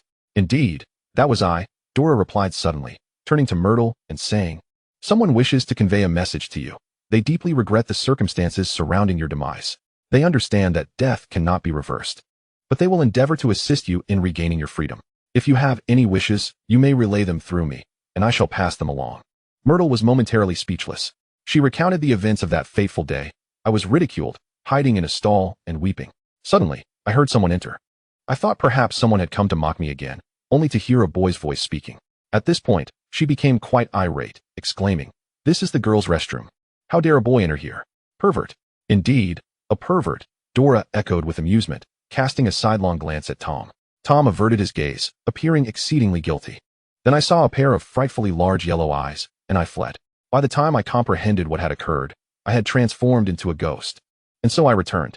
Dora contemplated for a moment before revealing the truth. The pair of yellow eyes you encountered belonged to the basilisk. Direct eye contact can be fatal. Indirect contact results in petrification. So that is how I met my end, Myrtle murmured, before fading into the restroom walls. In this moment of despair, Dora glanced at Tom. She retrieved a modified Muggle device, a player, and played a recording of Tom teaching Harry, which captured Harry reciting Parseltongue. The device was a cylindrical structure formed by the surrounding sink, and Dora pressed the button to increase the volume. The hissing sound became particularly pronounced. In an instant, everything seemed to stir, as if being pushed outward from within, transforming the cylinder into larger segments of a circle, revealing a central pipe. Among them was a sink, which was entirely absorbed, morphing into a door. Without a hint of hesitation, Dora leapt through. Inside was a pitch-black tunnel, and she employed a minor levitation charm to maintain distance from the walls, eventually landing cleanly in a pool littered with bones. Each step echoed with a creaking sound as she passed through an area strewn with snake skins. With a flick of her wrist, the skin vanished without a trace. Tom, somewhat perplexed, asked, what do you need that for? To assist Severus with potion research, the basilisk skin should have unique properties. After a prolonged pause, Tom remarked, you are quite generous to your partner. Just as he finished speaking, he cautiously added, I am not prying into your secrets. I merely find it hard to believe that you would hand him a parcel of galleons and materials. Dora dismissed the matter entirely, suddenly intrigued. How about I collaborate with you? You could help me develop magical artifacts, those capable of resisting the killing curse. Chapter 66, Persuasion. Tom was taken aback. Unable to contain his astonishment. You truly have audacity. You would dare to negotiate with the future Dark Lord, Voldemort. If Dumbledore were to find out, he would take every measure to guard against you. Dumbledore 1T, Dora interjected, her understanding clear. As long as your intentions do not involve overthrowing the wizarding world or inciting slaughter, I doubt he would intervene. To put it another way, he might trust that I harbor no such designs. As long as I collaborate with you, it would suggest you pose no danger. In that case, he would choose to trust, albeit with oversight. Understand, it is oversight, not suspicion. If I were to, hypothetically, aim to destabilize the wizarding world and commit murder, he would believe I would eliminate you before he even had the chance. Dora spoke with utmost seriousness, adding, I forgot to mention. The Dark Lord infiltrated Hogwarts during my first year, attempting to kill Harry Potter. And then, Tom prompted. I defeated him, Dora grinned, mimicking Gilderoy Lockhart with a dazzling smile that, had it not been for the dim tunnel, would have radiated a blinding glow. Tom understood. No wonder Dora had never seemed fearful of him. She had already vanquished another version of himself. After a moment of contemplation, he finally asked, if we were to collaborate, what would I need to contribute? Just what I mentioned earlier. I would require your dedicated efforts for research, and I would provide funding akin to what I give Severus. At this, Dora felt a swell of pride. Rest assured, our collaborative process is rigorous. I have already navigated all protocols with Severus as my partner. Tom remained silent. Dora did not press further. You may ponder it, If you agree, let me know. However, the second semester is concluding soon, and I must return for the summer. You will need to remain at Hogwarts for Dumbledore's peace of mind." With that, she strode ahead, not waiting for Tom's response. In the lengthy corridor, Dora encountered a circular door adorned with a serpent's head. Following the same method, she continued to recite the Parseltongue command to open it. As the snake's head twisted, a brand new location revealed itself through the doorway. As Dora stepped inside, her vision expanded considerably. The space was vast enough to accommodate a giant sculpture. It resembled a courtyard, with pools on either side and a long pathway leading to a platform at the far end. A figure, almost corporeal, stood at the center of the platform. This scene was all too familiar. Dora couldn't help but murmur softly to herself as she approached. The figure, as arrogant and flamboyant as the Dark Lord, remained oblivious to her presence, focusing solely on admiring his own form, lost in his own reverie. As Dora drew nearer, the figure finally turned to face her. He was strikingly handsome, reminiscent of Tom, yet bore the resolute features of adulthood. For reasons unknown, with the addition of gold-rimmed glasses, he exuded an air of cultured sophistication. However, the uncontainable ecstasy on his face lent him an air of refined villainy. Dora glanced at Pansy Parkinson, who lay on the ground, now adorned with an extra feature, a silver-woven eagle head, intertwined with strands of silver, forming two grand wings. At the center of the wings, a brilliant blue gemstone gleamed resplendently. This was unmistakably Ravenclaw's artifact, an unmasked representation of the diadem belonging to Rowena Ravenclaw, one of the founders of the Four Houses. Tom spoke from above, recalling something, his demeanor becoming complex. "Who are you?" he inquired, having finished admiring his own diadem and now turning to Dora. Dora reacted instantly. "Guess." The diadem's bearer disregarded her, his gaze fixated on the object clutched in her hand. Suddenly, his expression darkened. "So, you are the one controlled by another version of me. What shall I call you, Diary?" Without waiting for a response, he shouted at Dora, "Diary. It appears you have found a new host." Dora did not contest this label. She simply asked, "So, Pansy abandoned me because of you?" "Not abandoned. Merely seeking another vessel for you." "Look, isn't this quite satisfactory?" "Quite satisfactory?" Dora echoed, mimicking Tom's cold smile. "Why don't you try it yourself?" Achieving great things requires one not to fuss over such trivialities. The diadem bearer smiled faintly, like one might at a child. "So what do you say, Diary? Shall we unleash the basilisk and embark on a grand venture?" Dora remained silent. "The current headmaster is Dumbledore. I am aware he is not at Hogwarts at present. The so-called savior, Harry Potter, is rumored to have slain the Dark Lord, which has brought an unsettling calm to the wizarding world. Perhaps I should pay this savior a visit." Dora suddenly turned to Tom, who wore a similarly pained expression, taking advantage of the diadem bearer's inability to hear him. Tom spoke candidly. "From an observer's perspective, I must seem quite foolish and self-important." His gesture of invitation mirrored that of Lockhart, and his seemingly foolproof plan had an air of grandeur, as though no one could possibly discern the truth.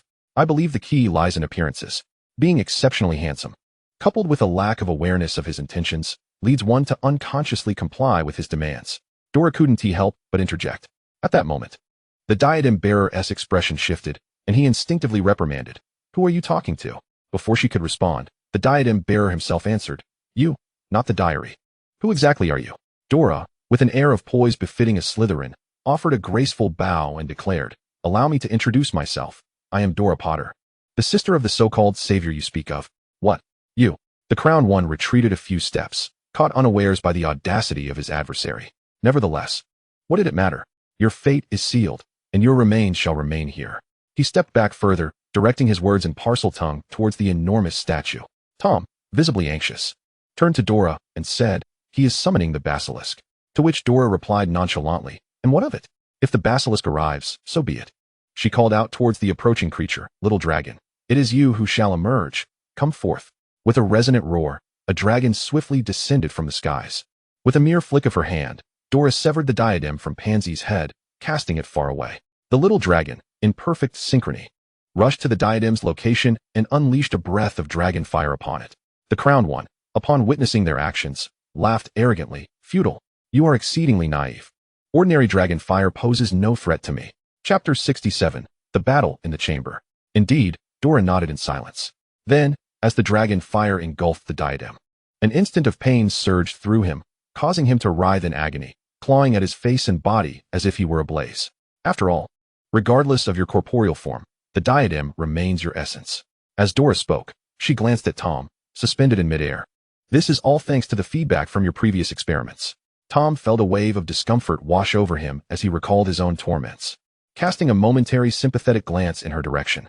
Before he could utter a word, Dora continued, "Little dragon, you may retract the flames now." Why, he wondered. Would they abandon such a splendid opportunity? If the dragon fire proved effective, why not incinerate it completely? Well, that seems to be your style as well, Tom. Tom appeared puzzled, as though he had never considered this angle. Dora contemplated for a moment before saying, "Do you not recall why you have transformed into your current state? Allowing me to see you?" Uncertain, he replied, "I presumed it was due to the siphoning of your life force. The Dark Lord's vitality is naturally distinct from that of an ordinary person." "Fair enough, as expected of you." Dora, clutching her diary, approached the diadem, then turned to Tom in the air. "It is because you absorbed a fragment of the Horcrux's energy that your soul has coalesced somewhat. Tom, you might attempt to draw the souls from the diadem into yourself. I wish to see if it can stabilize your soul while simultaneously restoring your vitality." Tom remained silent for a long while, his eyes brightening as he gazed at Dora. "I shall give it a try." He had never imagined that someone would strive for his existence. Dora Potter was indeed an extraordinary individual. Tom floated to the diadem, leaning against the diary as he began to absorb the essence of the Crowned One. It was evident that his once corporeal soul had dimmed significantly. Meanwhile, Dora remained by Pansy's side, intently observing her state, relieved to note that her body temperature was gradually warming. Her hypothesis appeared to be effective. How wonderful! At that moment, a voice echoed from the open passage, and suddenly a large serpent slithered out, coiling onto the ground and flicking its tongue. Despite the Crowned One's diminished form and weakened spirit, he could not help but laugh maniacally. "You cannot escape. Once I eliminate you, I shall reclaim my body." He then turned to Dora. "Girl, you are clever. I thank you for providing the insight that enables me to restore myself. As long as I exist, Voldemort shall endure." With that, he raised his head, his eyes bloodshot with madness, issuing hissing commands to the basilisk. The basilisk reared its body and, in an instant, lunged towards the diary, swiftly separating it from the diadem. Tom wasted no time retaliating against the basilisk. It immediately pivoted back towards the Crowned One, whose form had already begun to fade. "Fool!" The Crowned One cursed as he witnessed the basilisk's betrayal. "I understood that," Dora interjected. Both she and Tom, masters of Parseltongue, were urging the basilisk to attack one another. Dora observed the basilisk's head as it scanned back and forth, indecisive about whom to strike, its confusion rendering its movements sluggish. Seizing the opportunity, Dora commanded the little dragon to strike, and with a swift claw, it blinded the basilisk. Its gaze had the potential to petrify or even slay foes, making it a formidable adversary in this scenario. Truly, it was a legacy passed down through the ages. As the basilisk writhed in agony, it attempted to exact vengeance upon its assailant, its long tail swinging wildly as it sought to crush the one responsible for its blinded eyes. In its blindness, it became enraged, ignoring the identity of its aggressor and launching indiscriminate attacks, lunging at any sound it detected. Dora, the Crowned One, and Tom, empowered by the energy absorbed from the diadem, became targets of its wrath. Yet, the basilisk seemed to focus its pursuit on Tom and the Crowned One, neglecting Dora entirely. "Why does it not attack you?" She shrugged. "I am not quite certain." As soon as Dora spoke, the basilisk locked onto her position, opening its gaping maw and charging towards her. "Danger!" Tom shouted instinctively. Unfazed, Dora sidestepped, the serpent's head narrowly missing her. Before Tom could express his astonishment, the basilisk began to thrash about in agony, rolling over in evident distress. Tom's initial concern morphed into sheer astonishment. "What did you just do?" "I casually tossed in a potion, the same one that once befell you," Dora replied nonchalantly. Tom, taken aback, felt a chill run down his spine, unable to suppress a shudder. "It hurts. It hurts tremendously." The basilisk, now enraged, could no longer be spared. Dora struck decisively, pinning it down with a powerful hand. "Dragon fire, incinerate it." With a thunderous roar, the little dragon surged forward, enveloping the basilisk in a torrent of flames that blazed fiercely and unrelentingly. Only when the serpent lay utterly immobilized did Dora relent. Tom gazed at the still form of the basilisk, unable to contain his astonishment. "It is truly dead. But I cannot shake the feeling that we have overlooked something." As he spoke, a look of confusion crossed his face, and after a moment of realization, he exclaimed, "The diadem of Ravenclaw." Dora and Tom turned to the spot where the diadem had been, now an empty void devoid of anything. Dora frowned in perplexity. "But the diadem has no legs. How could it have escaped?" Tom, meticulously scanning the area, eventually shook his head at her. "I sense no trace of its presence. It appears to be genuinely gone. It fled." Dora felt a twinge of anger. Had she known, she would have dealt a final blow to the crown. ensuring its demise. Suddenly, a thought struck her. Perhaps the crown's escape was fortuitous for her? What are you all doing here? Tom, how have you become so youthful? The speaker's voice carried a hint of confusion. Pansy, who had previously been lying on the platform, was now sitting up, gazing at them with wide eyes. For he was another Tom. Dora spoke earnestly. Indeed, this is the genuine Tom. He was once an exemplary graduate of Slytherin, our senior, who inexplicably transformed into his current state. After a period of confusion, he recently regained his memory and discovered that another individual at Hogwarts had been impersonating him. Tom interjected. In the art of storytelling, you truly excel. Dora, caught up in her enthusiasm, continued, that false Tom deceived you, exploiting your desire to bring glory to your family, luring you into the basement to fulfill his nefarious aim of destroying Hogwarts. Upon hearing this, Pansy's complexion paled. I had no such intention, had I known his plans. You would never have aided him, Dora quickly reassured her. Rest assured, Parkinson, the fault lies with him. You too are a victim. I trust that both Professor Snape and Headmaster Dumbledore will comprehend this, so there's no need for concern. Pansy finally regained her composure, casting a cautious glance at Tom before ultimately directing her attention back to Dora. After a moment of silence, she murmured, Thank you, Potter. Her voice was soft. Her face flushed, a portrait of embarrassment and shame. Feigning ignorance, Dora glanced towards the exit. The little dragon must have relayed our safe status by now. Professor Snape will be descending shortly to retrieve us. You know how irritable he can be. Your actions have caused him considerable distress. You will need to endure a few reprimands. Dora winked. He isn't particularly fond of polite discourse. Thinking of Zabini and Draco, she added. Zabini and Draco are quite worried about you. When I came to rescue you, Zabini implored me to ensure your safe return. Pansy lowered her gaze, her tone softening. Clearly, the professors had been waiting at the entrance to the chamber. Not long after, they spotted several professors descending. Severus cast a glance at the unharmed Dora and Pansy. Narrowing his eyes, in a rare moment, he refrained from a scathing rebuke, simply addressing Madame Pomfrey. Madame Pomfrey, would you be so kind as to take Parkinson for a checkup? Dora is quite resilient and does not require it. With that, he strode towards the basilisk. Regret etched on his face as he regarded the scorched creature, then turned to glare at Dora. Dora obediently released the basilisk's shed skin, presenting it before Severus. His gaze remained fixed for a moment before he swiftly took it, falling silent. Professor McGonagall, taken aback, immediately noted Tom floating in midair. She could scarcely believe it was Riddle. Since Pansy had awakened, Tom had sensed that he had absorbed a portion of the crown's power, granting him some semblance of corporeality, enough for everyone to see him. He was prepared for recognition from familiar faces, such as Dumbledore, Hagrid, and McGonagall. Professor McGonagall. It has been a long time. Tom bowed elegantly, a humble gesture reminiscent of the outstanding Slytherin student representative he once was. You truly are yourself, McGonagall stated in disbelief. She had always known that Tom Riddle was Voldemort. However, seeing the poised youth before her made it impossible to reconcile with the image of his future murderous rampage. Perhaps no one had thought so back in those days. Tom, you may collect your belongings now, Dora called from a distance. In an instant, Tom shattered the facade of the diligent student, yelling, Coming, no need to shout so loudly. Unaware of McGonagall's expression, he quickly dashed over, picking up the diary from the ground and clutching it. Yet, ultimately, he was but a spectral entity, devoid of a tangible pocket. As he fumbled with the diary, he found it cumbersome. He returned to Dora's side, nudging her with his foot. Hey, hold on to this for me. Why? No. Dora firmly rejected. Tom glared at her, aggrieved. It is your honor to assist me. Dora did not even grant him a glance. Frustrated, Tom shot her a final glare, then turned his gaze elsewhere. Hand still outstretched with the book. I agree to your terms, but I demand a formal contract, just as with Snape. You cannot bypass the process simply because I am a soul. Really? Dora was taken aback by such fortune. You agree to become my partner? I believe it is worth a try. Sensing his previous tone lacked authority, he raised his voice slightly. Quickly, hold on to it. All right, I shall take it. Dora accepted the diary, her spirits lifted. Potter, no, Dora. I must join as well. Dora was astonished. How had she suddenly been blessed with such luck? Turning around, she was taken aback to see Professor Lockhart. He dares to come down? I followed the other professors after hearing the situation was resolved. My curiosity led me down. Lockhart gleamed, unable to contain his admiration. My goodness, I never anticipated your prowess.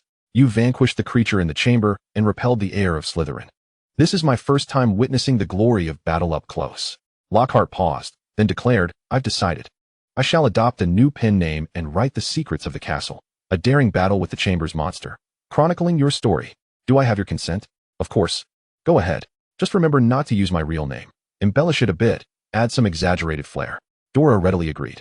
Lockhart contemplated.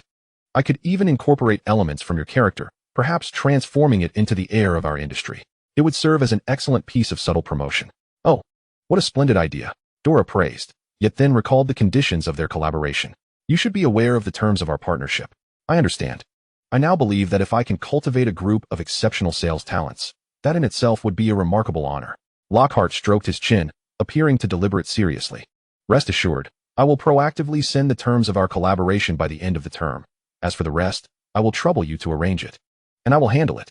Should any costs arise, they will be deducted from my future salary. Having overheard, Tom darted over. You must first sign with me. I approached first. Very well.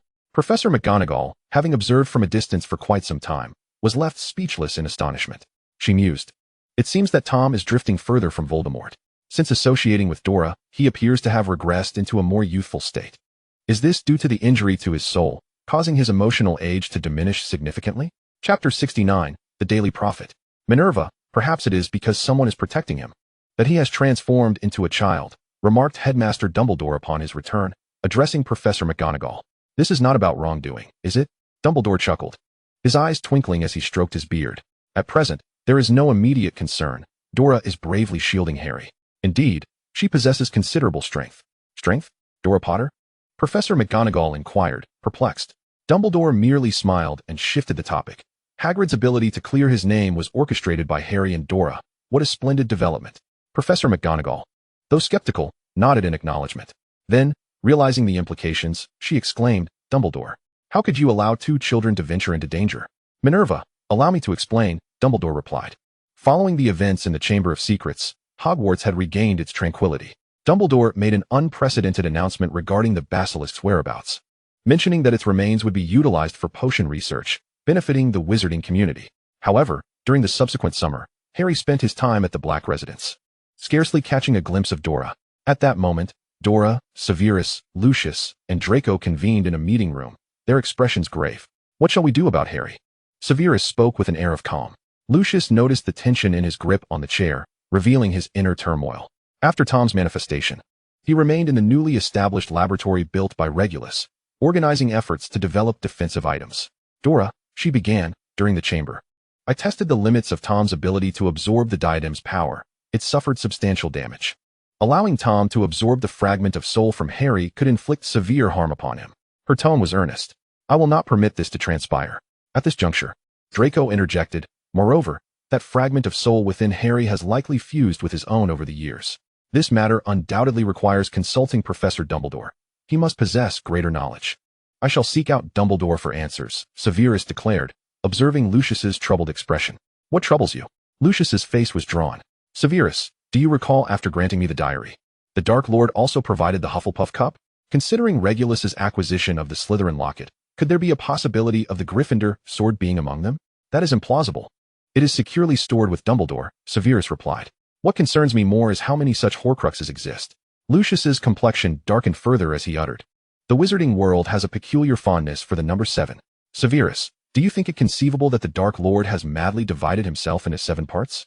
That would indeed be madness. Severus responded, yet a nagging thought lingered in his mind, suggesting this might hold truth. Let us clarify our assumptions. If there are indeed 7, the Slytherin locket, the Ravenclaw diadem, the Hufflepuff cup, the diary, and Harry, there remain 2 unknowns. We appear to need a meticulous strategy. Dora spoke with conviction. However, she felt the current group was insufficient for the task at hand. She sensed they were all players in a grand game. The development of defensive magical items must accelerate, much like Severus's soul potion. Regardless, congratulations are in order for you, Master Potion Maker Severus. Indeed, the long-awaited soul potion had finally come to fruition. The Daily Prophet once more made headlines with the news that Severus Snape had been bestowed the title of Master Potion Maker by the Ministry of Magic. Recognizing his creation of the soul potion capable of healing injured souls, the Lombard family, having suffered under the persecution of Death Eaters, recently consumed the soul potion and have awakened, now in excellent health with no side effects. Accompanying the article was a joyful image of the Lombard family, the 2 patients smiling at the camera from their hospital beds. Another prominent feature detailed the Weasley family winning a grand prize from the wizarding industry's new tycoon, X, inviting them for a 7-day, 6-night trip to Romania. As another enterprise offering substantial lottery prizes, the Daily Prophet garnered significant attention from the wizarding community, especially since X mentioned plans for various types of lotteries in the future, encouraging patrons to visit their local X stores.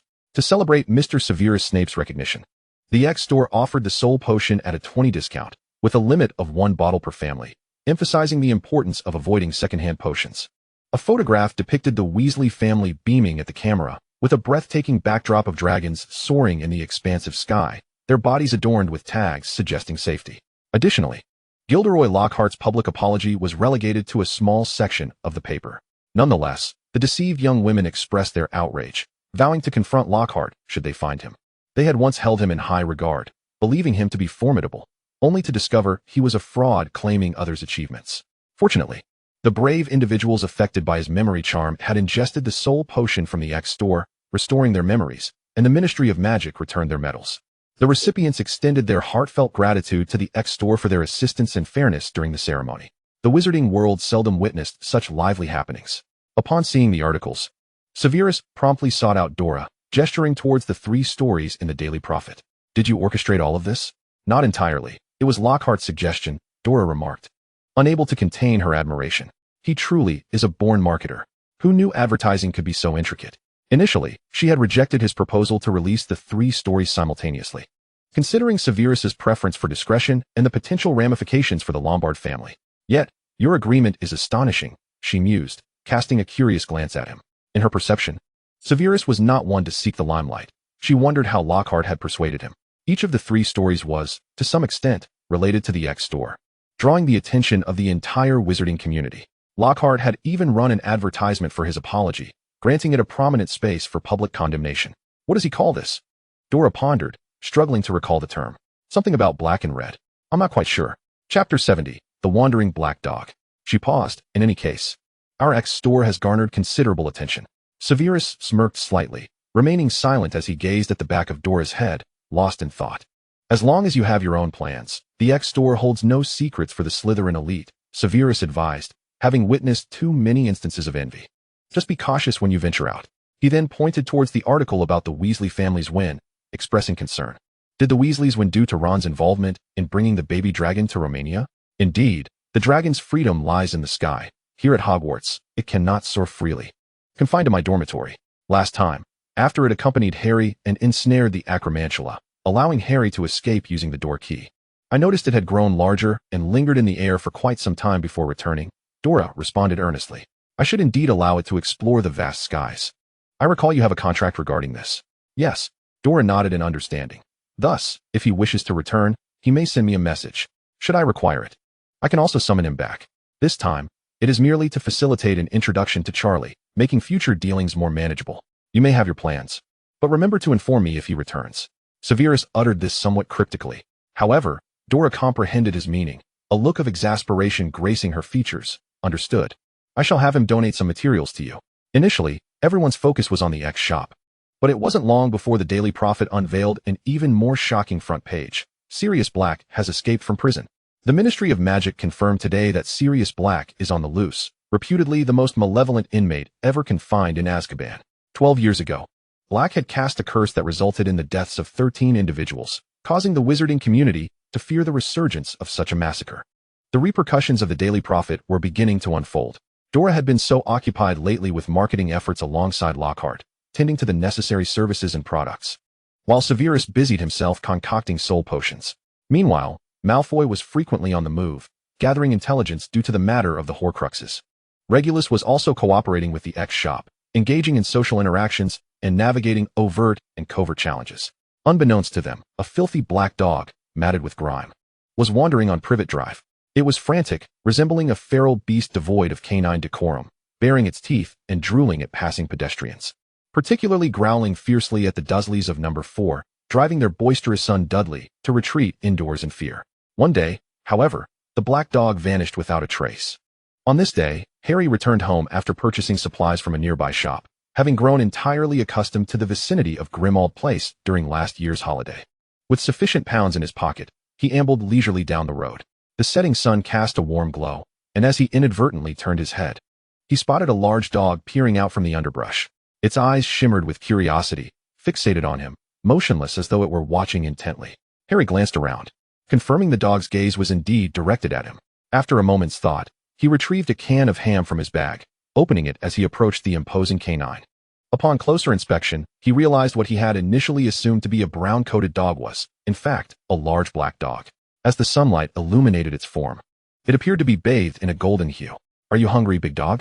Here, have some of this." Harry gently placed the can a few steps away from the dog, setting the ham atop a piece of brown paper. "Eat up." The black dog regarded him, then glanced at the food, and surprisingly, nodded its head in agreement. The next moment, it buried its snout into the offering, devouring the meal. Harry, not wanting to stray too far, found himself rather bored at home lately, what with Dora being so busy. He crouched down to converse with the black dog. "Take your time eating. If you're still hungry, I have more." He paused, adding, "Dora is actually my sister, but she insists I call her sister. She's so preoccupied lately, it's hard to find her. Regulus is also busy handling shop matters, and I'm left alone at home, which is quite dull. If you ever feel hungry, come find me. I'll have food for you." He hesitated for a moment, then continued, "At least during this holiday. You can come by, but once school starts again, I'll have to return. Our school is a boarding school, quite far from here. But I'll ask Dobby to bring you food, so you needn't worry." The black dog, at some point, ceased its eating. It was so taken aback that it remained with its mouth agape, not quite processing what had just been said. Harry chuckled. "How can you make such a face? As if you understand my words?" Upon hearing this, the black dog immediately resumed its meal with fervor. Harry's gaze lingered on the dog's unkempt fur, clearly indicating it had been wandering for quite some time, evoking a pang of sympathy within him. "You seem to have been on the streets for ages. How unfortunate. Yet, in a way, you're better off." Reflecting on my own life with the Dursleys, his eyes dimmed slightly. "I didn't always reside here. I lived with relatives. Although I had a roof over my head and someone to care for me, I lacked the freedom you possess. I was burdened with countless chores daily, often punished by being denied meals, and my cousin frequently bullied me along with his friends." The black dog abruptly halted its eating, assuming a fierce demeanor and starting to growl. Harry gently patted its head, soothingly saying, "Do not be angry. That was all in the past. After finding Dora, I now live a very happy life." He hesitated, feeling slightly embarrassed.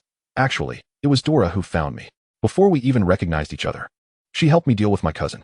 Once I got to Hogwarts, she continued to look after me, protecting me, and even brought me out of my relative's home last semester to live here." He gestured behind him. After a brief silence, realization dawned upon him. "Oh, I forgot. You might not see number 12. Woof." Perhaps having been out for too long and not yet returned home, Harry continued to play with the black dog. Suddenly, the door to number 12 Grimmauld Place swung open, and a man with long black hair and a green headband emerged, immediately spotting Harry not far off. "Harry, it's time to come home for dinner. Regulus, you're back. You're home early." Harry greeted cheerfully, glancing back. "Is Dora still not back?" "She is still discussing defensive equipment with Severus, so she probably won't be back until after dinner," Regulus replied, stepping further in, when he noticed the large black dog before Harry and narrowed his eyes. "Harry, come over here," Regulus instructed, his eyes fixed intently on the black dog. Harry, somewhat confused, complied and approached. As he did, Regulus pulled him behind himself, positioning himself between Harry and the dog. "When did this dog arrive?" "Just this afternoon. I felt sorry for him and gave him some ham," Harry explained, tilting his head in confusion. "Regulus, what's wrong? He didn't bark at you or try to bite you, did he?" "No, he is quite well behaved," Regulus stated, a hint of relief washing over his face. He turned his back to the dog and asked Harry, "Since you seem fond of this dog, how about we adopt him?" Harry, taken aback, replied, "Okay, I want to keep him." He nodded in agreement. Stepping out from behind Regulus, Harry looked at the black dog. "Come home with us. I will take good care of you. It's not safe for you to wander about like this." The black dog took a few steps back, appearing hesitant, perhaps fearful of something. "Really?" Harry reassured, then suddenly remembered something, promptly adding, "We're definitely not bad people. Although we may seem a bit strange, you can trust us. We won't harm you. Yes, our home is probably the safest place right now." Regulus chimed in with encouragement. The black dog anxiously scratched at the ground, clearly torn. Harry continued, "Join us. It's rather dull being home alone." After what seemed like an eternity of indecision, the black dog finally acquiesced and approached the two boys. Harry was filled with joy as he entered the house, exclaiming to the air, "Dobby, Dobby, we have a new companion. Come, let us prepare its room." In an instant, Dobby appeared before him, responding, "Of course, young Master Harry." Regulus stepped aside, allowing the large black dog to stride into the house, head held high, surveying its surroundings. As the door clicked shut behind it, while the curious black dog observed its new environment, A familiar and contemplative voice came from behind. It has been a long time. Sirius. The dog froze momentarily, then leapt into the air, pivoting to face Regulus, baring its teeth in a fierce snarl. Barking angrily as if poised to pounce and rend him apart. It had already begun to spring forward, but unexpectedly, a sudden barrier of light blocked its path. The impact caused the dog to lose its balance and tumble heavily to the ground, panting heavily. Regulus smirked. I never thought, after all these years, that you would become so weak, Sirius. Having finished his self-satisfied remark, he paused, as if struck by a thought, and commanded, Creature, prepare a bath. The black dog sensed an ominous premonition. The water in the tub transformed from a dark, murky hue to a crystal-clear white, and the dog soon found itself scrubbed to the point of utter exhaustion. Regulus maintained his elegant demeanor, casting a spell to halt the scrubbing, before directing towels and a hairdryer to meticulously dry the dog's fur. Once cleansed, the black dog appeared more voluminous, as if it had grown in size. Its coat shone with the smoothness of black satin, significantly enhancing its appearance. However, at that moment, the dog lay sprawled on the ground, utterly motionless. Regulus stood by, and once the dog was clean, he swiftly pried its mouth open and poured a vial of soul potion into it. He could not help but reflect, fortunately, our shop now boasts an ample supply of this potion. The black dog lacked the strength to resist, bracing itself for what it assumed was an unusual potion. To its surprise, a warm sensation coursed through every corner of its being. After a moment, it felt so comfortable that it could not help but let out a howl of delight. Sensing the dog's renewed vigor, Regulus promptly administered a potion to restore its energy as well. Moments later, the black dog was no longer visible. In its place stood a figure with elegantly styled hair, adorned with gentle waves, sporting a beard that, rather than appearing scruffy, lent an air of mature sophistication. He flashed a radiant smile, reminiscent of sunshine. Regulus found himself lost in thought, contemplating that if Gilderoy Lockhart were present, he would surely pale in comparison. Regulus, it has been ages. Where on earth did you go? And why do you appear in this manner now? Sirius's question jolted Regulus back to reality. He stepped back slightly, evading Sirius's sudden advance as he reached to pull off the headband he wore. Sirius, perhaps I am more curious as to why you chose a quiet imprisonment back then, only to sneak out now. How did you even manage to escape? Indeed, I am equally eager to know, came Dora's inquiry from behind them. She sensed Regulus under attack, but deemed it inconsequential, assuming something must have transpired. Who would have guessed that upon returning home, she would encounter a familiar face? Dora waved her hand. Long time no see, my former father. Who are you? Sirius looked at the diminutive figure with a red ponytail, clearly a Hogwarts student. Feeling a sense of familiarity, yet confusion, especially since she had just returned, Regulus conjured a chair for her to sit in, appearing quite doting. After a moment of astonishment, he looked up at Dora. You are James's daughter, Dora. Yes, it has indeed been a while, she readily confirmed, continuing. Now, you ought to explain why you are here. You didn't have to go to Azkaban. Uncle Lucius provided a favorable witness statement for you, yet you chose not to appeal and willingly entered. If that is the case, how did you come to be out?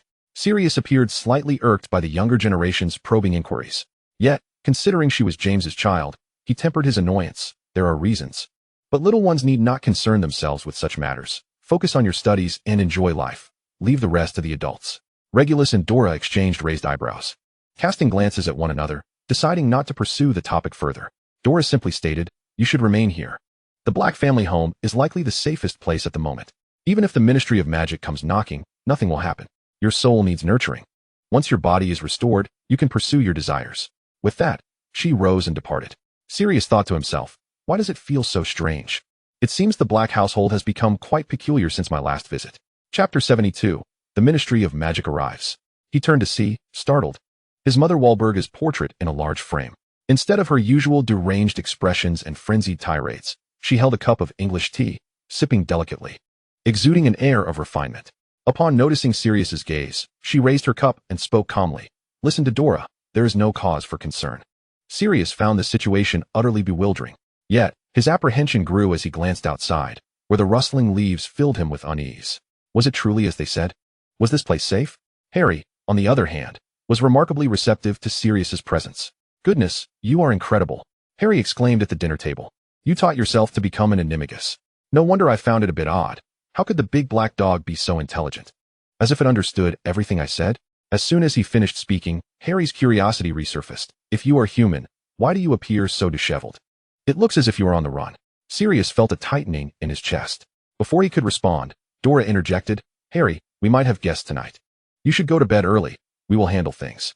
Oh, all right, Harry replied, a bit confused but obediently acquiescing. Sirius immediately turned to look at Dora, ignoring him. She addressed Regulus. Have Creature and Dobby keep an eye outside. If they are mild, let them in. If they are not, it is best to disregard them until we awaken. Leave it to me. You've been busy lately. You should rest, Regulus suggested. Dora shook her head. You cannot manage it alone. If anything arises, have Dobby wake me. Sirius observed their exchange with mild disinterest. Having recently adapted to his animagus form, he grew concerned about the Ministry of Magic's potential arrival. Without uttering a word, he transformed back into the large black dog. He dragged the dog bed Harry had prepared for him closer to the fireplace, ready for a swift escape should the Ministry officials come knocking. That night, the darkness deepened, and an eerie silence enveloped the surroundings. The room was stark and empty. Outside in the square, a group of individuals appeared. Cornelius Fudge, the Minister of Magic, accompanied by several others, peered anxiously around, seemingly searching for something. They had been there for quite a while, showing no intention of making a forceful entrance. Cleach and Dobby exchanged glances before opening the grand door, awakening Regulus and Dora. Sirius had evidently also stirred, retreating alone into the shadowy corner formed by the fireplace and the wall, transforming from his canine form back into human shape to facilitate his escape with the flu powder. Dora and Regulus descended swiftly from the upper floor, arriving just as Fudge entered the room. Apologies for the intrusion. It's primarily due to the escape of Sirius Black.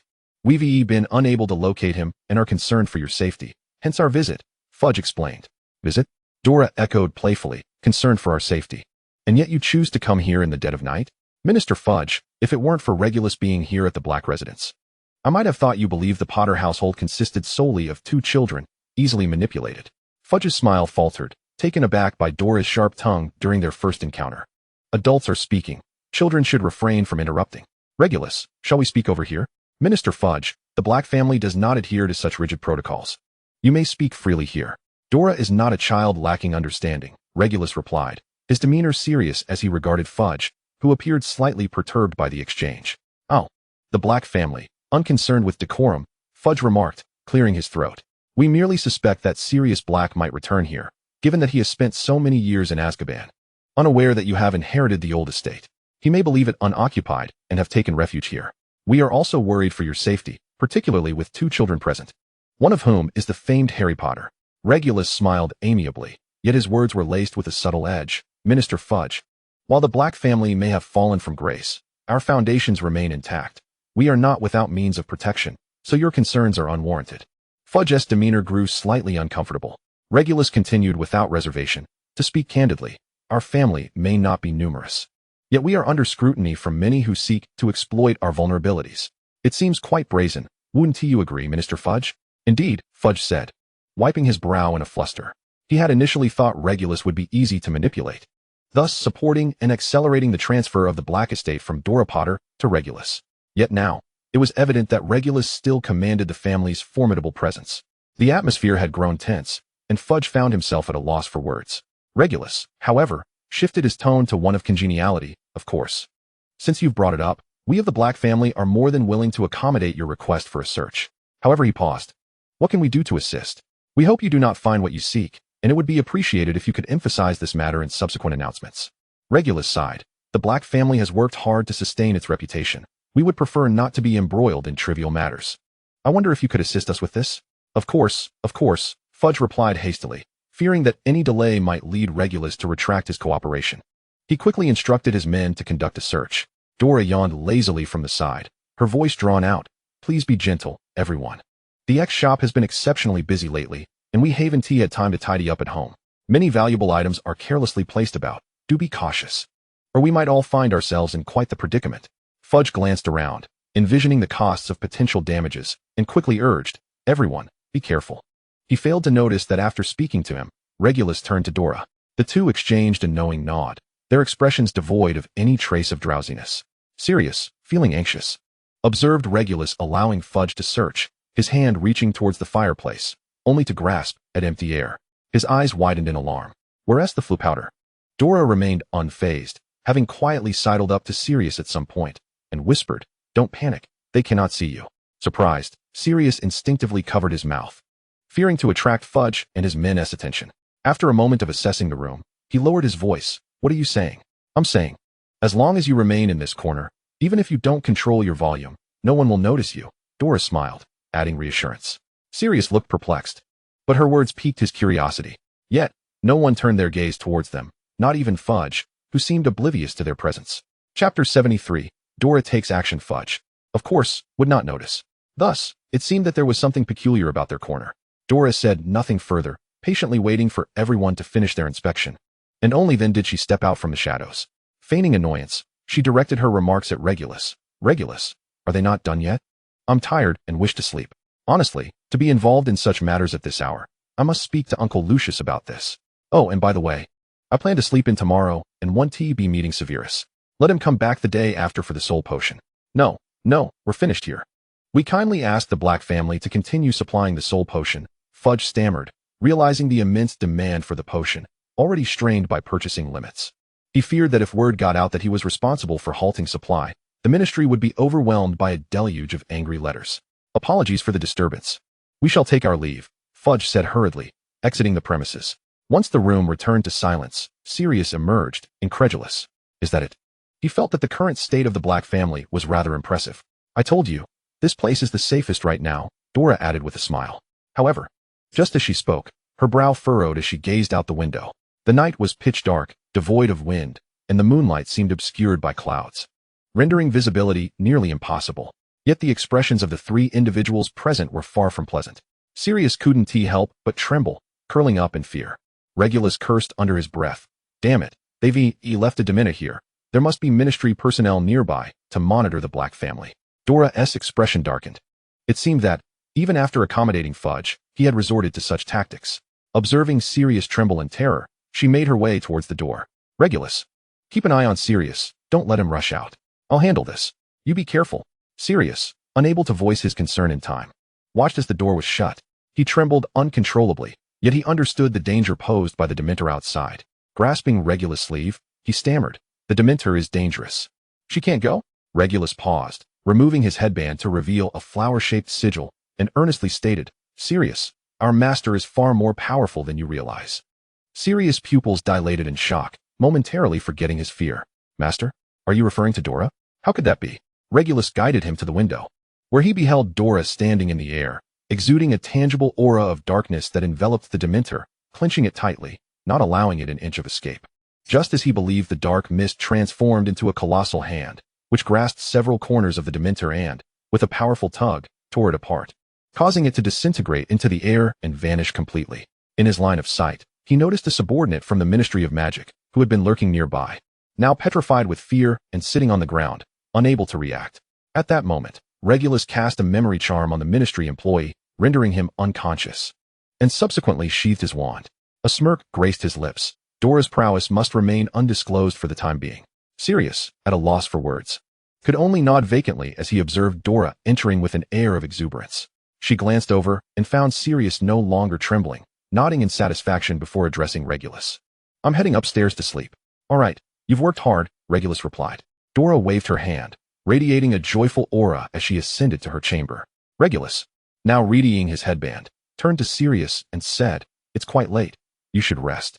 Whatever it is, we can discuss it tomorrow. Oh, okay, Sirius responded, his mind a muddled haze, offering a silent agreement. In truth, Regulus did not need rest, but Sirius did. By the following morning, Harry and Dora descended from upstairs, brimming with vitality, while Sirius had transformed back into human form, seemingly lost in contemplation on the sofa for an eternity. You look like you've aged quite a bit overnight, Harry remarked. For the elderly, maintaining good health is paramount. Sirius was about to retort, but found himself silenced. Dora, however, interjected, perhaps you have much to say now. But heed Harry's advice, prioritizing your health is essential. She instructed Dobby to prepare breakfast before turning back. Let us have breakfast first. With curious eyes, Harry finished his meal, acutely sensing something amiss as he positioned himself at the edge of the sofa, waiting. Dora and Regulus, unaffected, leisurely completed their breakfast. The four of them reconvened on the sofa. Sirius, having gathered his thoughts, finally spoke. I discovered a deceased individual, Peter Pettigrew. Dora frowned. Isn't he the one you killed on Muggle Street, leading to your imprisonment in Azkaban? How did you come across him? In the Daily Prophet, Sirius replied, his excitement growing. I saw the Weasley family had won a prize, and Peter Pettigrew was with them at that moment. As Sirius spoke, his fervor intensified. He seemed eager to confront Pettigrew immediately. Calm down, we are adults now. We must learn to control our emotions, Dora remarked lightly, not particularly hindering him. Merely contemplating which Peter the newspaper referred to. Wait, are you talking about the rat that Ron has? Yes, that's him. I'll never forget. We practiced transfiguration together. And Peter S. Animagus form was a rat.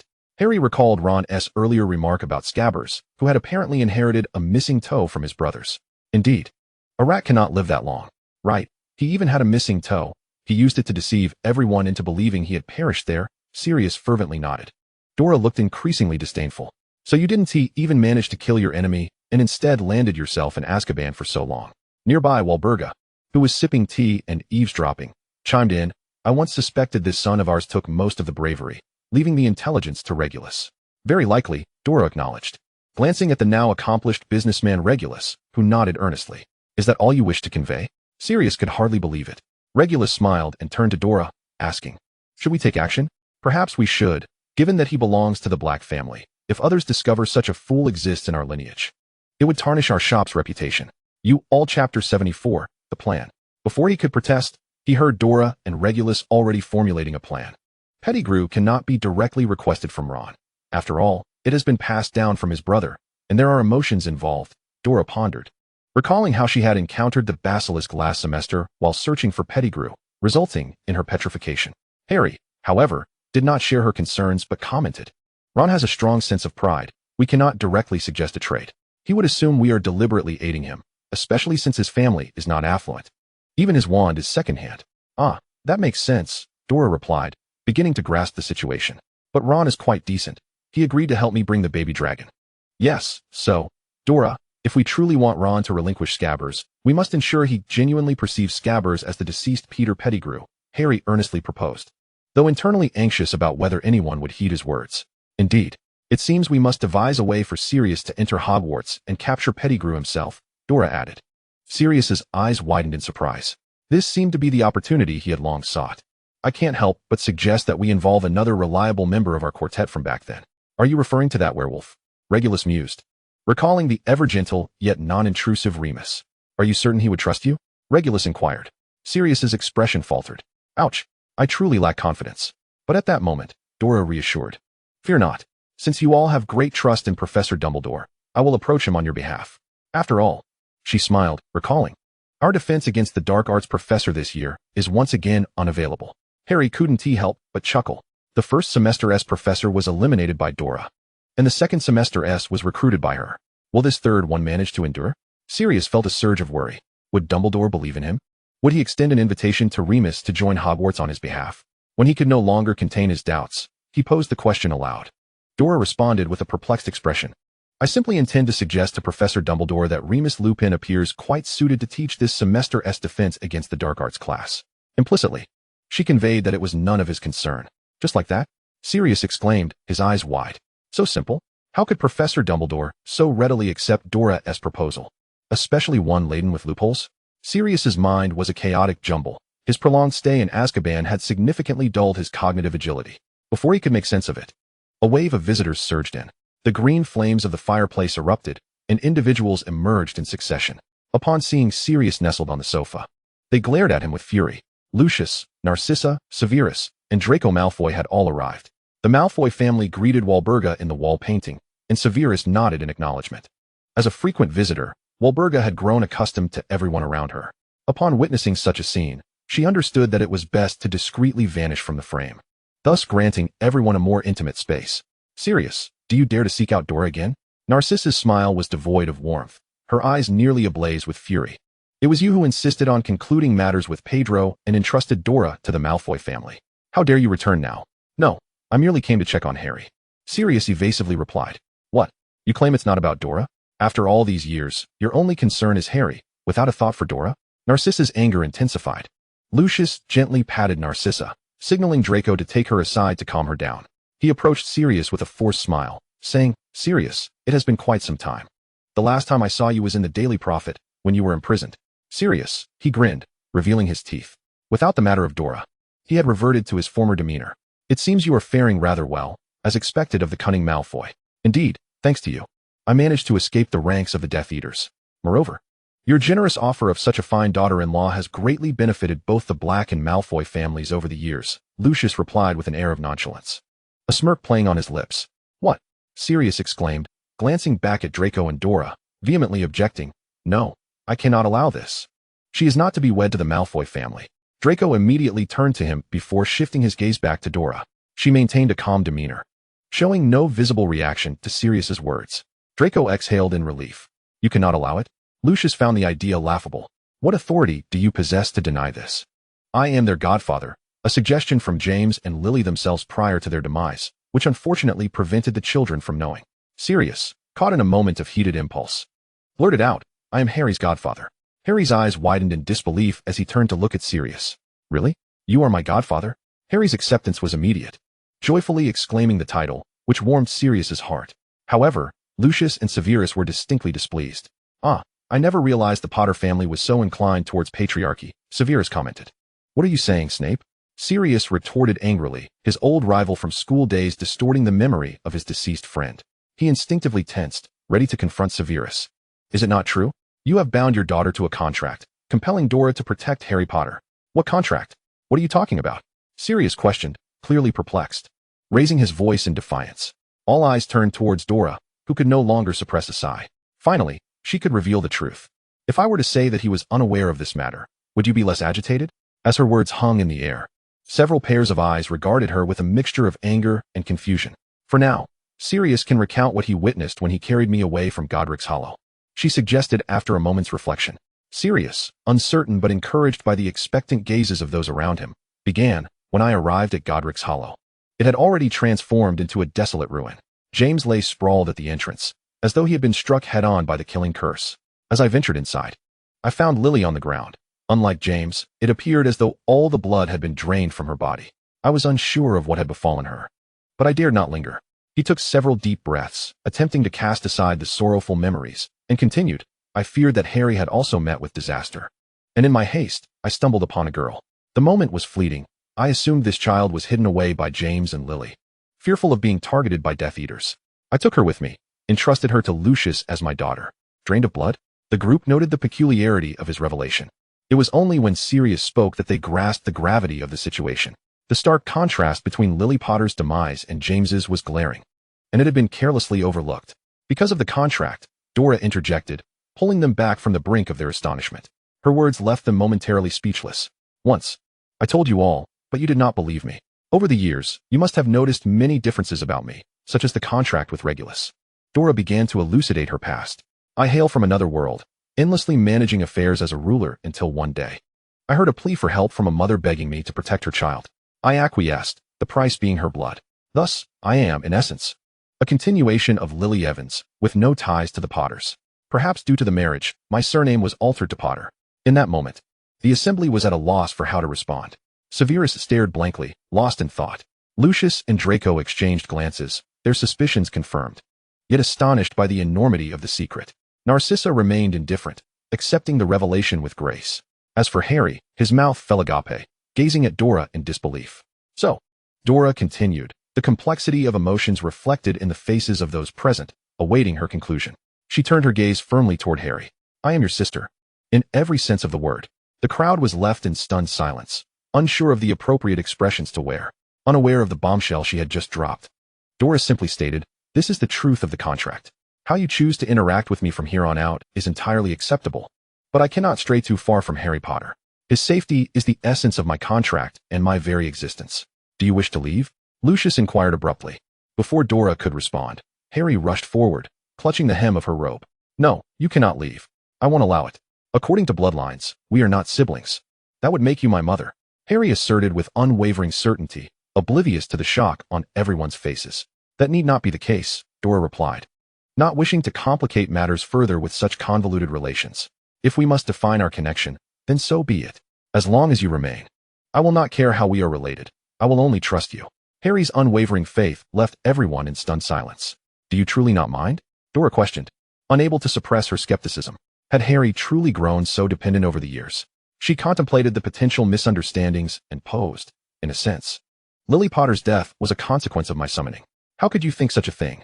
Dora's words elicited an uproar of protest from every corner. momentarily stunning her into silence. Before she could regain her composure, Draco approached her earnestly, saying, "Dora, Lily Potter did not summon you. She would have inevitably fallen to the Dark Lord's curse. Even Harry could meet his demise." The more he spoke, the more he felt it was true. When the Dark Lord attempted to cast the killing curse upon Harry, was it not you who intervened? Surely, it must have been. Correct? Although you did not completely stop it, you were merely an infant at the time, lacking the necessary power. Nonetheless, the curse still left its mark on Harry in the form of a lightning-shaped scar. As soon as Dora finished her statement, Sirius realized, "So, when you fell unconscious, I assumed you were merely asleep." He had found it curious that a small baby could sleep so soundly amidst the cacophony of the collapsing house and Harry's wailing cries. The moment he voiced this, everyone averted their gazes, unable to suppress a roll of their eyes. Harry took a step closer to Dora, positioning himself between her and Draco. "You are the embodiment of my mother's love. You cannot leave." He pondered for a moment and pointed to Regulus. "Regulus is bound by your contract, and I currently reside here thanks to you. Do you wish to expel me, Dora?" With that, he blinked his green eyes, gazing up at Dora with an expression of forlorn innocence, much like an abandoned puppy. "Indeed, Regulus is certainly on your side," Draco remarked, casting a glance at Regulus. Regulus tilted his head, wearing an expression of obvious certainty. "If Sirius has any objections, let him expel me." Sirius pointed to himself, his face a mask of confusion. Lucius glanced at Severus, who had remained silent, and quietly nudged him. Noticing Severus's complete silence, he was at a loss for words. "Let us adjourn for today," he suggested. Dora had always sensed that Severus harbored a peculiar sentiment toward Lily Potter. However, no one had broached the subject with her, so she refrained from inquiring. At this moment, she could empathize with Severus's reticence. It would be best for everyone to remain calm. Agreed, they all nodded, each taking a handful of flue powder from Dobby's bowl and departing through the fireplace. Lucius patted Dora on the shoulder. Narcissa gently stroked Dora's head and leaned in close, whispering, "Dora, it's all right. We are all here beside you." Draco lingered behind. After a moment's contemplation, he quietly pulled her aside. His face flushed as he shared a piece of gossip unbecoming of nobility. "Severus seems quite fond of Lily Potter. He is also protecting Harry. He just needs some time to process everything today. It is not directed at you, so do not take it to heart." "Rest assured, Draco, I am perfectly fine," Dora replied, understanding and appreciating his concern. "I will give him some time." Upon seeing Dora's expression, which was not forced, Draco felt a slight sense of relief.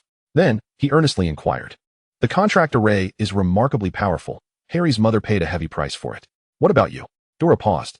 "Draco, why do you ask such things?" Chapter 76, Preparations for Preschool. Draco remained silent, scrutinizing Dora's expression. He repeated the question, "You are well, correct?" "Of course. This contract array summons me." Dora replied with a smile.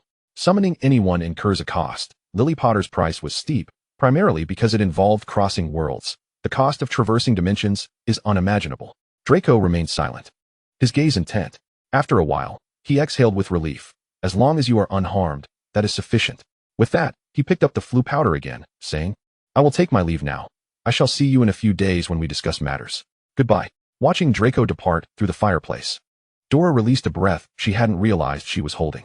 Days later, Severus returned to the Black ancestral home, his demeanor restored to normalcy. Before long, he posed a sudden question, "Why is your hair this color?" Dora, perplexed, replied honestly, "What? This is simply my natural color. What do you ask?" "Oh, it is nothing." Severus responded, observing Dora's candidness with a sense of relief. At the very least, she was not pretending to embody Lily's traits in an effort to draw closer to them. It appeared she had never sought to do so at all. Strictly speaking, it was only after the debate regarding Muggle perspectives that he began to regard Dora with a different lens, previously viewing her solely as Sirius's daughter, never granting her a second glance. Harry Potter had spoken accurately. She was the continuation of Lily's love for her child. Beyond that, she had no connection. And now, she remained his partner, working together to ensure Harry's safety and eliminate all dangers. Severus pondered extensively, yet his expression remained inscrutable, merely commenting, "What are your plans for the upcoming semester?"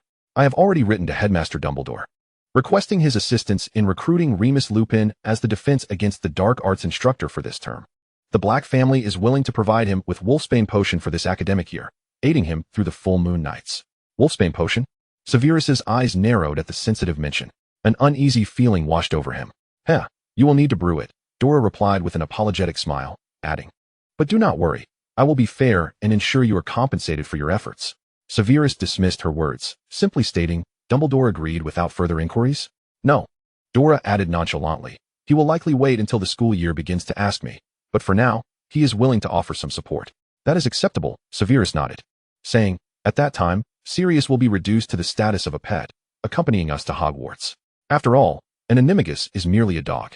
I have always wanted to ask, Severus, do you have any grievances with him? Dora inquired, her eyes wide with curiosity. Every time he looks at you, it seems he desires to confront you. You, on the other hand, maintain a rather sardonic demeanor, your sharp tongue only sharpening with time. Little one, do not concern yourself with such matters, Severus instinctively replied, then after a moment, turned his gaze back to her. Or do you intend to mediate? No. You must resolve your own issues. I will not interfere. I will merely act as a mediator, Dora insisted, waving her hands dismissively. She added, your adult matters should not involve children. That is understood, Severus coldly concluded. Snape, what are you saying to Dora? Sirius descended from upstairs. Spotting Severus comfortably seated on the sofa. Unable to resist the urge to provoke, he remarked, besides, this is the Black family home. What business does a Snape have here? Do you not have a home of your own? Severus offered a cold smile. Whether I have one or not is irrelevant. That would be living under someone else's roof. How can you act as if you were the master here? Truly shameless. What did you say? This is my home. I am a Black. Yet you have been disowned. Regardless, the owner of this house is Regulus, and he has permitted me to stay here. Indeed, as you have stated, Severus continued, Regulus is the true master. He has no objections to my presence, while you. He raised an eyebrow, adopting a demeanor that suggested he was questioning Sirius's involvement. You. Sirius could not counter, drawing his wand in an attempt to cast a spell. Before Voldemort could interject, Dora interposed, Sirius, Severus is an important partner in the Black family business. How can you point your wand at your own ally? Setting that aside, he is also a guest in the Black household. How could you dare to attack a guest? Severus stood behind her, raising an eyebrow at Sirius. Before he could respond, he turned to Dora and said, this year, Hogwarts is far from peaceful. The Ministry of Magic intends to deploy Dementors around Hogwarts, and Dumbledore is currently negotiating on this matter. However, you all should try to sit together during the start of the term. Safety is paramount. Understanding the gravity of the situation, Dora nodded appreciatively. The Ministry's reach has grown excessively long. It seems this initiative was undertaken without the consent of the school board. Otherwise, Lucius would have surely informed us. It is likely that Minister Fudge wishes to meddle in Hogwarts affairs, exploiting this situation to his advantage. Dumbledore will probably concede, so Dora's eyes narrowed, and her lips pressed together. As long as one is not afraid of death, they can pass through. Sirius, still grappling with the term Dementor, took a moment. Do you still need to be afraid? Dora pondered seriously. You have recovered significantly. Your strength is returning, and Regulus has provided you with your wand immediately. You must be aware of the spells effective against Dementors. So what are you worried about? Sirius paused, his resolve strengthening. Your fear stems from having been bullied by Dementors for an extended period, leaving behind some psychological scars that you must overcome. Dora contemplated this. In that case, you should not be idle during this time. Take the opportunity to teach Harry how to confront Dementors. Oh, all right, Sirius replied somewhat absent-mindedly. It took him a while to realize. I'm not idle. I'm very busy. Chuckling softly, Walburga observed for a moment before departing the frame. Dora also discreetly informed Draco. She considered that upon returning to school, she would undoubtedly share a compartment with Harry, while Hermione and Ron would be together. The noble compartment in front would be safer, so she entrusted Sirius to Draco, knowing that despite Fudge's arrogance, he would not dare to provoke the nobility. The noble compartment would be significantly safer, and Draco's side would be crowded with many, including Zabini, Crabbe, and Goyle, who surely would not fit. Draco's reply came swiftly. All right, whatever you wish for, I can accommodate. A smile tugged at the corners of Dora's mouth. Draco never failed to be a reliable companion. Chapter 77, Frustrated Sirius. However, Dora had not anticipated that while Sirius was quite formidable, he was entirely inept at teaching. When Harry demonstrated the Patronus charm, only a faint glimmer of white light emerged from his wand. Yes, Harry, you're a genius. You've learned such an advanced spell in just one summer. Sirius exclaimed excitedly from the side. Dora, she motioned to Sirius. Having lived together for a few days, a subtle understanding had developed. Expecto Patronum. A beam of white light burst forth from his wand, gradually coalescing into a large, formidable white dog, baring its teeth menacingly. Godfather, is this the complete version of the Patronus after proficient practice? Of course, you'll be able to do this too, Sirius replied, beaming with joy, wholly oblivious to any shortcomings. Harry glanced at his own Patronus, feeling somewhat disheartened. Dora, observing this, reassured him, Harry, don't lose heart. It's Sirius's teaching that is lacking. I've heard that Remus Lupin is an excellent professor, and once you learn from him, I am certain you will succeed. Don't be discouraged. Hey, what do you mean I teach poorly? I teach perfectly well. Sirius protested, his confidence overflowing. Dora smirked, offering a noble yet insincere smile. You are undeniably growing more like a Slytherin. Thank you for the compliment, he replied, grinning. Regulus, watching their exchange, chuckled. It must be said that Sirius's return had certainly livened up the Black household. Hey, what do you mean I teach poorly? Just try me, and I guarantee I can teach well. You've never even heard my lessons. How can you claim I teach poorly? Harry understood immediately. Dora assessed the situation. Although Harry was not particularly keen on reading, he learned practical spells rapidly. The fact that he had only achieved minimal results after such a length of time indicated that certain details were being overlooked. Details? What details? Sirius queried, perplexed. Isn't it simply about focusing and correctly articulating the spell Expecto Patronum like any other? Listen, with your teaching, if Harry can manage to cast it, that speaks volumes about his proficiency. Dora couldn't help but interject. In this regard, you truly fall short compared to Severus. Though he may be stern and his demeanor harsh, he meticulously attends to every detail in potion making, ensuring that no misstep leads to a cauldron explosion that could harm a student. Dora Potter, whose side are you on? Sirius exclaimed, exasperated that his arch-nemesis could be deemed superior. I'm merely standing on the side of objective truth, she retorted. Humph. This holiday passed swiftly, and Dora was astonished at Tom's sheer brilliance. After absorbing a portion of the crown's energy, his intellect had surged remarkably, and during the break, he even created a prototype of a defensive artifact. Upon receiving it, Dora wasted no time in engaging Sirius in a mock duel. The outcome was, as expected. Sirius lay on the ground, panting heavily. What is this thing you developed? It's a defensive artifact that, for now, can only counter certain physical attacks. However, in the wizarding world, such measures are seldom employed, as most rely on spellcasting for offense. Thus, it appears somewhat superfluous at present. Fortunately, it retains some defensive capabilities, forming a protective barrier against dangers. For this alone, it's quite commendable. Sirius offered a hearty commendation. The creator of this is truly a genius. Indeed. But it is far from sufficient, Dora replied nonchalantly. Our objective is to withstand the killing curse. Sirius gaped, astonished. You certainly have ambitious ideas. Let us give it a try. Who knows, it might succeed. Just like the soul potion, which was developed under the diligent efforts of our brilliant partner. Such excellence. Sirius, upon finishing his sentence, felt something amiss. He recalled that Dora had once mentioned Severus as her partner, and Severus was a potions master. Could it be the partner you're referring to isn't Severus, is it? Dora pondered. Hasn't the Daily Prophet reported on this extensively? Suddenly, she remembered that during the tumultuous times Sirius had faced while fleeing, upon returning to the Black residence, he had not ventured out much. The fervor surrounding Severus's accolades had subsided, with the media now focused solely on tracking Sirius's whereabouts, thereby missing the coverage. She nodded. Yes, I'm indeed speaking of Severus. Merlin's socks. I wondered why you two seemed so close. Dora contemplated further and added, oh, I forgot to mention. The defensive artifact you praised was also crafted by an acquaintance. Who? Tom Riddle. Sirius looked utterly perplexed. When did I ever get to know this person? You should be familiar with his other name, Dora replied, slowly elucidating amidst Sirius's confusion. Voldemort. Oh what? Sirius initially struggled to comprehend, but once he grasped the revelation, his eyes widened in disbelief. You mean Voldemort? Indeed. He swallowed hard and couldn't help but inquire. Does Professor Dumbledore know about this? Of course. He wasn't the only one aware. Harry, Severus, and even the Malfoy family were in the know. Dora answered matter-of-factly. Sirius looked at her with a perplexed expression, his mind struggling to comprehend the situation. His mental faculties felt as though they were nearing overload. Why was everyone so accepting of this? Had he missed something crucial?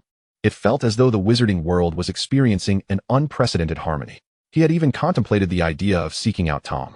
However, Severus's penetrating glare, filled with disdain for his evident fascination with Dementors, successfully incited his irritation and made him forget that notion.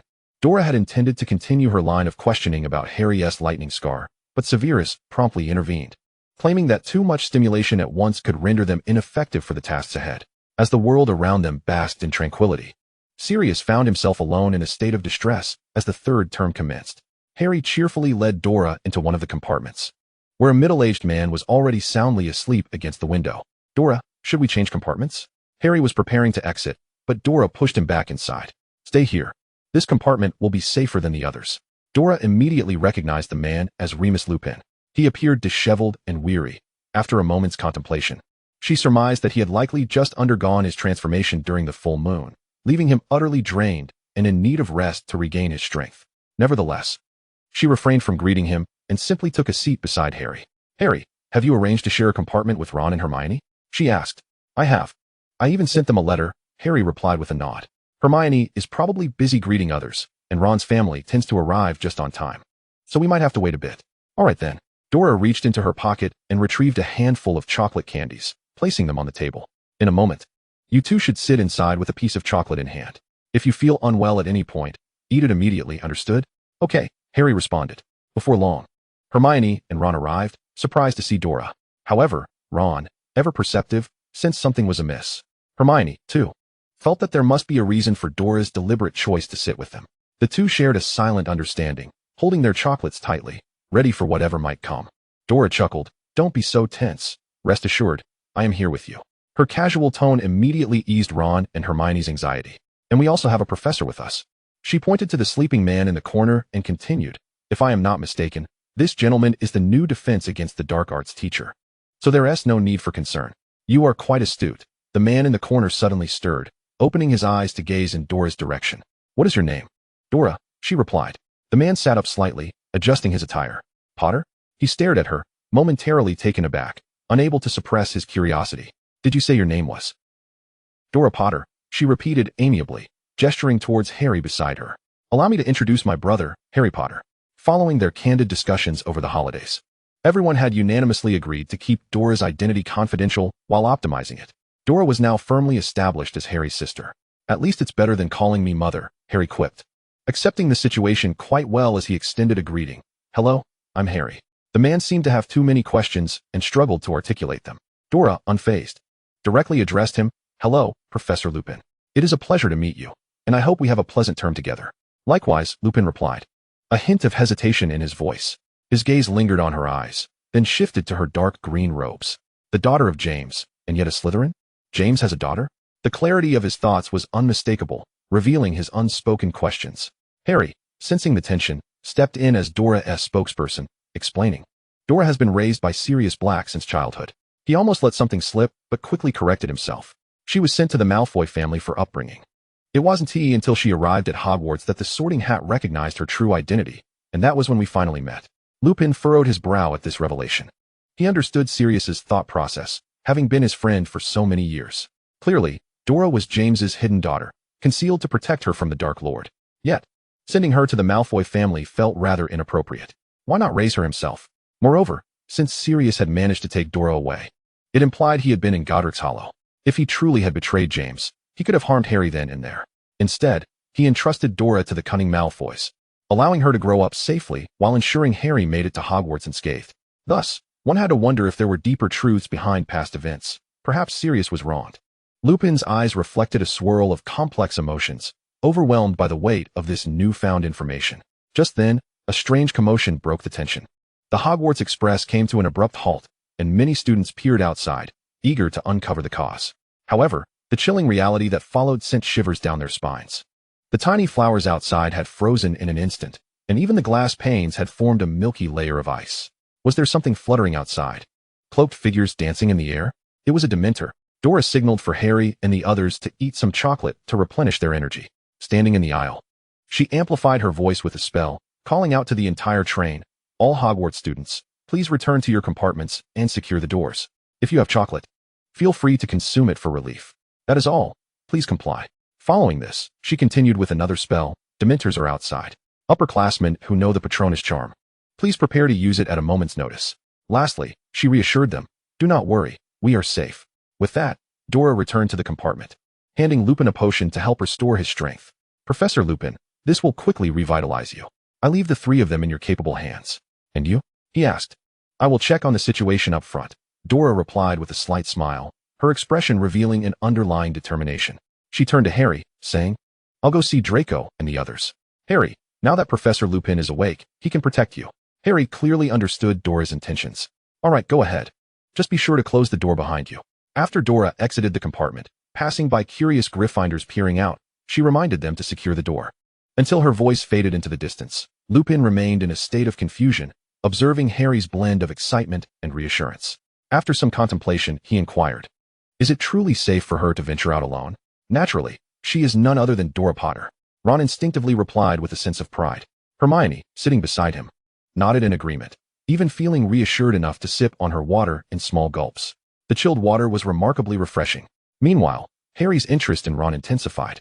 He gazed at him intently, as if attempting to see right through him. Ron, perplexed, found himself in the company of yet another individual, much like Sirius, who harbored questions about Dora. What astonished him even more was his own heightened vigilance. He remained on guard against the occasional Dementor that drifted past the window, fearful they might shatter the glass and invade, drawing nearer to him and his companions. As Harry and the others engaged in lively discussion, they pondered whether the Ministry of Magic would be liable for damages should a Dementor break the glass of the Hogwarts Express. Such audacity from the Ministry warranted a hefty compensation, or rather, a negotiation for a substantial sum.